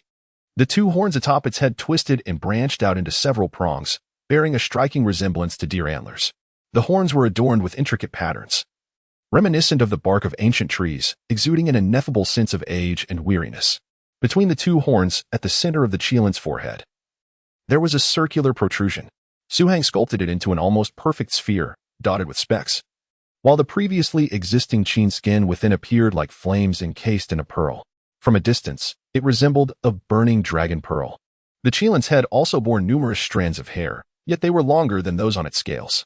Regardless of their length, Su Hang still managed to make them sway with the wind. Just this technique alone left the onlookers speechless. The provocative shopkeeper nearly dropped his jaw to the ground. He no longer dared to hope for victory. Even if the time were to end now, no one would wager on him winning this bet. Su Hang's attention to detail surpassed even that of machines. The curved arcs of the hair, with their inward bends, possessed a naturalness that machines could never replicate. The cracks on the jade were entirely integrated into the scales, with not a single fissure exposed. The pieces of oilskin and seeped skin were meticulously carved into various shapes, each resembling flames of differing sizes. They either rested beneath the hooves of the Qilin or floated around its form, even extending to its head and tail. Every piece of oilskin and seeped skin, without exception, was handled with utmost perfection. A spectator rubbed his eyes in disbelief and asked, "Am I dreaming? How can those flames possibly float?" Many shared this sentiment. The flames carved by Su Hang appeared to levitate in midair, rising and falling in an enchanting dance. This phenomenon surpassed the realm of mere sculpture, resembling sorcery in its wondrous nature. Those who observed closely began to discern the secret. One individual, brimming with excitement, exclaimed, "I've figured it out. I know." The onlookers urged him impatiently, "If you know, then speak quickly. We're dying of curiosity." With a sense of pride, he pointed to the Qilin's whiskers and said, "The secret lies within these hairs. Look closely. Those flames are actually quite near the whiskers, while some may seem to float freely. A closer inspection reveals extremely fine connections between them and the hairs. However, the jade is so delicate and greenish in hue that it is difficult to notice without careful observation." Upon hearing this, the crowd immediately focused their gaze, and indeed, they discovered several clusters of flames were intricately linked by the finest of hairs. No wonder the flames could rise and fall. They were being manipulated by those very hairs. Though they grasped this revelation, the spectators were not disheartened. Rather, they were even more astonished. The fact that such barely visible hairs could support the weight of the flames was nothing short of miraculous. Yet as they scrutinized further, they recognized that the hairs connecting to the flames were not singular but numerous, amounting to dozens in total. It was this collective effort from various directions that allowed the hairs to hold the flames aloft. At this moment, Su Hang had nearly completed his carving. After finishing the serpent's tail, he paused, laying down his chisel. However, the Qilin remained incomplete, its eyes still uncarved, leaving a large block of jade starkly out of place. Someone glanced at the time, noting there were only 2 minutes left, and quickly urged, "Hurry. Only 2 minutes remain. Yes, carve faster. That unformed eyeball is making me want to vomit blood." Yet, Su Hang remained unmoved, standing there in silence. Tang Xinzhong was roused from his reverie by the crowd's fervent calls, awakening from his trance. He too felt perplexed, but due to his rapport with Su Hang, he could not resist asking, "Master, why do you not continue?" Su Hang smiled gently and replied, "Carving the eyeball is not difficult. However, once the eyeball is formed, this qilin will soar into the sky." Some stood in stunned silence, muttering, "I feel like I've heard this before." A quick-witted bystander remarked, "Look at your lack of culture." It's clearly a reference to the idiom to the dragon's eye. With the realization of the idiom's significance, many understood Su Hang's intent and immediately shouted, "I don't believe it. Carve it out for me to see." The two jade stones positioned as eyes indeed made everyone feel as though they had swallowed a fly. A leader emerged, and others followed suit, shouting in unison, "Indeed. We refuse to believe it. Carve it for us to see." The clamor was deafening, reverberating through the entire jewelry street. Many turned to witness the commotion, bewildered by the unfolding scene. Su Hang gazed at the provocateur, the shopkeeper, with a gentle smile, neither mocking nor proud, merely natural. This very naturalness only served to increase the discomfort of the instigator. Listening to the surrounding outcries, he realized he had lost utterly. If there had been a crack in the ground, he would have wished to disappear into it forever. One of the employees, recognizing the gravity of the situation, whispered, "Shopkeeper, apologize. Otherwise, it will only worsen."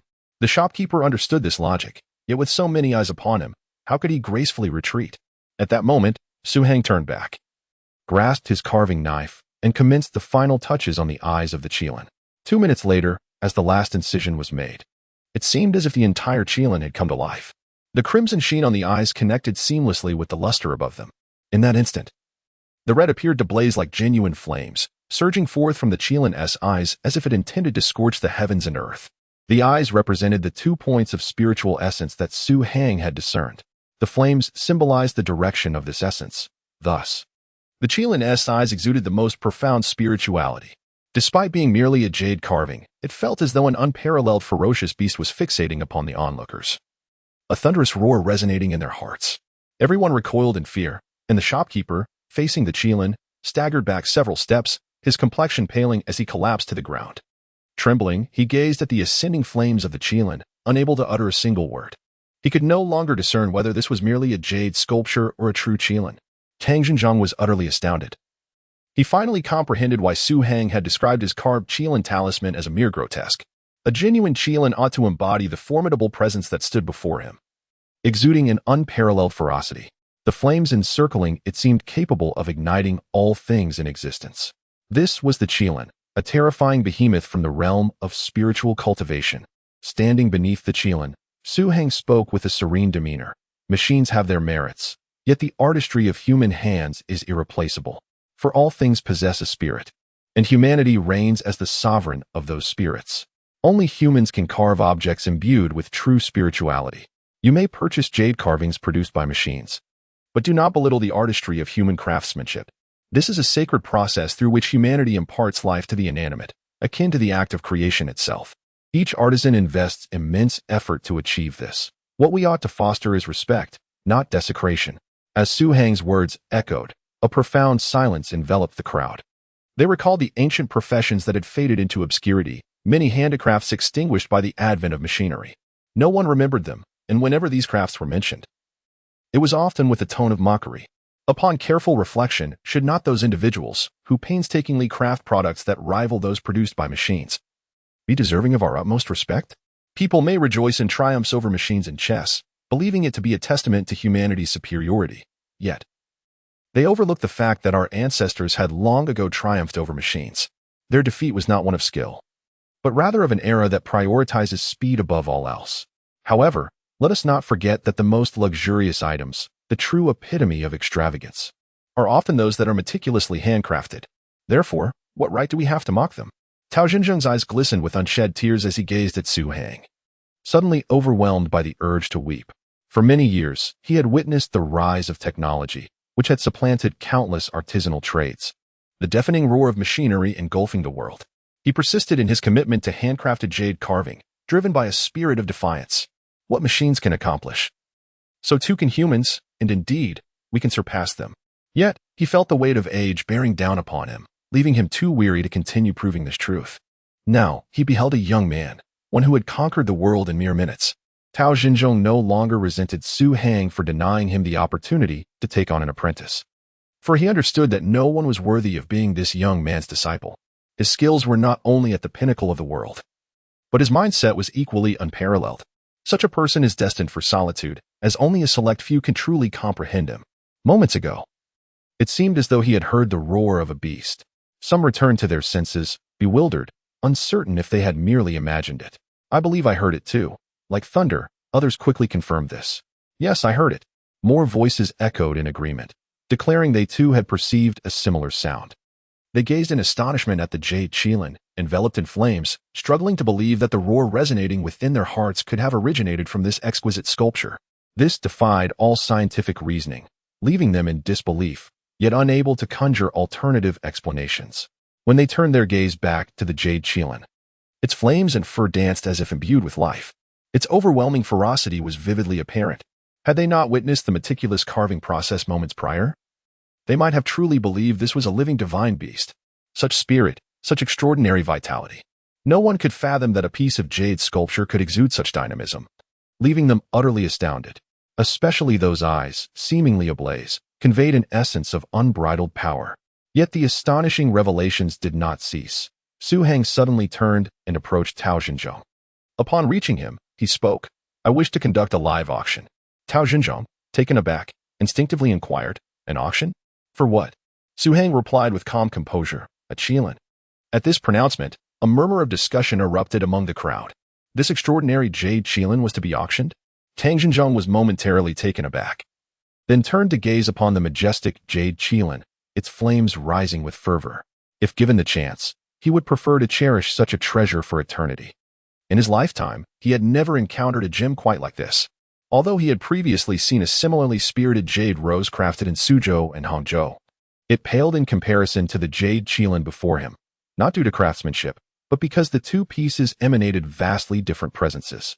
The rose, a symbol of love and a smaller creation, would inspire mere admiration, lacking any deeper resonance.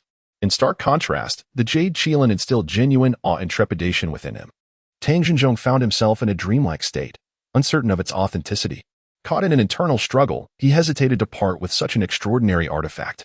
Suzhou, perceptive to his thoughts, gently remarked, if you wish to establish a gallery, then you need not auction it. However, if you desire to restore the Tang family's former glory, you must relinquish your personal desires. Merely showcasing its spirit to a select few is insufficient. You must enlighten a broader audience about the distinction between handcrafted and machine-made sculptures. They must recognize that the essence of craftsmanship offers an unparalleled advantage that no machine can replicate. Only in this way can the Tang family seize control of the market and ensure that when one thinks of sculpture, they first think of the Tang family. Her words illuminated Tang Xinzhong's understanding, revealing why Suzhou was so intent on selling this flawless masterpiece. It was not for monetary gain, but rather to save the Tang group and to vindicate the purity of handcrafted artistry. Realizing this, Tang Xinzhong felt a wave of shame wash over him. In comparison to this seemingly youthful man, his own vision had been painfully narrow. He had focused solely on the jade qilin itself, failing to perceive the profound significance it concealed. One could only imagine the global attention the Tang family would command at the moment of the jade qilin sale, marking them as the sole representatives of pure craftsmanship in the jade carving industry. This was not only an honor, but also the Tang family's most opportune moment for a resurgence. With this newfound clarity, Tang Xinzhong's gaze towards the jade qilin began to shift. No longer did it represent merely a jade sculpture. It had transformed into the greatest opportunity for the Tang family in nearly a decade. Should they succeed, they would not only escape their current stagnation but ascend to greater heights. Excellent. Tang Xinzhong nodded emphatically, then turned to Suzhou. His expression one of deep respect as he inquired, might I ask what requirements you have for this auction? With an air of calm, Suzhou replied, I have but one request. Do not disclose my information to anyone. Tang Xinzhong froze in surprise, not to reveal his identity. He had already resolved to make this auction an extravagant affair at any cost. Should the auction succeed, both the sculptor and the Tang family would gain immense renown. Yet, Suzhou insisted on anonymity? It was well known that contemporary sculptors yearned to announce their achievements to the world immediately after completing a satisfying piece. Fame not only brings honor but also enhances their personal worth. Thus, Tang Xinzhong found himself perplexed, unable to comprehend Suzhou's contrary stance. For Su Hang, fame has become a burden rather than a blessing. After enduring the horrors of a tumultuous world, he has no desire to be ensnared once more in its intricate whirlpool. A tranquil life dedicated to cultivation, earning a modest income, and ensuring a better existence for his family is all he seeks. If he truly yearned for recognition, he would not have declined the role of class leader for the special training program. After confirming Su Hang's intentions multiple times, Tang Xinzhong nodded, his expression a mixture of confusion and intrigue. He could not fathom the mindset of this young man. Immense honor lay within reach, yet he remained utterly unmoved. Such a character was unprecedented in his experience. Nonetheless, the auction was set in motion. Su Hang turned to enter the shop, while Tang Xinzhong took a deep breath and addressed the crowd gathered at the entrance, proclaiming, "We are immensely grateful for your support. Our establishment has decided to conduct a live auction for this exquisite fire Qilin jade sculpture." As his words settled, a hush fell over the audience. However, mere seconds later, the atmosphere erupted with excitement. When Su Hang first mentioned the auction, skepticism had prevailed, but with Tang Xinzhong's own declaration, disbelief was no longer an option. Tang Xinzhong refrained from elaborating further, quickly relaying instructions to the store manager before stepping into the shop. The manager, visibly thrilled and somewhat proud, announced, "In 3 hours, the auction will officially commence. If you wish to bid, please do not wander far." With a flourish, he gestured, and the male employees promptly set up protective ropes around the fire Qilin jade sculpture, standing vigilant to safeguard it from the surrounding crowd. Tang Xinzhong had previously assured them that a successful auction would yield rewards for each of them. Conversely, should the sculpture be damaged prior to the auction, none would escape unscathed. In truth, even without Tang Xinzhong's directive, the staff would have diligently protected the jade piece. Just observe the astonished expressions of the onlookers. Never before had these employees felt such pride. They instinctively straightened their postures, exuding the same sense of honor as their manager. This jade sculpture represented the glory of the Tang family, but it was also a source of pride for these ordinary employees. Being positioned beside this masterpiece filled them with immense honor, as the sculpture was meticulously shielded by the staff. The attendees began to believe in the prospect of an actual auction. Considering the manager's earlier comment about the auction starting in 3 hours, many began to ponder. Initially, they had come merely to browse, without any intention of making purchases. Yet now, with such a stunning jade sculpture before them, the thought of leaving without acquiring it would lead to lifelong regret. Numerous individuals swiftly retrieved their phones, initiating calls. A bespectacled middle-aged man fixated on the fire Qilin jade sculpture exclaimed, "Honey, don't ask me why, just bring me every bank card we have." "Yes, all of them." "Money. A substantial amount of money. Don't you dare question me. I want all the funds." Nearby, another individual shouted into his phone, "I'm the boss. I'm willing to go bankrupt. If you keep talking back, I'll fire you." The boss responded, "I believe if you were here, you would find it worth your while. However, I suggest you first ascertain how much your company can currently allocate." "Oh, 2 million? One person held the phone while scanning the surroundings. Everyone was engaged in phone calls, either raising funds or informing others. He shook his head slightly and sighed, saying, "I fear it won't be enough, Mr. Li. Haha, it's nothing much. I just need to borrow a sum, 3 million. Mr. Tang, do you still have an interest in the Jingdezhen blue and white lotus pattern box inkstone I mentioned last time? Well, it's just 3 million, and you want me to fetch it right now. By the way, I also possess a pair of Yuan Dynasty Jingdezhen blue and white vases depicting narrative scenes, priced at 2 million. If you're interested, I can offer them as a set."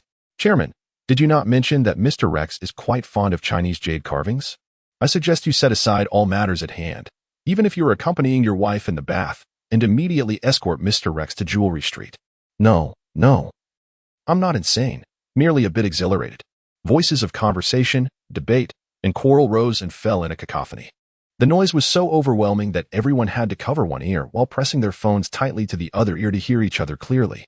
Some, growing impatient with the clamor, glared and shouted, "Can you all just be quiet for once?" Then, without time to regard others, he frantically yelled into the phone, 1,500,000? Are you buying a toilet? That's South Prime real estate." As the din escalated, it drew in more onlookers. Everyone was curious about the commotion. Upon learning of an extraordinarily impressive jade carving about to be auctioned on-site, interest surged. However, they could not see the object itself, and thus did not comprehend why those gathered at the entrance of Tang's jewelry store were so frenzied. Spending millions on a jade carving?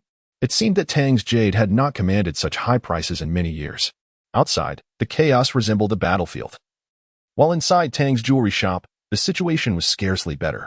Everyone was on the phone. Tang Zhenzhong had made a decision, since it was an on-site auction. And to rejuvenate the Tang brand, he intended to generate ample momentum. Every staff member set aside their tasks, attending to no customers, wholly absorbed in making calls. All media and promotional platforms, large and small, from the city and province, were to be contacted. Even some live-streaming websites were not overlooked. The store manager was discussing auction details with Tang Zhenzhong, such as starting price, timing, and bidding procedures. Su Hang, not well-versed in these matters, refrained from interjecting. After about an hour, the manager confirmed the entire process and began organizing it. Tang Zhenzhong wiped the sweat from his brow. Although somewhat fatigued, he wore a broad smile.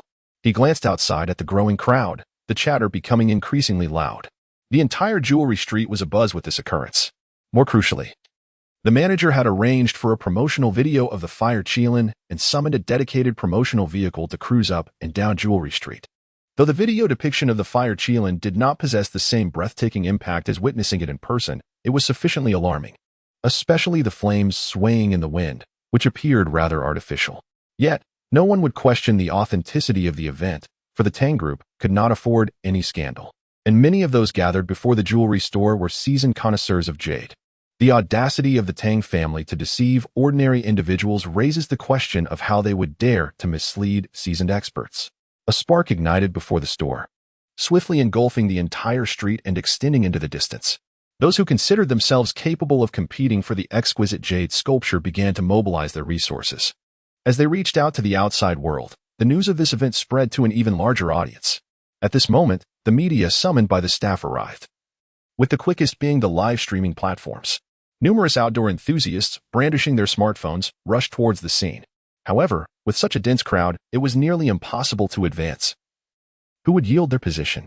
Simultaneously, security personnel from the Tang Group, alongside local law enforcement, arrived on the scene. They formed a barricade, forcibly creating a passage through the throng for the media to enter. However, due to the limited space in front of the store, the manager stipulated that only those with an audience of over 3,000 would be granted entry. One eager broadcaster raised their hand excitedly, exclaiming, "I have over 7,000. Upon verifying the claim on the broadcaster's phone, the security personnel allowed them through. Witnessing this success, others erupted in enthusiasm, shouting, "I have over 8,000. Let me in. What S1002? I'm on Bullhorn TV. My horns are 8 meters long, and my room is filled with wealthy patrons." One by one, broadcasters were ushered inside, and upon beholding the fiery Qilin, their eyes widened in astonishment. Is this truly jade sculpture? The flames dancing in the breeze, the delicate strands resembling fine hair, and the scale-like details the size of copper coins appeared utterly lifelike. Particularly striking were the fiery eyes, which seemed poised to open wide and devour anyone in sight. The chat rooms of these broadcasters erupted with fervor. Is this jade sculpture? I may not be well read, but don't deceive me. This is clearly alive. Run, broadcaster. I've heard the Qilin specifically praise on the long and unattractive. Is this a real-life monster invasion on Earth? Are today's broadcasters employing naked eye 3D effects to captivate their audience? They are truly going all out. Before the broadcasters could gather their wits, the local media arrived, bustling in with cameras and microphones through the designated passage. Observing that security personnel scarcely verified their identities, many onlookers pondered whether to use a camera as a means to blend in. The local reporters, upon witnessing the fiery Qilin, were equally taken aback, left speechless for a moment. Is this genuinely a jade sculpture? The renowned jewelry street of Huanan is well known throughout the province. These journalists had encountered high-quality jade sculptures before, yet they had never seen one so astonishingly lifelike. The fierce countenance of the Qilin was enough to leave one breathless. Several reporters, their faces reddening, exhaled sharply, their expressions reflecting sheer astonishment. The manager continuously maneuvered among the crowd, reminding everyone not to lose sight of their purpose for being there. It was then that the reporters remembered they were there to promote the upcoming auction. They hastily set up their cameras, positioning themselves to the side of the fiery Qilin jade sculpture, and began their introductions. Good morning, dear viewers. Here we are at the most renowned jewelry street in the city, where you can behold the exquisite jade sculpture of the Fire Qilin, recently crafted by Tang's Jewelry. I am currently reporting live from an impromptu auction event. Please pay close attention to this magnificent jade sculpture. Indeed, it is a jade carving, not a living Qilin. This special segment features the Tang mythology, the Fire Qilin. As you can see, the venue is bustling with attendees, including several prominent business owners. A reporter approaches a gentleman on the phone, covering his ears, and with a professional smile, he says, "Mr. Liu, good day." Without glancing up, Mr. Liu barks back, then shouts into his phone, "Haven't received the payment yet? No salary this month? What? There's still a year-end bonus? Forget it." The reporter, feeling somewhat awkward, turns to another individual, "Hello, I am from Huanan Station." The other man similarly yells at him before exclaiming into his phone, "What did you say? You're in the capital? If you can't reach Jewelry Street within an hour, I will tear up your contract." In a state of helplessness and embarrassment, the reporter forces a smile at the camera, stating, "It seems everyone is quite busy. Let us focus on that jade sculpture." Similar scenes unfold at various locations, transmitted directly to local stations.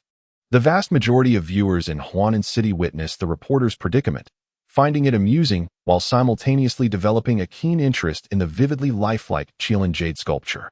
More media personnel are en route, and there remains less than an hour until the auction officially commences. Observing the lively atmosphere outside, Tang Xinzhong feels a deep sense of joy from within. How long has it been since Tang's jewelry experienced such grandeur? The thought of so many people being fervently drawn to Tang's invigorates him, reminiscent of his youthful vigor, almost compelling him to seize a carving knife and create several satisfactory pieces. However, with Su Hang by his side, he knows that showing off his skills in the presence of a master would be most unseemly, so this notion swiftly fades from his mind.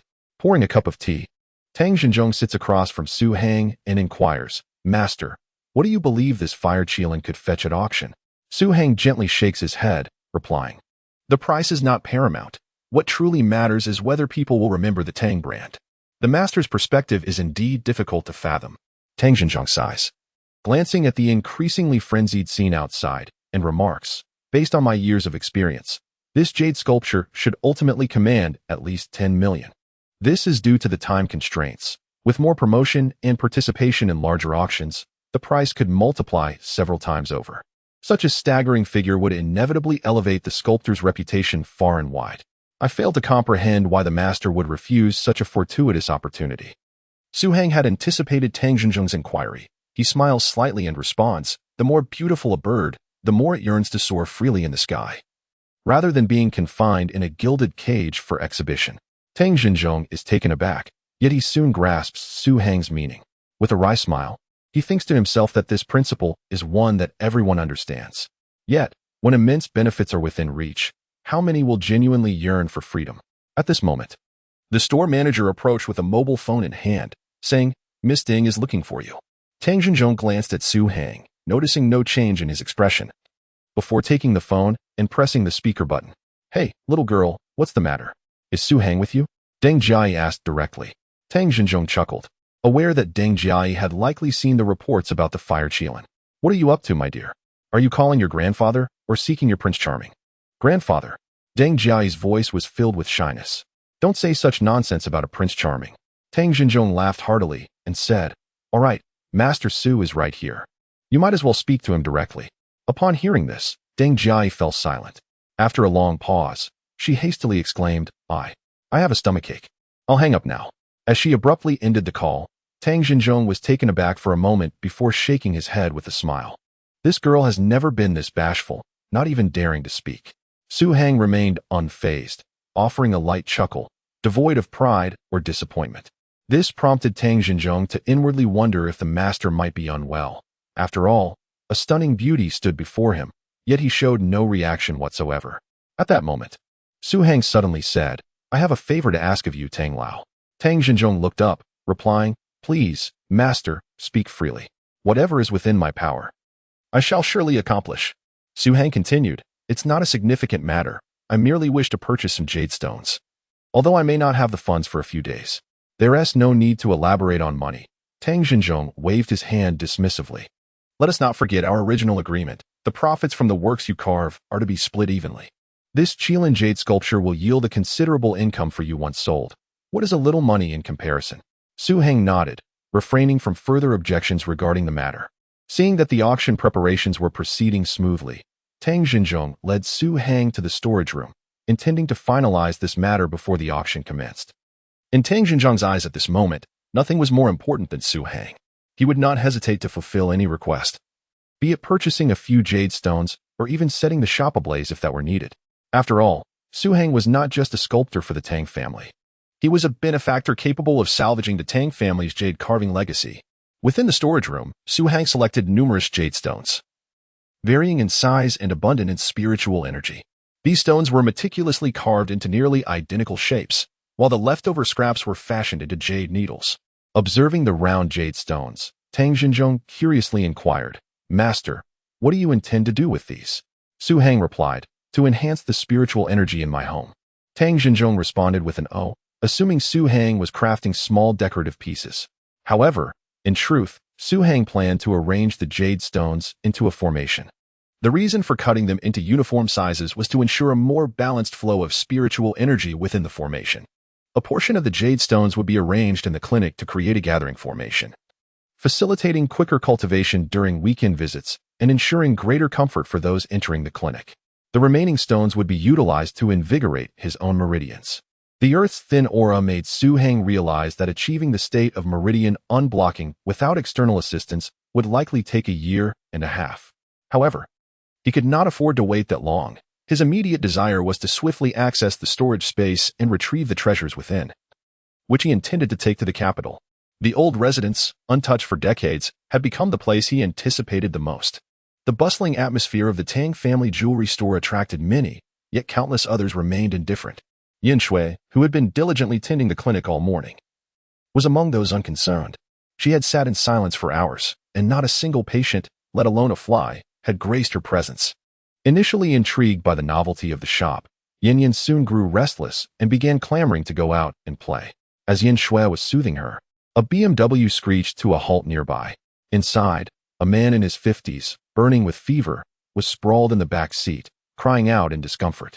Within moments, he retched violently, filling the car with the acrid stench of alcohol and vomit. The woman in the driver's seat swiftly unbuckled her seatbelt, rushed to the back to inquire about the situation. The man, dizzy from drinking, could only moan about his discomfort, insisting he needed gastric medication, given his known gastric issues. The woman did not question his plea. She secured him with a seatbelt and stepped out of the car, scanning the area for a pharmacy. Fortunately, being near Gui Lai Xian, she quickly spotted a wooden sign at the entrance, specializing in difficult and obscure ailments, no difficulty left untreated. Although this boast seemed somewhat exaggerated, it sparked a glimmer of hope in her eyes. Since it was a place for healing, they should have gastric medication available.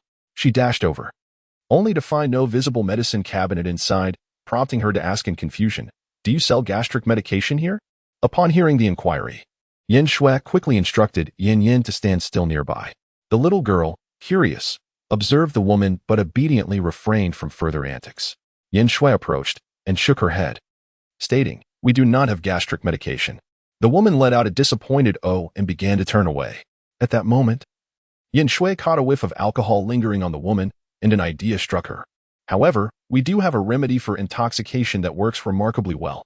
Upon hearing this, the woman halted in her tracks. Although the man required gastric medication, he had indeed consumed too much today. Perhaps alleviating his intoxication first would improve his condition. With this thought, she turned back and asked, "What kind of medicine?" Yin Shui quickly retrieved a black pill from behind a screen and handed it to the woman, explaining, "This is it. It's entirely made from traditional Chinese herbs. If taken after drinking, half a pill will suffice." The woman eyed the seemingly ordinary black pill with skepticism. It bore no branding and lacked packaging. Could it be trusted? Yet, many traditional Chinese medicines appeared similar. After a moment's hesitation, she inquired casually, "How much is it?" Yin Shui hesitated slightly, initially considering a more reasonable price. However, recalling Su Hang's instructions before his departure, she steeled herself and declared, 1,000 for a single pill. 1,000? The price startled the woman, who instinctively retorted, "Are you robbing me?" Yin Shui understood that the price was indeed outrageous, but seeing the woman's intent to leave, anxiety gripped her heart. In the beginning, Su Hang saved Yin Shui with the sole request that she assist in managing the store. Upon entering the clinic, Yin Shui resolutely decided to help Su Hang establish the business. Now, as their first transaction seemed on the verge of slipping away, she could not afford to surrender so easily. This is a specially formulated hangover remedy, which you may consume on the spot. If it proves ineffective, you shall not owe a single penny. Upon hearing this, The woman who had already turned to leave paused and glanced back. At that moment, a loud banging echoed from the BMW, accompanied by the muffled cries of a drunken man inside, demanding medicine. Bring me the medicine.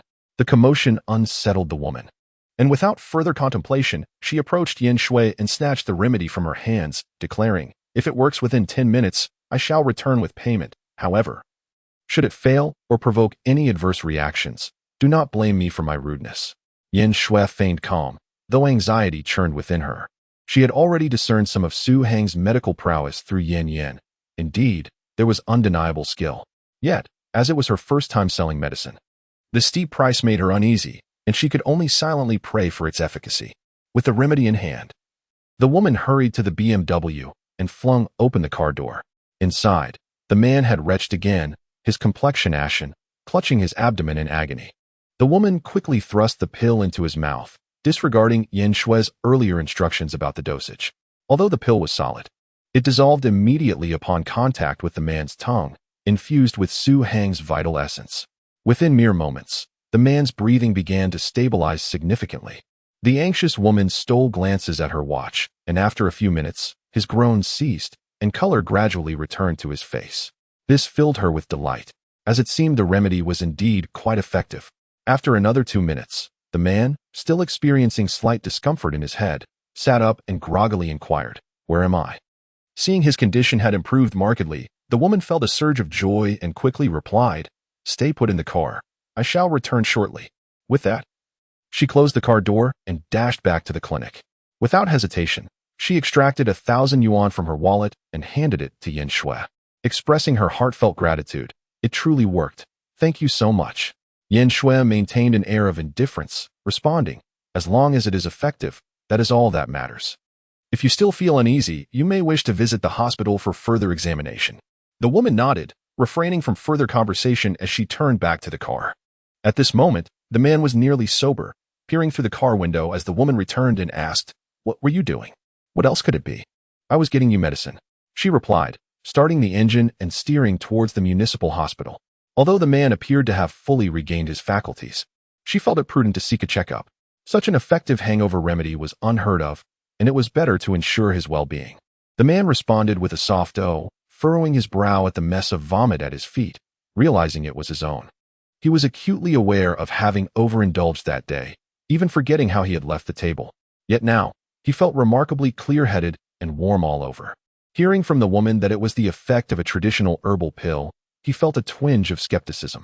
He had consumed hangover remedies before, but this experience was unlike any he had encountered. In just 5 minutes, transforming an inebriated individual into a state of complete sobriety. How could such a feat be possible? Could it be some novel narcotic? As the anxious couple made their way to the hospital, Zhang Wenbao arrived shortly thereafter, having already learned of the commotion at Tang's jewelry store and intending to head there. However, he happened to pass by the clinic and had decided to take a look. Observing the clinic devoid of any patients, Zhang Wenbao wore a knowing expression and remarked, "This master runs his establishment rather casually. In my opinion, some medication would lend it a semblance of credibility. Otherwise, who would come here for treatment?" Clutching the 1,000 yuan he had just received, Yin Shui chuckled and replied, "This is his decision, one you cannot alter. However, we have just completed our first transaction." With that, she lifted the money in her hand and shook it, resembling a little girl who had just received a sweet treat. Zhang Wenbao was somewhat astonished. He knew Su Hang was not present. So how could a transaction have taken place? Could it be that this woman possessed medical skills as well? Yin Shui smiled and clarified, "I do not practice medicine. I merely sold a hangover remedy he left behind." "A hangover remedy? Just one?" Zhang Wenbao was even more surprised, as the money in Yin Shui's possession appeared to amount to several hundred yuan. What sort of hangover remedy could command such a price? Upon learning that this was a specially formulated antidote by Su Hang, capable of treating even gastric perforations and priced at 1,000 yuan per pill, disbelief was etched on Zhang Wenbao's face. His skepticism was not towards the price but towards the efficacy of the remedy. An acute condition like a gastric perforation is notoriously cumbersome for hospitals to handle. How could a mere pill possibly remedy such a malady? However, he kept his doubts to himself. After a moment of contemplation, he retrieved 2,000 yuan from his wallet and purchased the remaining 2 hangover pills. The reason? Naturally, mingling in the commercial sphere, Such a miraculous remedy was of great necessity. Yin Shui was no fool. She understood that Zhang Wenbo was merely supporting Su Hang. Cleverly, she chose not to address the matter directly, accepted the money, and recorded it in her ledger. She wrapped the 2 pills in paper and placed them in her pocket. While Zhang Wenbo expressed his intention to take his leave, Yin Shui accompanied him to the door, attentively reminding him of the dosage and method of consumption for the pills. Zhang Wenbo, distracted, waved his hand and climbed into his vehicle. A mere 2,000 yuan was insignificant for a businessman of his stature. Yet if it could forge a connection with Su Hang, then that sum was indeed worth it. Thus, Zhang Wenbo purchased not merely medication, but the prospect of friendship with Su Hang. At this moment, the entrance of Tang's jewelry store had been cleared of a substantial area. A solid wooden high table was brought out, and the manager, microphone in hand, began to announce the auction process. This exquisite jade sculpture of the fire qilin will commence bidding at the first person's offer, with no upper limit. Each bid must be no less than 10,000 yuan, and the auction will be limited to 1.5 hours. Should the highest bidder default, the next in line will be considered. Defaulting bidders will face legal action from the Tang Group, with breach of contract claims pursued in accordance with auction law. The manager's words stirred considerable discontent among the crowd. An hour and a half? Such a time frame was exceedingly brief. Many were still awaiting the arrival of the funds they had gathered. Yet this was Tang Xinzhong's decree, and no one could alter it. This impromptu auction was not merely a means of generating profit, but rather a strategy to restore the prominence of the Tang brand. Moreover, Tang's intention is to seize this opportunity to penetrate the mid-tier market. To achieve this goal, reliance on the affluent is insufficient. Rather, the focus must shift towards the multitude of media outlets. Numerous media platforms have already convened at the scene, with countless cameras trained on the exquisite jade sculpture of the fire qilin. However, it is implausible for them to provide continuous coverage around the clock. Thus, after careful deliberation, Tang Xinzhong established a bid duration of 1.5 hours. When the auctioneer lifted the wooden gavel and gently tapped it against the solid wood table to announce the commencement of the auction, an unusual silence enveloped the room. Attendees exchanged glances, awaiting the first bid. This peculiar stillness rendered many unacquainted with auctions somewhat uncomfortable, with some pondering whether no one was inclined to make a purchase. At that moment, a timid voice emerged from the periphery. 1,000. These simple words seemed to unleash a torrent of chatter, as if a dam had burst. People shifted their focus, eager to identify the brave soul who dared to be the first bidder. Before long, a pale-faced host, burdened with a backpack and holding a phone aloft, became visible to the crowd. Cameras swiveled towards him as a reporter dashed forward, nearly thrusting a microphone into his mouth. "May I ask what you do? Do you have any expertise in jade sculptures? Was your bid of 1,000 made after careful consideration? Will you continue to bid? What is your surname?" The barrage of inquiries left the young host bewildered. He had only placed the bid due to the encouragement of his live stream audience, never anticipating that he would become the center of attention.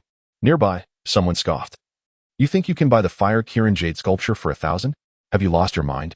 Another chimed in, raising their hand and shouting, "I bid 11,000. 11,000? And you dare to shout that loud?" "I bid 50 planes." A flurry of comments cascaded through the chat of a prominent host live stream. 50 planes emblazoned across the entire screen. Wow, what a tycoon, starting with 50,000. Tycoon? Still need accessories? The kind that just eats and doesn't talk. The prominent host, too, was invigorated by the mention of 50 planes, brandishing his phone and exclaiming, 50 planes. The auctioneer paused, perplexed. What does that even mean? A security personnel promptly approached the prominent host, issuing a warning. Please use legitimate currency. Otherwise, it will be considered a disruption, and you must leave immediately. This was merely a minor interlude in the auction process, and no one truly took offense. Even laughter was of a benign nature. The bidding gradually escalated, with participants calling out 10,000, 20,000, 30,000, creating an atmosphere of camaraderie. This was precisely the underlying motive behind Su and Hang's proposal for a live auction. Only by attracting the interest of ordinary individuals could Tang's enterprise genuinely experience a resurgence. However, after half an hour, the initial excitement began to wane. A middle-aged man, adorned with numerous gold rings and weighing no less than 200 pounds, raised his hand and called out, 500,000.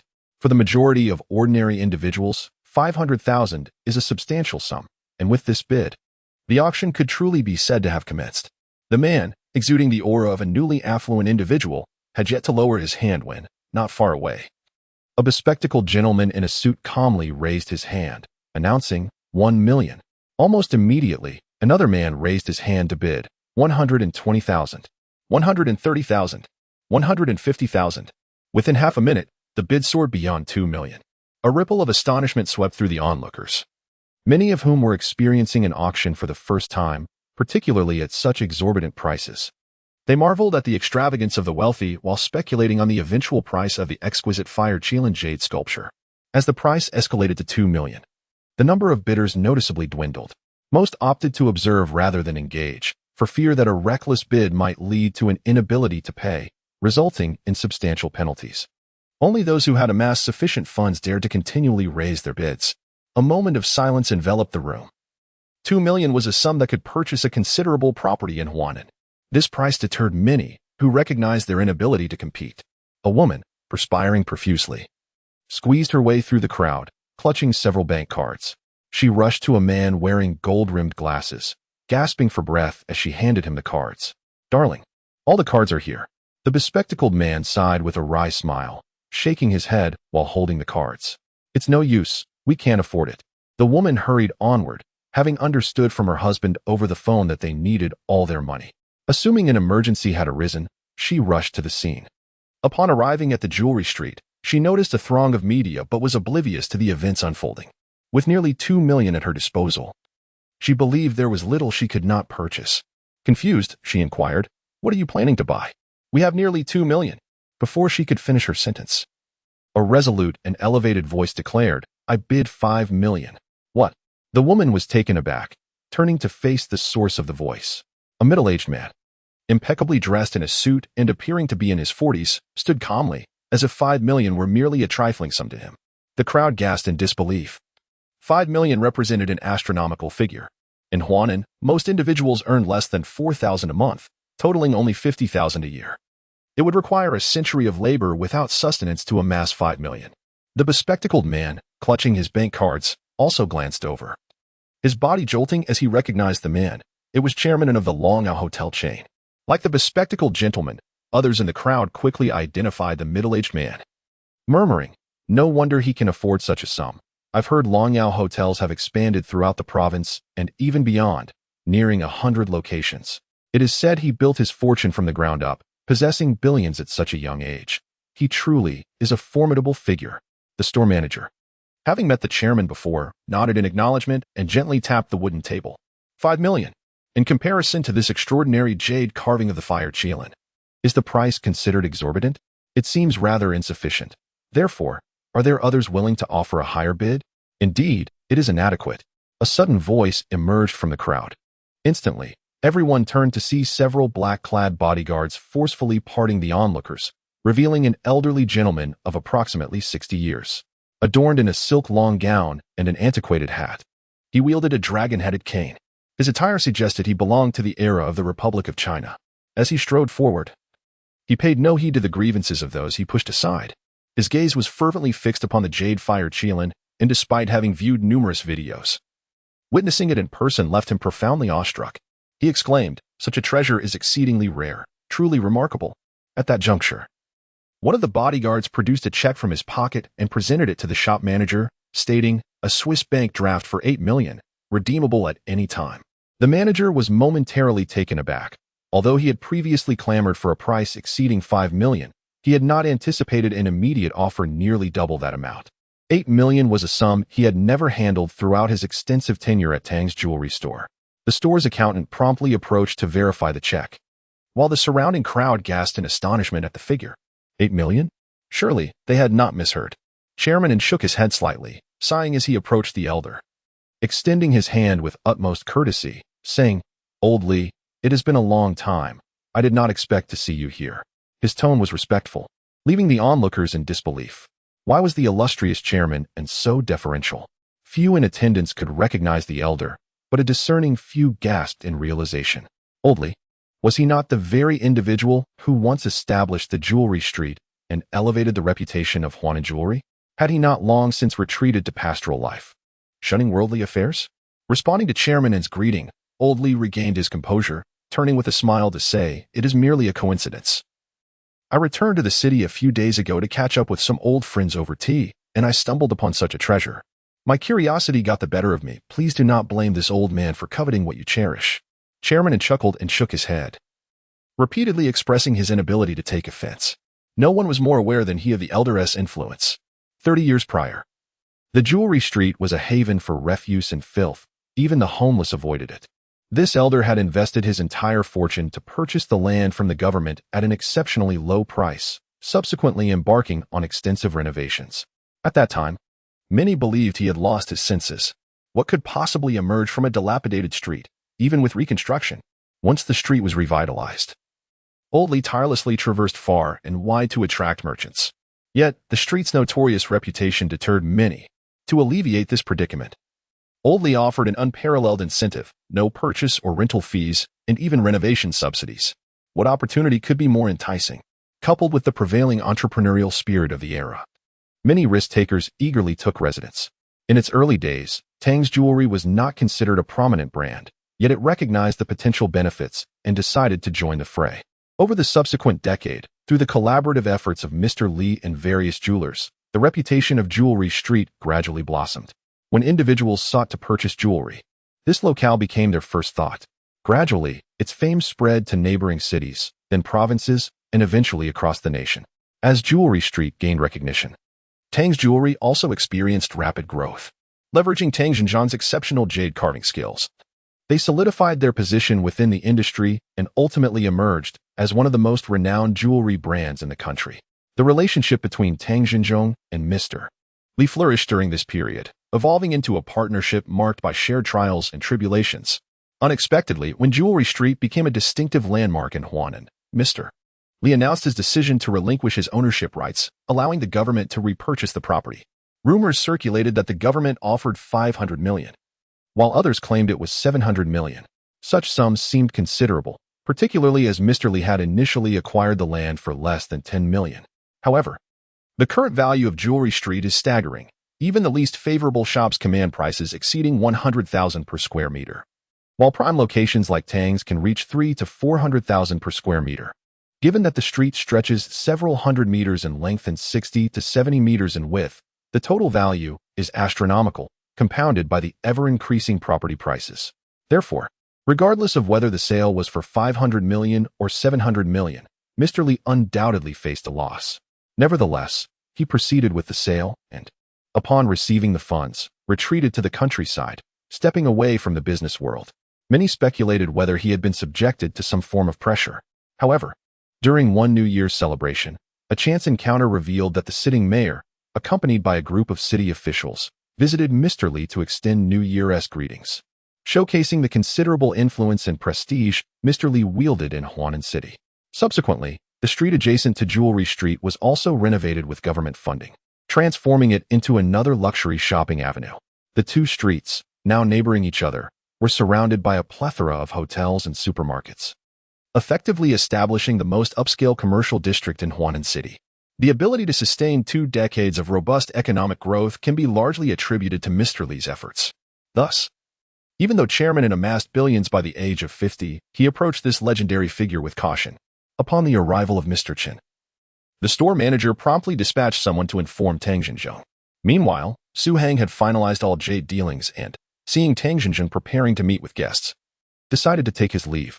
Although Tang Xinjiang intended to introduce Su Hang to Mr. Li, Su Hang showed no interest, thereby abandoning the notion. Several individuals had been present to witness the intricate carving process of the fire Qilin jade sculpture, and to avoid any disruption, Su Hang planned to exit through the back door of the shop. Tang Xinjiang composed himself and stepped outside, greeting Mr. Li from a distance. You returned to Huanan without seeking me out. What? Have you forgotten the past? Mr. Li looked up with a smile and replied.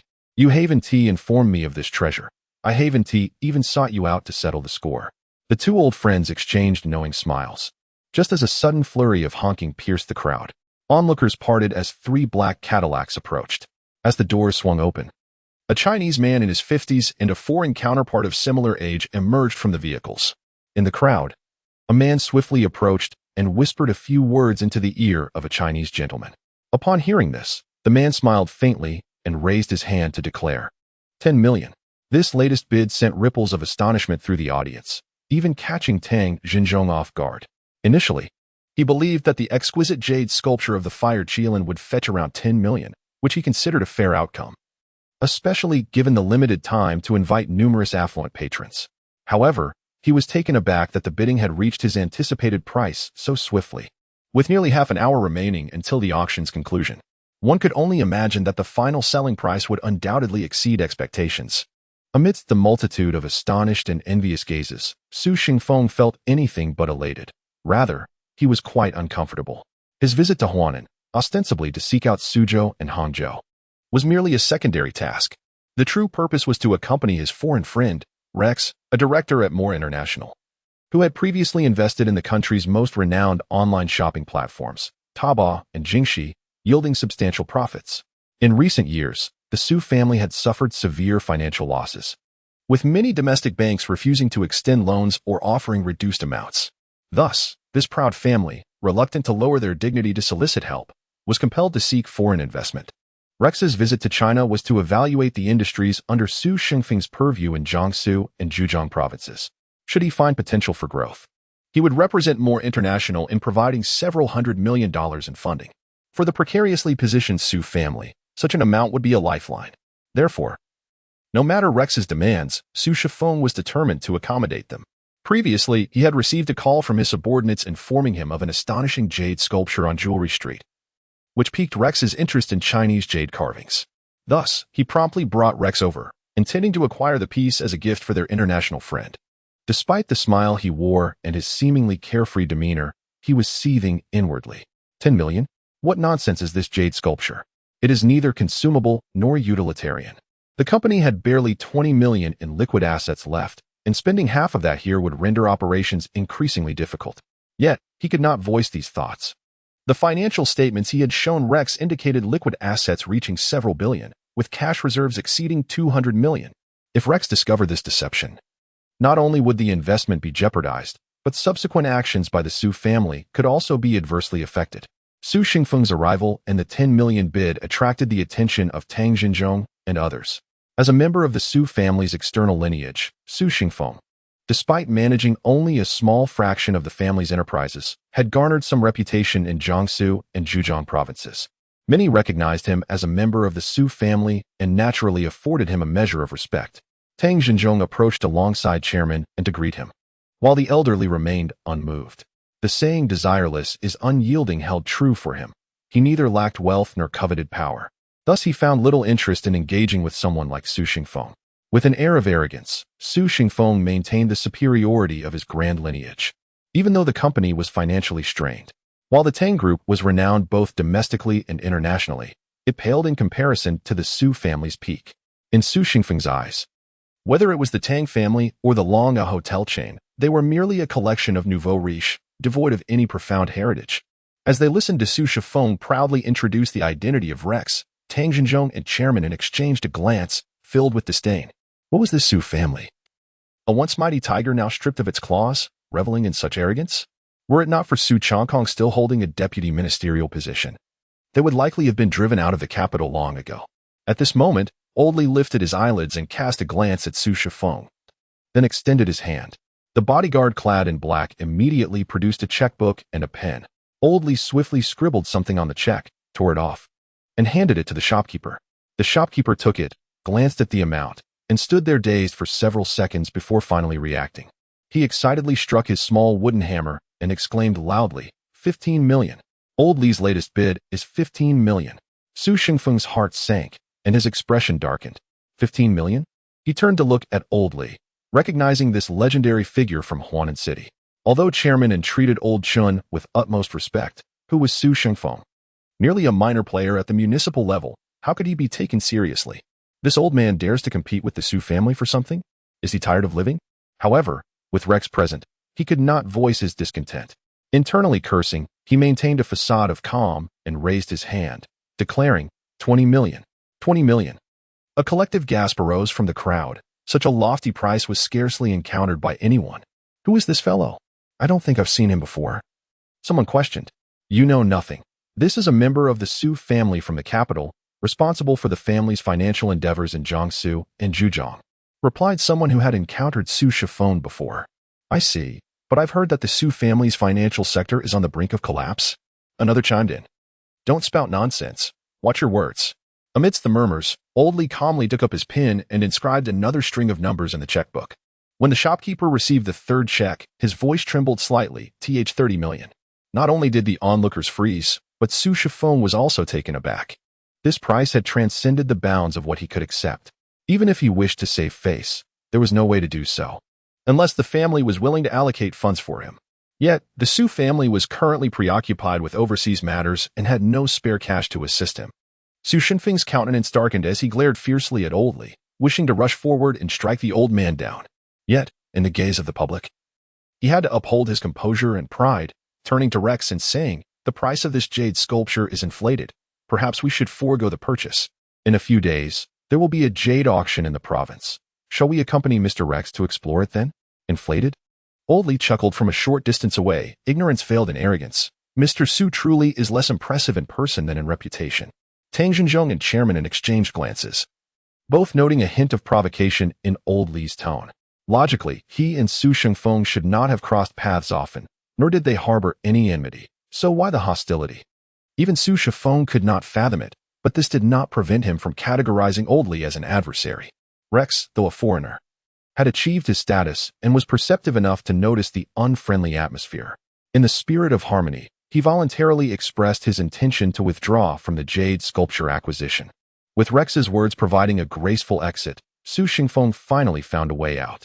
He stared at Old Li for a moment, snorted coldly, and turned to accompany Rex to the car. The trio of vehicles blared their horns as they forcefully departed through the crowd, drawing a chorus of curses from onlookers. Tang Xinzheng slightly shook his head and approached Mr. Li, whispering, "After all, he is from the Su family. There is no need to create unnecessary tension." "The Su family?" Mr. Li replied nonchalantly, "A featherless bird is less than a chicken. I can hardly tolerate those who put on airs." Chairman also approached, smiling as he clasped his hands in greeting. "Congratulations, old sir, on acquiring this magnificent jade sculpture of the Fire Qilin. It is truly enviable." Mr. Li returned the smile politely, saying, "I acknowledge your kind words." Given Chairman An's influence, had he been resolute in his desire to obtain the jade sculpture, the price could have easily been inflated by more than double. However, business acumen dictates that no treasure can surpass the value of human connections. For someone of Mr. Li's stature, securing his friendship is of utmost importance. A mere jade sculpture, albeit rare, pales in comparison to the advancement of one's career. Rumor has it that the Tang family has recently courted a formidable sculptor. I wonder if an introduction could be arranged? Mr. Li inquired suddenly. Tang Xinzhong had anticipated this question and smiled as he shook his head. That master has a peculiar temperament and prefers to remain out of the limelight. Thus, he has long departed. Chairman An's expression turned somewhat peculiar. Desire to remain unnoticed? This Fire Qilin has sold for 30 million. It will be hard to keep it a secret for long. When Zhang Wenba arrived, the auction was nearing its conclusion, although there were still a few minutes left. It was evident to everyone present that no one could surpass the current bid. 30 million is a sum few could muster within the entire Hang'an city. At that moment, a middle-aged man squeezed through the crowd, clutching a check, perspiring profusely yet radiating confidence as he shouted, "I bid 8 million. The crowd gasped in astonishment, wondering if the man had lost his senses. However, the middle-aged man felt quite the opposite, exuding a sense of pride. He had just sold 2 sets of antiques from the Jingdezhen kiln and hurried back with the 8 million he had gathered. Convinced that his offer was sufficiently high, he made his bid without hesitation. Zhang Wenba was taken aback. 8 million? Although he had seen the jade sculpture of the Fire Qilin on television, he had not anticipated such a high bidding price.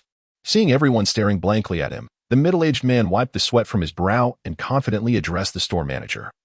"Well, is there no higher bid? Shall we not bring down the gavel?" An onlooker, unable to bear the scene any longer, quietly tugged at him, saying, "Brother, it's best to leave now. Don't embarrass yourself." "What? Embarrass myself?" The middle-aged man was instantly furious. "I am spending real money here. How is that embarrassing?" Another bystander sighed, pointing to Mr. Li at the front of the room. "Do you see that gentleman? He bid 30 million. Stunned, the middle-aged man faltered, his expression falling. "Is this a joke? Over an hour to reach 30 million? It's as if a money printer has been reincarnated." Zhang Wenba was completely dumbfounded. 30 million? As he glanced at Mr. Li's somewhat familiar face, realization dawned upon him. It was indeed this gentleman, and that 30 million was not an exorbitant price after all. Regardless of his thoughts, the auction ultimately concluded with Mr. Li as the successful bidder. The 30 million yuan jade sculpture is remarkably rare in the decades-long history of the Tang family. The media flocked to capture this treasured masterpiece from various angles. This aligns perfectly with Tang Xinjiang's aspirations. The more people who become aware of this jade sculpture, the greater the benefits it will bring to the Tang family. The shopkeeper seized the opportunity presented by the sustained excitement to showcase the jade carvings for auction. Although most onlookers had limited financial means, they could still muster several thousand or even tens of thousands. Upon witnessing the magnificent fire qilin jade sculpture, a profound interest in handcrafted artistry ignited within them. Observing those who previously felt unable to purchase now fervently bidding against one another, Tang Xinjiang could scarcely contain his delight.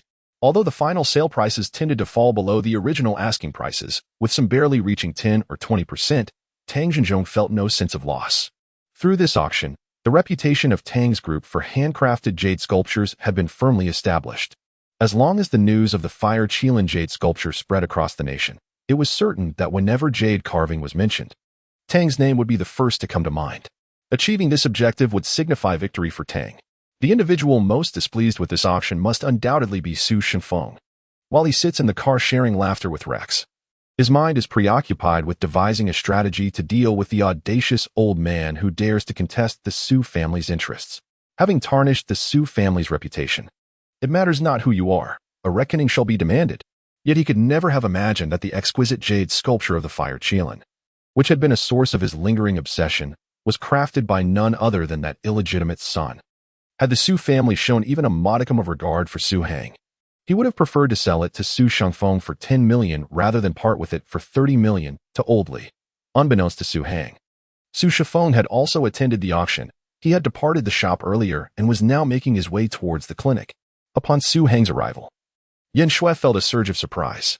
Suddenly remembering that the clinic was opening today, she hurried to fetch the ledger and 3,000 yuan. Learning that all 3 hangover remedies had been sold, Su Hang was slightly astonished. Initially, those 3 pills were merely experimental, and he had not anticipated their immediate sale. Upon further inquiry, he discovered that Zhang Wenba had purchased 2 of them. Had it not been for the drunken individual who fortuitously arrived earlier, he might have bought them all. Another small favor, he mused, as he glanced at the 3,000 yuan resting on the table, feeling a tinge of sentimentality. He poured out the jade stones he had acquired from Tang Xinjiang onto the table, and with a special adhesive meant for jade, he began to affix them one by one onto the wall. Yin Yin watched curiously from the side, understanding and helping Su Hang by passing him the jade stones. While asking Angel, "What are you doing?" Su Hang smiled as he gently patted her little head, taking a piece of jade from her hand and pressing it onto the, saying, "I am plucking the moon for Yin Yin." "The angel deceives," Yin Yin exclaimed. "The moon resides in the sky. How can it possibly be plucked?"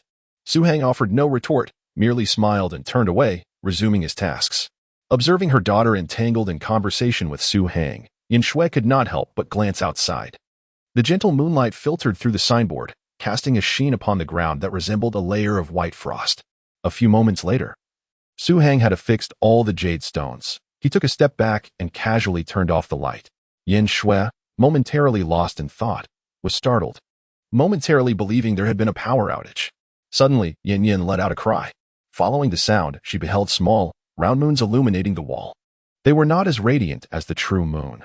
Rather, they resembled a veil of gauze, hazy and modest in their glow. The light cascaded down like water from the wall, creating an ethereal ambience where Yin Shui seemed to perceive stars floating in the air, appearing and disappearing, elusive yet palpable, making the entire clinic feel as though it were adrift in the cosmos. Upon reaching the traditional Chinese medicine shop, the salesperson immediately recognized him and, without a word, promptly called the manager.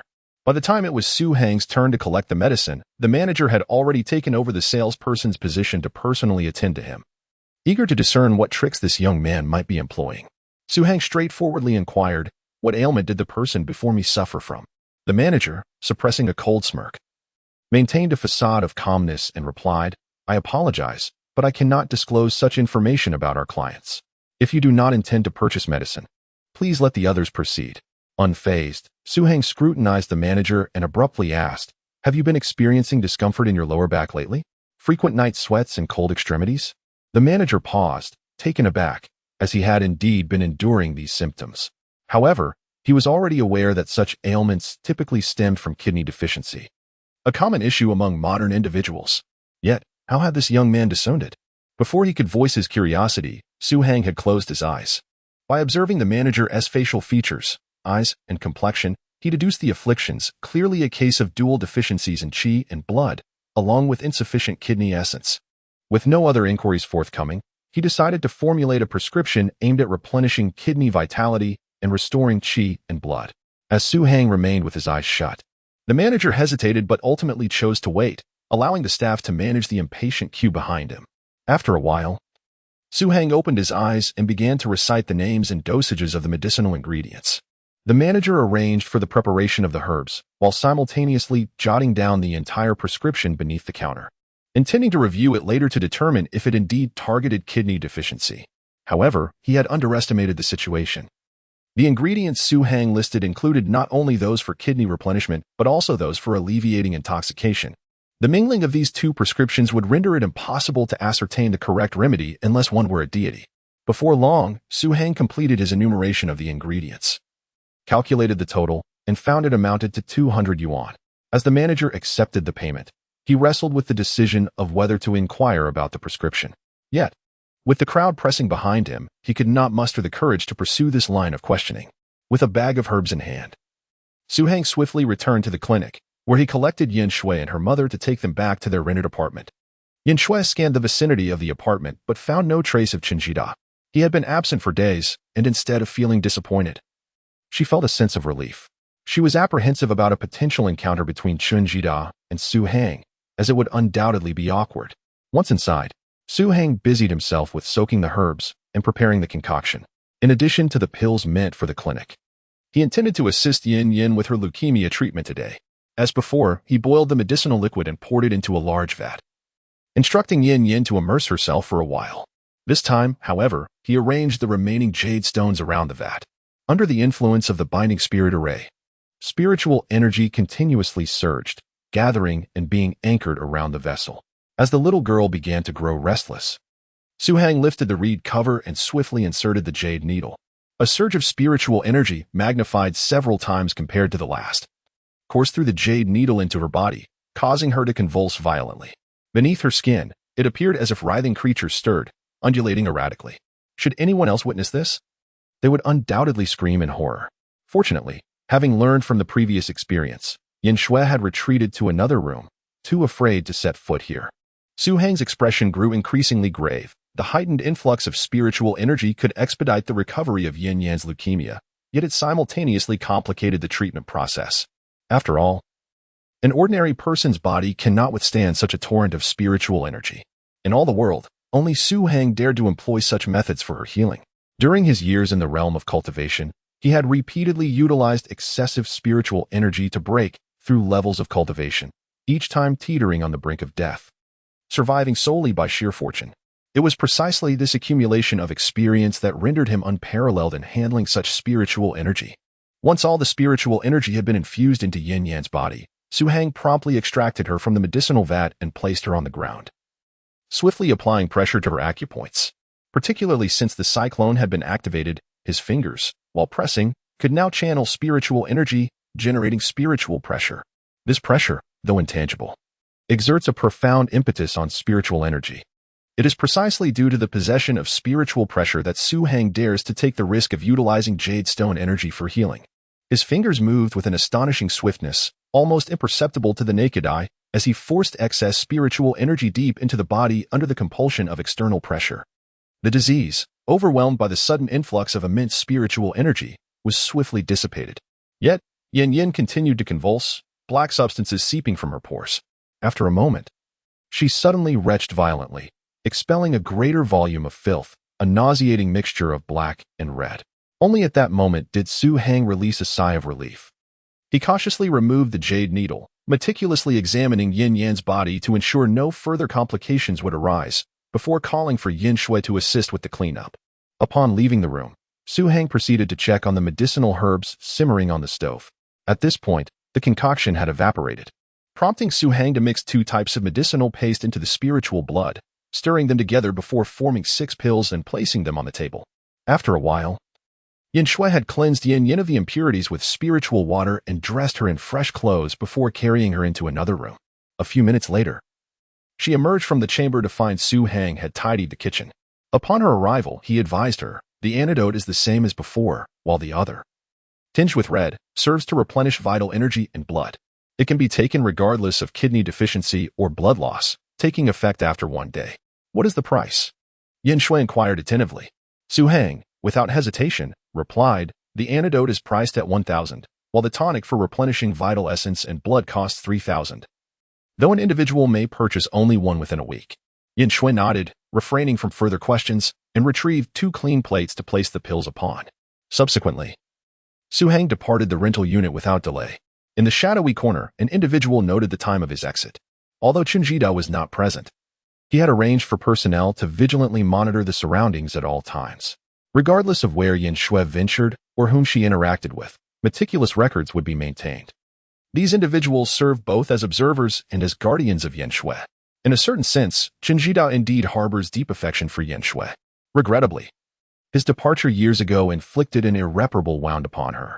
It is precisely for this reason that Chunjida has chosen to distance himself these past few days. He seeks to reclaim the past and regain Yin Shui's trust. Having left the rental apartment, Su Hang did not venture far before halting. A luxurious black sedan obstructed his path, and as the window descended, the exquisite visage of Song Yujing was revealed. Unadorned with makeup yet still remarkably beautiful, she epitomized elegance. Su Hang observed the automatically opening car door but opted not to enter. Instead, he stood there silently. Today, Song Yujing had not styled her hair, allowing her flowing dark locks to cascade down either side of her face. Adorned in a petite floral red dress, she resembled a youthful maiden of 17 or 18. With a gentle smile, she lightly tapped the file bag resting on the seat and remarked, "Do you think your arm is long enough to sign from outside?" Su Hang remained unmoved, simply stating, "I do not see any money around you." Song Yujing momentarily froze, then could not help but emit a joyous laugh. Her laughter was exuberant, yet the disdain lurking in her eyes was palpably evident. Clearly, he hailed from the countryside. Did he not understand that substantial transactions are conducted via checks? Perhaps he had never even seen one before. Noticing Song Yujing's unabashed mirth, Su Hang furrowed his brow slightly. To his surprise, he bent down and slid into the car, taking a seat beside her. One hand braced against the front seat while the other rested perilously close to Song Yujing's chair back, his entire form leaning slightly forward. In the dim light of the vehicle, his deep-set eyes sparkled as if illuminated by stars.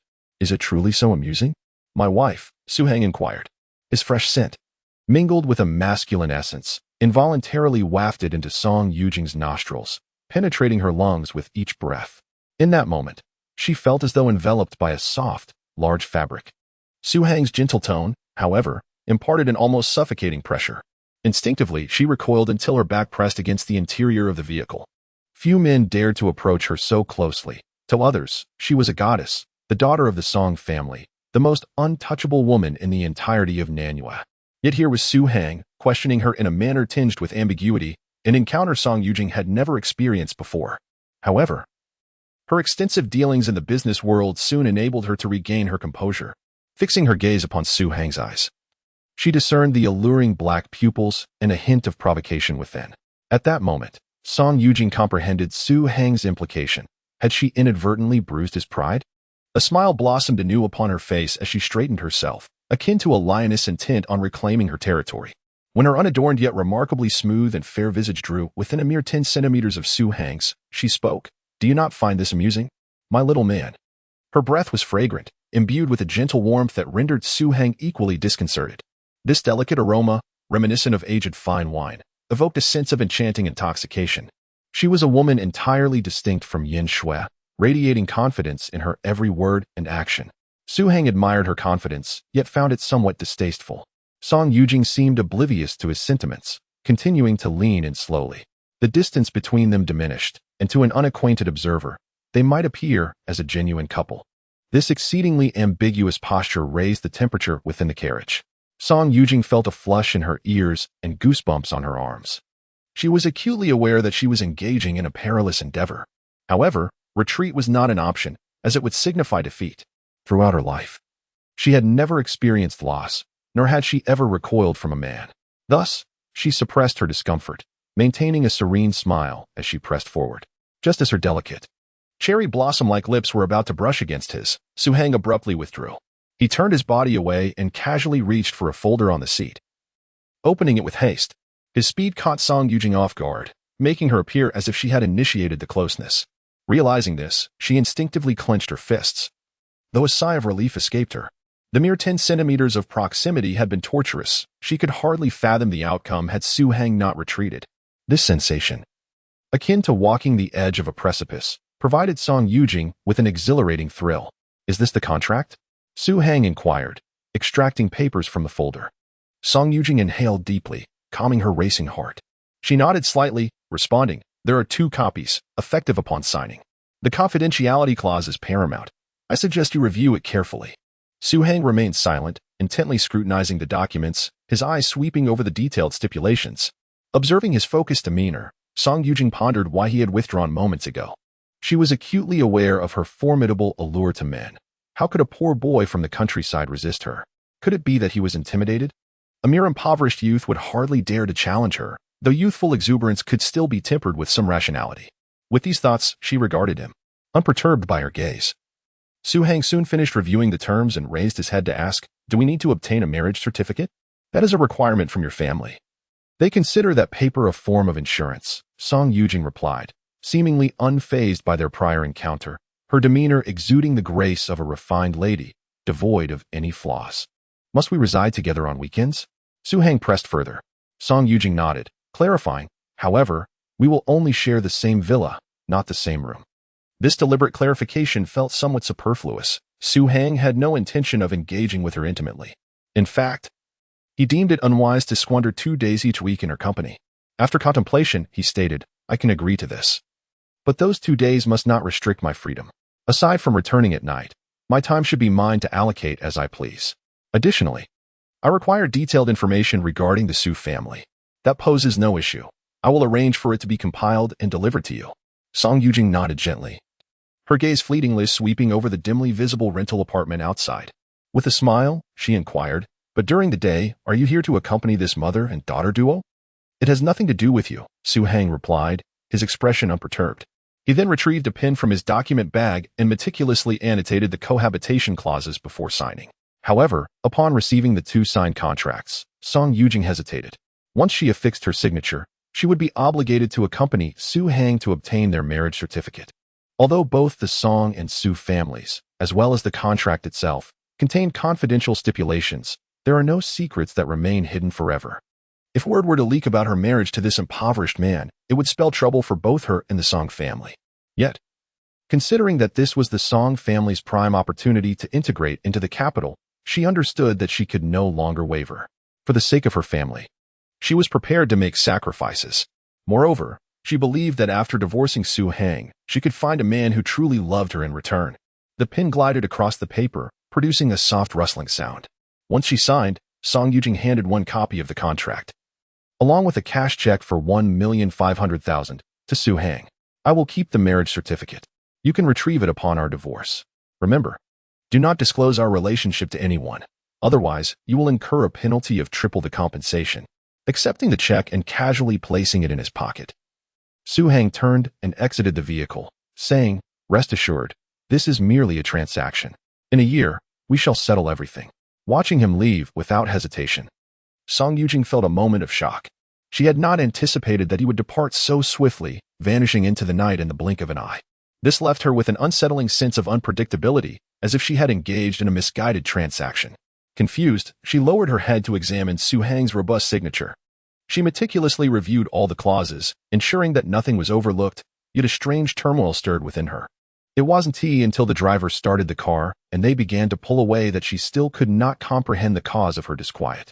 Meanwhile, at a certain restaurant in Huanan City, Tang Zhenzhong, elderly, Chairman, and Zhang Wenba were already seated at the table. After years of separation, Tang Zhenzhong and elderly naturally had much to discuss, with Su-hang being the predominant topic of conversation. Although Tang Zhenzhong was reluctant to divulge specific details about Su-hang, elderly, with his adeptness, would find it easy to uncover the truth. Having listened to Tang Zhenzhong recount how he met Su-hang, Elder Li's curiosity about this yet-to-be-seen young man deepened. During the meal, Chairman Lin and Zhang Wenbo raised their glasses to one another, as one operated a hotel chain while the other specialized in interior decoration, creating a certain connection between them. For a time, the atmosphere was convivial and harmonious. The four of them represented the pinnacle of power in Huanan, prompting the restaurant owner to personally drive over with dishes upon receiving news of their gathering. Additionally, several individuals, having learned of Elder Li's presence, chose to come and toast him. Elder Li responded courteously, lifting his glass for a brief sip, while Zhang Wenbo, stimulated by the 30 million yuan jade sculpture, welcomed every toast. As the white liquor flowed, his complexion soon reddened and dizziness set in. Had it not been for Chairman and S assistants in blocking a few rounds, he would have long since found himself beneath the table. Mr. Zhang, I think that's enough. You should stop drinking, Chairman advised. No. What's there to be afraid of? Zhang Wenbo, visibly intoxicated, fumbled in his pocket for quite some time before finally extracting a small paper packet. With a grin, he declared, "Do you know what this is? It's a pill. For sobering up. With this medicine, who needs to worry about drinking?" Chairman pondered that no matter how effective a hangover remedy might be, it could not possibly allow one to drink freely without consequence. Before he could voice his concerns, Zhang Wenbo tore open the packet and swallowed a pill without hesitation. This alarmed Chairman, although Zhang claimed it was a hangover remedy. In his current state, he might swallow anything, even if it were a lump of feces presented as cake. Could one truly trust a drunken man? And was uncertain whether the pill was indeed what Zhang claimed. If it were something else, it could lead to serious repercussions. Just as he contemplated calling for assistance, Zhang Wenbo shook his head vigorously and then downed a substantial amount of water from a glass on the table. Once he set the glass down, the signs of intoxication had vanished completely. He looked at the water glass in astonishment and wondered aloud, "What kind of water is this? It's delicious." This left Chairman and the others in a state of disbelief. Moments ago, Zhang had been on the brink of unconsciousness, and now he appeared completely lucid. Someone approached with concern, asking, "Mr. Zhang, are you all right?" Zhang stared at him, bewildered, and replied, "What could possibly be wrong with me?" Chairman hesitated before saying, "You just took a pill." "Pill?" Zhang struggled to recall. He glanced down at the black pill wrapped in paper on the table. It seemed somewhat familiar. Upon reflection, it dawned on him that this was the hangover remedy he had purchased from Gui Lixian. He looked at Chairman in astonishment and asked, "Did I just eat this?" And nodded and explained, "You were so intoxicated that you could hardly move. One of those pills brought you back to full consciousness. I wonder if it might be some sort of stimulant. Should we go to the hospital for a checkup?" Zhang was momentarily taken aback. When he had bought the medicine, Yin Shui had clearly stated that it was for sobering up. At the time, he had thought little of it, but now the effectiveness was astonishing. Despite having consumed over a pound of alcohol, he felt completely clear-headed, with no lingering signs of inebriation. The earlier dizziness and discomfort seemed to have dissipated like a fleeting illusion. "Mr. Zhang?" Someone called out from the side with concern. Snapping back to reality, Zhang waved his hand, signaling that there was no need for a hospital visit. He trusted that Su Hang would not use any harmful substances or stimulants in their medicine. Feeling warm and invigorated, more so than ever, Zhang's eyes sparkled with excitement. It was no wonder the master dared to open a clinic. He truly had remarkable skills. Such an extraordinary hangover remedy was unheard of, which explained the exorbitant price of 1,000 yuan per pill. This was too good to pass up. He resolved to purchase several more pills the following day to keep on hand. Business people love to drink, but are also wary of it. With this remedy at his disposal, Zhang Wenbo would fear no drinking occasion. However, recalling Yin Shui's advised dosage left him feeling uneasy. Would one pill at a time be too much? Having consumed in excess, he decided to quench it with copious amounts of alcohol, believing it might counteract the effects of the medication. With this thought, he seized a glass and filled it to the brim, seeking companions for a drinking contest. This startled the others, who, fearing potential mishaps, fled as if their behinds were ablaze. Unable to find a worthy opponent, Zhang Wenbo resorted to drinking alone. One glass after another, he soon downed a substantial quantity. Yet his complexion only flushed slightly, showing no signs of inebriation whatsoever. Chairman Lin, who had been observing the entire scene, was dumbfounded. Having shared drinks with Zhang Wenbo before, he knew the latter's limit was roughly 1 jin. When had he become such a formidable drinker? Not just him, even Tang Xinzhong and Elder Li were equally astonished. They had witnessed Zhang Wenbo's drunken antics moments ago, yet now he was consuming alcohol as if it were mere water. Zhang Wenbo reveled in his own delight. offering no explanations, instead relishing the astonished gazes of those around him. Were it not for the fact that the clinic had already closed, he would have eagerly rushed to find Su Hang to procure 100 hangover pills to stash away. Such a potent tool at the drinking table was indeed a treasure. Meanwhile, Su Hang had reached the vicinity of his school. Along the way, he pondered how to utilize the jade stones. Relying solely on the spirit-gathering array for cultivation seemed rather slow. Even with the aid of the jade, achieving the channeling realm would be a formidable challenge. The agreement he had signed with Song Yujing reminded him of the Su family. With the holidays approaching, he yearned to journey to the capital in search of his roots. Yet, before embarking on such a trip, he needed to unlock his storage space. He couldn't arrive empty-handed, could he? Suddenly, Su Hang recalled that the storage space had established a connection with him upon its initial activation. The reason for its inaccessibility was simply due to the lack of spiritual energy.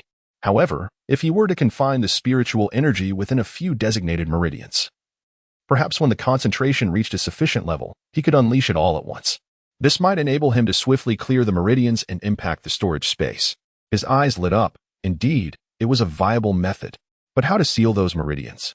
It was clear that doing so beneath the heavenly gate would be unwise, as it could harm the soul.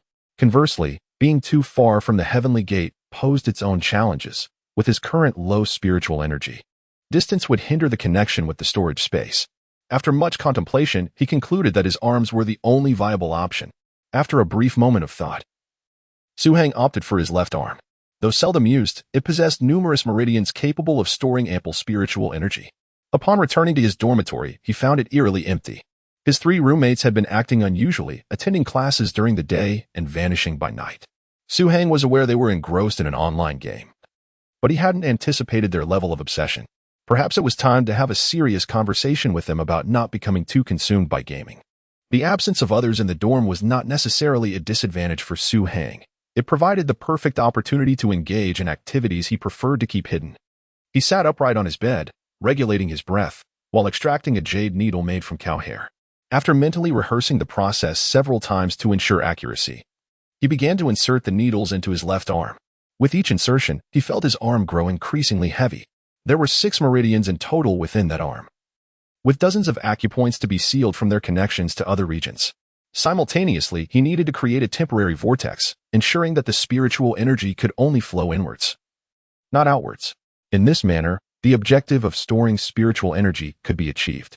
This process endured for quite some time, only reaching completion in the late hours of the night. As an increasing amount of spiritual energy settled within, it swirled around the acupuncture points, unable to mobilize, rendering Su Hang's left arm increasingly heavy. This discomfort caused him to furrow his brow. If this continued, once enough spiritual energy was stored, his left arm might become so laden that he could not lift it at all. Fortunately, it was his left hand that was sealed, which did not significantly affect his daily life. Su Hang quietly estimated the amount of spiritual energy. If he were to cultivate naturally, it would likely take around 2 weeks to attempt to open all the meridians in his left arm. However, utilizing jade stones in conjunction with formations might allow him to achieve this by the weekend. This pace was not slow, yet Su Hang found himself somewhat dissatisfied. He eagerly anticipated the opening of this storage space, hoping to yield 1 or 2 spiritual stones, even if they were of the most rudimentary kind. The night swiftly passed in the course of his cultivation. The following day, however, his 3 roommates had yet to appear. After waiting for a considerable time at the dormitory door, Su Hang's brow creased slightly, an uneasy premonition stirring within him. As the time for class drew near, he decided to head to the classroom, thinking perhaps his roommates would return shortly. When the class bell rang, a multitude of students surged into the classroom, commencing a new week of study. Among all the classrooms, the one garnering the most attention was the special training class for ethnic music. This week marked their inaugural lesson. Numerous journalists lingered outside the classroom, cameras poised to capture this rare and precious moment. As the head teacher and the instructor for the first lesson, Professor Zheng unceremoniously closed all windows and drew the heavy curtains. The special training class was not merely a key initiative for the 2 schools. It was also a strategic requirement at the national level. According to the plan, tangible achievements must be realized within a year, and within 2 years, the program should resonate internationally. By the 3rd year, each member was expected to step forward and face scrutiny from all. This was not merely about learning. It was akin to a war, without smoke or gunfire, yet fiercely intense. To achieve this goal, there could be no negligence. All factors that might impede the learning process had to be completely eradicated. Inside the classroom sat 15 individuals of varying ages. The youngest was 16, while the oldest was 24. This age disparity bred a sense of rivalry among them. The younger individuals believed themselves to possess greater potential for development, while the older ones asserted their superiority and experience. Even before the lesson commenced, the classroom was charged with palpable tension as eyes locked in a fierce glare. When Professor Zheng entered the classroom, he immediately captured everyone's attention. With the call to stand and the subsequent seating, the first lesson officially began. Yet, before the lesson could commence, one student spoke up. "Professor, I believe we should first clarify the position of class leader before we begin our studies. This would better consolidate our efforts, facilitating a smoother learning experience." The speaker was Jia Qingfei, the youngest member from the Guqin Research Association of Jiangsu and Zhejiang Province. Standing confidently, he held his head high, firmly believing that both his musical skills and understanding of the guqin placed him at the top of the class. His level had long surpassed that of an ordinary student. Others remained silent, yet their eyes were fervently fixed upon Professor Zheng. They all understood the significance of the class leader's position and naturally held great anticipation. Only Deng Jiayi appeared disheartened. Su Hang's reluctance to join the training class was a minor blow to her. Consequently, when she called her grandfather, Tang Zhenjiang, yesterday and learned that Su Hang was nearby, she panicked and struggled to find words, ultimately fabricating a clumsy excuse to end the call. As for the class leader's role, she showed no interest. She aimed to join the training class solely to refine her musical skills, not for fame or fortune. For someone of her affluent background, such matters were insignificant. Professor Zheng smiled and inquired if everyone aspired to be the class leader. The crowd nodded in unison, despite their disdain for Jia Qingfei's arrogance. They felt he was commendable for stepping forward today. However, Professor Zheng's smile faded, and his expression turned grave. Gazing at the 15 young individuals seated below, he shook his head slightly and solemnly declared, "In my view, none of you, including Jia Qingfei, are qualified to hold the position of class leader." This statement caused an uproar among the students. Jia Qingfei's face soured as he fixed his gaze on Professor Zheng, summoning his courage to respond. "I have practiced the piano since I was 3, now 2 decades. Over the years, I have received countless awards and am the youngest member of the Jiangsu Zhejiang Province Guqin Research Association, without exception. I would like to ask the professor, if even I am not qualified, then who truly is? Winning awards? Being a member of an association? Mere titles," Professor Zheng replied indifferently. He picked up the remote control from the podium and pressed the button to activate the projector, stating that individual may not wish to join. "But I am willing to wait for his change of heart. Until he arrives, the position of class leader shall remain forever vacant." This proclamation left the students even more astonished. Forever vacant? Who possessed such stature that Professor Zheng would treat the matter with such gravity?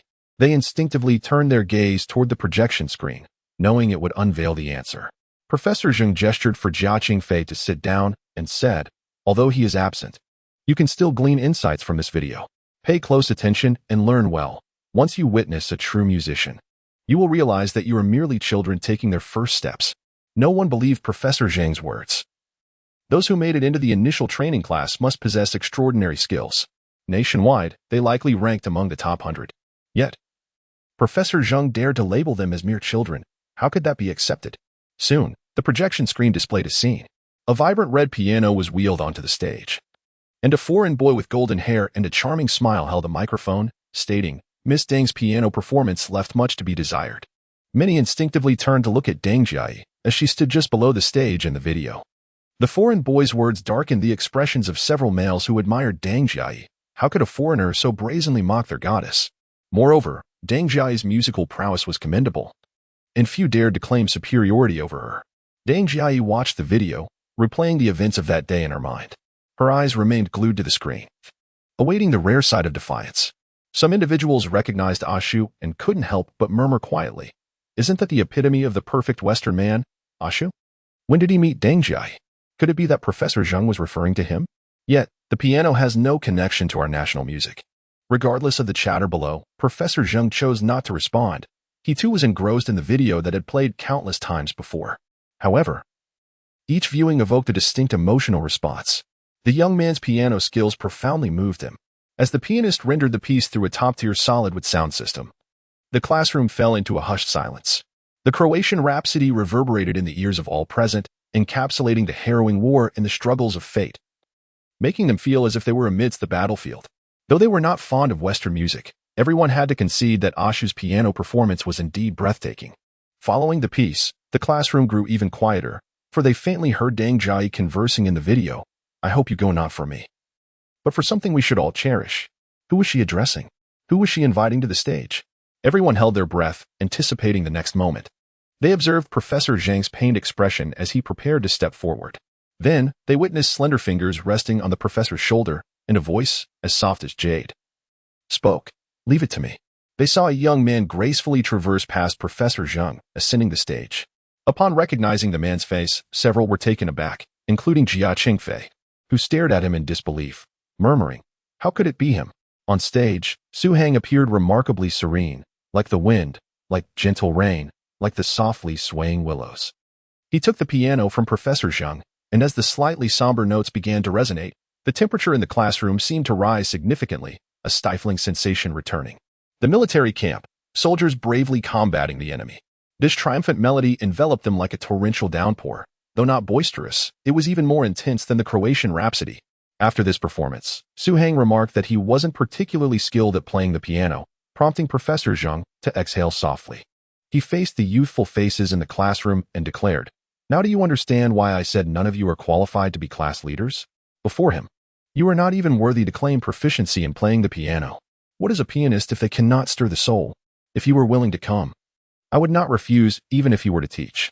Jia Qingfei and two others turned pale, clenching their fists, not out of anger or hatred, but from a profound sense of shame.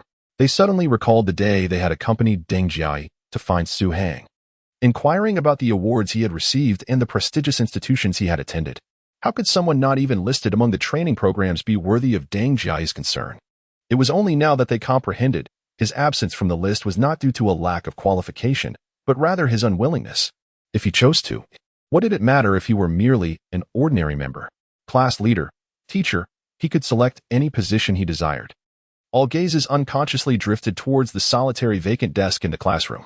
The chair at the front of the classroom stood out conspicuously, yet at that moment, no one was inclined to occupy it. They gazed at the frozen image on the screen, their hearts unquiet for a long while.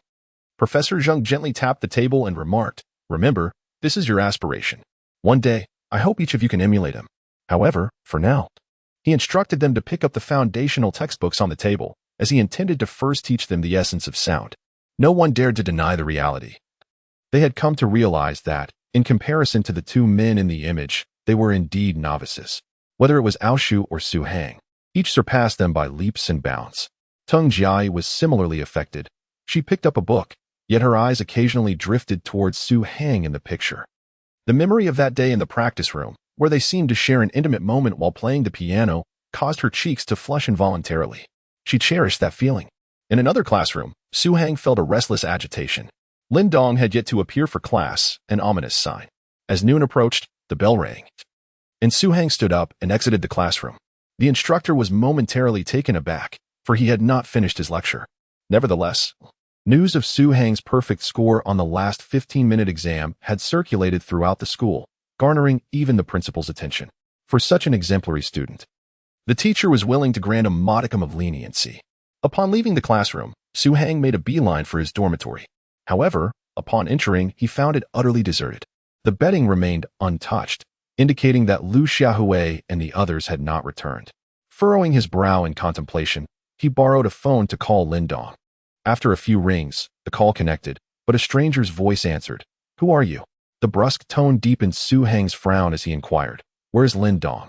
"Lin Dong?" The man muttered something indistinctly, then asked, "Hey, you lot, who called for Lin Dong?" No one responded. The man cursed under his breath and repeated, "Who are you?" In that instant, Su Hang deduced that his three roommates were in trouble. Robbery? Kidnapping? Otherwise, how could the phone end up in someone else's hands? Maintaining his composure, he asked, "Where are they? What has happened?" "At Sanya Music Shop. If you wish to recognize them, come and pay the ransom, 100,000. With that, the call abruptly ended. Su Hang returned the phone to the classmate, expressed his gratitude, and promptly exited the school grounds. Just as he was about to hail a taxi, a car pulled up beside him. The driver emerged from the driver's seat, handed him a document folder, and said, "Mr. Su, Here are the materials you requested.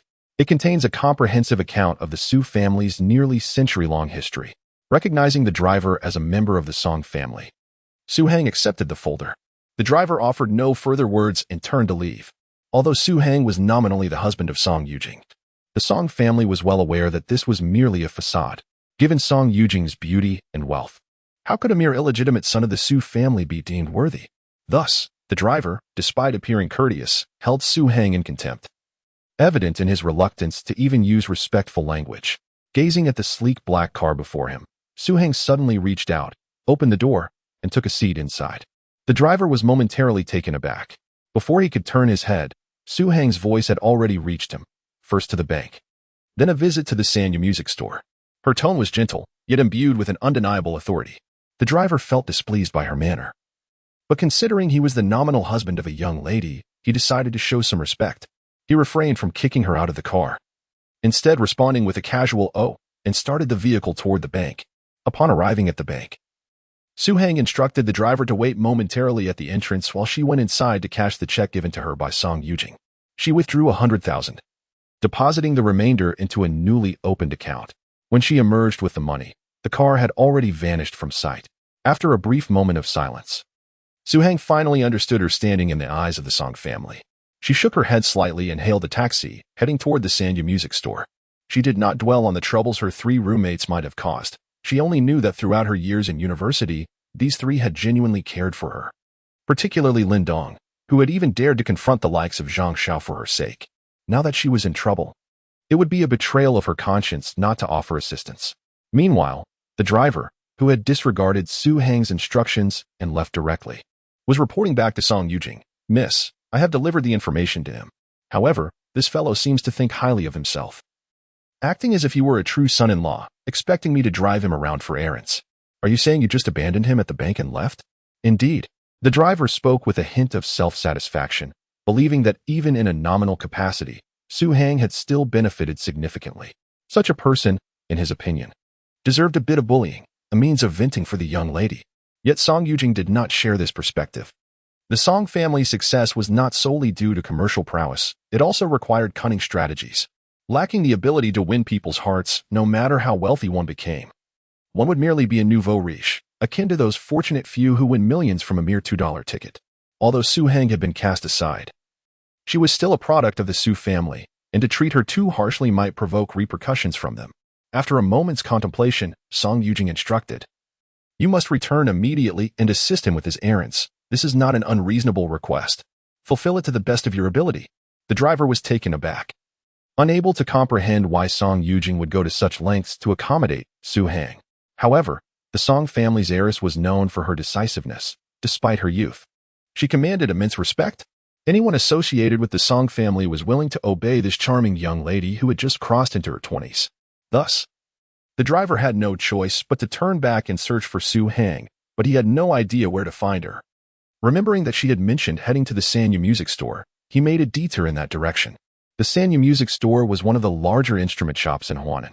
Its inventory was predominantly high-end, and those with even a modest financial capability often frequented it to purchase instruments. At that moment, in an office within the store, a group of over a dozen people had gathered.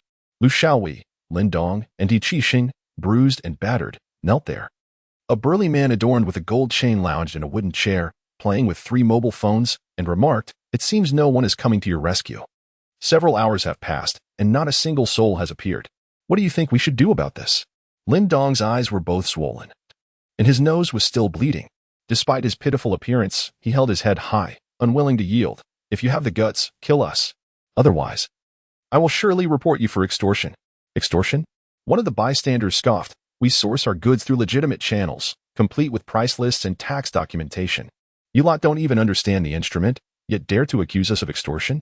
Someone approached and slapped Lin Dong across the face. "You little brat. If you don't pay up today, none of you will leave here alive." Lin Dong glared defiantly, blood trickling from the corner of his mouth. Were it not for the numbers on the other side and the presence of his 2 roommates, he would have certainly retaliated. After delivering a slap, the assailant was about to strike again when a knock resounded at the door. A middle-aged man hurried in, and upon seeing Lin Dong and his companions in such a disheveled state, he was taken aback. "Boss Wei, what is going on? Why the commotion?" "This is my nephew. He continued, attempting to explain. Boss Wei shot him a sidelong glance, noting he was standing beside Lin Qiaoqiao. Your nephew came here and broke an ancient zither.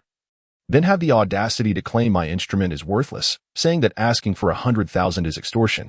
The newcomer was none other than Lin Qiaoqiao's uncle, Lu Wenqing, who had previously performed with his zither at a school celebration.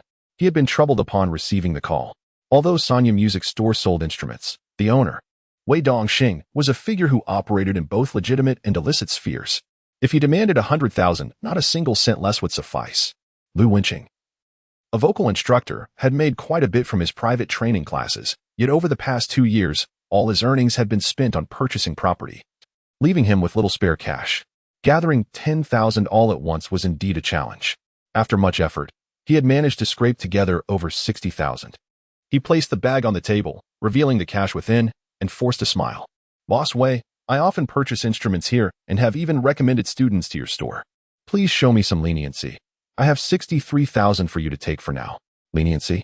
Wei Dongxing sneered. These little brats were just shouting in the store, claiming I was extorting them. If I let this slide, where would my dignity go? If I take your 63,000, people will believe my instruments are worth no more than that. Upon hearing this, Lu Wenqing realized that without offering a substantial amount, today's affair would not end well. Anger surged within him as he slapped Lin Qiaoqiao. You know nothing yet you wish to play the zither? Is it amusing? Lin Qiaoqiao lowered his head, afraid to speak. Wei Dongxing snorted, saying, enough of this nonsense. Go gather the money quickly. I'll give you a bit more time. If you're not back before sunset, I'll ensure these brats lose their teeth. Before he finished speaking, Su Hang had already arrived at the entrance of Sanya Music Store, carrying a bag. He stepped inside just as he heard Lu Wenqing's furious reprimand. Silently, he ascended the stairs with the money, while simultaneously, the driver from the Song family had also arrived. Seeing Su Hang go upstairs through the car window, he hesitated, uncertain whether to continue waiting. At that moment, a few individuals emerged from the music store, discussing with a sense of schadenfreude the incident involving Lin Qiaoqiao and his companions damaging a piano. The driver, upon hearing this, immediately speculated that Su Hang might have gone to the bank, perhaps to withdraw funds to assist someone in repaying a debt. He hurriedly contacted Song Yujing to inform her of the situation.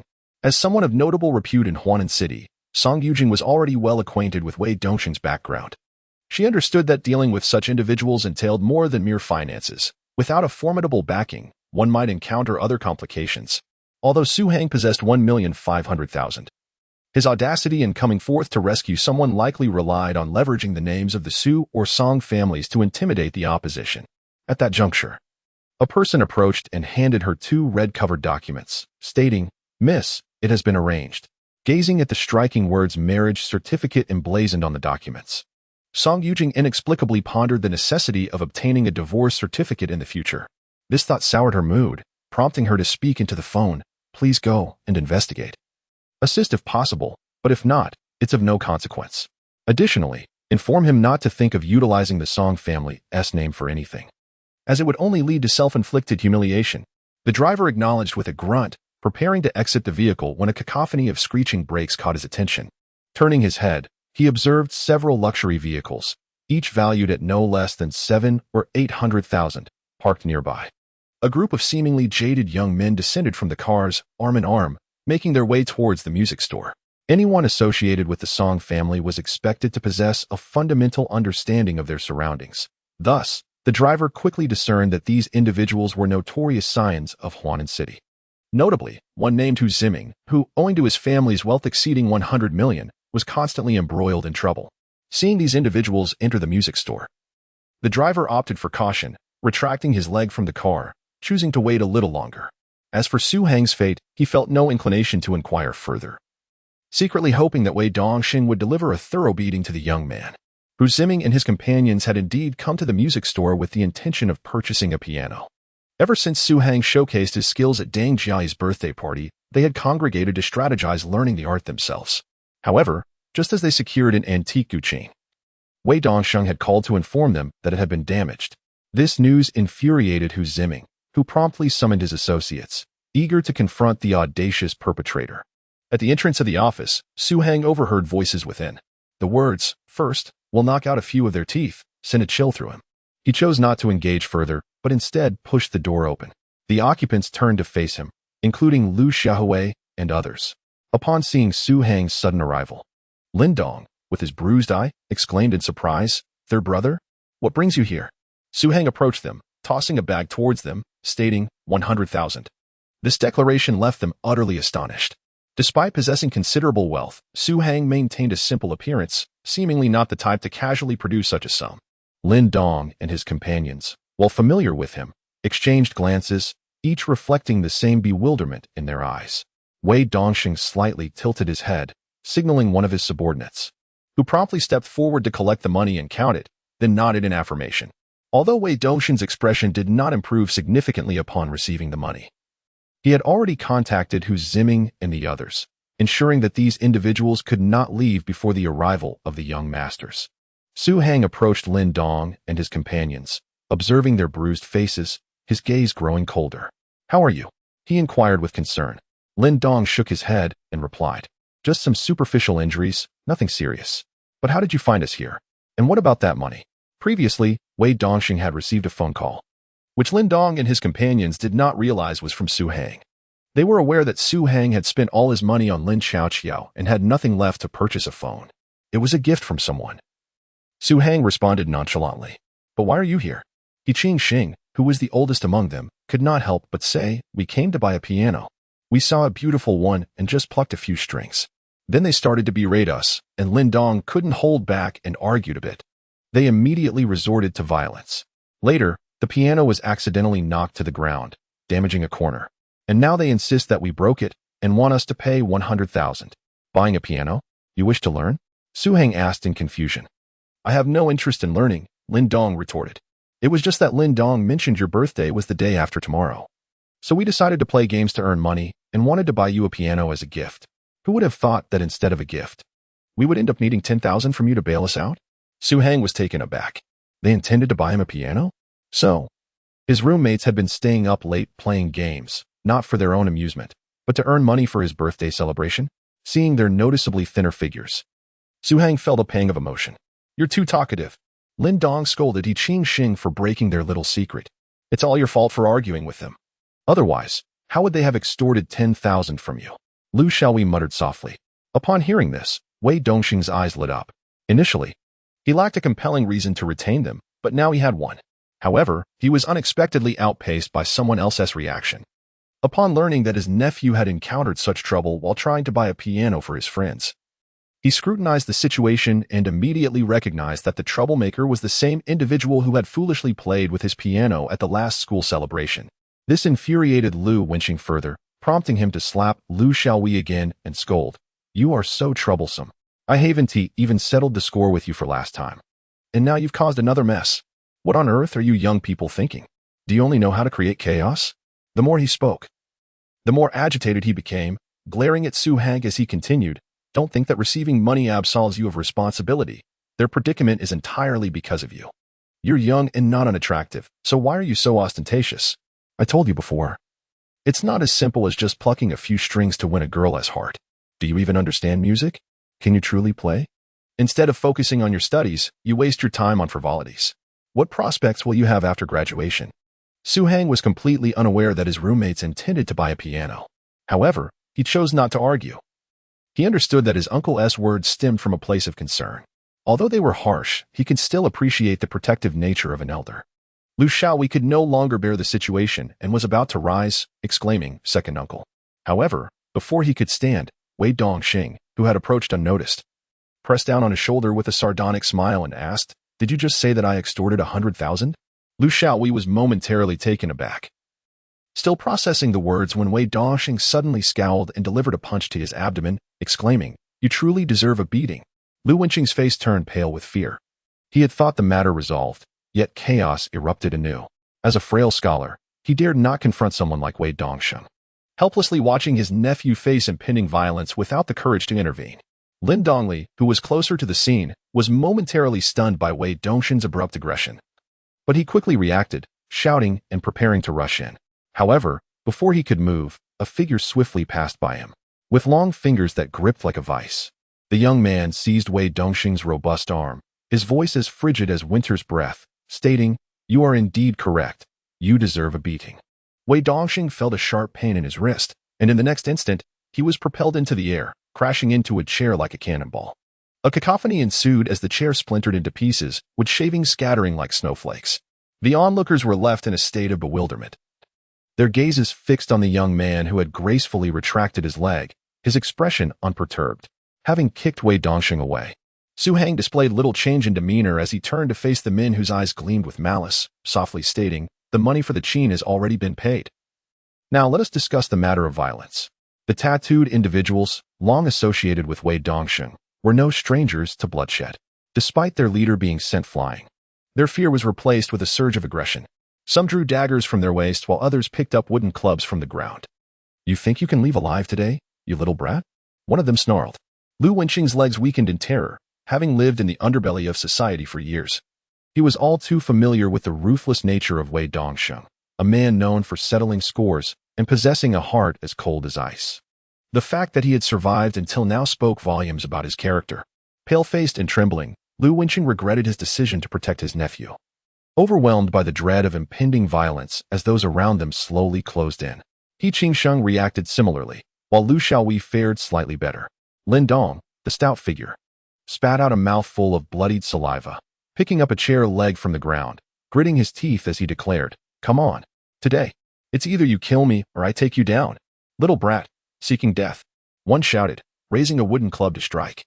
Su Hang stepped forward, lifting his right hand to seize the club. The collision of flesh and wood produced a resounding crack. The club splintered in two, and the wielder felt an overwhelming force strike his abdomen, sending him flying, much like Wei Dongxing, crashing into a heap of tables and chairs. Su Hang's expression remained calm throughout the chaos. The talisman he carried close to his person rendered him impervious to ordinary weapons such as knives and clubs. With one hand, he effortlessly caught the wooden stick, feeling merely a slight tickle, akin to the sting of an ant. Discarding the stick with a casual flick, he softly uttered, "Come again." Lin Dong, standing nearby, was taken aback, pondering when his companion had become so formidable. That strike, if landed on an ordinary person, could easily shatter fingers. Yet he remained unperturbed. Lin Dong couldn't help but glance at Su Hang's slender fingers, questioning whether he had indeed witnessed the scene correctly. At that moment, two individuals charged in from either side, brandishing sharp daggers and wearing fierce expressions.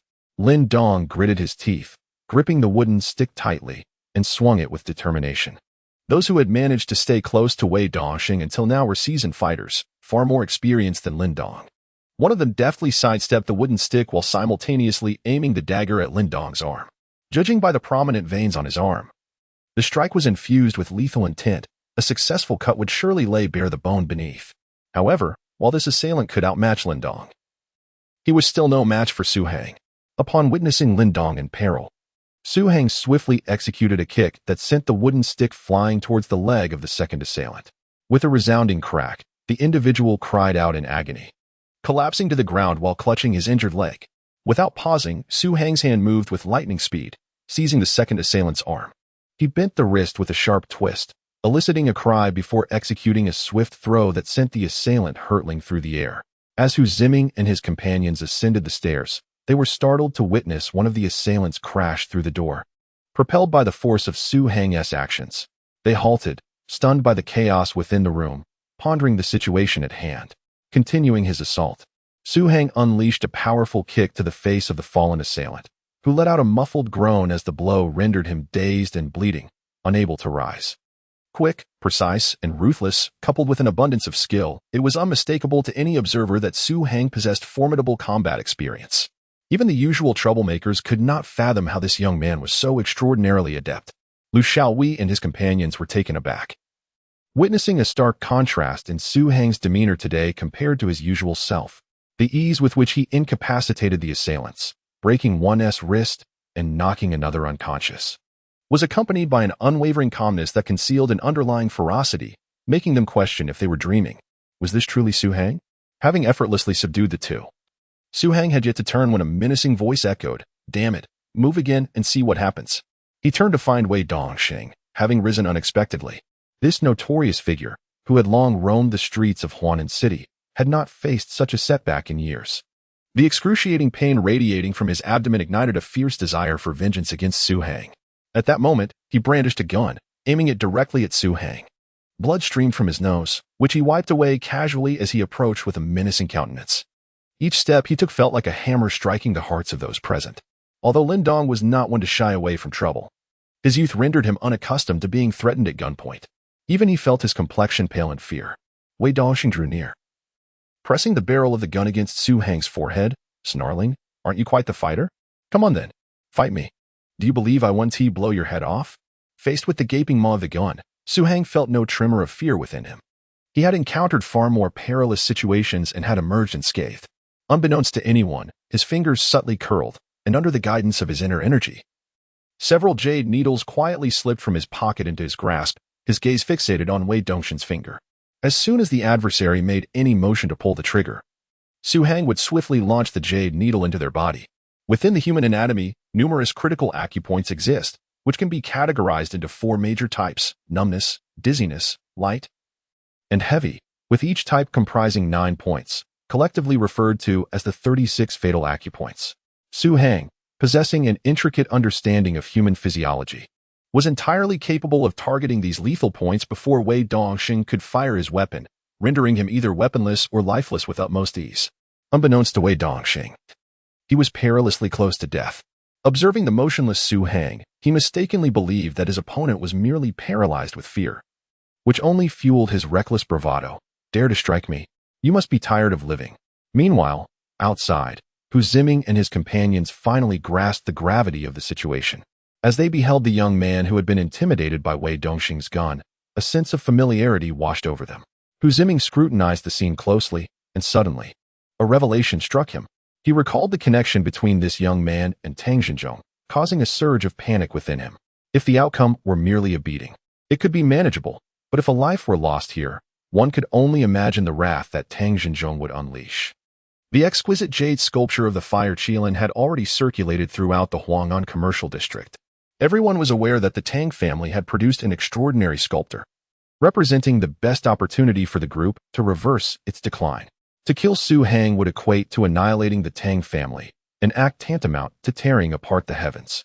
Although the gunman might not be Hu Ziming himself, the furious Tang family would undoubtedly pursue justice, potentially implicating them in the aftermath. After all, this incident had arisen from their purchasing a zither. With this realization, Hu Ziming could no longer remain passive. He rushed forward, exclaiming, "Do not act recklessly." Wei Dongxing cast a sidelong glance at him, his expression dark and silent. As Hu Ziming approached, he first assessed Su Hang, noting that he was unharmed, which slightly eased his tension. He then addressed Wei Dongxiang. "Wei Gu, I recognize him. Perhaps we should let this matter slide. I will cover the medical expenses." However, the mere mention of this ignited Wei Dongxing's fury further. Having navigated the underworld for years, who in Huang'an would dare disregard his authority? Now, he had been bested by a mere youth, and if he let this go unpunished, he would be the subject of ridicule. "Who shall? Do not say that I lack respect. The Wei family is no trifling matter. Anyone can't just waltz in and take a swing at me. If I let him go today, tomorrow someone will be riding my neck." Wei Dongxing's expression was menacing. "Even if you wish to intervene on his behalf, at the very least, you must cripple this lad. Otherwise, even the King of Heaven himself could not compel me to release him." Hu Ziming was infuriated, his hair nearly standing on end, yet he understood that for someone like Wei Dongxing, face was paramount. However, the relationship between Su Hang and the Tang family was well known. Should trouble arise, none would escape unscathed. Hu Ziming's arrival halted Su Hang's intended action. He had initially planned to exploit Wei Dongxing's distraction to strike at the opponent's acupoints of dizziness or severe injury. Yet, upon hearing Hu Ziming's apparent intent to mediate, he deemed it unnecessary to continue with excessive force, recalling Hu Ziming's face and knowing of his connection to Deng Jiai. However, Wei Dongxing's words stirred a sense of impatience within Su Hang. "Do you truly believe that mere firearms render one invincible?" He slowly raised his heavy left hand and gently placed it upon the gun. Wei Dongxing noticed his movement, momentarily taken aback, and then fiercely threatened. "What do you intend to do? Are you seeking death?" Su Hang did not respond. Suddenly, a jade needle in his hand shattered, propelled by the influx of spiritual energy, and slipped through the crevice of the firearm. Just as Wei Dongxing finished speaking, a sudden clamor erupted. He immediately sensed a significant lightness in his grip. And as he glanced over, he was taken aback. Where did the gun go? On the ground, a scattering of firearm components lay strewn about, and the room fell into an immediate silence. Everyone stared vacantly at the heap of parts, their minds racing with thoughts of what had just transpired. Su Hang lowered his left hand and spoke softly. A gun is not invincible. Wei Dongsheng, taken aback, raised his head to look at him, harboring doubts about whether he was wielding a counterfeit weapon. No one could comprehend the events that transpired in that fleeting moment. For Su Hang relied on his ethereal energy and the shattered jade needle as an extension of himself. With unparalleled analytical prowess, he discerned the assembly principles of the firearm the instant he entered its interior. Subsequently, the jade needle trembled at various critical points, disassembling the handgun with precision. The entire process unfolded entirely within the confines of the weapon, beyond the grasp of ordinary understanding. The group of young masters who had accompanied Hu Ziming rushed over. Observing the scattered firearm components on the ground and the bewildered expressions of those present, unsure of the situation. Addressing the crowd, Su Hang proclaimed, "Let us do it again." Upon hearing that sound, the men armed with daggers and wooden clubs retreated a step. Their gazes towards Su Hang were filled with incredulity and dread. Possessing an array of combat skills and the ability to disassemble a firearm in an instant, he exuded a calm, yet fierce demeanor. This young man instilled a sense of fear within them. Wei Dongsheng also took a few steps back, still unable to believe that his gun had been dismantled into components without any reaction on his part. This revelation sent his heart racing wildly, accompanied by a wave of bitterness in his mouth. No one dared to advance any further. Only Hu Ziming managed to regain his composure. He glanced at the disassembled firearm parts on the ground and then at Su Hang, a newfound admiration gleaming in his eyes. People naturally gravitate towards venerating the strong. This applies to both women and men alike. If Su Hang's guqin performance at the birthday party had merely piqued Hu Ziming's interest, now he was genuinely in awe. Seeing that no one came forward, Su Hang stepped ahead. As he advanced, others retreated. Wei Dongsheng's expression turned grim. Had he known such a formidable individual was present, he would have preferred to offend Hu Ziming rather than invite further trouble. At that moment, Lu Wenqing also realized the gravity of the situation. Although he recognized Su Hang's strength, he was reluctant to push Wei Dongsheng to the brink. He quickly interjected, "Let it go, let it go." With that, Su Hang had no choice but to halt, though he did not entirely relent, casting an inquiring glance towards Liu Xiaohui and the others. Liu Xiaohui and Lin Dong exchanged incredulous looks, then shook their heads in unison. Let it be. The events of the day had left them both astonished and fearful, draining their energy for further inquiry. With his roommates expressing such sentiments, Su Hang ultimately acquiesced. He paid no heed to Wei Dongsheng and the others, reaching out to pull the frightened He Qixing, who had been paralyzed by fear and intended to leave. Brother Su," Hu Ziming suddenly called out. Su Hang turned his head in confusion, glancing at this renowned young master of Huanan City. Hu Ziming wore an expression of excitement as he asked, "Could you teach me how to handle a gun?" "Guns?" The group accompanying him looked on in bewilderment, many of whom had also attended Deng Jiai's birthday party and recognized Su Hang's identity. However, this extraordinary individual, skilled in the guqin, seemed completely unrelated to firearms. They glanced down at the disassembled gun parts on the ground, and then at Hu Ziming's exuberant demeanor, beginning to harbor some suspicions.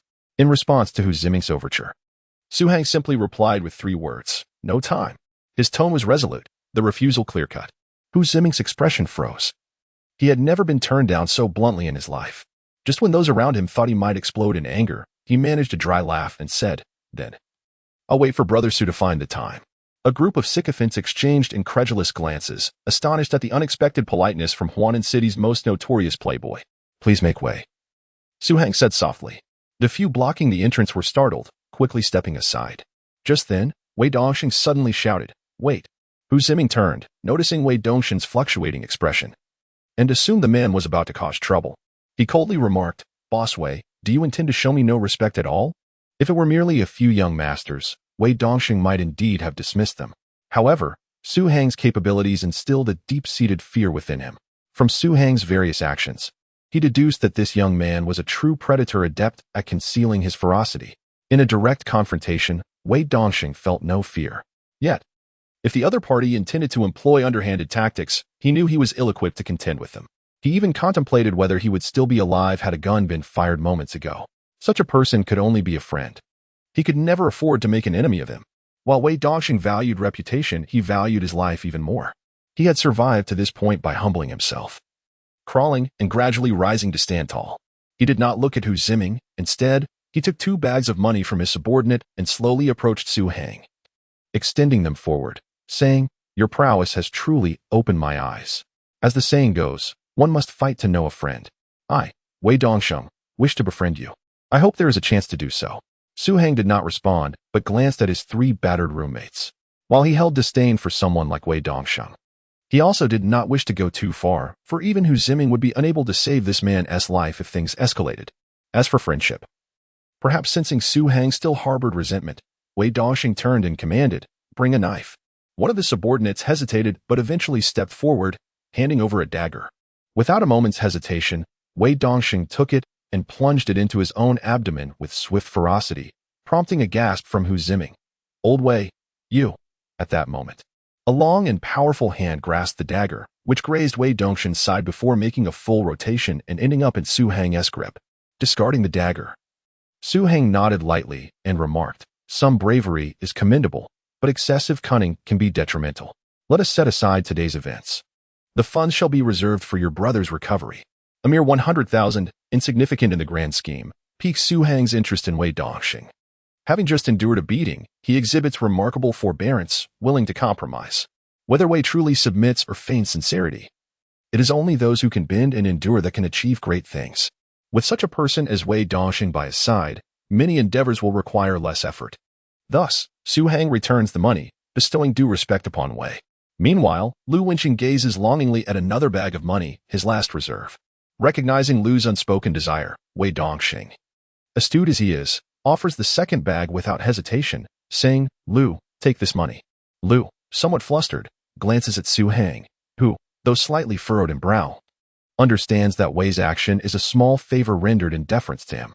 Despite his reluctance to owe a debt of gratitude, Lu, being the uncle of Lin Qiaoqiao, cannot refuse, and merely nods in acceptance. With Su Hang's silent approval, Lu's spirits lift as he gratefully accepts the money, repeatedly thanking Wei Dongsheng. Wei, however, remains indifferent to Lu, focusing instead on Su Hang. "My appearance today is not commendable, so I won't see you off. Here is my business card. I may not possess great abilities, but I can assist with minor troubles. Should you require anything in the future, do not hesitate to reach out." Su Hang takes the card, noting the bloodstains upon it, and silently pockets it. Observing this, Hu Ziming promptly presents his own card, which Su Hang likewise accepts before descending the stairs with his roommates. As they depart, a fierce-looking man approaches and inquires, "Boss, are we truly letting this go?" Hu Ziming, overhearing, scoffs, "What? Are you still unsatisfied? Do you even know who this person is?" Wei Dongsheng, catching the underlying implications, asks, "Who is he?" Hu Ziming replies, "You are aware that the Tang family sold the fire Qilin for 30 million yesterday? This is the very individual who sculpted it. Rumor has it that the upper echelons of the Tang group are considering relocating their headquarters specifically for him. Moreover, the eldest daughter of the Deng family shares a certain closeness with him. It is entirely possible he will become a son-in-law of the Deng family. You ought to be grateful you did not pull the trigger earlier, even if you had succeeded in killing him. Could you ever hope to escape the clutches of the Tang and Deng families?" A collective gasp fills the air as the realization dawns upon them. This seemingly ordinary young man possesses extraordinary connections. Wei Dongsheng feels a cold sweat trickle down his back, understanding the might of the Tang group. If they desired his demise, it would be a trivial matter. Reflecting on Hu Ziming's words, he is indeed relieved he refrained from firing. Furthermore, he questions whether he could truly have taken the young man's life, recalling the calm demeanor of his opponent even with a gun to his head, leaving him uncertain. After departing from the Sanya music store, Su Hang escorts his companions to the hospital. Upon examination, they find only superficial injuries, nothing of grave concern. After receiving anti-inflammatory treatment, a few days of rest will suffice. With his nephew unharmed, Lu Wenqing quickly takes his leave, feeling somewhat apprehensive about further interaction with Su Hang. Reflecting on the scene, the young man effortlessly rendered someone unconscious while vociferously confronting him, causing beads of sweat to form on Lu Wenqing's forehead. Inside the sleek black car parked outside the Sanya Hang, the driver was briefing Song Yujing on the latest developments. Indeed, a scuffle had likely occurred. Yet the individual in question appeared unscathed. A few debonair young scions from Huanan had also entered the fray, possibly linked to the incident. As she listened to her subordinate's report, Song Yujing delicately arched her slender brows. Entering Wei Dongsheng's domain only to engage in a brawl yet emerging entirely unscathed? The outcome was rather unexpected. Upon further contemplation, she surmised that those young scions must have intervened on behalf of Tang Xinzhong, thus compelling Wei Dongsheng to exercise restraint. Regarding the matter of the fire qilin, Song Yujing was well-informed and possessed deeper knowledge of the sculptor's identity than most. Initially, when she learned that this exquisite jade carving was crafted by Su Hang, she was taken aback. She had never anticipated that this seemingly unremarkable rural youth harbored such exceptional talent. Regrettably, as the Song family's enterprises bore no relation to jade carving, Su Hang's prowess held little utility. As for the events of today, it was likely that the young scions, out of respect for Tang Xinzhong, had spoken favorably on Su Hang's behalf, thus causing Wei Dongsheng to tread lightly. However, investigation revealed that Su Hang had previously engaged in no activities related to jade carving. Thus, from where had he acquired such remarkable sculpting skills? As she perused the marriage certificate in her hand, gazing at the composite photograph thereon, a faint smile graced Song Yujing's lips. It was no wonder that his sudden display of pride erupted last night. He indeed possessed some modicum of ability. Although Su Hang's performance had surprised her somewhat, she still did not take him seriously. A man who merely excels in jade carving could at best be regarded as a master craftsman. After departing from the hospital, Su Hang ventured to purchase some xian paper, intending to create a few talismans for his roommates upon returning to the dormitory. When they arrived at the base of the dormitory building, they discovered that Deng Jiayi and Jia Qingfei had been waiting there for some time. Su Hang frowned slightly, suspecting that they had come to provoke him once again. Approaching Deng Jiayi, he furrowed his brow and inquired, "What brings you here again?" Deng Jiayi bit her lip, feeling quite aggrieved. After all, she was a beauty pursued by countless admirers. Why was it that this fellow always regarded her with such evident impatience? Lowering her gaze slightly, she confessed, "I've had some insights on the technique you taught me last time, and I'd like to see if I'm on the right track." Realizing this was the purpose of her visit, Su Hang pondered momentarily before shaking his head, replying, "I probably won't have time in the next few days." Lin Dong, standing nearby, playfully nudged him and whispered, "When did you start flirting with the beauty? Didn't you say you wouldn't teach her?" Su Hang shot him a sidelong glance, responding evasively, "You all should head upstairs and rest." Deng Jiayi let out a small "oh," her face clearly displaying disappointment. She was acutely aware of her feelings for Su Hang, understanding that her current actions appeared akin to pursuing a man, yet she could not help herself. Even while playing the piano, her mind was consumed by thoughts of him. Yearning and infatuation tormented her relentlessly. Her seemingly pitiful demeanor left onlookers momentarily transfixed.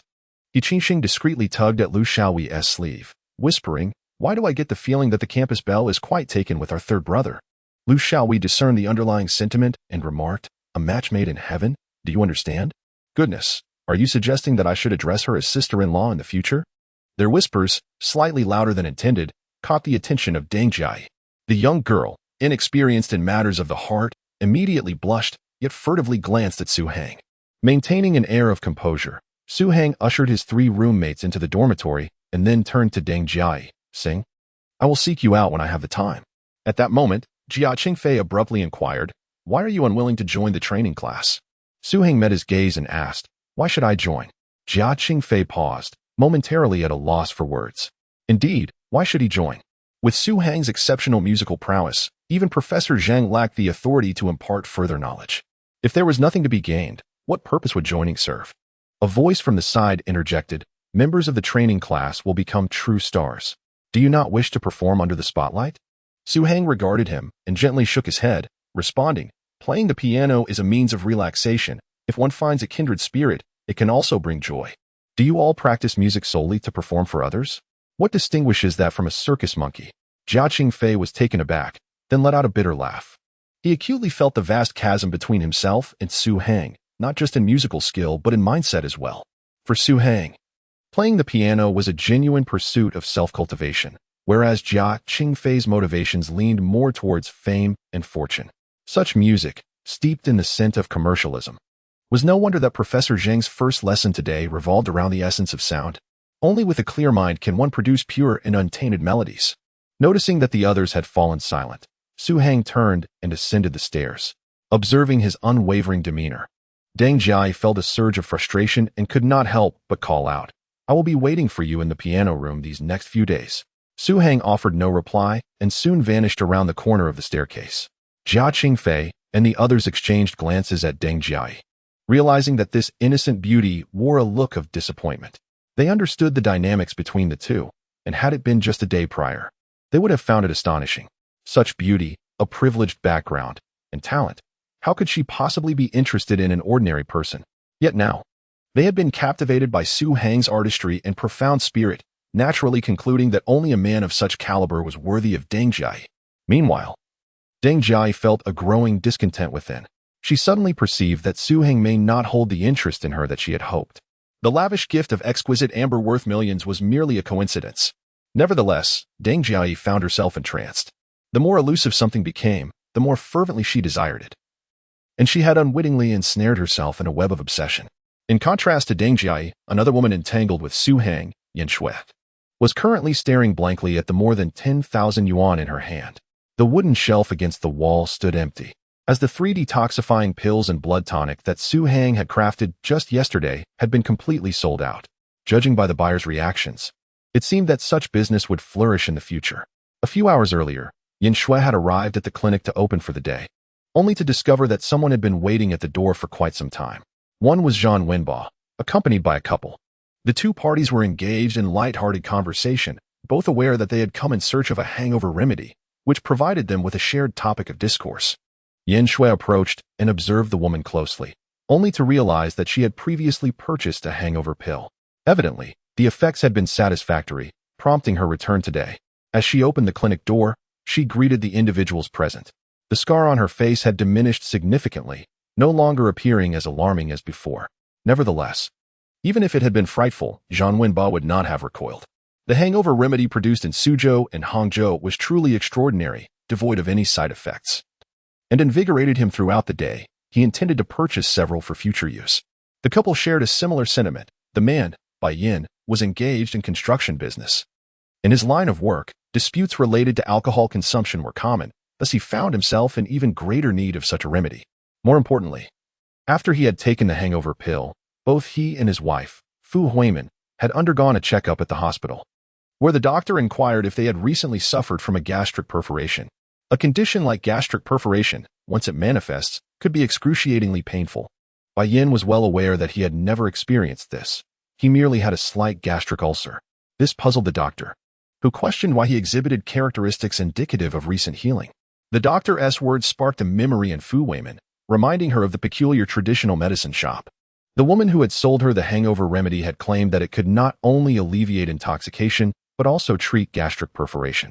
The doctor was incredulous. If a single pill could cure gastric perforation, what purpose would hospitals serve? The more he disbelieved, the more it seemingly affirmed the miraculous nature of the hangover remedy. Thus, the couple had arrived early, harboring the same intention as Zhang Wenba, planning to procure additional pills. After listening to their conversation, Yin Shui felt a mix of delight and concern. Suzhou and Hangzhou had only produced 3 hangover pills, clearly insufficient to meet the demand. Not only could any one of them potentially buy out the entire stock, but all parties were on the verge of quarreling over those 3 pills. Upon opening the door, Yin Shui retrieved a bottle containing the pills from her pocket and placed it on the table, stating plainly, "There are only 3 hangover pills available. How do you wish to proceed with your purchases?" "I want them all," Bai Yin exclaimed as he lunged for the bottle. Zhang Wenbo rolled his eyes and intercepted him, declaring, "Purchasing requires a sense of order. I shall buy first." With that, he also attempted to seize the bottle. Bai Yin was naturally displeased, and Fu Weimin readily supported her husband. Just as the situation threatened to escalate into an argument over the 3 pills, Yin Shui swiftly removed the bottle and poured out 2 pills, stating, "Our establishment has implemented a new policy. Each person may purchase only 1 hangover pill per day." This idea had emerged from her discussions with Su Hang the previous day, since the qi and blood pill had purchasing restrictions. It seemed prudent to impose similar limits on the hangover remedy. Yin Shui did not wish to offend either Zhang Wenba, a friend of Su Hang, or Bai Yin, the first customer, and thus sought to defuse the conflict in this manner. Upon hearing the restriction of only 1 pill, Zhang Wenba's expression fell, and with a pitiable demeanor, he lamented, "Sister-in-law, what kind of relationship do I share with Master Su? Can you bear to let your elder brother come with tens of thousands only to leave with a single pill?" The term sister-in-law instantly flushed Yin Shui's cheeks. She realized that Zhang Wenba had misunderstood her relationship with Su Hang. Upon hearing the title, she felt little resistance in her heart, only a slight shyness and a touch of delight. Bai Yin immediately discerned that Zhang Wenba was employing an emotional tactic, yet he chose not to expose it and continued, Indeed, one pill each is rather insufficient.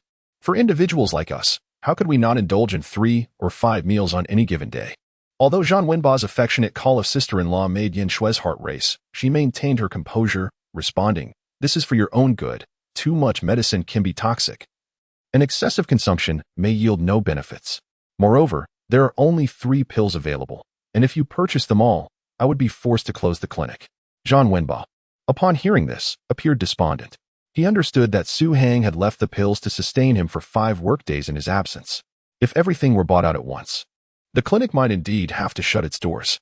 Noticing his disappointment, Yin Shui set down the pills and picked up another bottle, saying, "Here are 3 qi and blood pills, which can nourish the kidneys and strengthen vitality. If you are feeling weak lately, it would be worth a try." Qi and blood pills? Zhang Wenba scrutinized the bottle and inquired, "Did the master also concoct this?"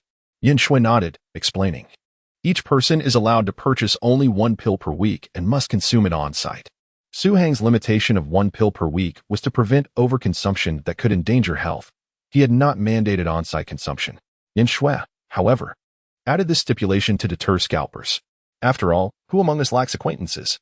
If they were to call others for assistance in purchasing, it would not suffice to limit to 3 pills, even 30 would not be adequate. Rather than chase after trivial profits, Yin Shui aspired to utilize limited resources to open pathways for Su Hang. "Then I shall take 1, Zhang Wenba declared. 3,000 for each." Yin Shui dispensed a single pill. The exorbitant price was startling, yet Zhang Wenbo raised no objections. He had brought hundreds of thousands to acquire hangover remedies. Now, having spent so much, he thought it reasonable to splurge 3,000 for a moment's relief. He counted out 4,000 and handed it to Yin Shui, pocketing the hangover remedy while he swallowed the qi and blood pill whole. Yin, being quite considerate, poured a glass of warm water, prompting a flurry of praise from Zhang Wenba. However, Bai Yin and his wife were not as at ease. They had only consumed the hangover remedy and were unfamiliar with Su Hang, unaware of the intricacies of the clinic. Although 3,000 for a pill was not exorbitant, the uncertainty surrounding it made them uneasy. At that moment, Zhang Wenba suddenly clutched his stomach and exclaimed. Yin Shui was startled and hurriedly asked, "What is wrong?" Frowning, Zhang Wenbo replied, "I suddenly feel very hungry and crave food." It turned out he was merely hungry. Yin Shui, relieved yet flustered, remarked, "Then hurry and fill your stomach. I won't be responsible if you starve." Zhang Wenba truly felt famished, so he refrained from further pleasantries and exited in search of a meal. Bai Yin and his wife stood in a daze, pondering, will consuming the qi and blood pill make one hungry? What could be the reasoning behind this? Fu Weiman gazed at the pill bottle for a moment before whispering, "Shall we purchase one to try? Let us consume half first and observe the effects." Bai Yin felt disheartened, only able to purchase a single hangover remedy. Upon hearing his wife's words, he nodded in agreement. They withdrew 3,000 yuan, acquiring 1 remedy. After which Bai Yin bit into the medicinal pill as if it were a candy, consuming half. He wrapped the remaining portion in paper and tucked it into his pocket. Although it was a traditional Chinese herbal pill, its texture resembled that of jelly, accompanied by a subtle fragrance. After taking a sip of warm water from Yin Shui, he couldn't help but nod, exclaiming, "It's quite tasty." However, as soon as he finished speaking, he clutched his stomach and frowned. "Why does my stomach feel so empty? I definitely ate this morning." Yin Shui was momentarily speechless, wondering if it was perhaps an appetite stimulant. Why did everyone feel ravenous after consuming it? As the couple prepared to find a place to dine, Fu Weiman suddenly recalled something. She turned back and asked, "If one person can only buy 1 hangover remedy, then I should also be able to purchase one, right?" Yin Shui paused, then gently nodded in realization. Fu Weiman's face lit up with joy as she hurriedly pulled out 1,000 yuan from her wallet and handed it over. Yin Shui smiled as she presented her with a small porcelain vial containing the remedy, saying, "Even with the remedy, one shouldn't drink as if it were water. And it's best taken before drinking for optimal effect, which also conserves some of the pills." Fu Weiman eagerly nodded, grinning as she accepted the vial. Bai Yin, too, wore a delighted expression, praising, "My wife is truly clever." Observing the happy couple depart, Yin Shui felt no need to rectify the apparent loophole in the rules. Regulations were merely in place to sell to more individuals without alienating customers. She understood the balance quite clearly. Meanwhile, Zhang Wenba had found a breakfast shop, devouring a large bowl of chicken soup and a basket of buns in a mere 2 minutes. Yet, his stomach still felt empty, as if a machine within him had completely digested all the food.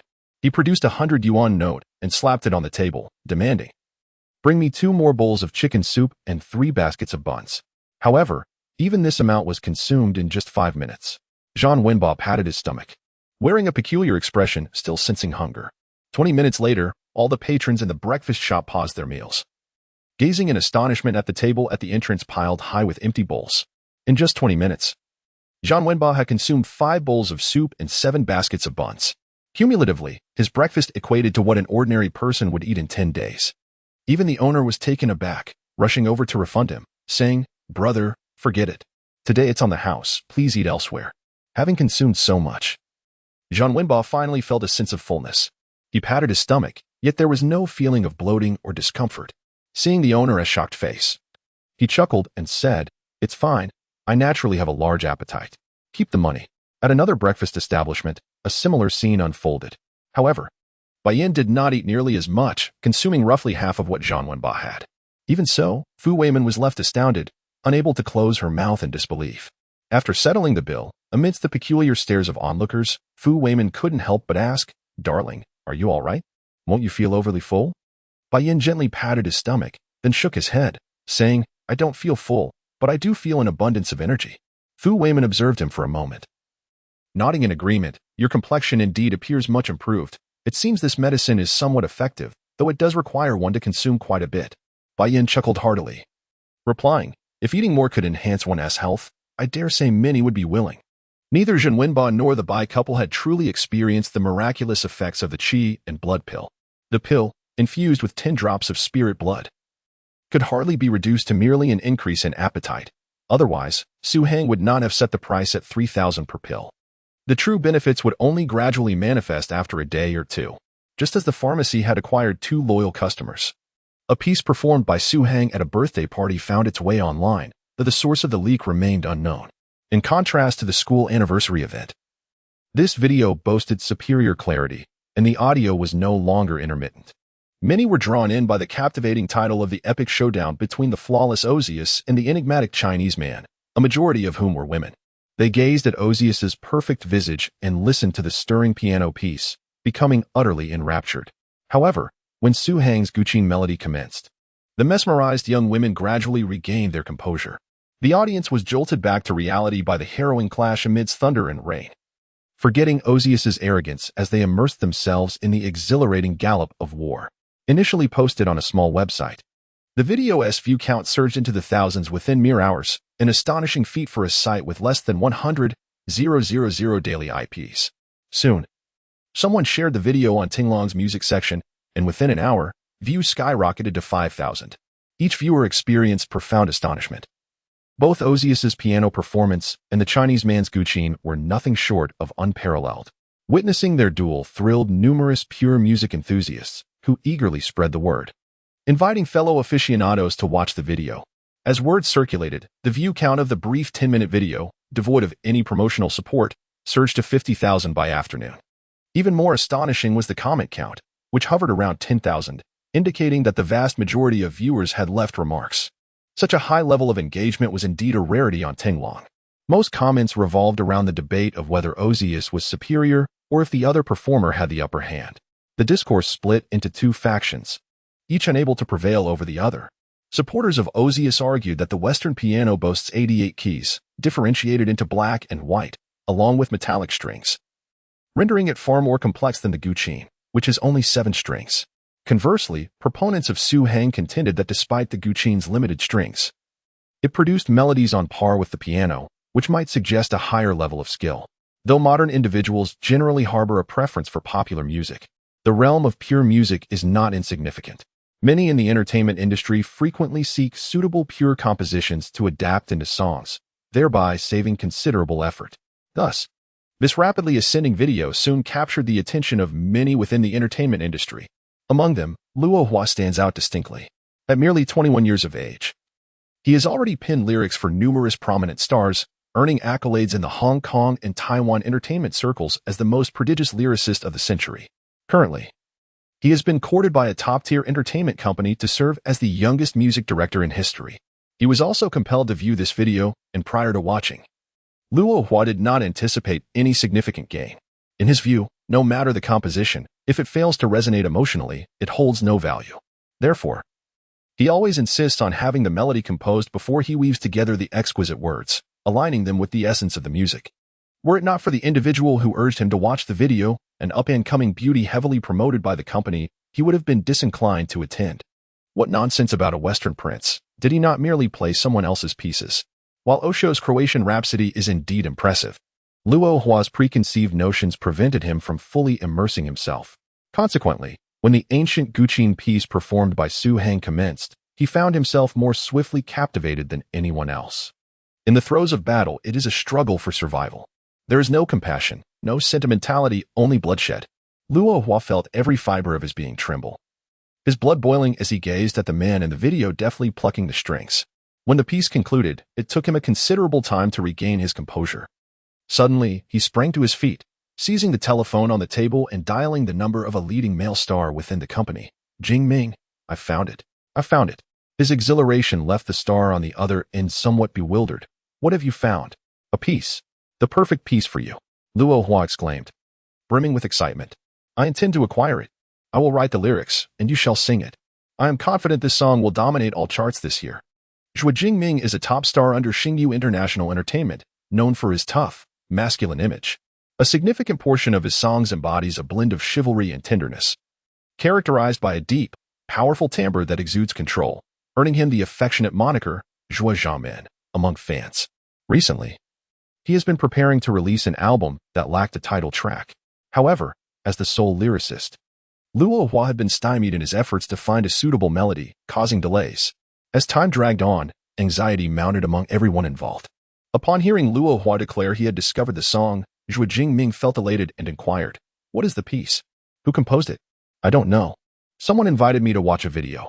I had never heard it before, so it must be a recent creation," Luo Hua replied. "All right, I won't keep you. I need to hurry and discuss copyright matters with the composer." With that, he abruptly hung up the phone, showing no regard for the star's status. Listening to the dial tone, Zhuo Jingming chuckled wryly, recognizing this as quintessential Luo Hua. It may be a flaw, yet it is also a virtue. Were it not for his fervent obsession with music, how could he have garnered such acclaim? After hanging up, Luo Hua immediately contacted the head of the music division at Tinglong Network. They too had viewed the video and were astonished by its rapid rise in popularity. Upon receiving a call from Luo Hua, the person in charge was somewhat taken aback, astonished that even the foremost lyricist from Hong Kong and Taiwan had been stirred. Upon learning that Luo Hua wished to contact the composer, the individual could only speak candidly. The video had been transferred from an external site and appeared to have been filmed during a banquet. Furthermore, due to the editing at both the beginning and end, it was challenging to ascertain the location. I can only attempt to connect you with the person who uploaded it. Whether you can find the original creator is a matter that rests solely on your company's efforts.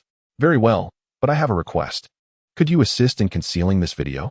Luo Hua suddenly inquired. Conceal it? The person in charge paused, slightly taken aback, and asked, "Why would you wish to do that?" "Because I intend to acquire the copyright for this composition," Luo Hua replied. The individual was momentarily stunned before comprehension dawned. Luo Hua wished to avoid excessive competition, thus seeking to obscure the piece from view. However, this was contrary to the company's regulations. Moreover, even if Tinglong Network were to conceal the video, other sites would still host it. Given the video's popularity, it would undoubtedly create a stir across various platforms. Although Xingyu International is a prominent company in Hong Kong and Taiwan, its influence in the mainland is comparatively limited. Weighing the pros and cons, the person in charge shook his head and said, "I'm afraid I cannot accommodate that request. This video is already very close to the classification rankings, and it contains no prohibited content. An arbitrary concealment would tarnish my company's reputation. Furthermore, the piece has already gained traction, even if we assisted you. Countless other sites may be disseminating it, which is beyond your control." His reasoning was sound, and Luo Hua recognized that he was being unreasonable. Yet, his fondness for the piece was profound. Otherwise, he would not have entertained such an impulsive notion. Realizing that Tinglong Network's music director was unwilling to assist, Luo Hua reluctantly abandoned the idea. As he could not shield it from the eyes of others, his only recourse was to expedite the search for the composer. Unbeknownst to Su Hang, he was stirring quite a commotion online. After school, he returned to the dormitory and began perusing the Su family materials brought by Song. On the list of Su family members, he found his grandfather Su Changguan's name. However, neither his father nor his own name was listed. Turning the pages meticulously, Su Hang absorbed every detail, committing to memory the names, genders, and experiences of each member of the Su family. He hoped that one day, when he visited the capital, he would not mistakenly identify anyone. By the time he finished reviewing all the materials, darkness had fully descended. Lin Dong and the others returned after their meal, and, upon seeing Su Hang seated on his bed poring over the documents, curiously asked, "What are you looking at?" "Nothing much," Su Hang replied, organizing the materials and placing them into a folder. After all, the matters concerning the Su family had yet to be fully confirmed, and he did not wish to disclose any connection to the Su family of the capital just yet. Noting his secretive demeanor, Lin Dong and the others refrained from probing further. However, they were indeed puzzled by another matter. Why had Su Hang undergone such a remarkable transformation? He played the piano exquisitely, was quite adept at combat, had money, and even his personality had changed significantly. If it were not for the striking familiarity of this face, they might have doubted that their roommate had transformed into another person. Su Hang found it impossible to explain the concept of souls traversing two realms. Even if he attempted to articulate it, Lin Dong and the others would likely not believe him. To avoid entanglement in this matter, Su Hang expressed his intention to step out and procure some medicine for them. Lin Dong, with a casual demeanor, dismissed the need, stating, "There's no need for that. For these minor injuries, a bit of anti-inflammatory medication from the hospital will suffice. In a few days, you'll be fine." Yi Qingxing nodded in agreement, adding, "Indeed. You've already spent 100,000. How can we let you incur more expenses?" Observing the bruises on their faces, Su Hang earnestly declared, "Because I consider you my brothers. Brothers who share both fortune and misfortune." Lu Xiaowei and the others were momentarily taken aback by Su Hang's unexpectedly poignant words, feeling a mix of surprise and deep emotion. The matter of Lin Qiaoqiao wanting to break up with Su Hang was relayed by Lin Dong. Upon learning this news, the trio felt a surge of indignation but ultimately refrained from confronting her due to Su Hang's advice. Yet, they did not entirely forget the incident. Upon discovering that Su Hang played the piano, they resolved to present him with a gift that would help him forget his heartbreak before his birthday. Thus, they tirelessly dedicated themselves to earning money in the game, disregarding their own well-being. Although this endeavor resulted in Su Hang incurring a loss of 100,000, their intentions were noble. Su Hang was a person of deep loyalty. He would never forget that during his lowest moments, these three individuals did not take advantage of his plight, but instead worked silently to bring him joy. They may have lacked wealth, but they possessed hearts brimming with sincerity. For Su Hang, who had embarked on his third life, there was nothing more precious than this. He would not flinch at the thought of losing a mere 100,000. Even if he were to bleed it out now, he would not bat an eyelash. After urging his three roommates to rest well, Su Hang left the dormitory alone, making his way to the traditional medicine shop. Meanwhile, in the school's piano room, the soft glow of the lights remained illuminated.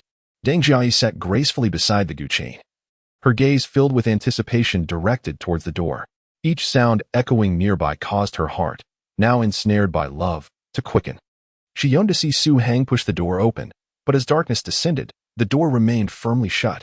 Her heart brimming with hope gradually waned, and she lightly bit her lip, offering herself a quiet consolation. Perhaps he was indeed very busy. Perhaps he would come tomorrow. As Su Hang departed the school, he proceeded towards the traditional medicine shop. However, the location of the shop necessitated passing by the clinic. When he caught sight of the wooden sign of the clinic from a distance, the characters Gui Lai Xian, exuding a faint aura, stood out prominently. To his surprise, Gui Lai Xian had not yet closed for the night. A large vehicle was parked at the entrance, obstructing his view. It was quite late. Why had they not returned? After a brief hesitation, Su Hang resolved to take a look. Yin Shui had indeed planned to close early and return home, while the clinic was comfortable. There was no place to prepare food. Recently, Yin Yin had developed a hearty appetite, and Yin Shui did not wish for her to go hungry while waiting idly. However, just before she could close the door, a large motorhome pulled up at the entrance. Chen Jida leaped down from the driver's seat and glanced at the sign. His face clouded with displeasure. The individual tasked with monitoring Yin Shui informed him that this clinic was owned by Su Hang, and it appeared that Yin Shui was employed here. This revelation deepened Chen Jida's disdain for Su Hang. How could he allow a single woman with a child to work for him? Upon entering the clinic, Yin Shui immediately lifted her head and instinctively said, "Welcome." But as soon as she recognized the visitor, her smile vanished. Yin Yin peeked out from behind her mother. Her curiosity piqued as she observed Chen Jida. Noticing the wary demeanor of the mother-daughter duo, Qin Jida felt a pang of bitterness. He endeavored to maintain a gentle smile and inquired, "Have you eaten yet?" "That is none of your concern. Leave at once. This is a private clinic and unauthorized personnel should not intrude." Yin Shui replied curtly, with a bitter smile.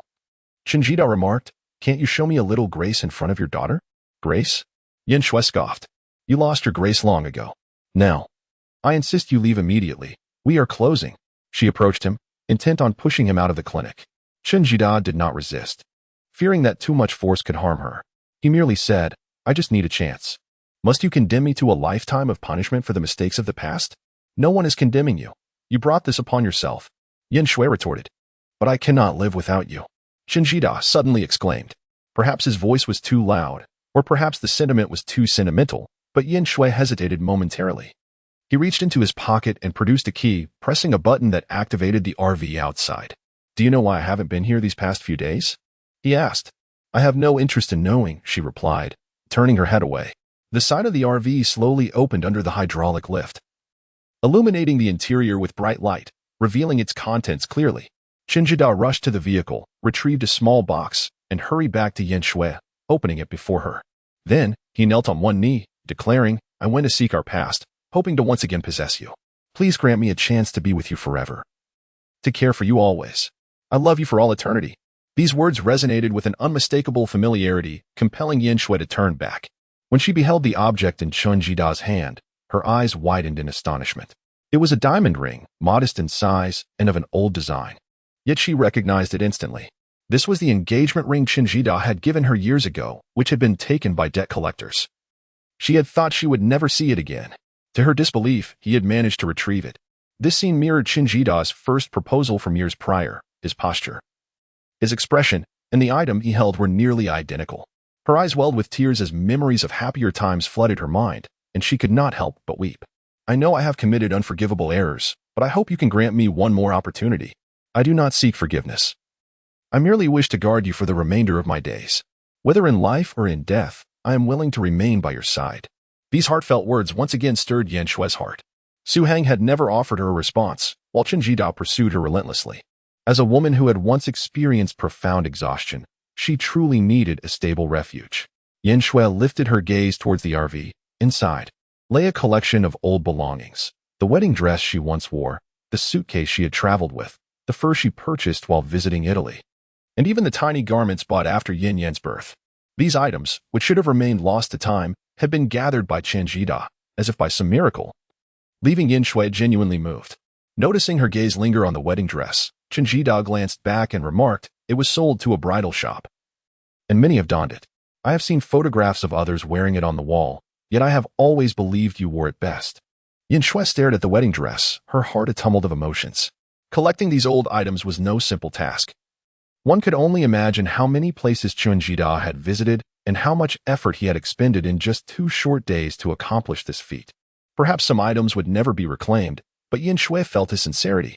However, memories of Qin Jida's quiet departure 2 years prior weighed heavily on her heart. It was not that she could not forgive. Rather, she feared the past might repeat itself. The current Qin Jida appeared vibrant and spirited, though she remained oblivious to what he had been doing these past days and how he had come into such wealth. Yet, his previous actions led Yin Shui to wonder if, one day, he would leave again when funds ran dry. Humans possess a unique capacity for memory. Particularly when it comes to trauma, once bitten by a snake, one remains wary of ropes for a decade. Even if Qin Jida provided a definitive answer, Yin Shui would struggle to fully believe him. She understood that she could not endure another similar blow. Had it not been for Su Hang's intervention, she would have either succumbed to despair or fallen into utter ruin. If Qin Jida were to leave her again, would there be a second Su Hang to rescue her? Just as she questioned Qin Jida's ability to remain steadfast, she also doubted whether Su Hang would always be there for her and her daughter. Between these two men, she could only choose one to hold on to tightly. Seeing the confusion on Yin Shui's face, Qin Jida rose, stepped forward, and embraced her tightly, unable to resist kissing her face and lips. The sensation of his touch abruptly reminded Yin Shui of the moment she had been tormented by thugs in the trash room. The shadows of those experiences compelled her to scream, fiercely striking the man before her. Qin Jida struggled to contain himself. He had long yearned for this woman, missing her for 2 solid years.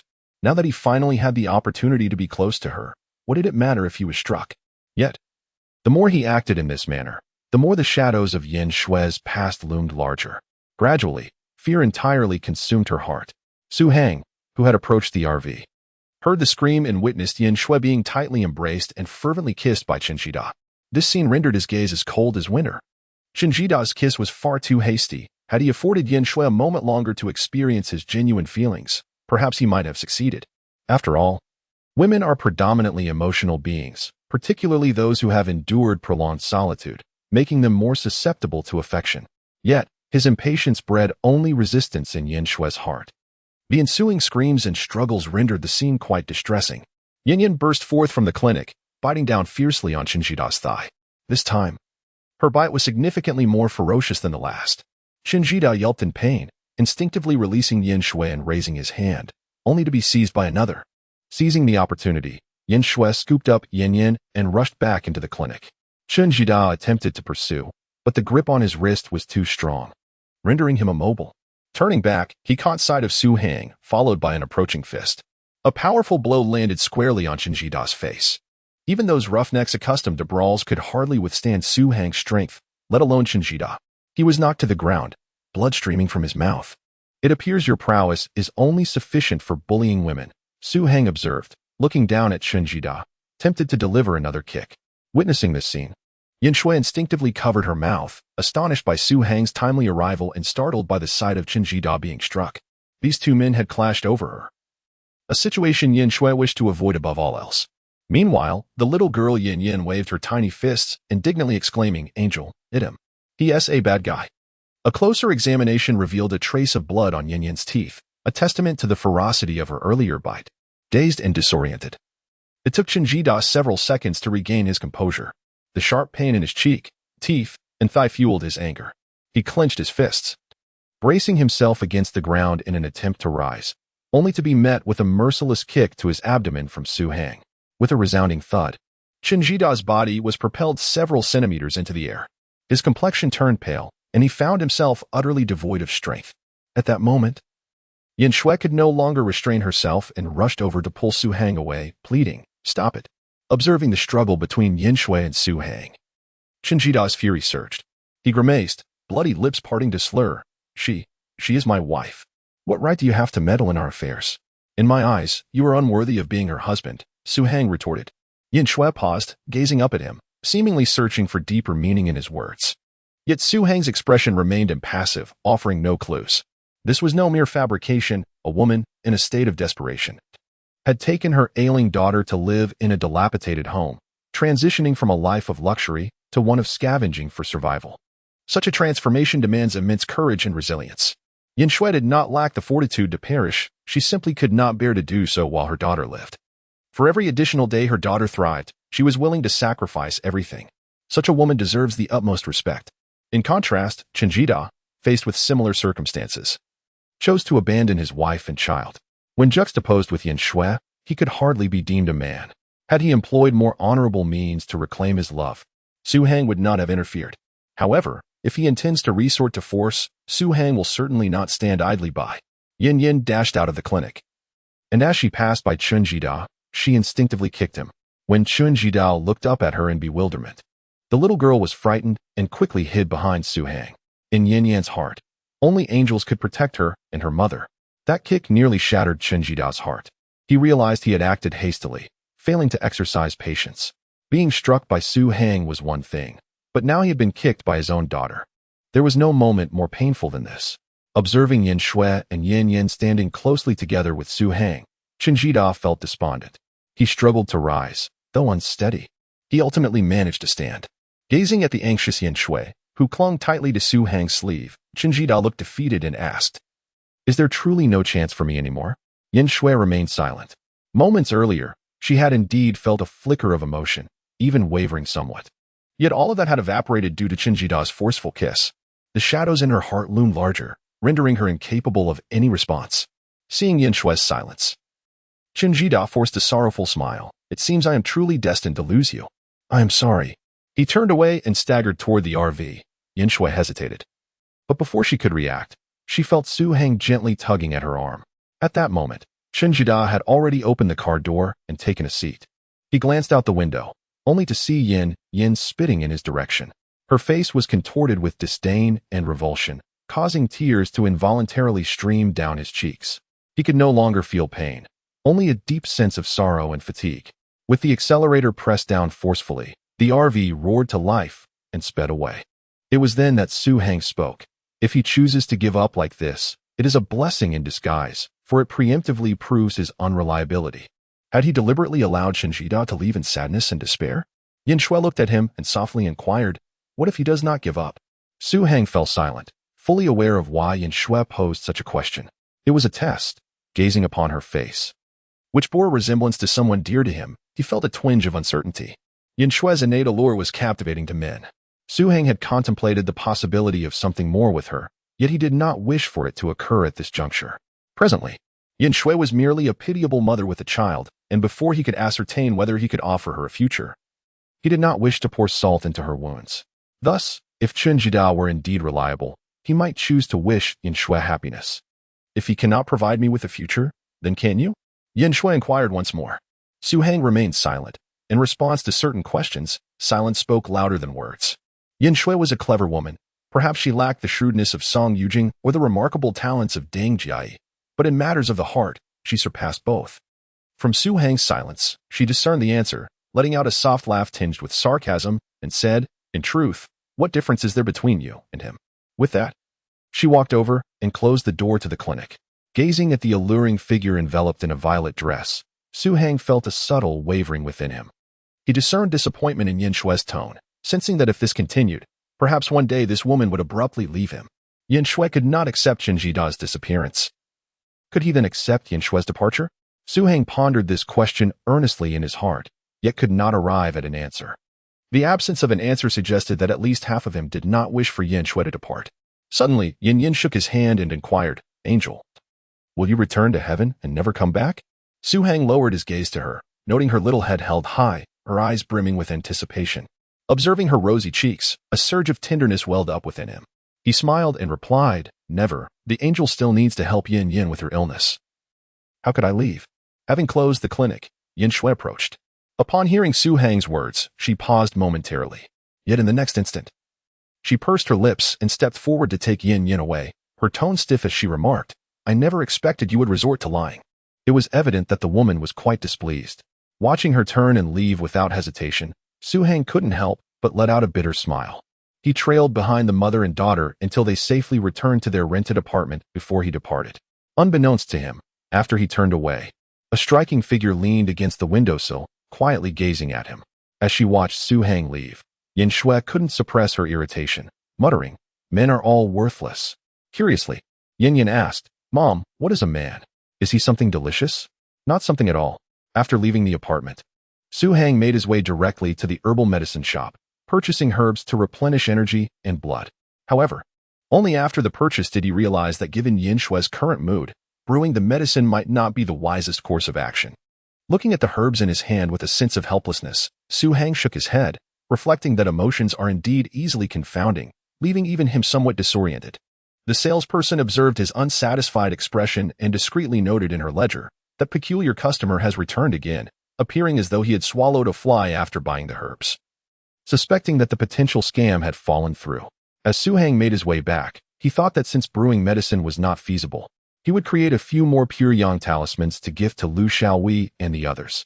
Although their effects were not immediate, they offered lasting strength. Suddenly, an unsettling noise erupted ahead. He lifted his head to see several individuals cornering another against the wall, knives in hand, repeatedly thrusting them toward the victim. Meanwhile, a few others were lifting a box into a nearby parked van. Su Hang was taken aback, never anticipating to witness such a violent crime on his first day back. At that moment, the assailants noticed the commotion and turned to glance at him. Seeing a young student, they immediately abandoned the victim and hastily jumped into a second van. Fleeing the scene, their faces were obscured by cloth, and they wore hats, making it nearly impossible to discern their identities. The van sped away at an alarming pace. Su Hang hesitated for 2 or 3 seconds before walking toward the crime scene. In the world of cultivation, where bloodshed is ubiquitous, he had grown accustomed to such scenes. Preferring to avoid unnecessary involvement, he habitually refrained from interference. Yet, he was swiftly reminded that he was no longer in that dreadful place, having returned here. He must adhere to the local customs. The scene was drenched in blood, the ground soaked with crimson. To Su Hang's astonishment, there was more than one victim. 3 individuals lay lifeless on the ground, and upon checking for a pulse, Su Hang shook his head and stood up. There was no hope for them. An elderly man was sprawled nearby, equally bloodied, his garments refined and undoubtedly expensive. How could someone of such stature fall victim to a stabbing? The masked assailants clearly had a premeditated intent. It appeared to be a deliberate act of murder. Unexpectedly, the elderly man still clung to a faint breath of life. However, he had lost a significant amount of blood. Without immediate intervention, his chances of survival would dwindle to nearly nothing within 2 or 3 minutes. To save or not to save? Su Hang hesitated for merely a second before making his decision.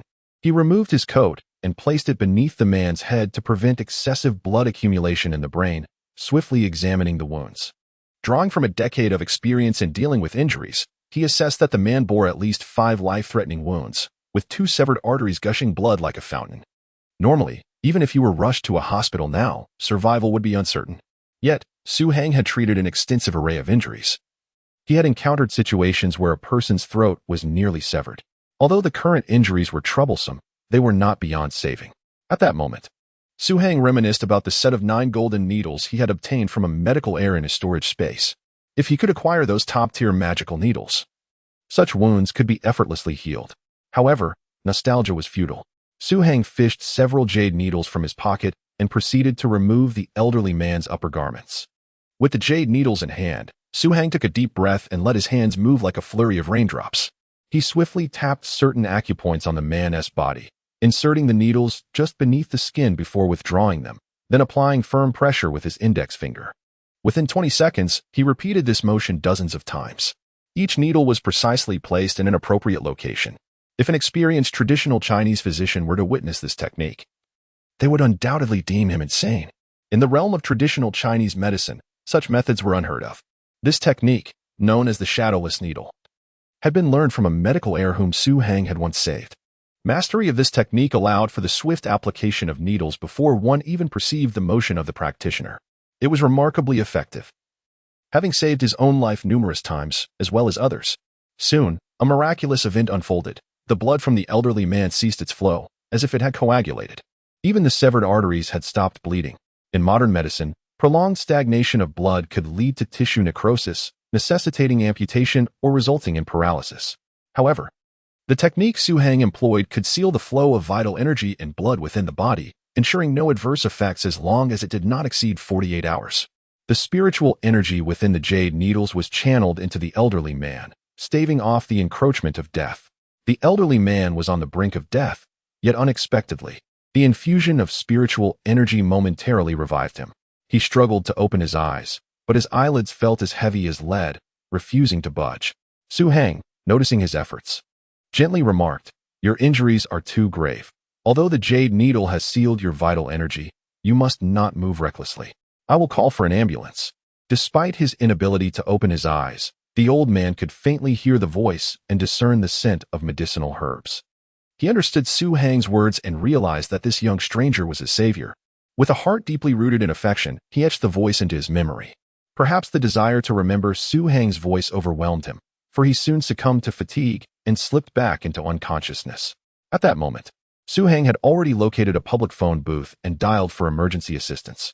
Only when he saw the ambulance approaching from a distance did he feel a sense of relief wash over him. On his way back to school, he suddenly recalled that he had left his jacket at the scene. However, it was merely a jacket, devoid of any distinguishing marks, making it unlikely for anyone to trace him through it. Su Hang had no aspirations of heroism. He merely wished to live quietly and undisturbed.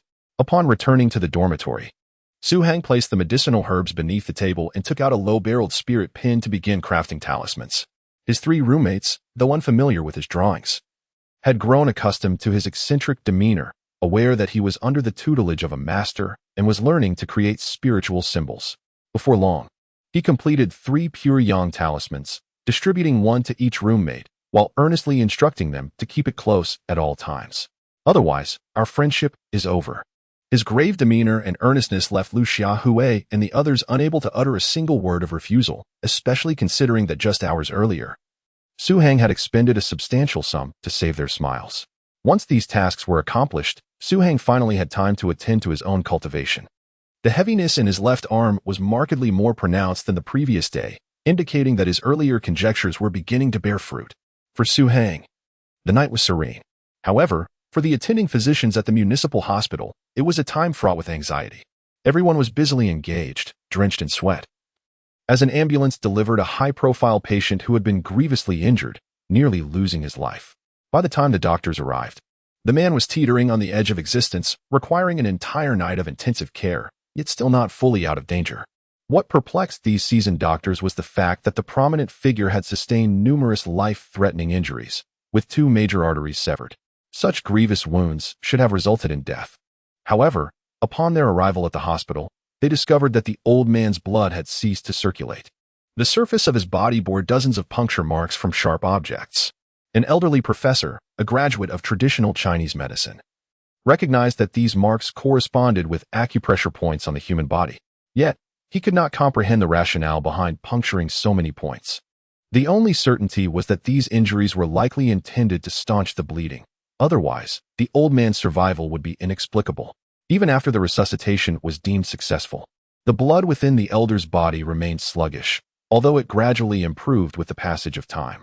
According to estimations, in a matter of hours, the flow of blood should be restored. One individual has suffered grievous wounds, 3 others have perished on the spot, and an invaluable heirloom has vanished. This incident is undoubtedly a rare and monumental case in Huanan City, a spectacle unseen for decades. The matter has sent shockwaves throughout the city. The secretary of the municipal committee, incensed, slammed the table during an emergency meeting, demanding that law enforcement apprehend the perpetrator within 24 hours. Concurrently, he insisted that the nameless hero who had rescued the elderly man be located within the same time frame. Failure to do so would leave the situation untenable once the elderly man regained consciousness.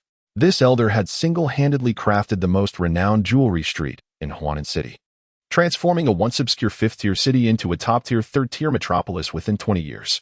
Few cities in the nation can boast such remarkable development. The current standing of Huanan City can be attributed to this man's unparalleled contributions. Indeed, the elderly gentleman rescued by Su Hang is none other than the illustrious Mr. Li, who had previously spent 30 million to acquire the Fire Qilin jade sculpture. After visiting a group of old friends and acquiring treasured items, Mr. Li was poised to return to his rural abode when he was unexpectedly intercepted midway. Despite the valiant efforts of 3 bodyguards to protect him, the assailants were equally skilled professionals, agile and ruthless. Outnumbered, the bodyguards fell one by one. Had it not been for Su Hang fortuitously passing through that remote area, Mr. Li would undoubtedly have met his demise. While Mr. Li's contributions to Huanan City are one reason for the municipal committee's heightened attention, another significant factor lies in his intricate connections with the esteemed Li family of the capital. Although few are privy to this relationship, every leader in Huanan City is acutely aware of it. After all, why would a high-ranking official humbly journey to the countryside to visit an elderly man? To ascend to the helm in Huanan City, one must be aligned with the Li faction. This matter has already reached provincial authorities, and it is certain that a dedicated investigation team will soon be dispatched. The police chief finds himself in a dire predicament. The crime scene was meticulously chosen, devoid of surveillance cameras, eyewitnesses, or any murder weapon.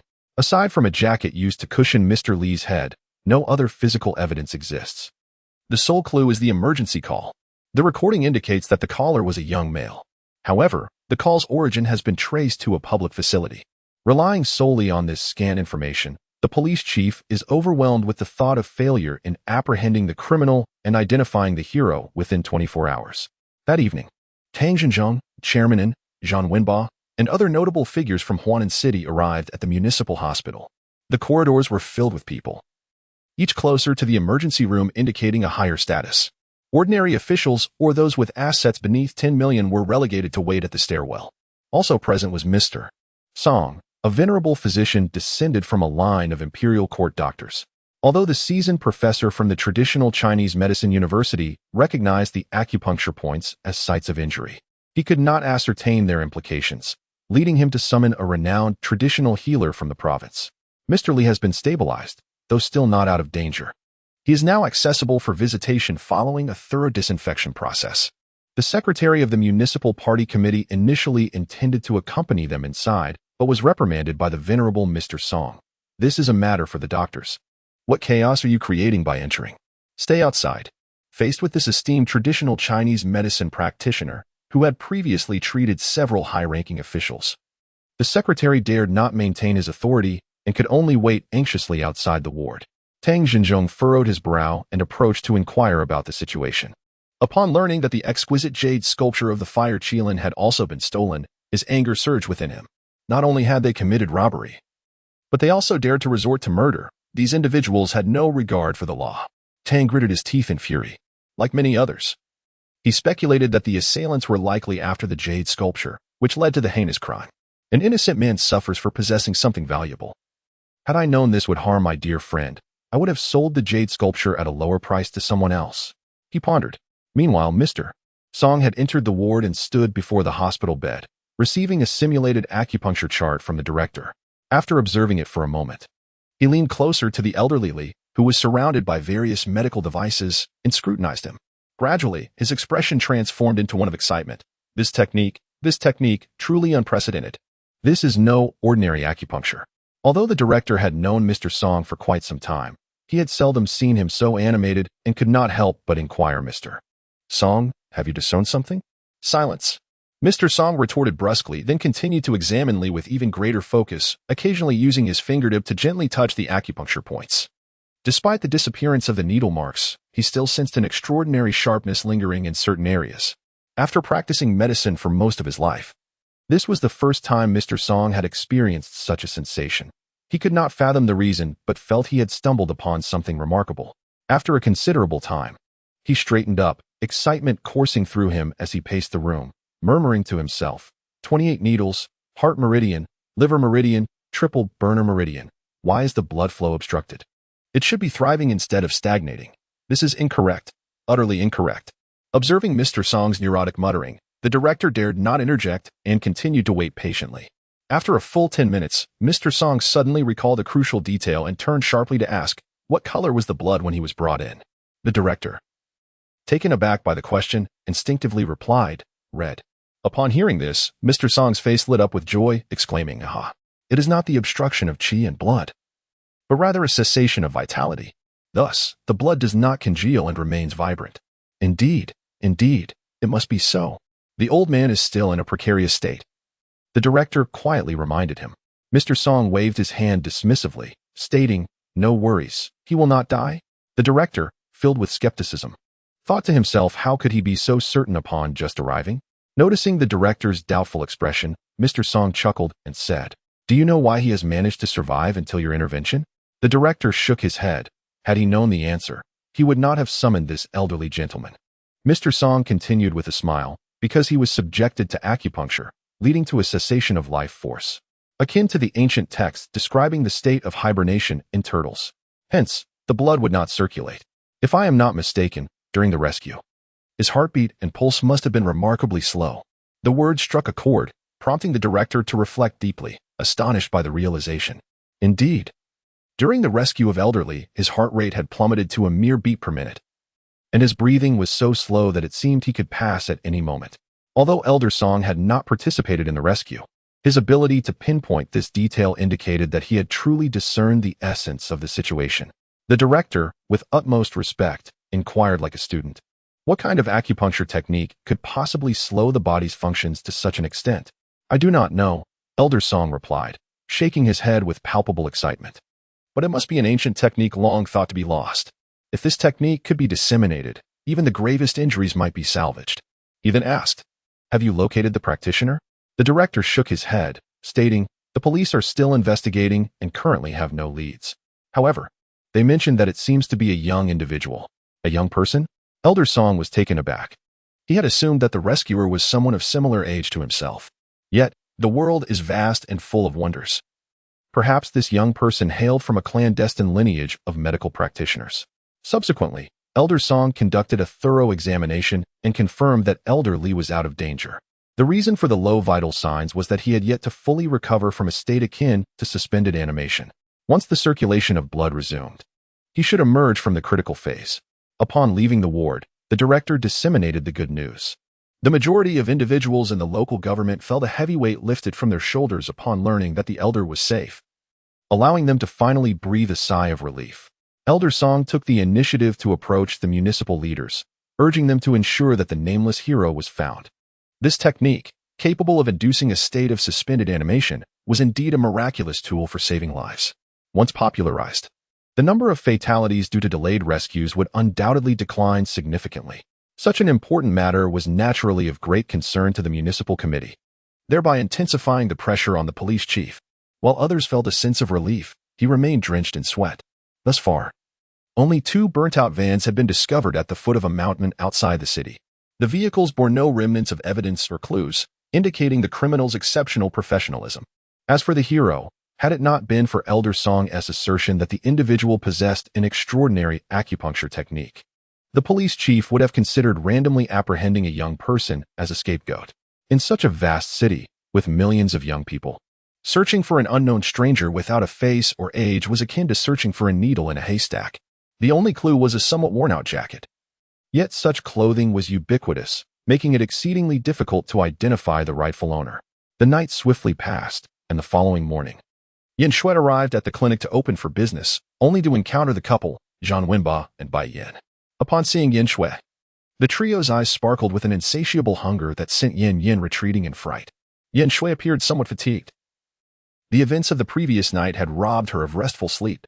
The fact that she managed to arrive on time was commendable, so when she saw the 3 individuals, she did not even greet them. However, the trio was undeterred. Their early arrival indicated their pressing need. As soon as the door swung open, they dashed inside like rabbits. Zhang Wenba was the first to rush forward, a hint of pride flickering in his eyes as he cast a glance at the visibly displeased Bai Yin behind him.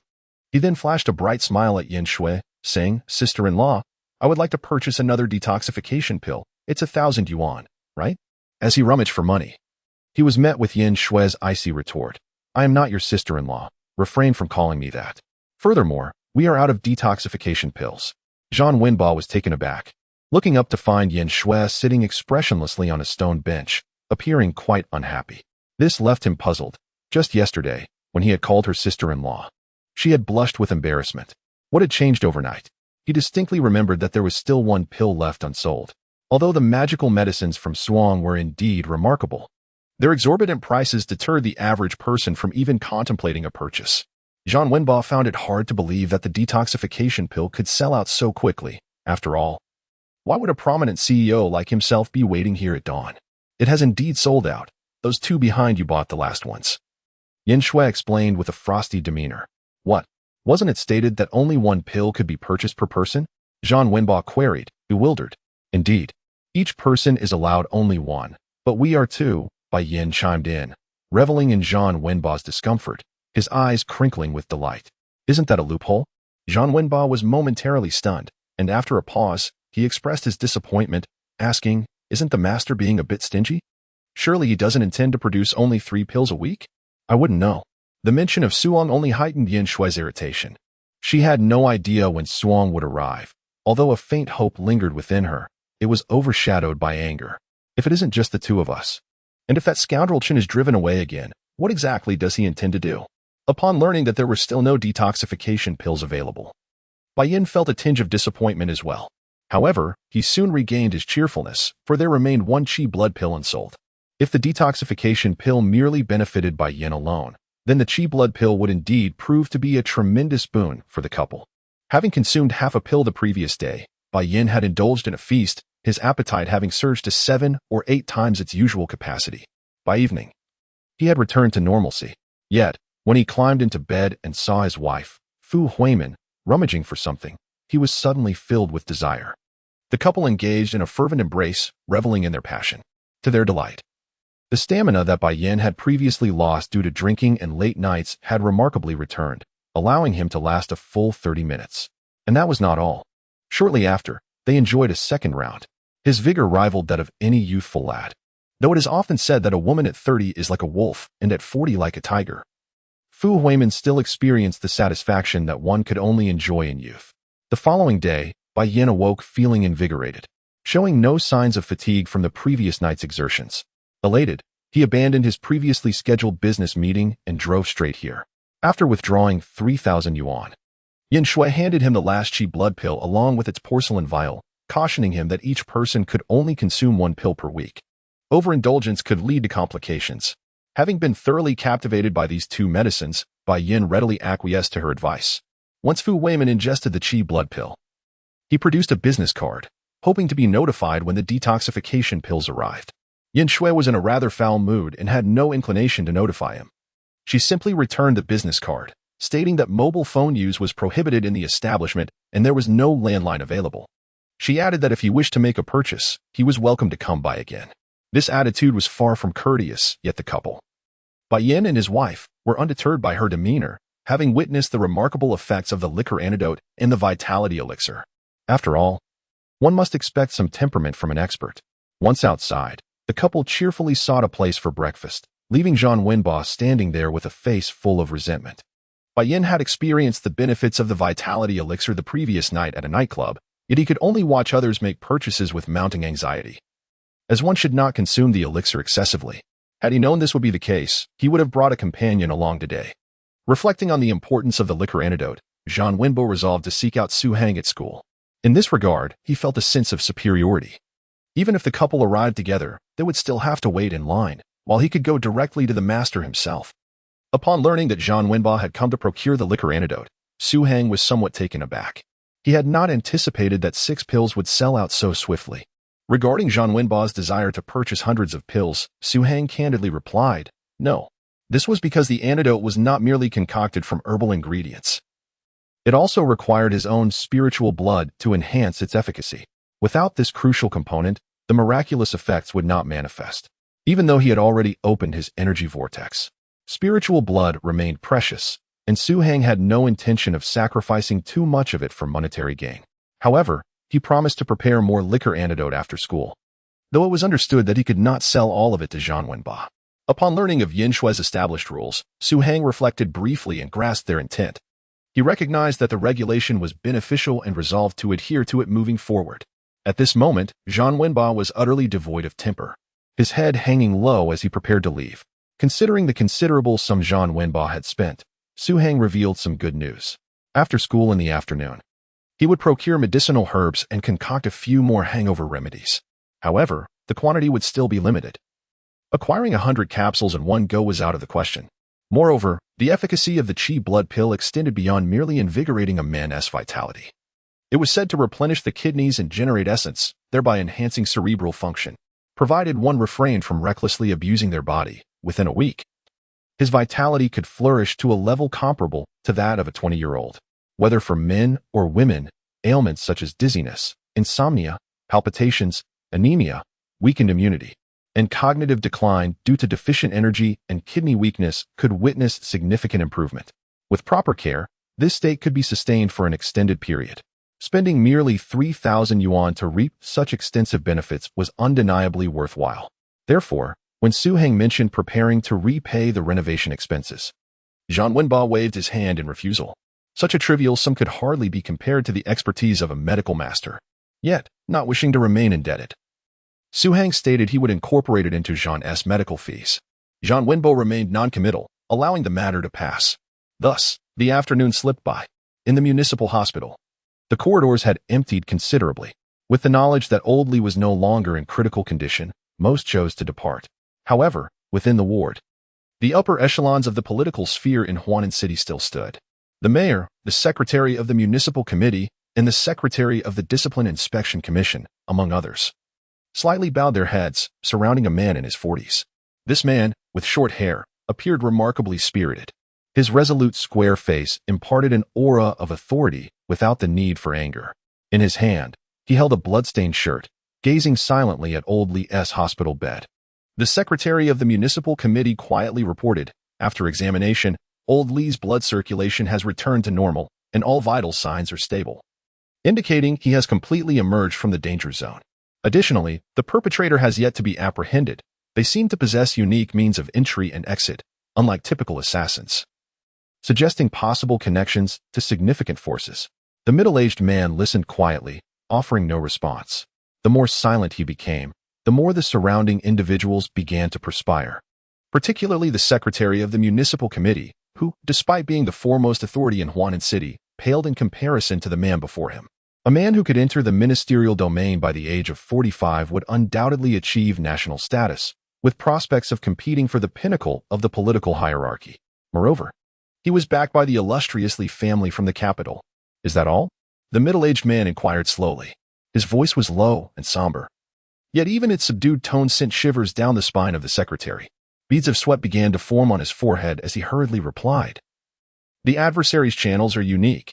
Given Huanan's level, we currently cannot uncover any more information. However, their ability to move freely within the city suggests there may be a support point here. We are conducting a thorough investigation and believe we will soon find leads. And the one who saved him? The middle-aged man pressed. The secretary, unable to deceive, responded, there are too few leads, and without further witnesses or evidence. It may be difficult to locate them. I will grant you 3 days to find the perpetrator. Tomorrow, someone will come to assist you. A middle-aged man glanced down at the garment in his hand and remarked, the owner of this clothing must also be located. The Li family abhors being indebted to others. Once found, inform him that he may present a single request to the Li family, regardless of honor or wealth, and it shall be granted. Understood. The city party secretary promptly replied, instinctively casting a glance at the tattered garment, a hint of envy flickering in his eyes. He longed to be the owner of this attire. With the Li family's assistance, he could potentially ascend to a vice-ministerial position or even higher before his retirement. The middle-aged man casually draped the clothing over the bedside and, gazing at the unresponsive figure of the ailing Mr. Li, coldly declared, it seems the Li family has languished in obscurity for far too long. It is time for us to remind the world of our existence. Several prominent figures from Huanan City shuddered at this proclamation. They were acutely aware of the man's standing as the most promising direct descendant of the contemporary Li family. His words alone would instill trepidation in the hearts of many. Exchanging anxious glances, the officials felt a sense of unease, as if they could foresee a nationwide upheaval. Uncertain whether they could safeguard the Li clan of the capital, a family renowned even before the establishment of the nation, following the founding of the country. One of their own, due to wartime contributions, had risen to the highest office, with at least 3 having held the second most powerful positions. Among families across the nation, the Li family ranked prominently. Though they had remained subdued over the past 2 decades, no one dared to underestimate them. A family that has endured since before the founding of the nation possesses an unfathomable depth of heritage. Even the Liu family, who has held power for 9 years, or the Ning family, poised to take the reins in the next generation, would not dare claim absolute victory over the Li family. Given the remarkable ascent and capabilities of the Li family's direct heir, it is widely accepted that, in 11 years, the Li family will surely reclaim its former glory. In contrast, the Su family appears almost superfluous. Since the passing of the elder Su, the family has not produced any significant figures, with the highest rank reaching merely vice-national level, and even that without real power. Presently, the family head, Su Changkong, is only a vice-ministerial official, highlighting their considerable decline. However, the Su family has recently taken action. They subtly announced a forthcoming marriage alliance with the Song family of Nanwei and have funneled substantial funds into international markets in hopes of establishing overseas channels. The Song family has reciprocated, with numerous influential figures frequently visiting the Su family, creating an illusion of harmonious relations. This alliance has drawn the attention of many. Though the Su family may be in decline, they were once a formidable force. The Song family, despite being an out-of-town clan not held in high regard by the capital's elite, is situated near the coast, and their economic influence should not be underestimated. One possesses heritage. The other wealth, perhaps this powerful coupling, could indeed spark something extraordinary. Yet, while the public knows of the Song family's marriage through the young and talented business prodigy Song Yujing, information regarding the Su family's offspring is scant, leading many to cultivate a sense of curiosity and discreetly dispatch investigators to uncover the Su family's intentions. As afternoon approached, the bell rang, prompting a throng of students to surge from their classrooms, racing eagerly towards the cafeteria. Upon entering the cafeteria, Su Heng was immediately enveloped by a bustling atmosphere reminiscent of the spring festival travel rush. The throngs of people and the medley of aromas created a commotion that rivaled even the liveliest morning market.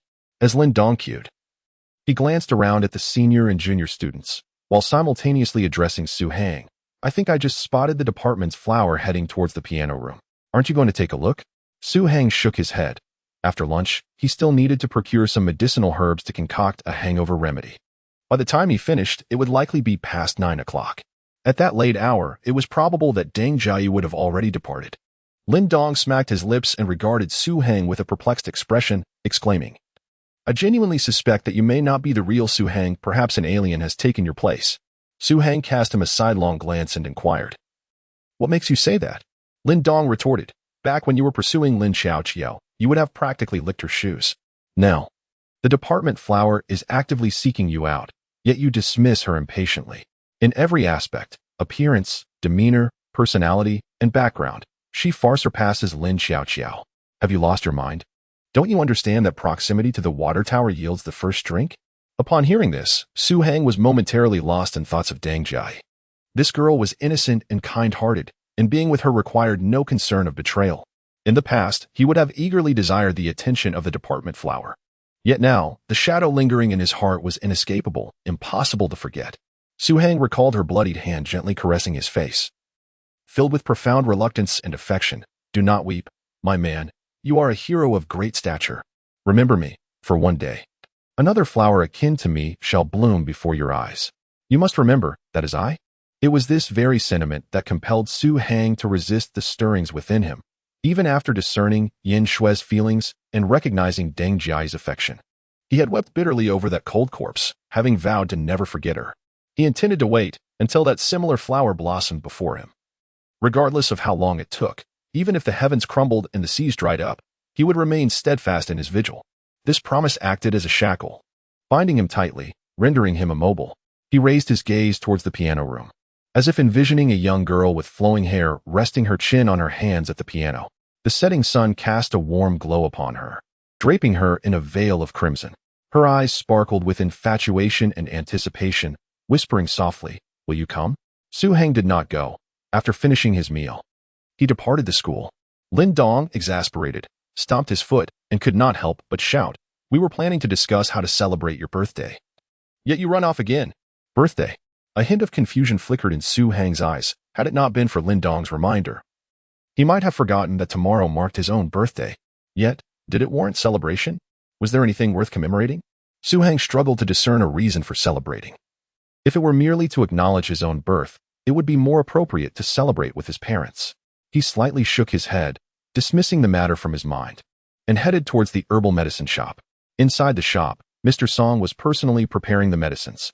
The heir of the Li family placed great trust in his medical expertise, instructing that aside from external injuries requiring Western medicine, all other remedies should be entrusted to Mr. Song. Gaining the trust of this esteemed individual, Elder Song felt a sense of relief. Thus, he regarded Elder Li's injury with utmost seriousness.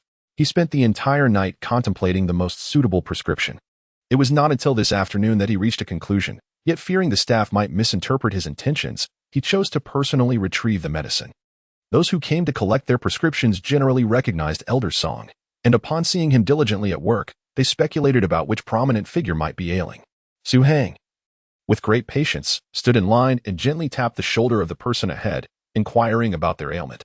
However, the traditional Chinese medicine shop, which had already categorized him as a special focus, promptly dispatched a staff member to reprimand him. "Do not pry into others' affairs. This is someone else's business."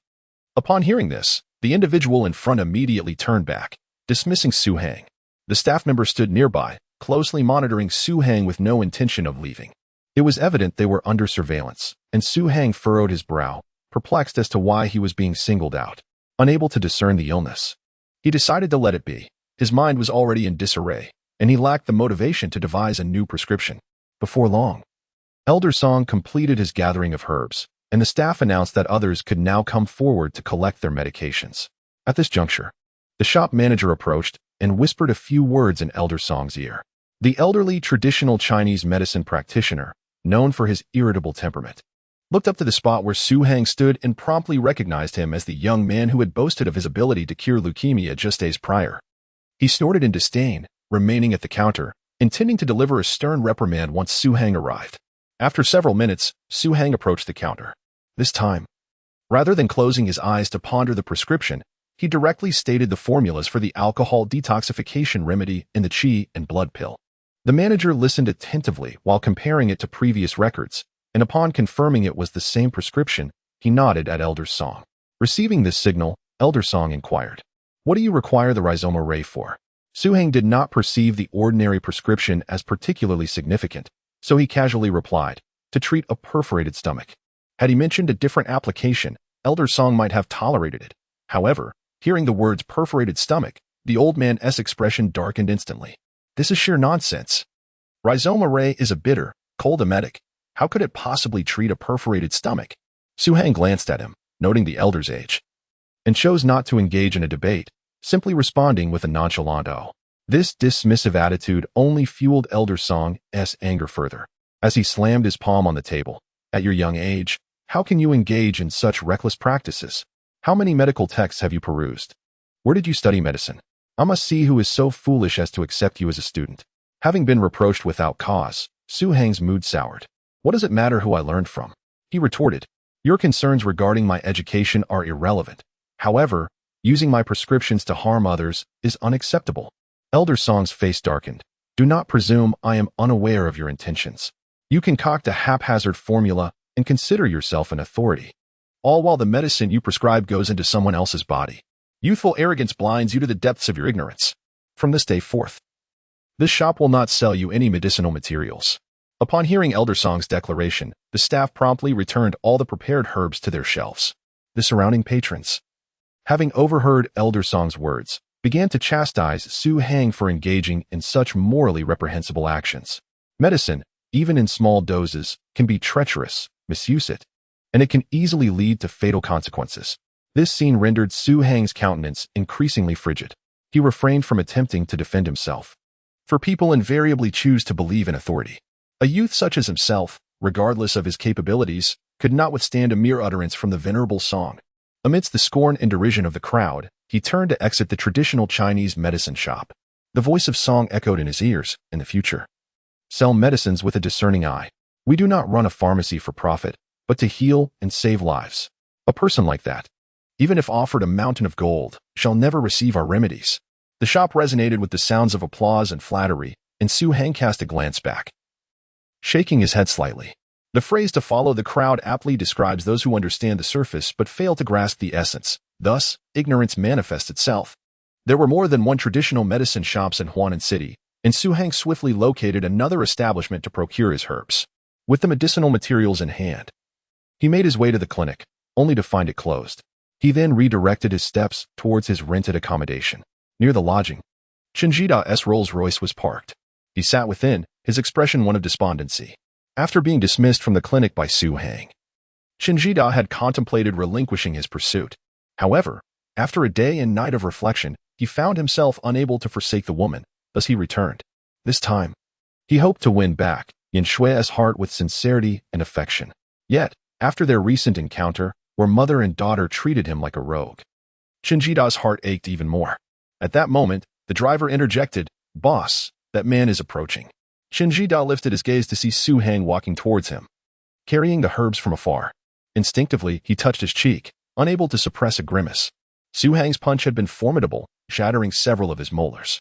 Moreover, his legs bore the marks of Yan's bites, which had left 2 rows of punctures. Had the little girl not found blood unpalatable, she might have taken a larger piece out of him. The physical pain ignited within Chen Jida a fervor of anger and resentment towards Su Heng.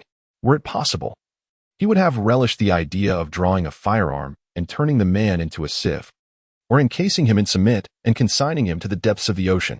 Given his current financial standing, executing such plans would not pose a challenge. Even if apprehended by the police, he could easily find someone to take the fall for him. Yet, for reasons unknown, the thought of Yin hiding behind Su Heng made him hesitate. It was not a matter of compassion. Rather, he felt a profound humiliation that his daughter regarded this man as her protector. For a father, such a realization is a bitter pill to swallow.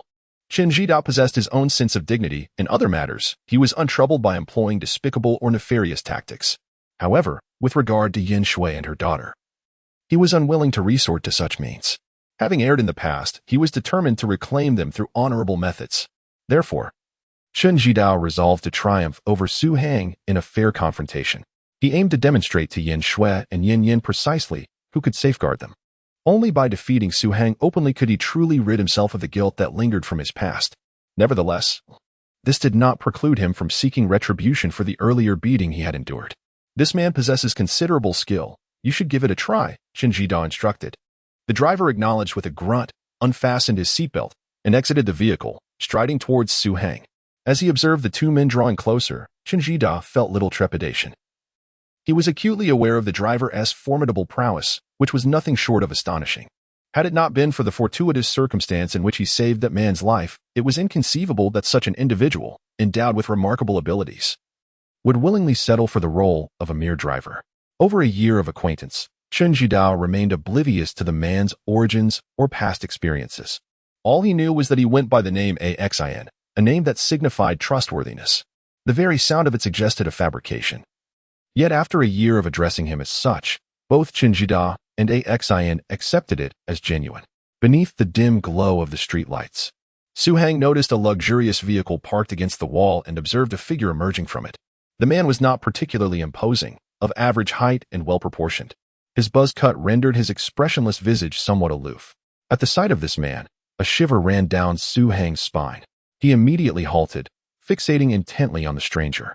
The instinctual response of danger underscored the formidable presence before him. Since returning from the world of cultivation, this was the first time Su Heng encountered someone who could exert such pressure upon him. As the young man ahead came to a standstill, Axin's demeanor remained unchanged. His pace was steady, neither hurried nor sluggish, and his visage bore little alteration.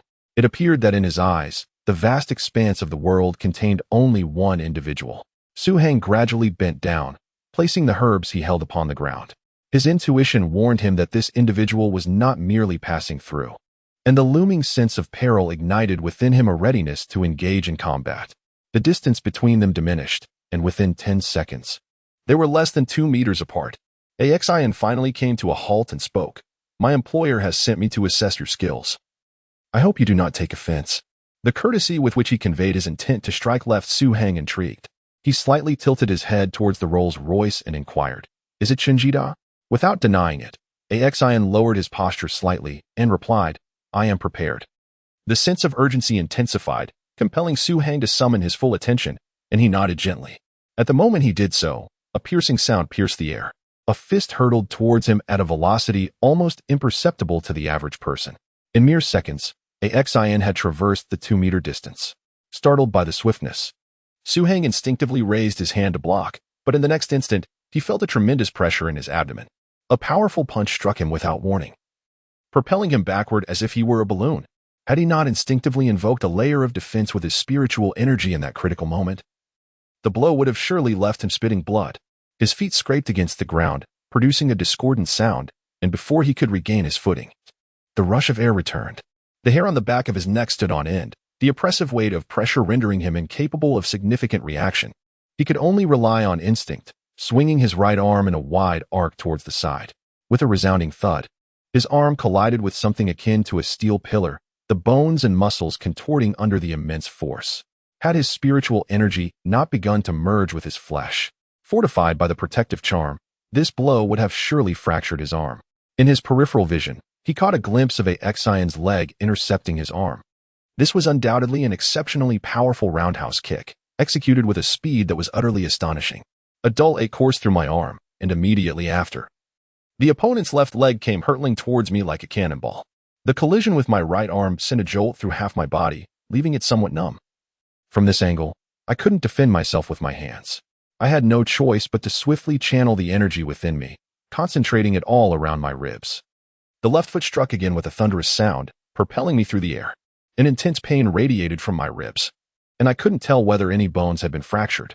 Fortunately, years of experience in combat allowed me to maintain a semblance of control over my body, preventing a disgraceful fall.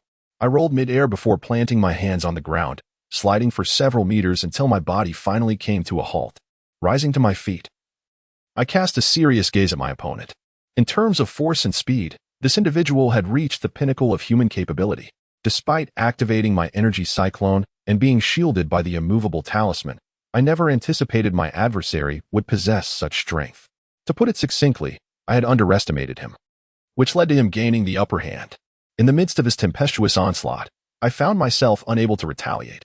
Yet, the jade needle in my pocket began to tremble in response to my energy manipulation.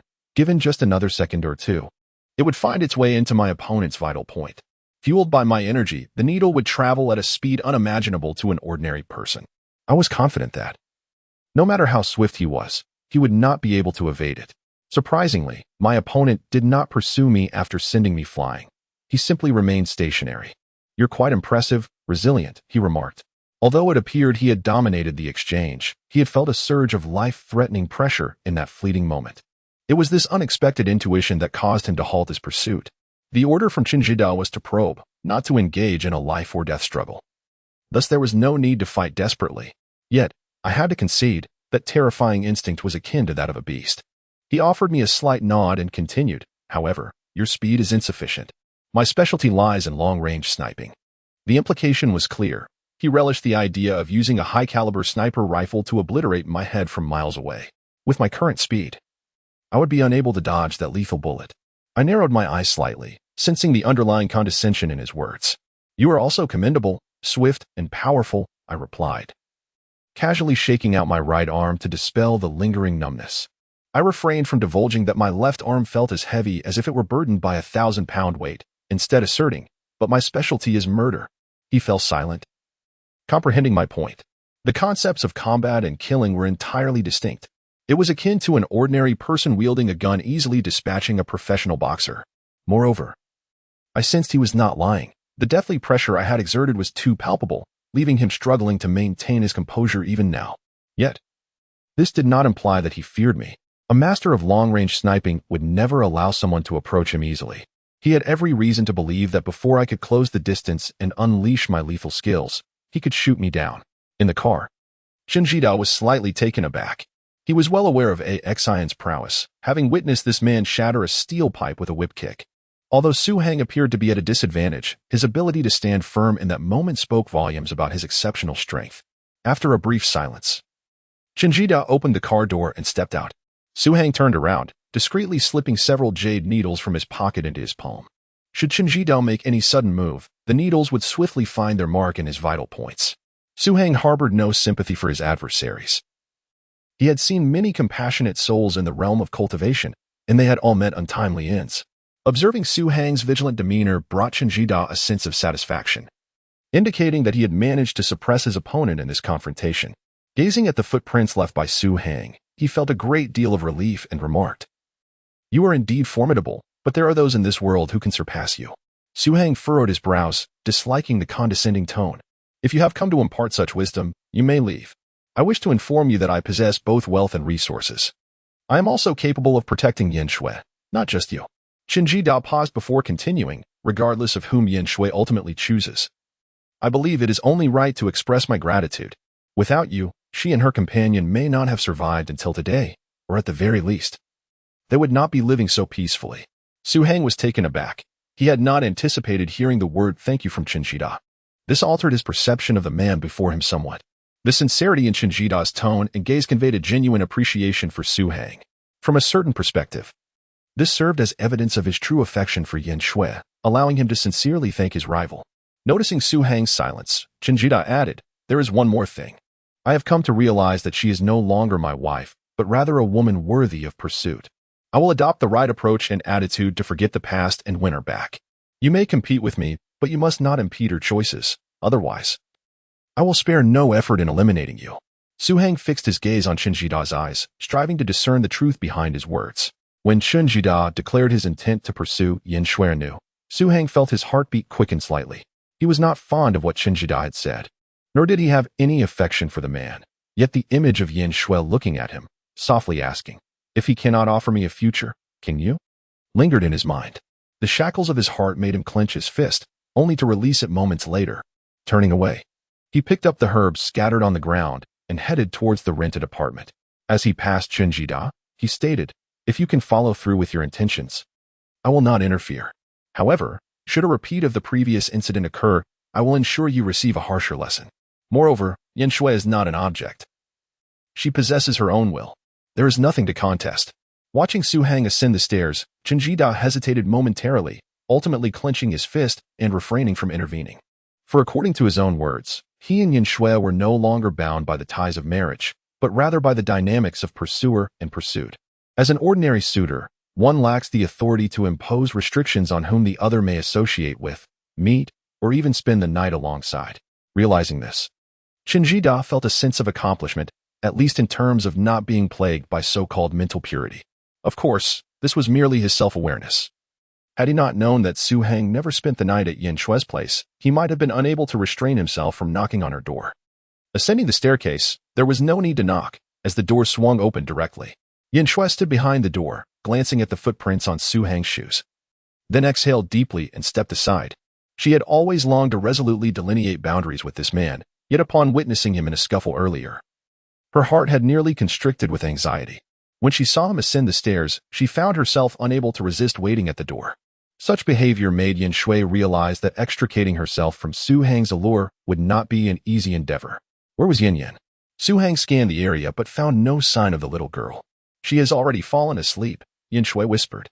Su Heng acknowledged with a hum and proceeded to prepare the medicinal herbs. During the 20 minutes of soaking the herbs, she stood beside the dining table while Su Heng sat nearby. Both stared at the blank wall, enveloped in silence. It was not until Su Heng poured out the water used for soaking the herbs, reignited the flames, and resumed his seat that Yin Shui finally spoke. Are you all right? Su Heng understood that she was inquiring about the earlier altercation. He nodded and replied, I'm fine. Although AXIN was quite strong. With the protection of the immovable talisman and spiritual energy, Su Heng had not sustained severe injuries. Only his ribs ached somewhat, likely fractured. Injuries to bones take 100 days to heal. Such a wound might seem grave for an ordinary person, but for Su Heng, it was hardly significant. With a bit of spiritual energy for repair, he would recover in a few days. Thus, the two fell into silence once more. As Yin Shui gazed at Su Heng's youthful face, which was not particularly handsome but exuded a masculine charm, she felt an unusual sensation coursing through her body. She was a woman, indeed, a woman with normal desires. Yet, traditional thoughts in her mind prevented her from engaging in any unbecoming actions. Leaving her to merely stare at Su Heng, her heart racing uncontrollably. Su Heng was acutely aware of Yin Shui's gaze, yet he was uncertain how to respond. The arrival of Qin Jida instilled in him a sense of urgency. If Qin Jida could truly pursue Yin Shui as he claimed, there was a considerable likelihood he might win her affection. Although his acquaintance with her had not been long, he had inadvertently grown accustomed to her presence. Thus, even after exchanging verbal jabs with Qin Jida, stepping into the rental unit felt entirely natural, as if it were indeed the place he belonged. As time elapsed, the aroma of the herbs gradually permeated the room. Yin Shui was discontent with the prevailing silence, which starkly contrasted with the previous days and left her feeling unsettled. After a moment's hesitation, she said, May I ask you something? Su Heng nodded, prompting her to proceed. Yin Shui hesitated once more before softly inquiring. Could you tell me about your relationship with that person you can never forget? Su Heng lifted his gaze to meet hers, taken aback by her question. Perhaps fearing he might misunderstand her intentions, Yin Shui clarified, I merely wish to know. The question of what kind of person one becomes a substitute for left Su Heng momentarily stunned. He let out a soft sigh, his eyes reflecting a sense of nostalgia as he spoke. She resembled you in many ways, both solitary figures burdened with a child. When I first encountered her, she was on the brink of being devoured by a monstrous beast. Yin Shui paused, taken aback by the mention of a monster. Su Heng seemed oblivious to her surprise and continued, I rescued her, intending to leave afterward. Yet she followed me silently with her child, kindling fires and preparing meals wherever I stayed. She believed I was a hero, having saved both mother and child. The child was exceptionally bright, often pestering me with questions on how to slay monsters. However, I was not well versed in such matters. I could only teach him the art of killing men. Yin Shui stared at Su Heng, her gaze fixed, as if she were seeing this man for the first time, sensing an unfamiliarity. Su Heng lifted his hand, as if tracing the calluses formed from years of wielding a sword. Over time, both mother and child learned the ways of killing, and I, too, grew accustomed to their company. But one day, my enemies found me. During the ensuing battle, the child perished, cleaved in two by a blade.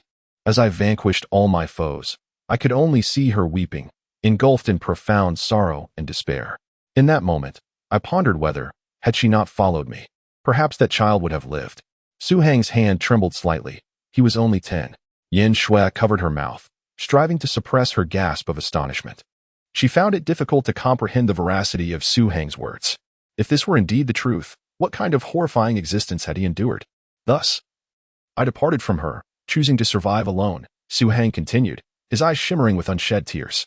Later, My enemies pursued me once more, a multitude of them, slaughtering groups upon groups. Just as I neared my end, she arrived. Armed with a sword, she charged in fearlessly, slaying anyone who threatened me. But she was merely a woman, untrained in combat. How could she hope to withstand them? I witnessed 3 swords pierce her body, and someone struck her back, scorching half of her form to cinders. Su Heng clenched his fists. In that instant, I lost my sanity, disregarding all else, pouring every ounce of strength into killing. When at last those foes were vanquished, I cradled her, desperate to staunch her wounds. Yet her injuries were too grave, even her spirit was slipping away. And I could not save her. She reached out with trembling fingers to touch my face, assuring me that she bore no resentment. The child's death was not my fault. Merely fate's cruel design. She said, "You are my man. How can you weep?" She declared, "You are a hero, a pillar of strength. Remember me, for one day. A flower akin to mine shall bloom beside you. Do not forget, that will be me." As her words faded, the room fell into an oppressive silence. Yin Shui, unable to contain her emotions, felt tears stream down her face. She could deeply empathize with Su Heng's sorrow and grasped the excruciating pain that enveloped that woman upon losing her child. Compared to her, she felt far from resilient. For if Yin Yin were to die, Yin Shui would undoubtedly find no reason to continue living. However, that woman survived and, despite her frailty, ventured to save Su Heng. This courage, this affection, is something that cannot be erased by anyone. Yin Shui finally comprehended why Su Heng held onto the memory of a deceased person so tenaciously. He ought to remember, and he must remember, otherwise, he would be unworthy of the title of a man. At this moment, Yin Shui no longer entertained thoughts of comparing herself to that admirable woman. She understood that, regardless of circumstances, she could never surpass her. Yet, witnessing Su Heng's pained expression as he reminisced only deepened her own distress, compelling her to approach him and envelop the young man in her embrace. Her mature form exuded an alluring fragrance, soft and curvaceous, pressing closely against Su Heng's face. This was a tenderness unique to women, prompting Su Heng to instinctively grasp her waist. As he felt her supple waist, he buried his head deeper, his breath seemingly penetrating the fabric, cascading directly onto her skin. Yin Shui's cheeks began to flush, her sensitive body responding naturally. Nevertheless, she did not resist Su Heng's advances. Instead, she clung to him more tightly. If, at that moment, Su Heng had lifted her into the bedroom, Yin Shui knew she would not oppose it. The innate motherhood in women often leads them to instinctively yield to a pitiable soul, and the desire within her only fueled her anticipation. When the heart aches, sorrow emerges from the depths of emotion. Her state of mind grew increasingly unstable, leaving Su Heng somewhat unable to control himself. He desperately needed someone to console him, a release for his pent-up sorrow. Yin Shui's mature body was undoubtedly the ideal outlet. Inhaling the faint fragrance emanating from her, Su Heng's hands began to wander downward. Yin Shui gently parted her lips, her eyes filled with charm and daze, her cheeks flushed as if they could drip with water. Sensing the young man's subtle movements, her heartbeat quickened, her slender legs wavering slightly. A familiar yet foreign sensation surged from the most sensitive parts of her body, igniting a heat within her. At that moment, Yin Yin emerged from the room, rubbing her eyes. She had intended to go to the restroom, but upon stepping out, she spotted Su Heng holding Yin Shui and exclaimed, "Ah, an angel." Su Heng froze, but before he could react, Yin Shui instinctively released him. Upon seeing her daughter at the doorway, scanning with curious eyes, Yin Shui's face reddened further. She felt as though she had been caught in the act, unable to lift her head in embarrassment. Su Heng also felt a twinge of awkwardness, realizing that his composure had wavered, which was entirely inappropriate. This was undoubtedly influenced by the profound experience they had shared in Yin Shui's innate allure. Perhaps sensing the discomfort between the man and woman because of her presence, the little girl blinked and slowly retreated to the bedroom. Peeking her head out, she announced, "I'm going to sleep now, one tea be coming out." Then, the bedroom door closed behind her. The clarity of her childish voice left Su Heng scratching his nose, unsure of what to say. Noticing his discomfort, Yin Shui, who had initially felt shy, could not help but chuckle. However, when Su Heng glanced up, especially as his gaze swept over her elevated form, she was reminded of their intimate moment, and her shame intensified. The soft jade exuded a warm and delicate charm, evoking fond memories for Su Heng. Yin Shui, with a bashful yet enchanting demeanor, rendered him nearly incapable of restraint. However, upon recalling that the young girl had awakened, he realized that any action would inevitably lead to embarrassment. Glancing toward the kitchen, Su Heng excused himself under the pretext of checking on the medicine. stepping away from the dining table. The young man's disheveled appearance could not help but elicit a laugh from Yin Shui. In that moment, she felt as if they had returned to the early days of their acquaintance, devoid of barriers and complex thoughts, just a simple boy and girl. After spending quite some time in the kitchen, Su Heng gradually composed himself. He raised his hand to inspect the nail marks he had inadvertently created on his palm. Letting out a slow sigh, Yin Shui chose not to disturb him any further, her gaze fixed upon him as if time stood still. She did not ponder the monstrous adversary Su Heng had mentioned. She only understood that this man had endured horrors beyond her imagination. A man who appeared no older than 20 bore an uncharacteristic weight of age in his demeanor. Several hours later, having successfully boiled the medicinal concoction, Su Heng sliced his fingertip to extract a few drops of his essence. Neither of them felt the need to shy away from the act. It seemed their earlier intimacy had fostered an unspoken understanding between them. This time, they had gathered a greater quantity of herbs, yielding 6 antidotes for intoxication. After placing the concoctions on a plate, Su Heng wiped the counter clean, preparing to depart. As he was about to leave, Yin Shui called out to him. He turned to find her delicate figure before him, her lips brushing against his in a fleeting moment of warmth and softness. He was momentarily taken aback, only to discover that the sensation had vanished. Yin Shui playfully stepped back, observing the slightly dazed young man. With a light laugh, she said, "Seeing you so downcast, I thought I'd offer a little gift to comfort you. Don't overthink it." Su Heng was at a loss for words, and before he could gather his thoughts, Yin Shui ushered him out the door, insisting, "Let us go. The school will close soon." After the door closed behind him, Su Heng stood still for a moment, sensing that the woman on the other side had not departed, remaining as motionless as he was. He felt an impulse to knock, but he knew that opening the door would lead to an extraordinary night. Still bound by the shackles of his past, Su Heng refrained from acting irresponsibly. After a long pause, he turned to leave. As he had anticipated, Yin Shui remained. Her heart raced, as though she could feel the warmth of the man by the staircase through the door. As his footsteps faded into the distance, an emptiness filled her heart, not disappointment, but a natural sense of void. Leaning against the door, she recalled the bold kiss they had just shared, her fingers brushing her lips as a smile crept across her face. In the Rolls-Royce below, Chun Jidao watched Su Heng depart, releasing a slow breath. The longer Su Heng lingered in the rented room, the more unrest brewed within him. With a wry smile, he contemplated the idea of letting go of everything, of no longer being mired in the past, a task that proved more challenging than he had imagined. Pressing his head against the car window, he gazed at the darkened rental unit, murmuring to himself, "I can do this." Upon reaching his dormitory, Su Heng swiftly entered a state of focused cultivation. The bright starlight in the night sky, so pure and serene, cast a sense of tranquility. Yet, he remained oblivious. While most had already succumbed to slumber, a young girl sat despondently beside her guqin. Even the softest moonlight could not alleviate her sorrow. The following morning, the sky was shrouded in ominous clouds, foretelling a torrential downpour. Lin Dong was quite displeased, complaining incessantly from the break of dawn. "It's all Lao San's fault. He was out for so long yesterday, and nothing was resolved. What are you all thinking? Are we going out to eat at mealtime or partying all night?" He Qingxing glanced at the overcast sky and remarked, "In this dreadful weather, we would surely end up drenched. Let us just order takeout." Lin Dong turned to Su Heng and asked, "What about you? Birthday star?" Su Heng, indifferent to birthdays, replied casually. Lin Dong detested such nonchalance, as if it implied he could dictate the plans.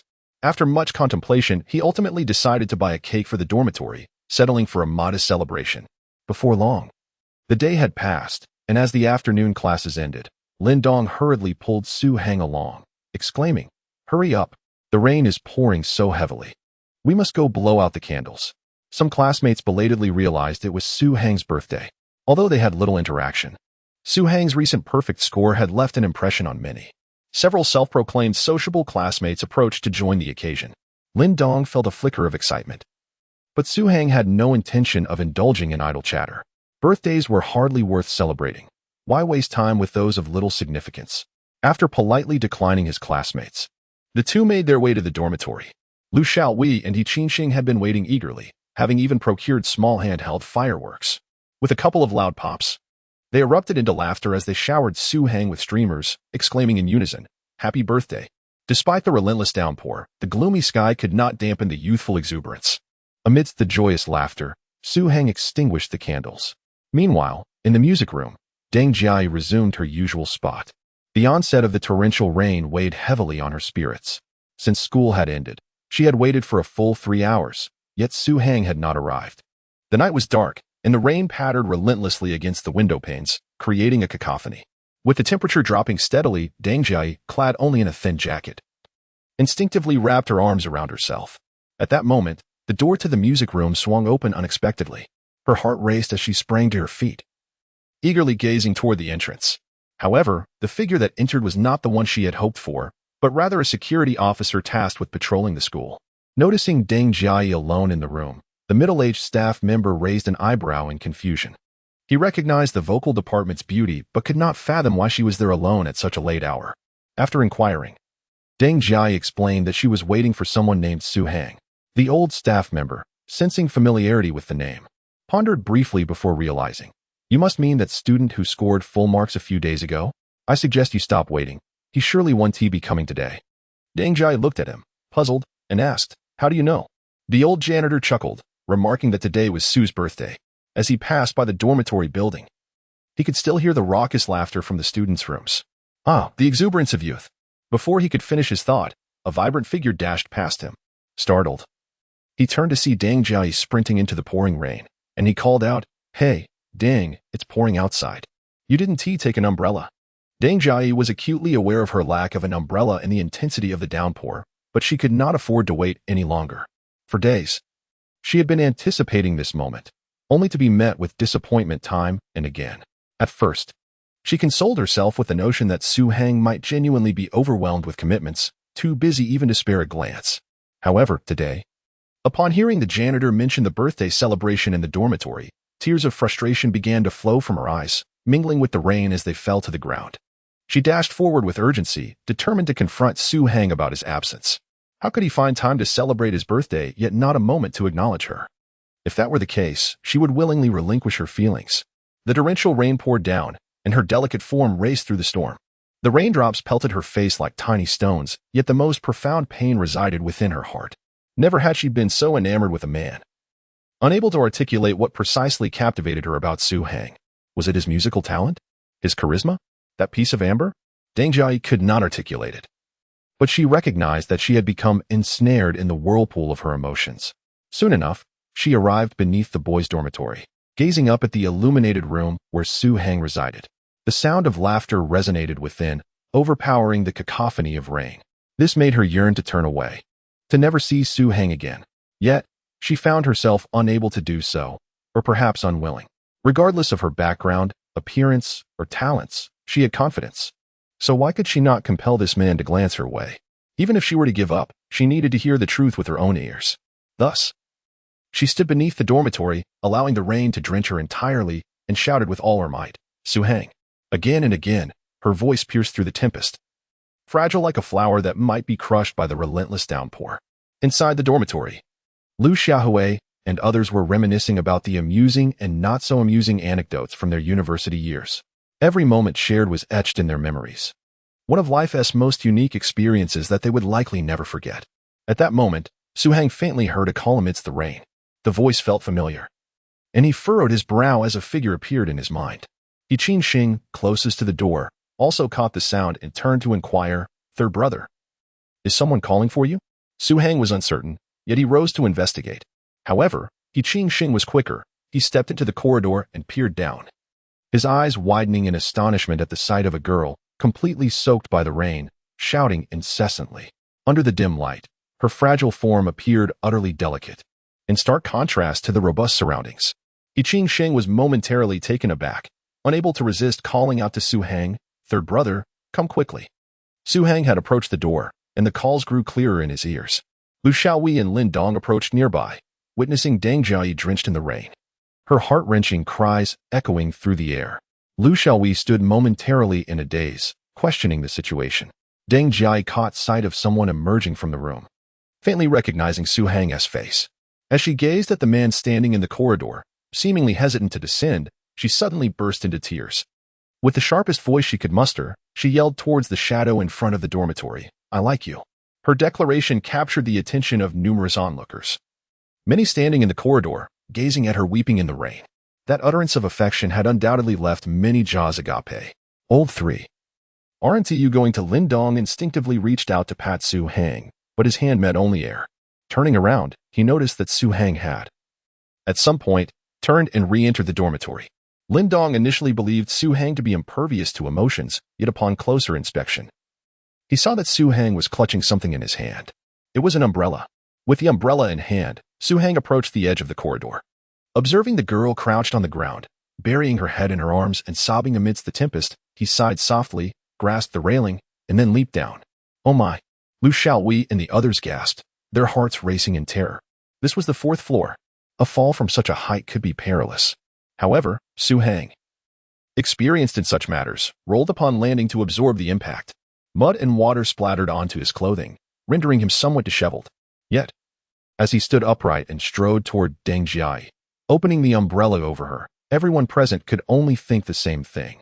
He is incredibly impressive. The ordinary black umbrella shielded her from the sky and the downpour. Unaware of this gesture, Deng Jiai continued to weep uncontrollably. She had cast aside all restraint, rushing here without regard for consequences, only to receive no response, shattering her heart in the process. The once adored princess, cherished by many, had never been so fervent for a man.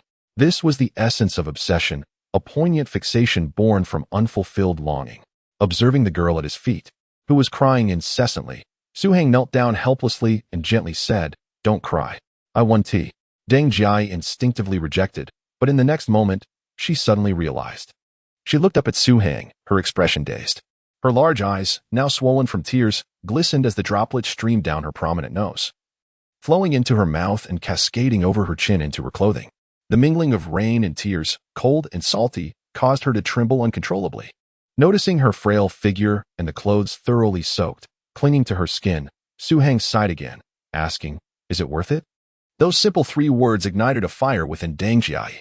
She suddenly swung her fists, striking Su Hang, exclaiming, "Why didn't you come find me? Why didn't you invite me for your birthday? What is worth it?" Su Hang allowed her to vent her frustrations, remaining still and enduring her outburst. Lin Qiaoqiao observed everything in the corridor with clarity and could not help but sigh. What is love in this world, that it compels one to pledge life and death? Qixing took a bite of cake and mumbled, "A graceful lady, a gentleman's ideal partner. The third one is clearly not a gentleman." Lin Dong nodded in agreement. Recalling the numerous senior sisters and younger students who sought his piano tutelage after the school anniversary, only to be met with his firm refusal, he added, "Not only is he not a gentleman, but he is even less than a beast." After enduring a prolonged struggle, Deng Jiai suddenly appeared drained of all strength. Or perhaps her resentment had been fully vented. She reached out and embraced Su Hang, choking back sobs as she confessed, "I have truly fallen for you. Day and night. You occupy my thoughts. But why haven't you come? Do you not know that I wait until the early hours, believing even the whispers of the wind herald your arrival? Yet, each day I am met with disappointment. I can no longer endure this waiting." Su Hang listened quietly, gazing at Deng Jiai's fair and youthful visage. How could he not comprehend her feelings? Yet, from the perspective of his years, he perceived that Deng Jiai's affection stemmed merely from admiration and surprise, rapidly intensified by her obsession. This was not genuine love, but rather the infatuation of a young girl enamored with an idol. Though Su Hang was only 20 years old, he had already traversed 2 distinct lives, his emotional maturity far surpassing his age. The days when one would willingly sacrifice everything for love were now distant memories. Deng Jiai was a wonderful girl, innocent, kind, beautiful, and talented. She possessed almost no flaws, yet even Yin Shui could not fully claim his heart. How could Deng Jiai hope to succeed? Su Hang acknowledged that when Deng Jiai cried out her affection, he felt a fleeting pang of emotion. Otherwise, he would not have taken the umbrella and leapt directly from the 4th floor. Gently patting her back, he felt her smoothness through the thin fabric of her clothing, which offered scant protection against her alluring form. Though those in the dormitory could not discern this in the heavy rain, Su Hang was close enough to see clearly. In contrast to the mature allure of Yin Shui, Deng Jiai appeared so innocent, akin to an unripe green apple. Yet youth possesses its own advantages, and naivety carries its own flavor. Just as the allure of Yin Shui had begun to settle in his heart, a ripple of emotion stirred within him once more. Under the watchful eyes of many, Su Hang sought to refrain from any reckless actions. He gently patted Deng Jiai's back again and said, "It's my fault. Please don't cry. So many people are watching. Can we stand up now?" Deng Jiai clung tightly to him, declaring, "I won't budge." Unless you promise never to be so fickle with me again, I won't get up for anyone. Her shyness prevented her from uttering words like, will you be my boyfriend? But in this moment, she resembled a little girl yearning for candy. And Su Hang felt a twinge of helplessness, resorting to honesty. Your clothes are soaked through. I can almost see through them. Deng Jiai paused, releasing Su Hang as she looked down. Indeed, her garment was thoroughly wet, clinging to her form, the contours unmistakably visible, revealing even the color of her undergarments. Her face turned crimson, and she hastily covered her chest. In the corridor, Lu Xiaowei rubbed his eyes and inquired, did I just see the campus beauty clutching her chest? Has the third one become a beast today? Lin Dong wore a look of astonishment as Yi Qixing exclaimed, is the sun rising in the west? Su Hang removed his jacket and draped it over Deng Jiai, saying, I picked up a bit of mud on the way down, please don't mind. As she inhaled the lingering masculine scent on the fabric, a wave of sweetness surged within her. The sensation of being cherished and cared for was truly delightful. She had completely forgotten who had prompted her to rush through the torrential rain, soaking her to the skin. The saying that those in love possess little intelligence rang true in this moment. Su Hang reached out and gently pulled her up, stating, let us go. I'll walk you back. Deng Jiai, both shy and elated, allowed him to guide her, nodding gently like an obedient little wife. Perhaps fearing that Su Hang might abruptly release her hand, she held on tightly, sensing the slight pressure between their fingers. Su Hang tilted the umbrella towards Deng Jiai and led her toward the girls' dormitory. In the corridor, a group of male classmates erupted in curses. Beast, a pig ravaging the cabbage. Some even beat their chests and lamented, how could I be seduced by beauty? I dare say this person shall forever be unable to transcend the realm of graduate studies, forever halted at the threshold of graduation. Yet, regardless of their words, nothing could impede the young couple as they strolled away hand in hand. This scene would undoubtedly become one of the most unforgettable moments in the lives of the university students.